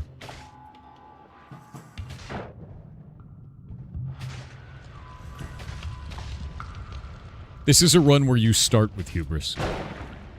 And then you slowly come down from there. The rarest kind of Noita run.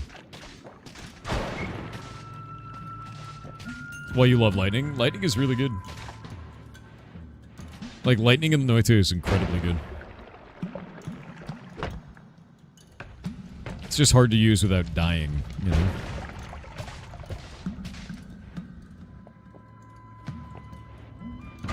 When someone mod the lightning with a machine gun wand, turning it into a railgun, that's kind of cool. I don't think I've ever seen that. Oh, shit. Come on, dude. This thing has a really slow cooldown is the problem. What is the regen on this? 99? What if we did...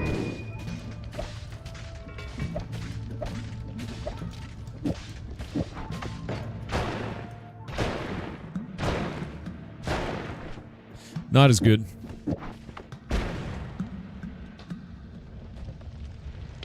We need a big old shotgun. Made out of lightning. Lightning shotgun. Yeah, it's much faster, but it's not... It can only shoot one at a time. This thing's doing double damage is the difference.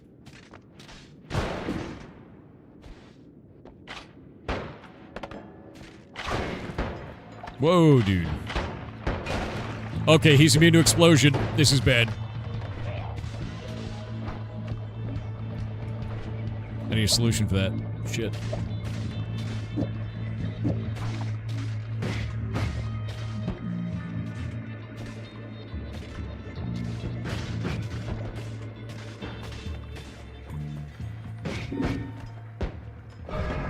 Why have you done this?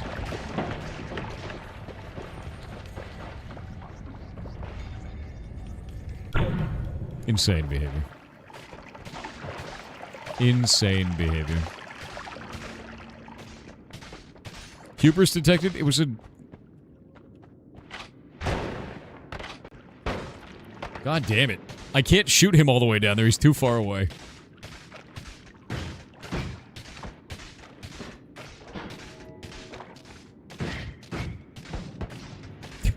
I hate this dude. Oh my god. Eat it. He jumped on it. You watched. I need speed up. I need speed up so I can make the lightning shoot farther. That's what I need right now. God damn it. I gotta get out of this level. Because this thing has such a long wind-up, it's actually going to get me killed. I need to go to the next level. Extend lifespan or extend speed or any of that shit. That's what I need. Wait, long wait time for more Noita? Hell yeah.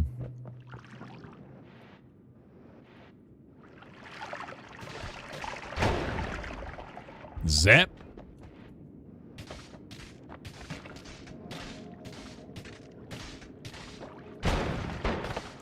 How did they not kill him? The lightning...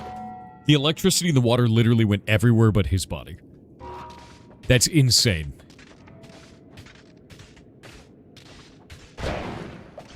Jesus.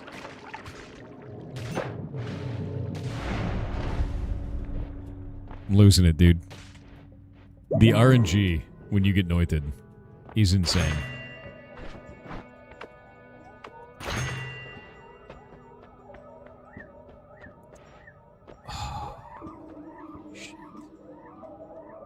Fire, electricity, and toxic immunity.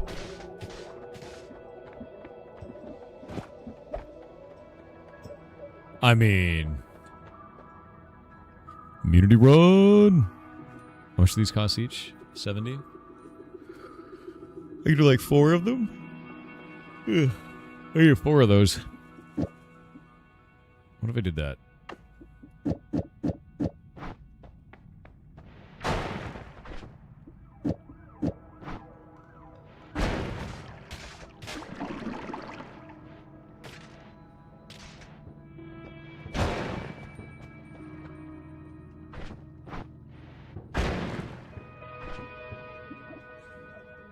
Let's see, we have 350. They cost 70 each. Okay, so that's not so bad. What's up? We just do 5. Yeah, 5 wands. There we go. Iron stomach equals potential polymorph immunity later? Yes, it is. It's a long time of that, but it kills anything I look at.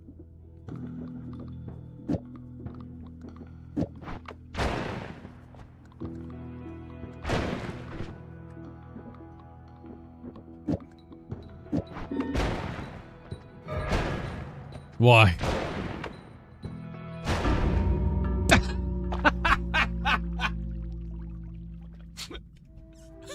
You killed me. The extreme spread killed me, dude. Extreme spread, I guess, makes it full 360. It shot into the ground and then blew me up.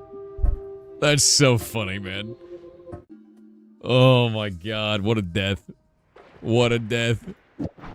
Is it 180 spread? That was enough. Okay. Projectile slower in my area. Random always cast spells added to the wand in your hand.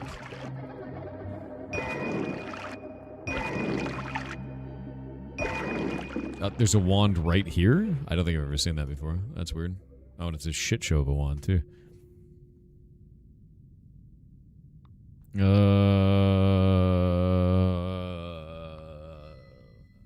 None of these are good.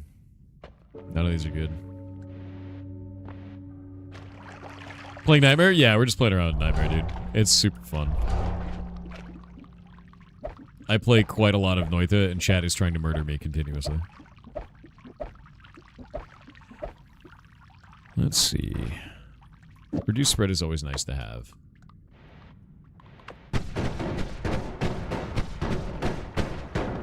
Not a bad one to start. Loot, you say?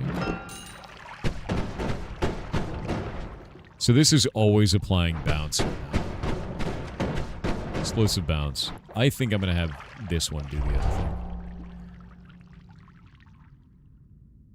I actually didn't know you could have 2.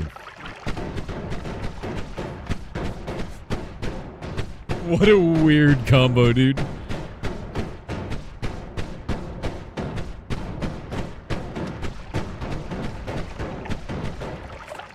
I can't wait to blow up to this wand. Let's take it out there. Oh, wait.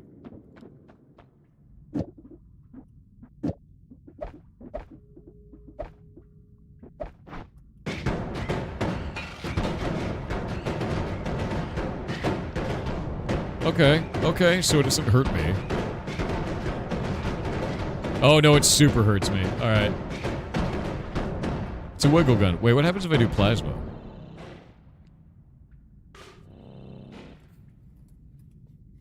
What the shit is that, dude?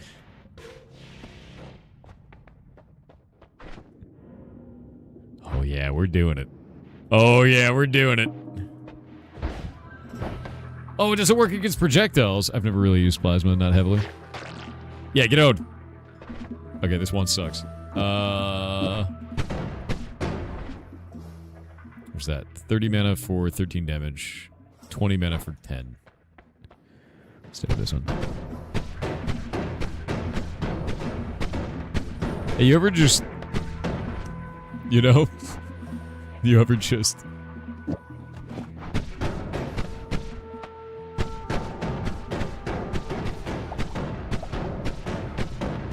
Man, this sucks.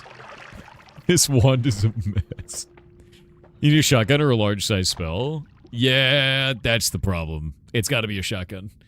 Wiggle is crazy bad, dude. Like, I've never used it on anything, but here we are now, and it's... Slithering path. Okay, we'll start over and get something that isn't ass. Need nukes? Yeah, definitely, so I can survive them. Wiggle plasma is funny as hell. I've never tried that. I think that's just like an yeah, now we know exactly. Oh. Oh. Oh. This is a good combo. Oh. The game crashed. Very cool. Very... Very cool. Noita. Finally, some gameplay. Oh no, it's a new game too. It didn't even save state it, you bitch. Zafaroth on Twitch with 500 bits said the creator of Full Metal Alchemist has a new series called Demons of the Shadow Realm that's getting animated. Same studio as FMA, and apparently the story is real good as well. All-time banger coming up. It sounds horrifying. I'm in. Giga Drill Wand. And now I have a freeze field, so all liquids freeze in my presence. And ping pong path.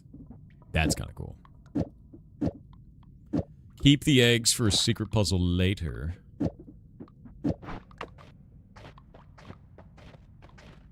Nice. What else can we do here? All these wands are kind of butts, guys. They're not very good. I don't think I can recover from this, to be honest with you. Those wands are like super giga butts. They're like really... I got nothing that can even fight a basic enemy with that. Yeah, that was bad. It was a bad combo. I know your vote, I know. Like, it came with teleportitis. Dude, this is why I hate nightmares sometimes. You just start with like the shittiest possible rolls. Thor doesn't like butts. I didn't say that. Teleportitis is a meme. Okay. Okay. That's good. We like that. Like that. Sort of like that. That's fun. That's fun. That's weird.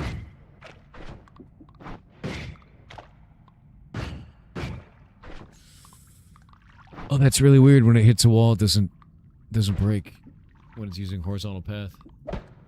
Which is terrible, by the way. Electric charge. Firebolt with trigger. Oh, god damn it. I'm going over here. Alright. I need to grab a snack real quick. There's a horrible exploding gnome over there. And I need to go check on Mocha. So I'm going to be right back. I have to go check on Mocha real quick. It sounds like rain over here. I'll play some music while I'm gone. Give me a minute. Horizontal path is great for a bunch of drills or chains inside a trigger. I think horizontal path is also really good if you're doing a teleport to alternate dimension spell, which I've seen that done before. And that requires horizontal path. It's just very specific, right? Like, it just needs a very specific thing. Anyway, be right back.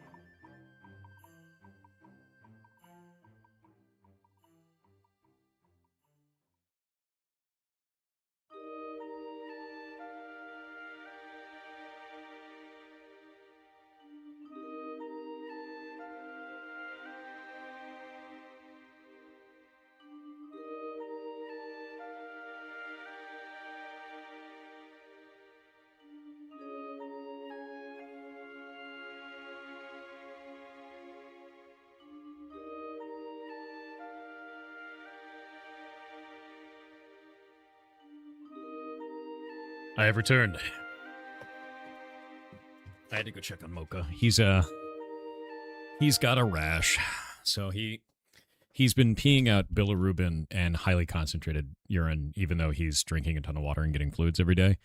And he got a little bit of a rash on him. So it's okay. We're gonna put cream on it and deal with it. I was so scared, and I'm kind of like freaking out because I went to go open his enclosure because he's in a soft pop-up, and he's laying on his side in kind of a weird position because he's healing. And his face is right next to what looks like a blood stain on the inside of his enclosure. And I thought he was dead. That was not it. He had pulled food across the floor and then fell asleep in it. So I just had a little bit of a panic there. I'm okay. He's okay. But he literally dragged food in like a smear in front of his face and then fell asleep right next to it with his nose like right on it. And it looked like he bled out his nose. And I'm like, God damn it, dude. Ugh. It had that like telltale color of like dried blood color. And I'm just like, ugh.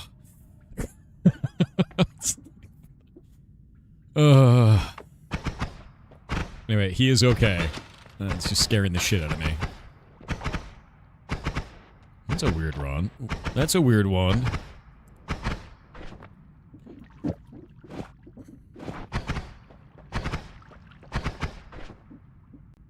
I don't know how I feel about that. What are the...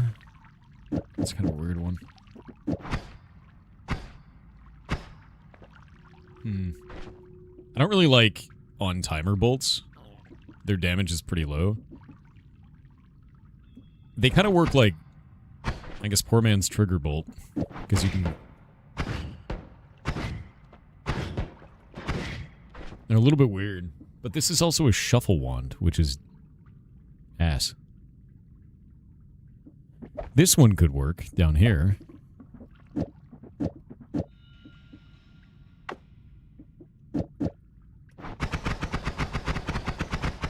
That'll work. Throw this out here. This is still a shuffle wand, but it's not a shitty one.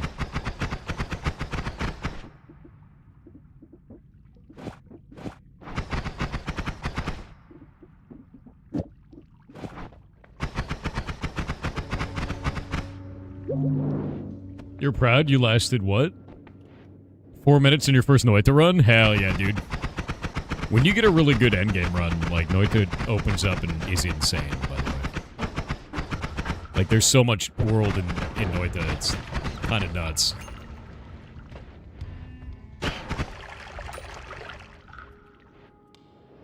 Levitation is so good. Stainless armor and kills to mana. No, you don't. Oh.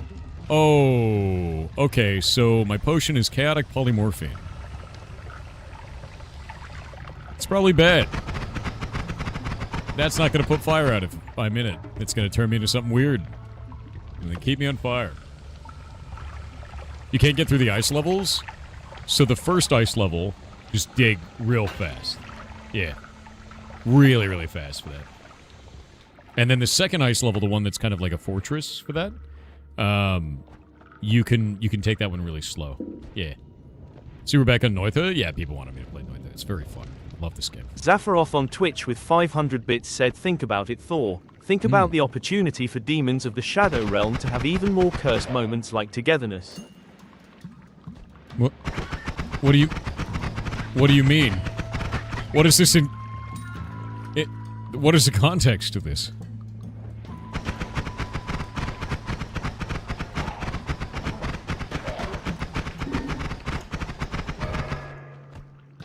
Of course you would vote for that, chat. Why should I expect anything else?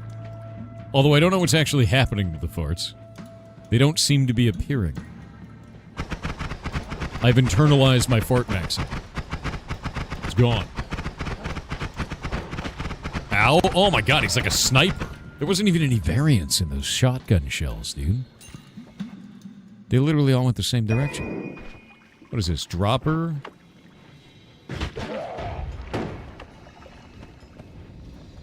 Never again.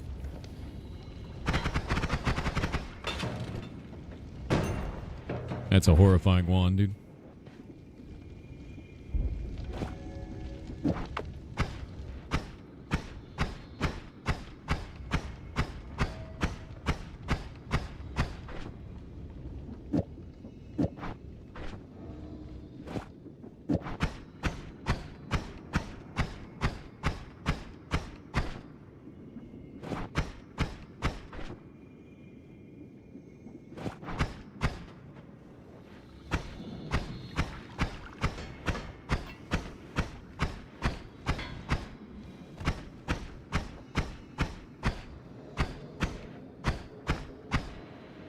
A little bit horrifying, you know?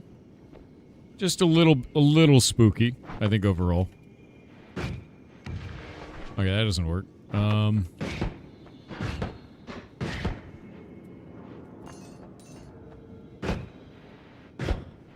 damn it.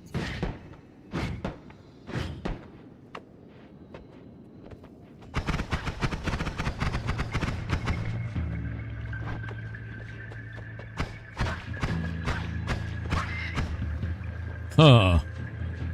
That wand isn't as cool as I thought it would be. I thought that, like, the plasma around it would do a lot of damage, but it looks like it's not doing damage because it hits head on. Which is sort of shit. Could be cooler.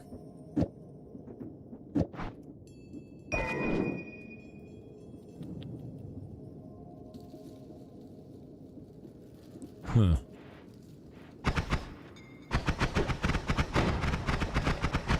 Yeah, this is way more effective. If you have a slower homing one, it could be pretty fun. The problem is if it's slower, it'll hit me while I fire it. What the shit, dude? What are you made out of? That man's made out of adamantium.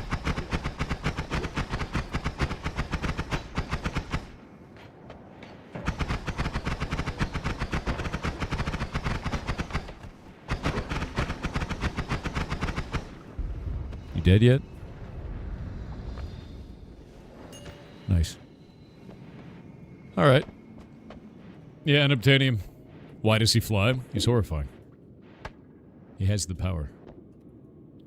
Oh, shit. Oh, shit. Oh, shit.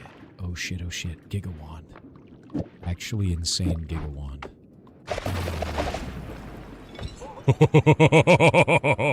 Hey, Fever Wand.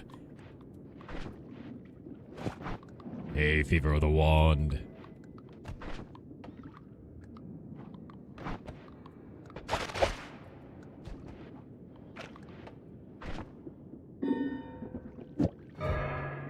Thank you. You were amazing, chat. Oh, god damn it. Dude. Right here in the middle of my wand.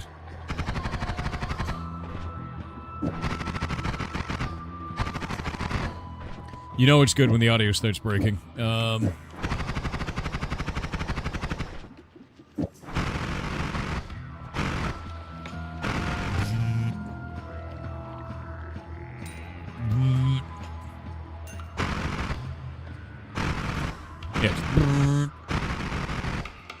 We love it. Love to see it. Alright, we've got the Giga Wand. I just need a duck. I need a duck. Bzz. How did that not die? Get out of here, dude. Yeah, it's the Warthog one, dude.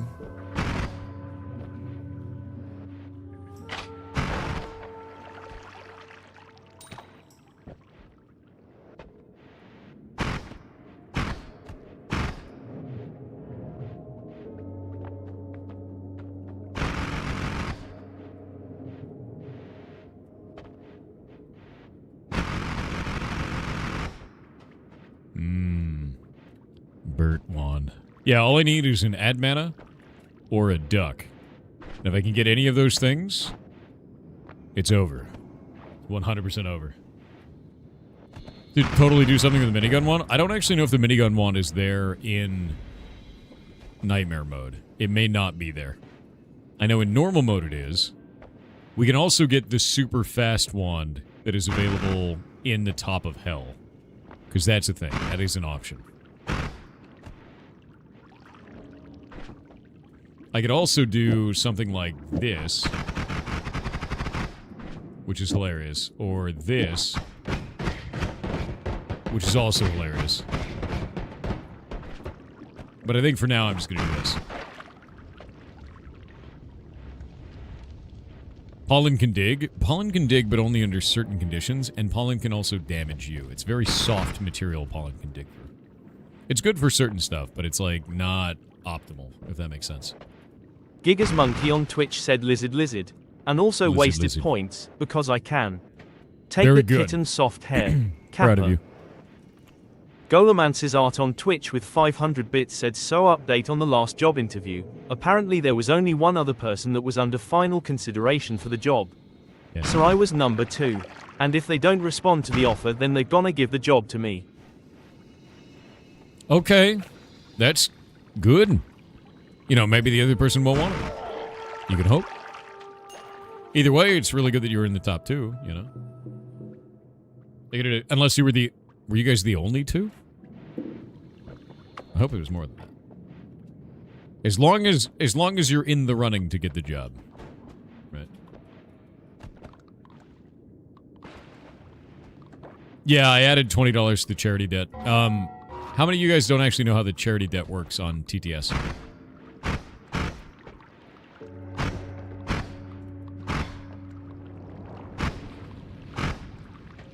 How many of you guys have never seen it? Spawn super chest. There we go. Boop. Oh, just the 2 in consideration. Well, I hope you get it then, man. I really do.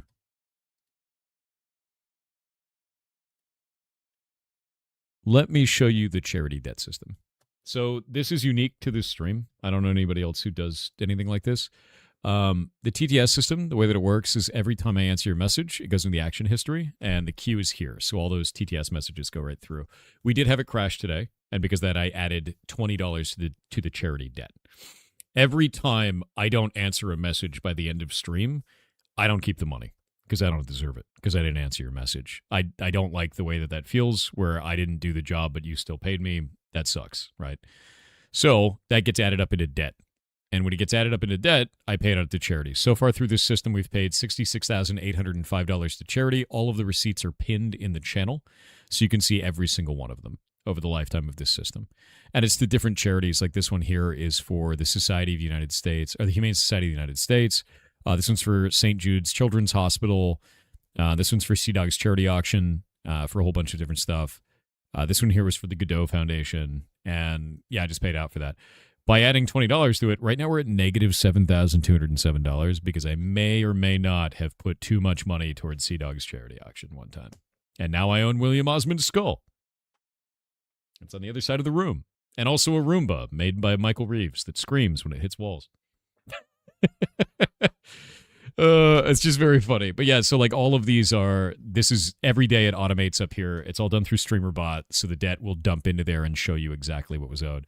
And the way the TTS queue works is if we go into pending actions, you can see this is done for bits. I hit the button, it eats it.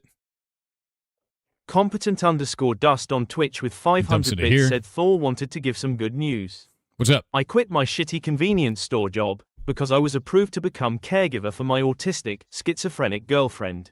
Whoa. I will be making 3 times as much as I was at my old crap job. Wow. And I get to stay home with her, keeping her safe and happy. Good. Also, Twitch ate my first donation, lol. Anyway, that just was wanted to the give some program fantastic news that you helped inspire.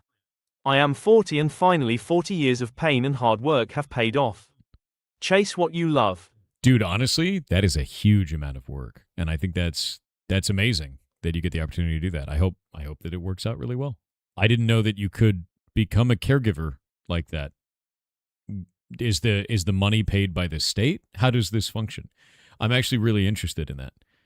I don't know how that is that a US thing too, or is that like outside of the country? Because I don't know. I've never heard of someone doing that full time. The state pays? That's really cool, actually. Your MIL is a caregiver for her boyfriend. The state pays for it. That's awesome. That's really cool. Yeah, that's a really positive thing, man. Because they have a caregiver that they know and trust. You know, that's a really big deal. So good on you. And that's not easy to do. I'm going to guess you have to get like certifications and shit for that too, yeah? Like, what is the process for being approved for that? Paid by the state. You have a friend who cares for their parents. Your mom is a paid caregiver as well. Really? That's awesome, man. I know nothing about that world. Nothing. I think that's really interesting. So good on you. Well done, dude. The VA is a similar program. Really? Oh my god. Frog did 30 damage to me, dude. Holy shit. Not even once.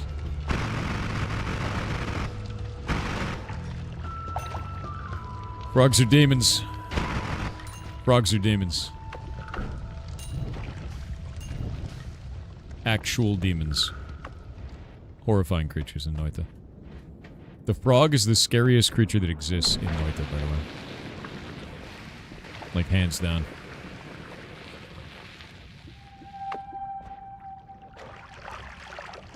They're not even actual frogs. No, they're tiny frog-shaped demons.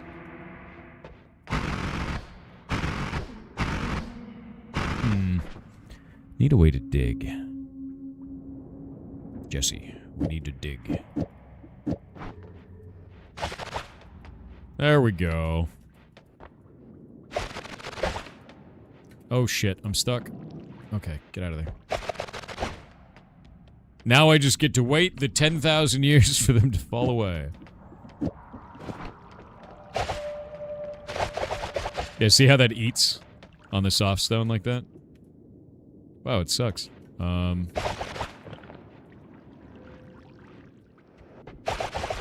like hardstone, it doesn't eat through it. Like, not well, anyway. Yup. Let's go this way.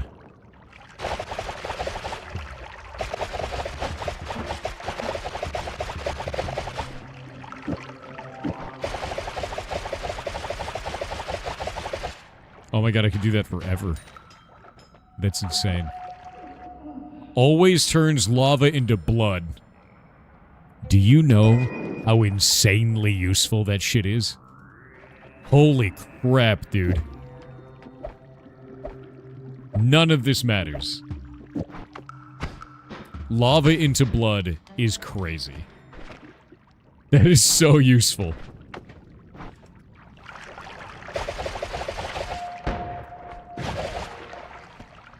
He blew himself up.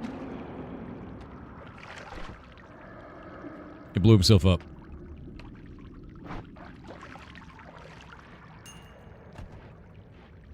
Deeply funny.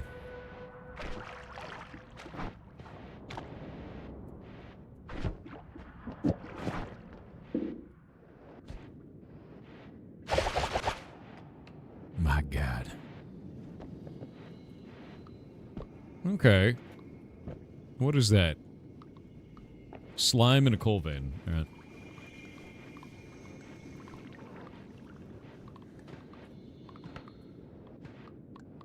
Off we go. Alright. Move, move, move.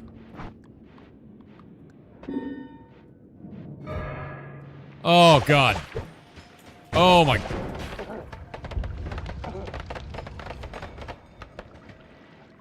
Dude. Eat it, nerd.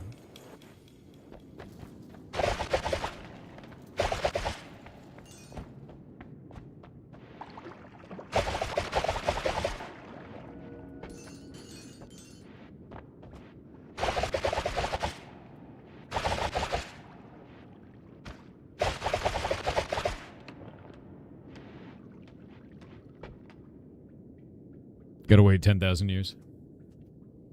Why does the wall to the right look odd? What do you mean odd? Do you mean like this? Or do you mean that? That is made out of sand. It's a biome border. On nightmare mode, biome borders look real weird. Think Farlands in Minecraft.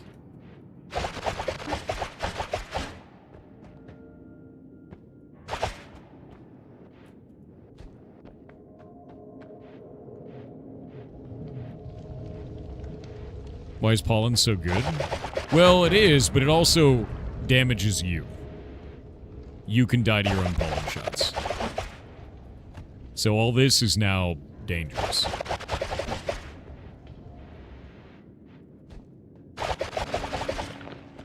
It's very good, but situationally terrifying. Also, it'll annihilate Steve. Stavari dies instantly to this. Steve hates pollen. It's a good meme. I've never actually gone over here on a nightmare run. I don't actually know what's over here. It looks like it cut out the lava pool entirely. Oh, it did.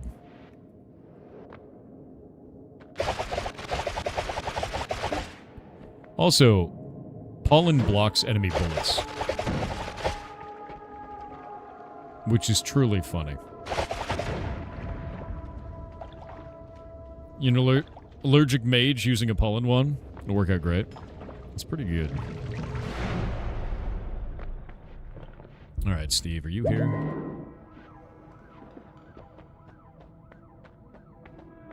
That's nice. Okay, okay. Projectile duplication might be insane. But I think I want something else. Immunity to explosive damage. Yeah. Yeah. We're gonna grab a chainsaw. Grab a drill.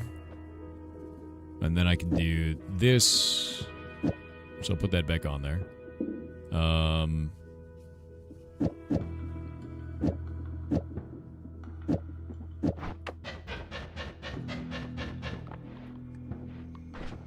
That should do it. That should do it, yeah. Oh, god damn it.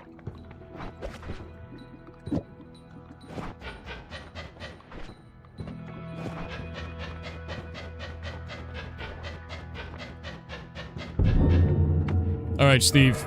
You don't like me and I don't like you. Okay. The pollen tried to go back towards me to hit the statue that was dead behind me. Got it.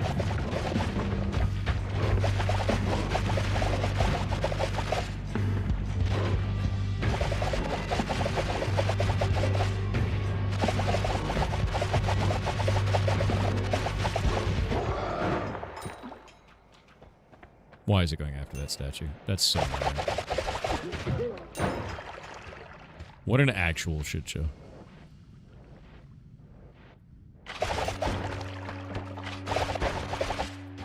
Blocked your bullets. Yeehaw. Blocked the sniper, but I also hit myself with my own pollen. It's a good day, Chet. It's hay fever day.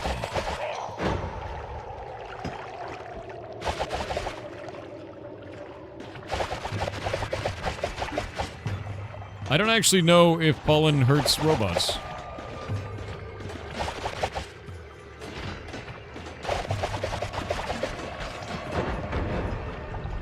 I guess it does.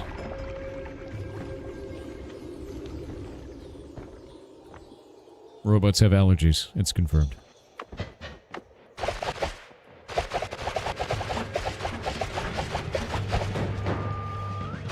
Rude.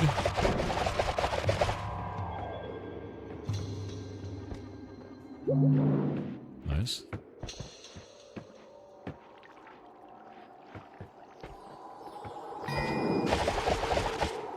Anyway, pollen is S tier. Truly an S tier material.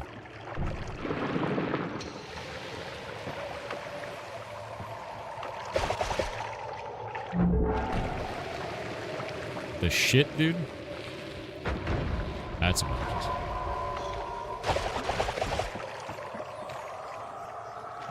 Allergy sufferers in shambles? True. We got ads. I don't think those were regular ducks. They definitely were not. Robots are allergic to bugs. Makes them act really crazy. You know? Fair.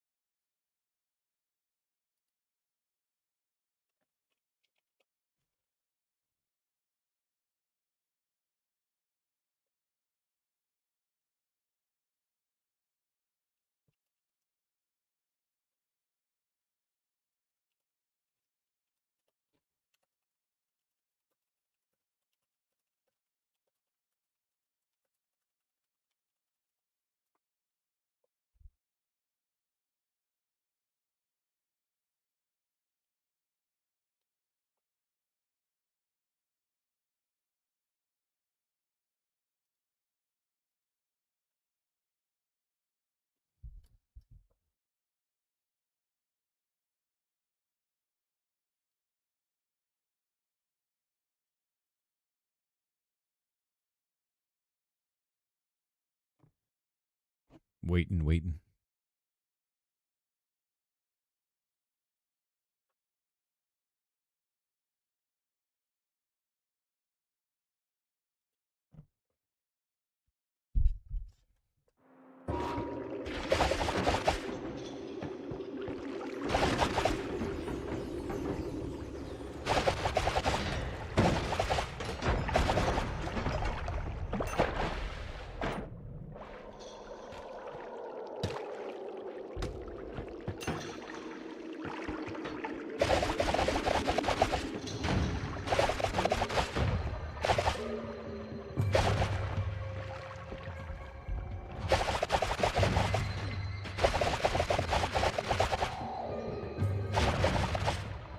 Jesus. Well, this is a little bit horrifying. I feel like the pollen hit detection used to be better in previous builds of Noita. I feel like it's kind of shitty now. I might be wrong about that, but it feels really odd.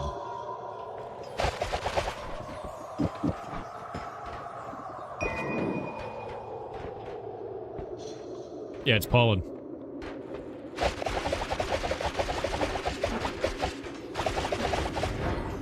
Pollen is great. Hit detection's a little bit odd right now. Alright, that's good. I like that. It's a really good wand. It's like a really good wand. You can do all kinds of crazy shit with that. Grab this. Dump that. Dump it into here. Competent_dust on Twitch with 500 bits said it is indeed paid by state, then state gets reimbursed by Fed. All through Medicaid. I need no formal training, just a 2-hour orientation. The program is CDASS Consumer Directed Attendance Support Services. I essentially get paid to do what I have already been doing for 2 years, but now I no longer have to go to some corpo job to keep my bills paid. I finally have freedom, 40 years old, a veteran, and I finally feel free. Your videos, streams got me through the times. Thank you.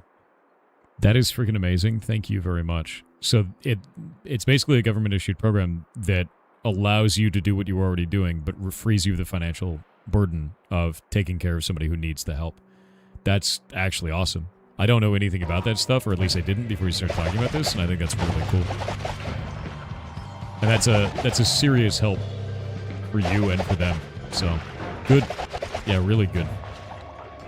Someone said that the VA office will do that as well, so in cases of, you know, people who are veterans, having a service like that is a huge deal. I love that.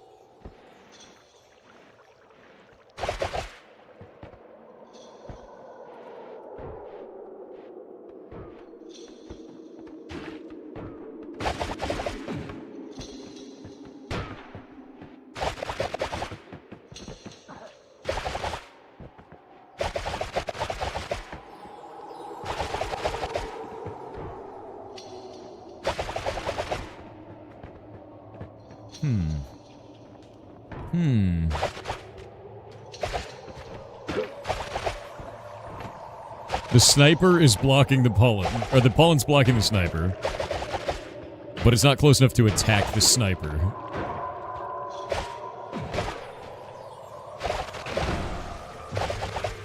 Ow.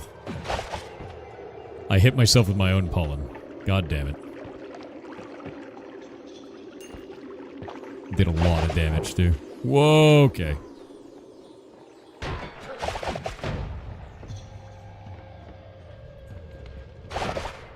Oof. Got him.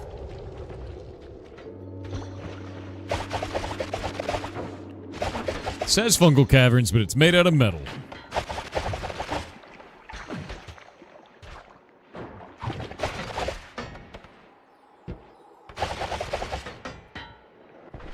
Well, that's not gonna do it.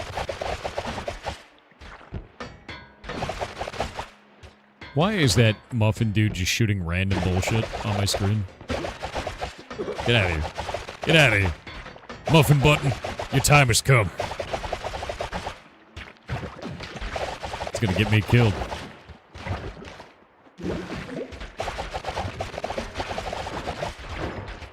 Why is that thing not dead yet?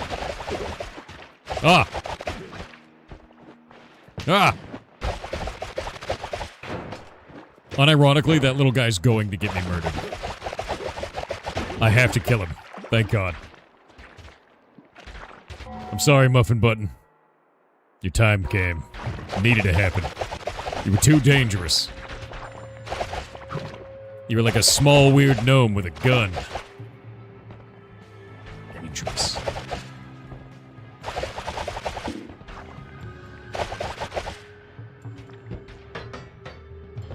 Don't you do it, chat. I already see what you can do here. Don't you do it. Don't you do it. Don't end this beautiful run.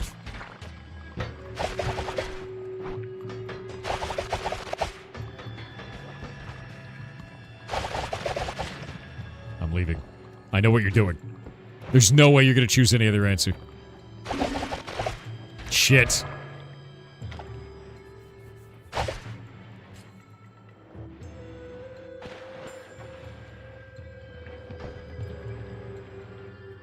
You're a demon. You're a demon. Chad is a demon.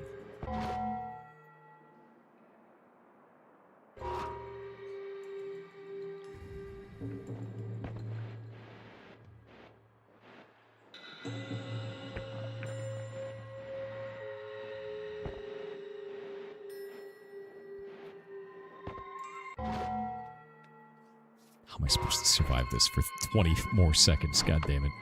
Can I shoot this one at least? Okay, this works. It's like the shittiest lightsaber ever. Great. Oh, shit. Come on, man.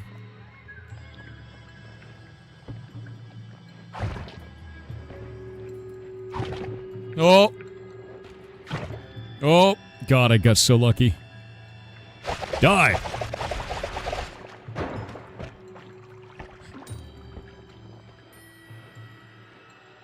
Demons. Chat is full of demons. You just couldn't be normal, could you? You had to do it this way. Monsters. That was cheating? I had to run. Are you humbled yet? No. The hubris grows. I'm full of spite.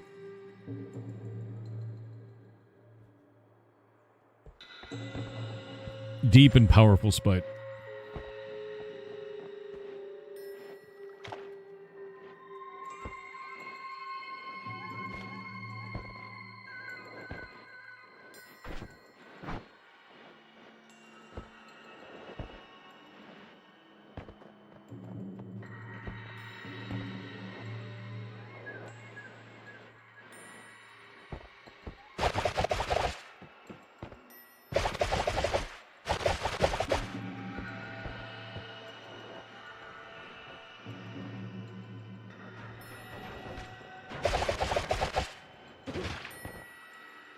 Everything in Nightmare Mode has so much HP, it's insane.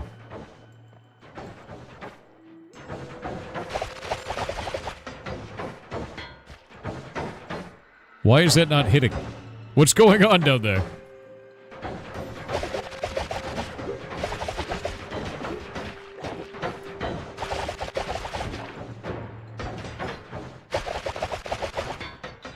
Okay, we're leaving. Same as New Game Plus. It's kind of insane. I hate the Hisi. All my homies hate Hisi. Pollen is my new best friend. Can't take damage if the enemy's getting hit in the face by pollen. Hell yeah. Yoink. No, you don't. It's the only spell that I know that's defensive and offensive at the same time with this much utility. It's also dangerous as shit.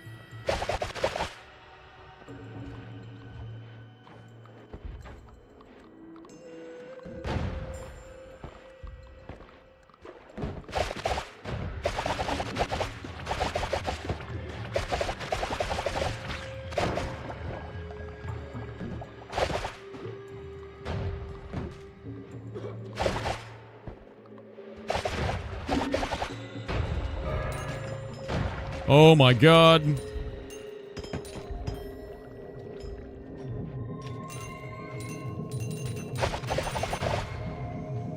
Getting out of here. Okay. Oh, Stavari. I have some pollen for you. None of those are worth it.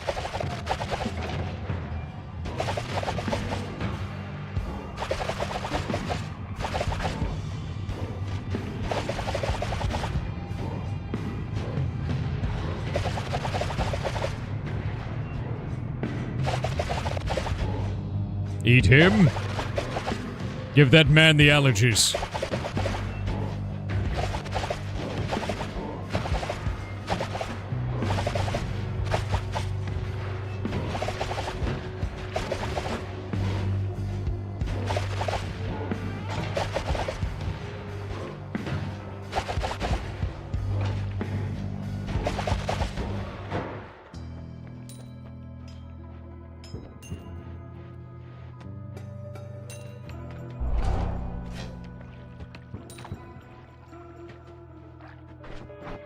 All right.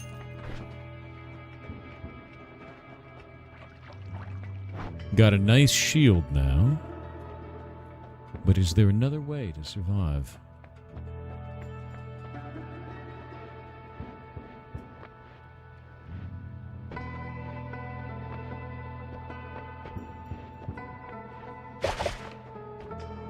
This ironically reminded me to take my allergy meds. Good, take them. Take your allergy meds. Do not become what you just saw. What can we do with this? I really need, like, an ad mana. If I can do that, I can start doing some insane bullshit. Is that a shield out there? What is that doing?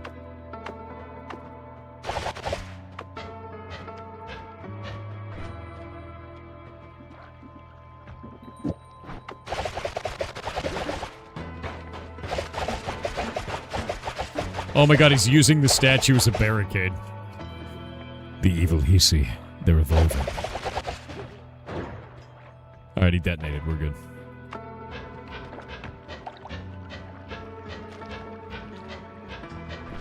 It's gotta be a better way here. That is definitely a better way. But it doesn't have the regen.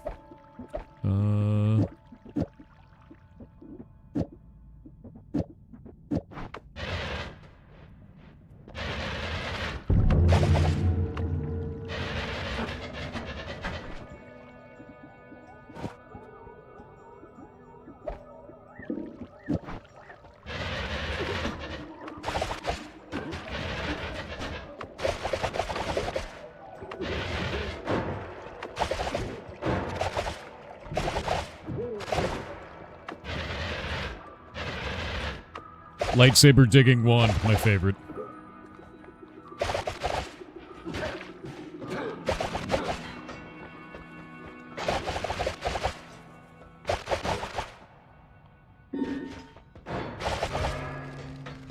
What? Chat, what have you done? Sand. It's all sand. It's all sand. Nothing? No, it's sand. I see what you did. I see what you've done.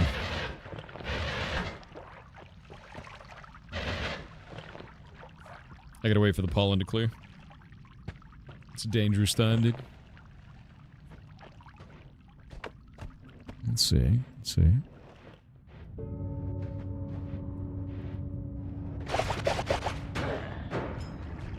It feels cozy in here. I don't actually know what that means, but this is a lot of blood. And sand? No, that's not good. I don't know what cozy does.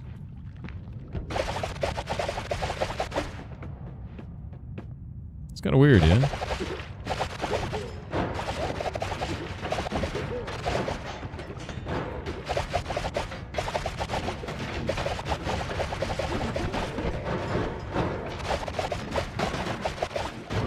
Shit. He's launching his allies past my pollen wall. We have to fall back. Reconvene with even more. Even more pollen, chat. One of them has a wand. And it's the big one. God damn it. Two of them have wands. They're totally different. This is bad.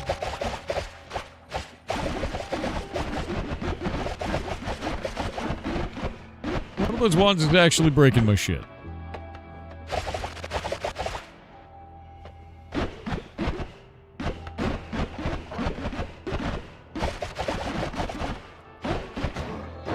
Got it. A horrible thing.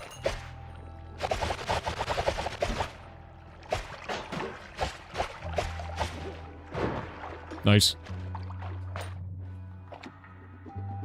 That's what that was. Not a fan of that.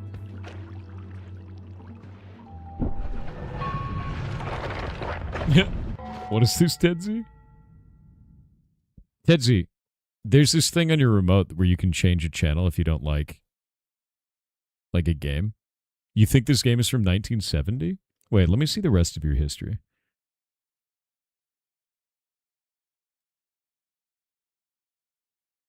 Oh, this is your grift. Hold up. No, this dude's come back. You've been doing this since, let's see, November 2025. The last thing you said in here was Arc Raiders just released, and here you are playing a game that looks like it's 50 years old. And now you're like, so sexy playing games from 1970. Go play newer games, man. That's all you do. That's what you do. That's your persona online, dude. That's embarrassing. Anyway, banned. That's all he's ever done in the community. Ever. At least he was consistent, man.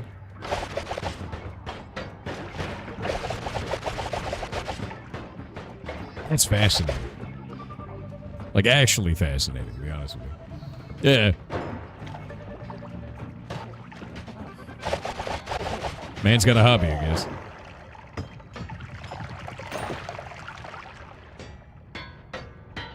Game bad, game old, change game. Yeah, I mean, like, just, I don't know. If you don't like watching something that a streamer is doing, you don't like their content, change the channel, man. Like, there's a million out there. But doing that for 5 months? Kind of weird. That's just a little weird, dude. Do anything else with your day. Oh. Uh-oh. What? I'm picking it. Pick it away. There we go. I don't think there's any resistance to polling. Ah, spicy ducks, the horror. That's a mimic. That's 100% a mimic. Oh my god, it's a really scary mimic. I don't know what that wand does. I fear it. Goddamn mimics. That mimic failed its stealth check, dude.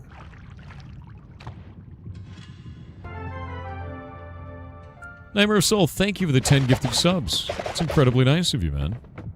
Thank you. You rock. Honestly. I'm still kind of blown away at that dude's grift.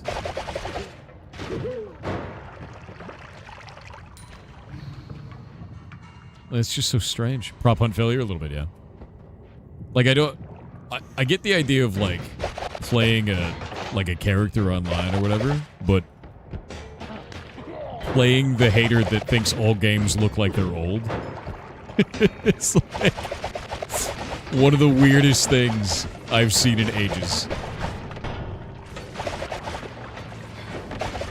It's like a background character in a D&D tavern, dude. That's what that is. I can't see it any other way.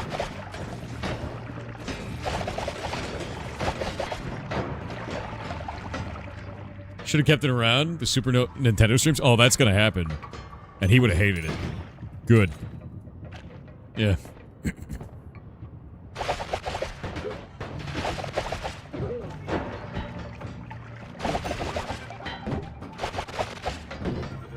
That's brutal? I don't know, dude. You act like a one-dimensional character. I'm gonna call you a one-dimensional character. Right? Like, that's kind of how that's gonna go. Man had the exact same line for 5 months.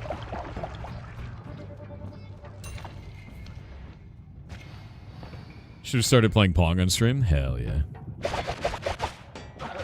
Pong is indeed brutal. It is brutal. It's like a middle school rage baiter. I hope it was a rage baiter.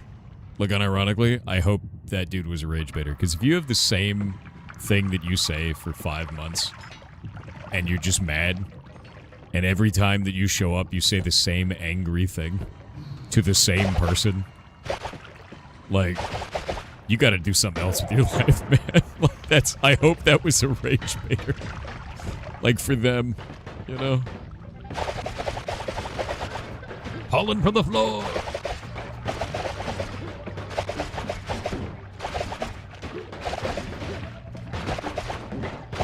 Oh! Wrecked. Ooh, oh, dude. He tried to jump to shoot me over the pollen. That was insane, actually.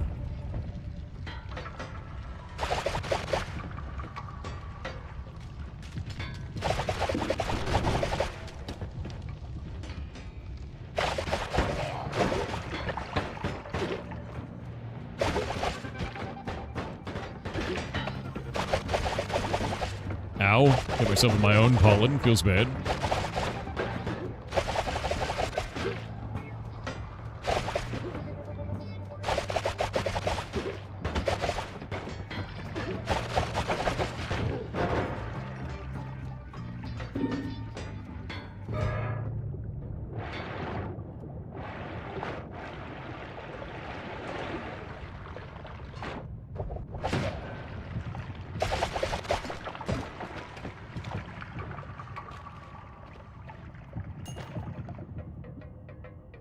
Accelerative homing. A projectile homes towards enemies at an increasing pace. That's kind of sick. Could work out for this build. But it's not going to work on that wand, or on this wand. I need regen first. Nice. You need to hydrate? True. How's that work with pollen? I think it actually speeds it up as it goes. I'm not quite sure, to be honest with you. Let me try it out. It's kind of a weird one, yeah? Oh, no, it's great. Yeah, no, it super speeds up. The homing counts on top of its own current homing. So it just makes it giga-fast homing. I know exactly how this is going to end, by the way. Do you guys want to know how this is going to end, how I'm going to die? I'm going to run into one of those enemies that when I hit them, we swap places, and the pollen's going to murder me. Straight up. I'm going to self-pollinate and die. Yeah.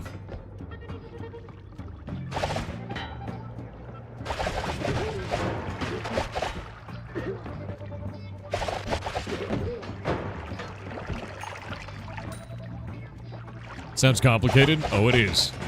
Every death in Noita is complicated. Ah!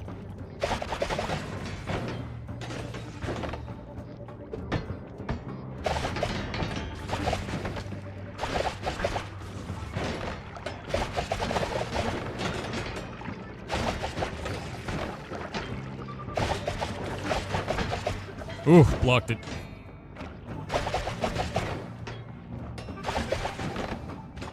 Sir? Oh, I did it wrong.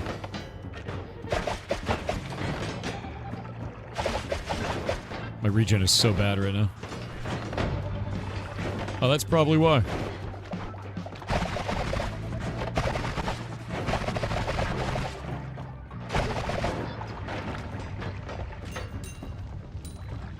I didn't realize that was actually still in my inventory. God damn it. Dump this shit on the ground. There we go. We get pollen as cover fire, and we get spitter bolt with speed to launch really fast.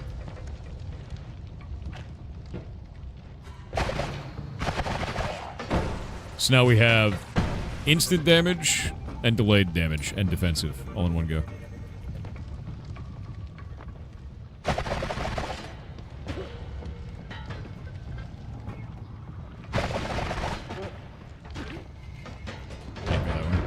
Whoa, okay.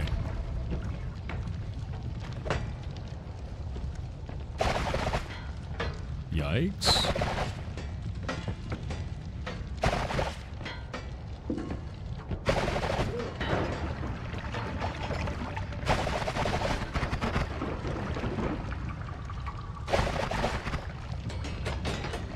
This is so powerful.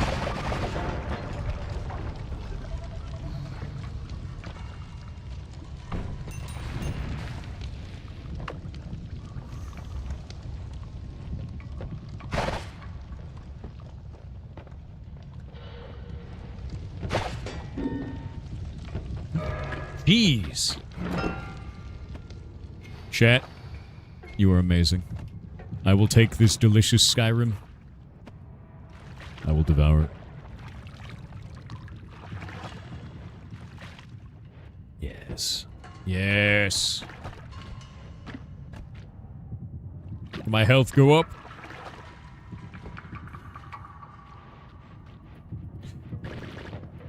There we go.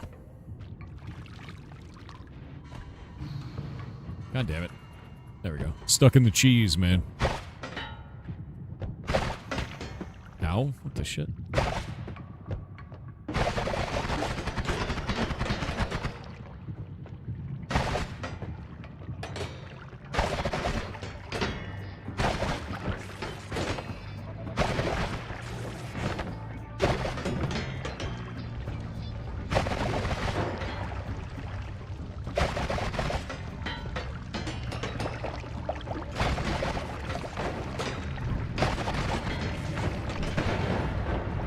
Demons. Demons, all of them.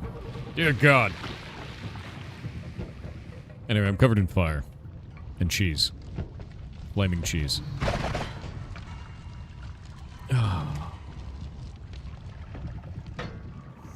problem with Noita is that you try to eat and drink everything. Yeah, stop doing that. Don't eat everything. Right? Eating and drinking everything in this game is a fast track to death.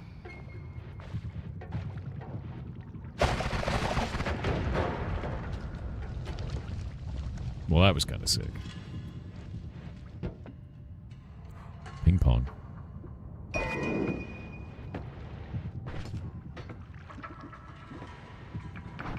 Okay. Okay.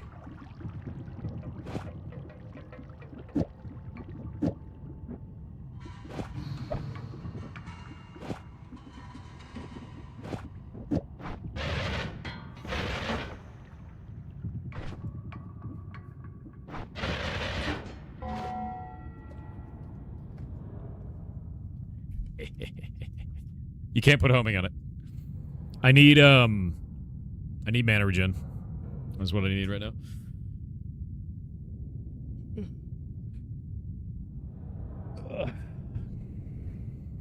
Gotta wait. Wait on the ads. The hubris grows. It does, actually. I need to keep building.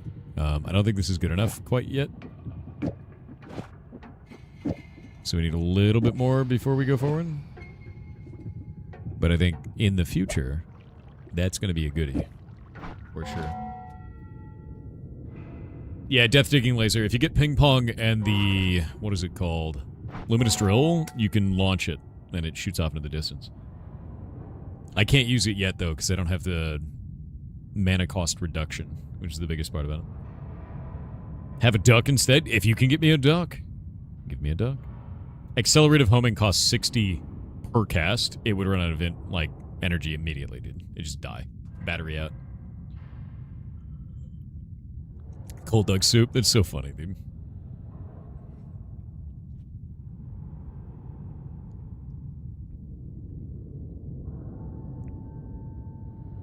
Legend of Zelda: Ocarina of Time is 2 last millennia, no longer relevant. Yeah, no. I mean, it's fine to think that something looks bad.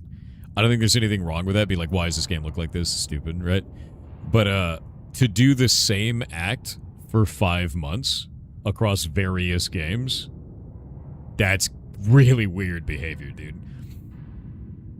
Most of the part, the worse. Of course, situational. Ads are done. Oh, it varies per user. I wait. Yeah. Maybe it was always Noita. No, it wasn't, actually. That was the part that's really funny about it. Yeah, ads are per viewer, so I know that the ad break is going to be anywhere from 5 seconds to 2 minutes long when I pop the ads. The ads go off every 30 minutes, so I have this UI show up, and I just wait. I don't want you to miss content just because you haven't paid money. I think that sucks. I think it's probably the worst. Oh, the accelerated homing. Yeah, the accelerated homing is really expensive. It's 60 mana drain per cast. That's too much. If I had regen or cost reduction right now, we'd be styling, but that's way too much.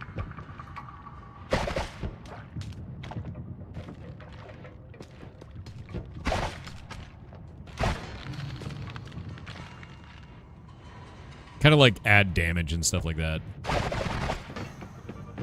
That dude is dangerous.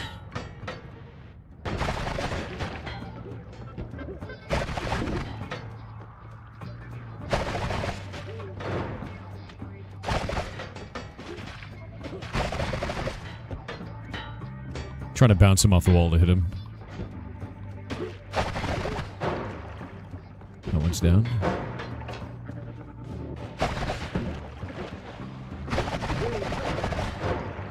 Got both of those.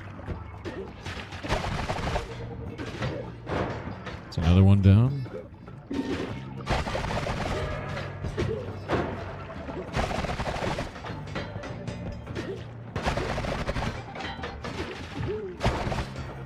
You temporarily reflect melee damage. Isn't that a good thing? That sounds like a good thing.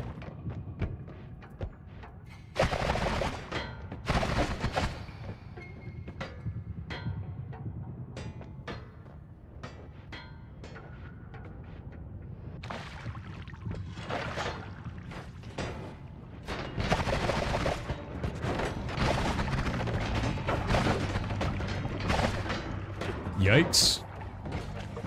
Are those guys over there fighting? I'm just gonna let them fight. Yeah, I'm gonna let them fight. Yikes.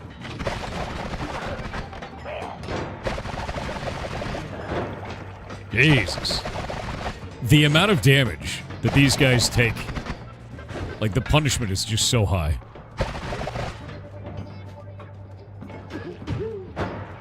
It's crazy amounts of punishment.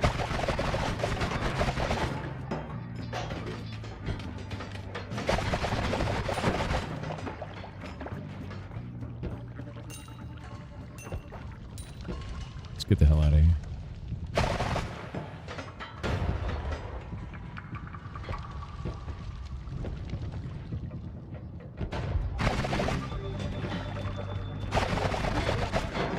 Yeah, those have over 100 HP. Oh, come on.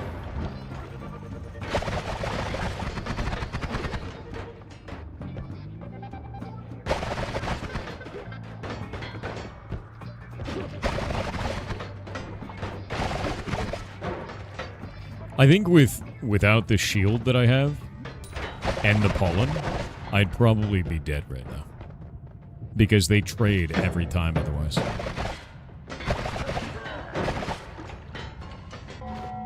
Have you interviewed the Noita devs? I have not. I love this game, too. I don't know if they do interviews from NOLA games. I don't think I've ever seen one. Because I'd love to talk to them about their history before Noita, and then also, like, what led them to want to make this, you know? Because I believe they used to make shade or powder toy stuff before this, like Sand Game.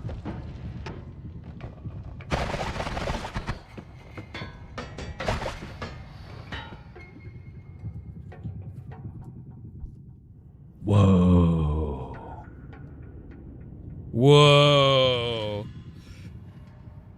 Okay. This one is insane. It's, it comes with 2 recharges and a glimmer. The glimmer is a really big deal.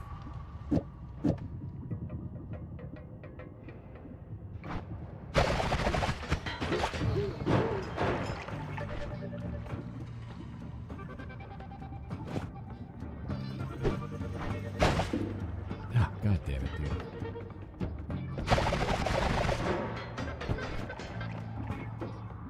The rest of this I don't super care about. Necromancy could be cool, but that recharge time is kind of a shit show.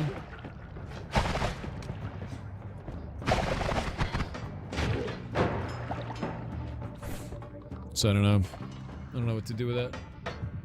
I don't know what to really do with that at all. Thanks for the part, chat.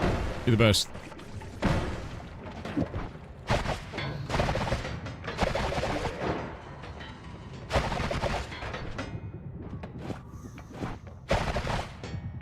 There we go. I got red glimmer on it. That's a free spell that reduces reduces some of the. I think it's recharge time. It's cast delay.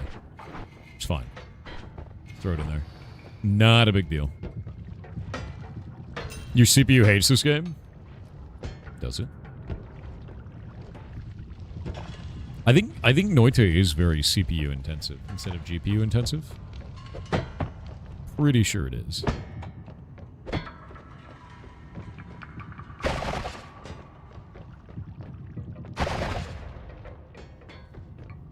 That was interesting. Didn't leave any fire behind. Okay. Let's see here. We're getting even more insane spells. We've got that done now. We've got that. Another luminous drill. Drop out for this.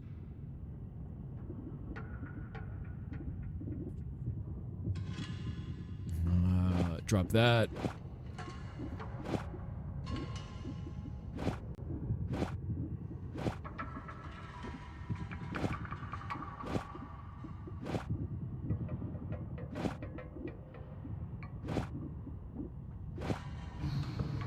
Okay.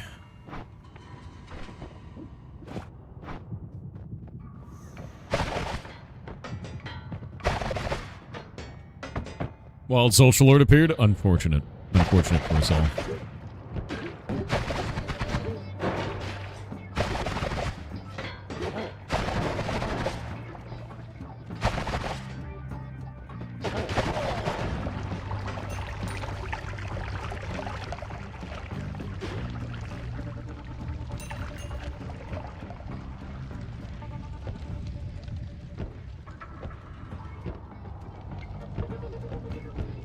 Will he survive? Did that thing just teleport a mimic to me, dude? It totally did. Get me out of here. It teleported a mimic, dude. That's so funny. The mimic's like, be cool, man. And he's like, alright, I'll get you close. I can hear the mimic facepalming right now. Look at this. It's in the wall, dude. Get out of here. Hey, do you guys think that's a mimic? You think that's a mimic? Or you think that's like a normal chest there? What do you...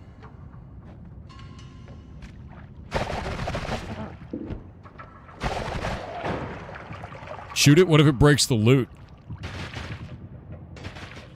Clearly not a mimic, right? Fantastic. Did he just plasma himself? Great. Okay. Is that one shooting? Nope. Nope. Nope. Nope. Ow. Oh, dick. Actually, dick move. Okay. Holy shit.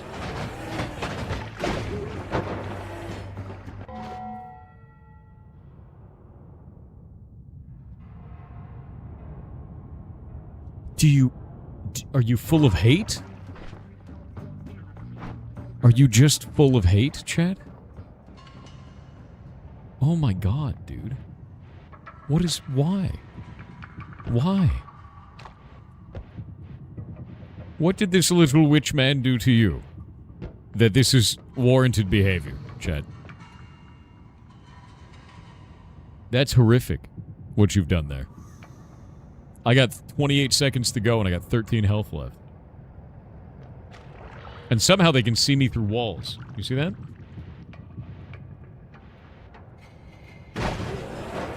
I'm dead. I was either dead or dead. Those were my options. Oh, god damn it, dude. I had such a good build going. I had such a good build. Chat is cruel. Chat is cruel. Well, it is the end of the day, unfortunately.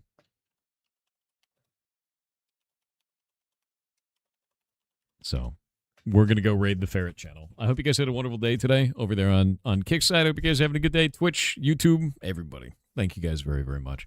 You are wild. You managed to kill me at the end. The saw blades are the great equalizer. Happy Easter. When is Easter? Is it Easter? Wait. When is Easter? In 2 days. It's not Easter yet. Don't ruse me. It's not Easter yet. Thank you for streaming. Always will, dude. Hope you have a good day. Goodbye, everybody. Goodbye. Goodbye. Good Friday. Goof Friday. The Goof Troop. Ferret stream reset time? Wait. When is that? Did it actually just reset? Oh, no. That's in 12 hours, man. Oh, wait. No, I'm dumb.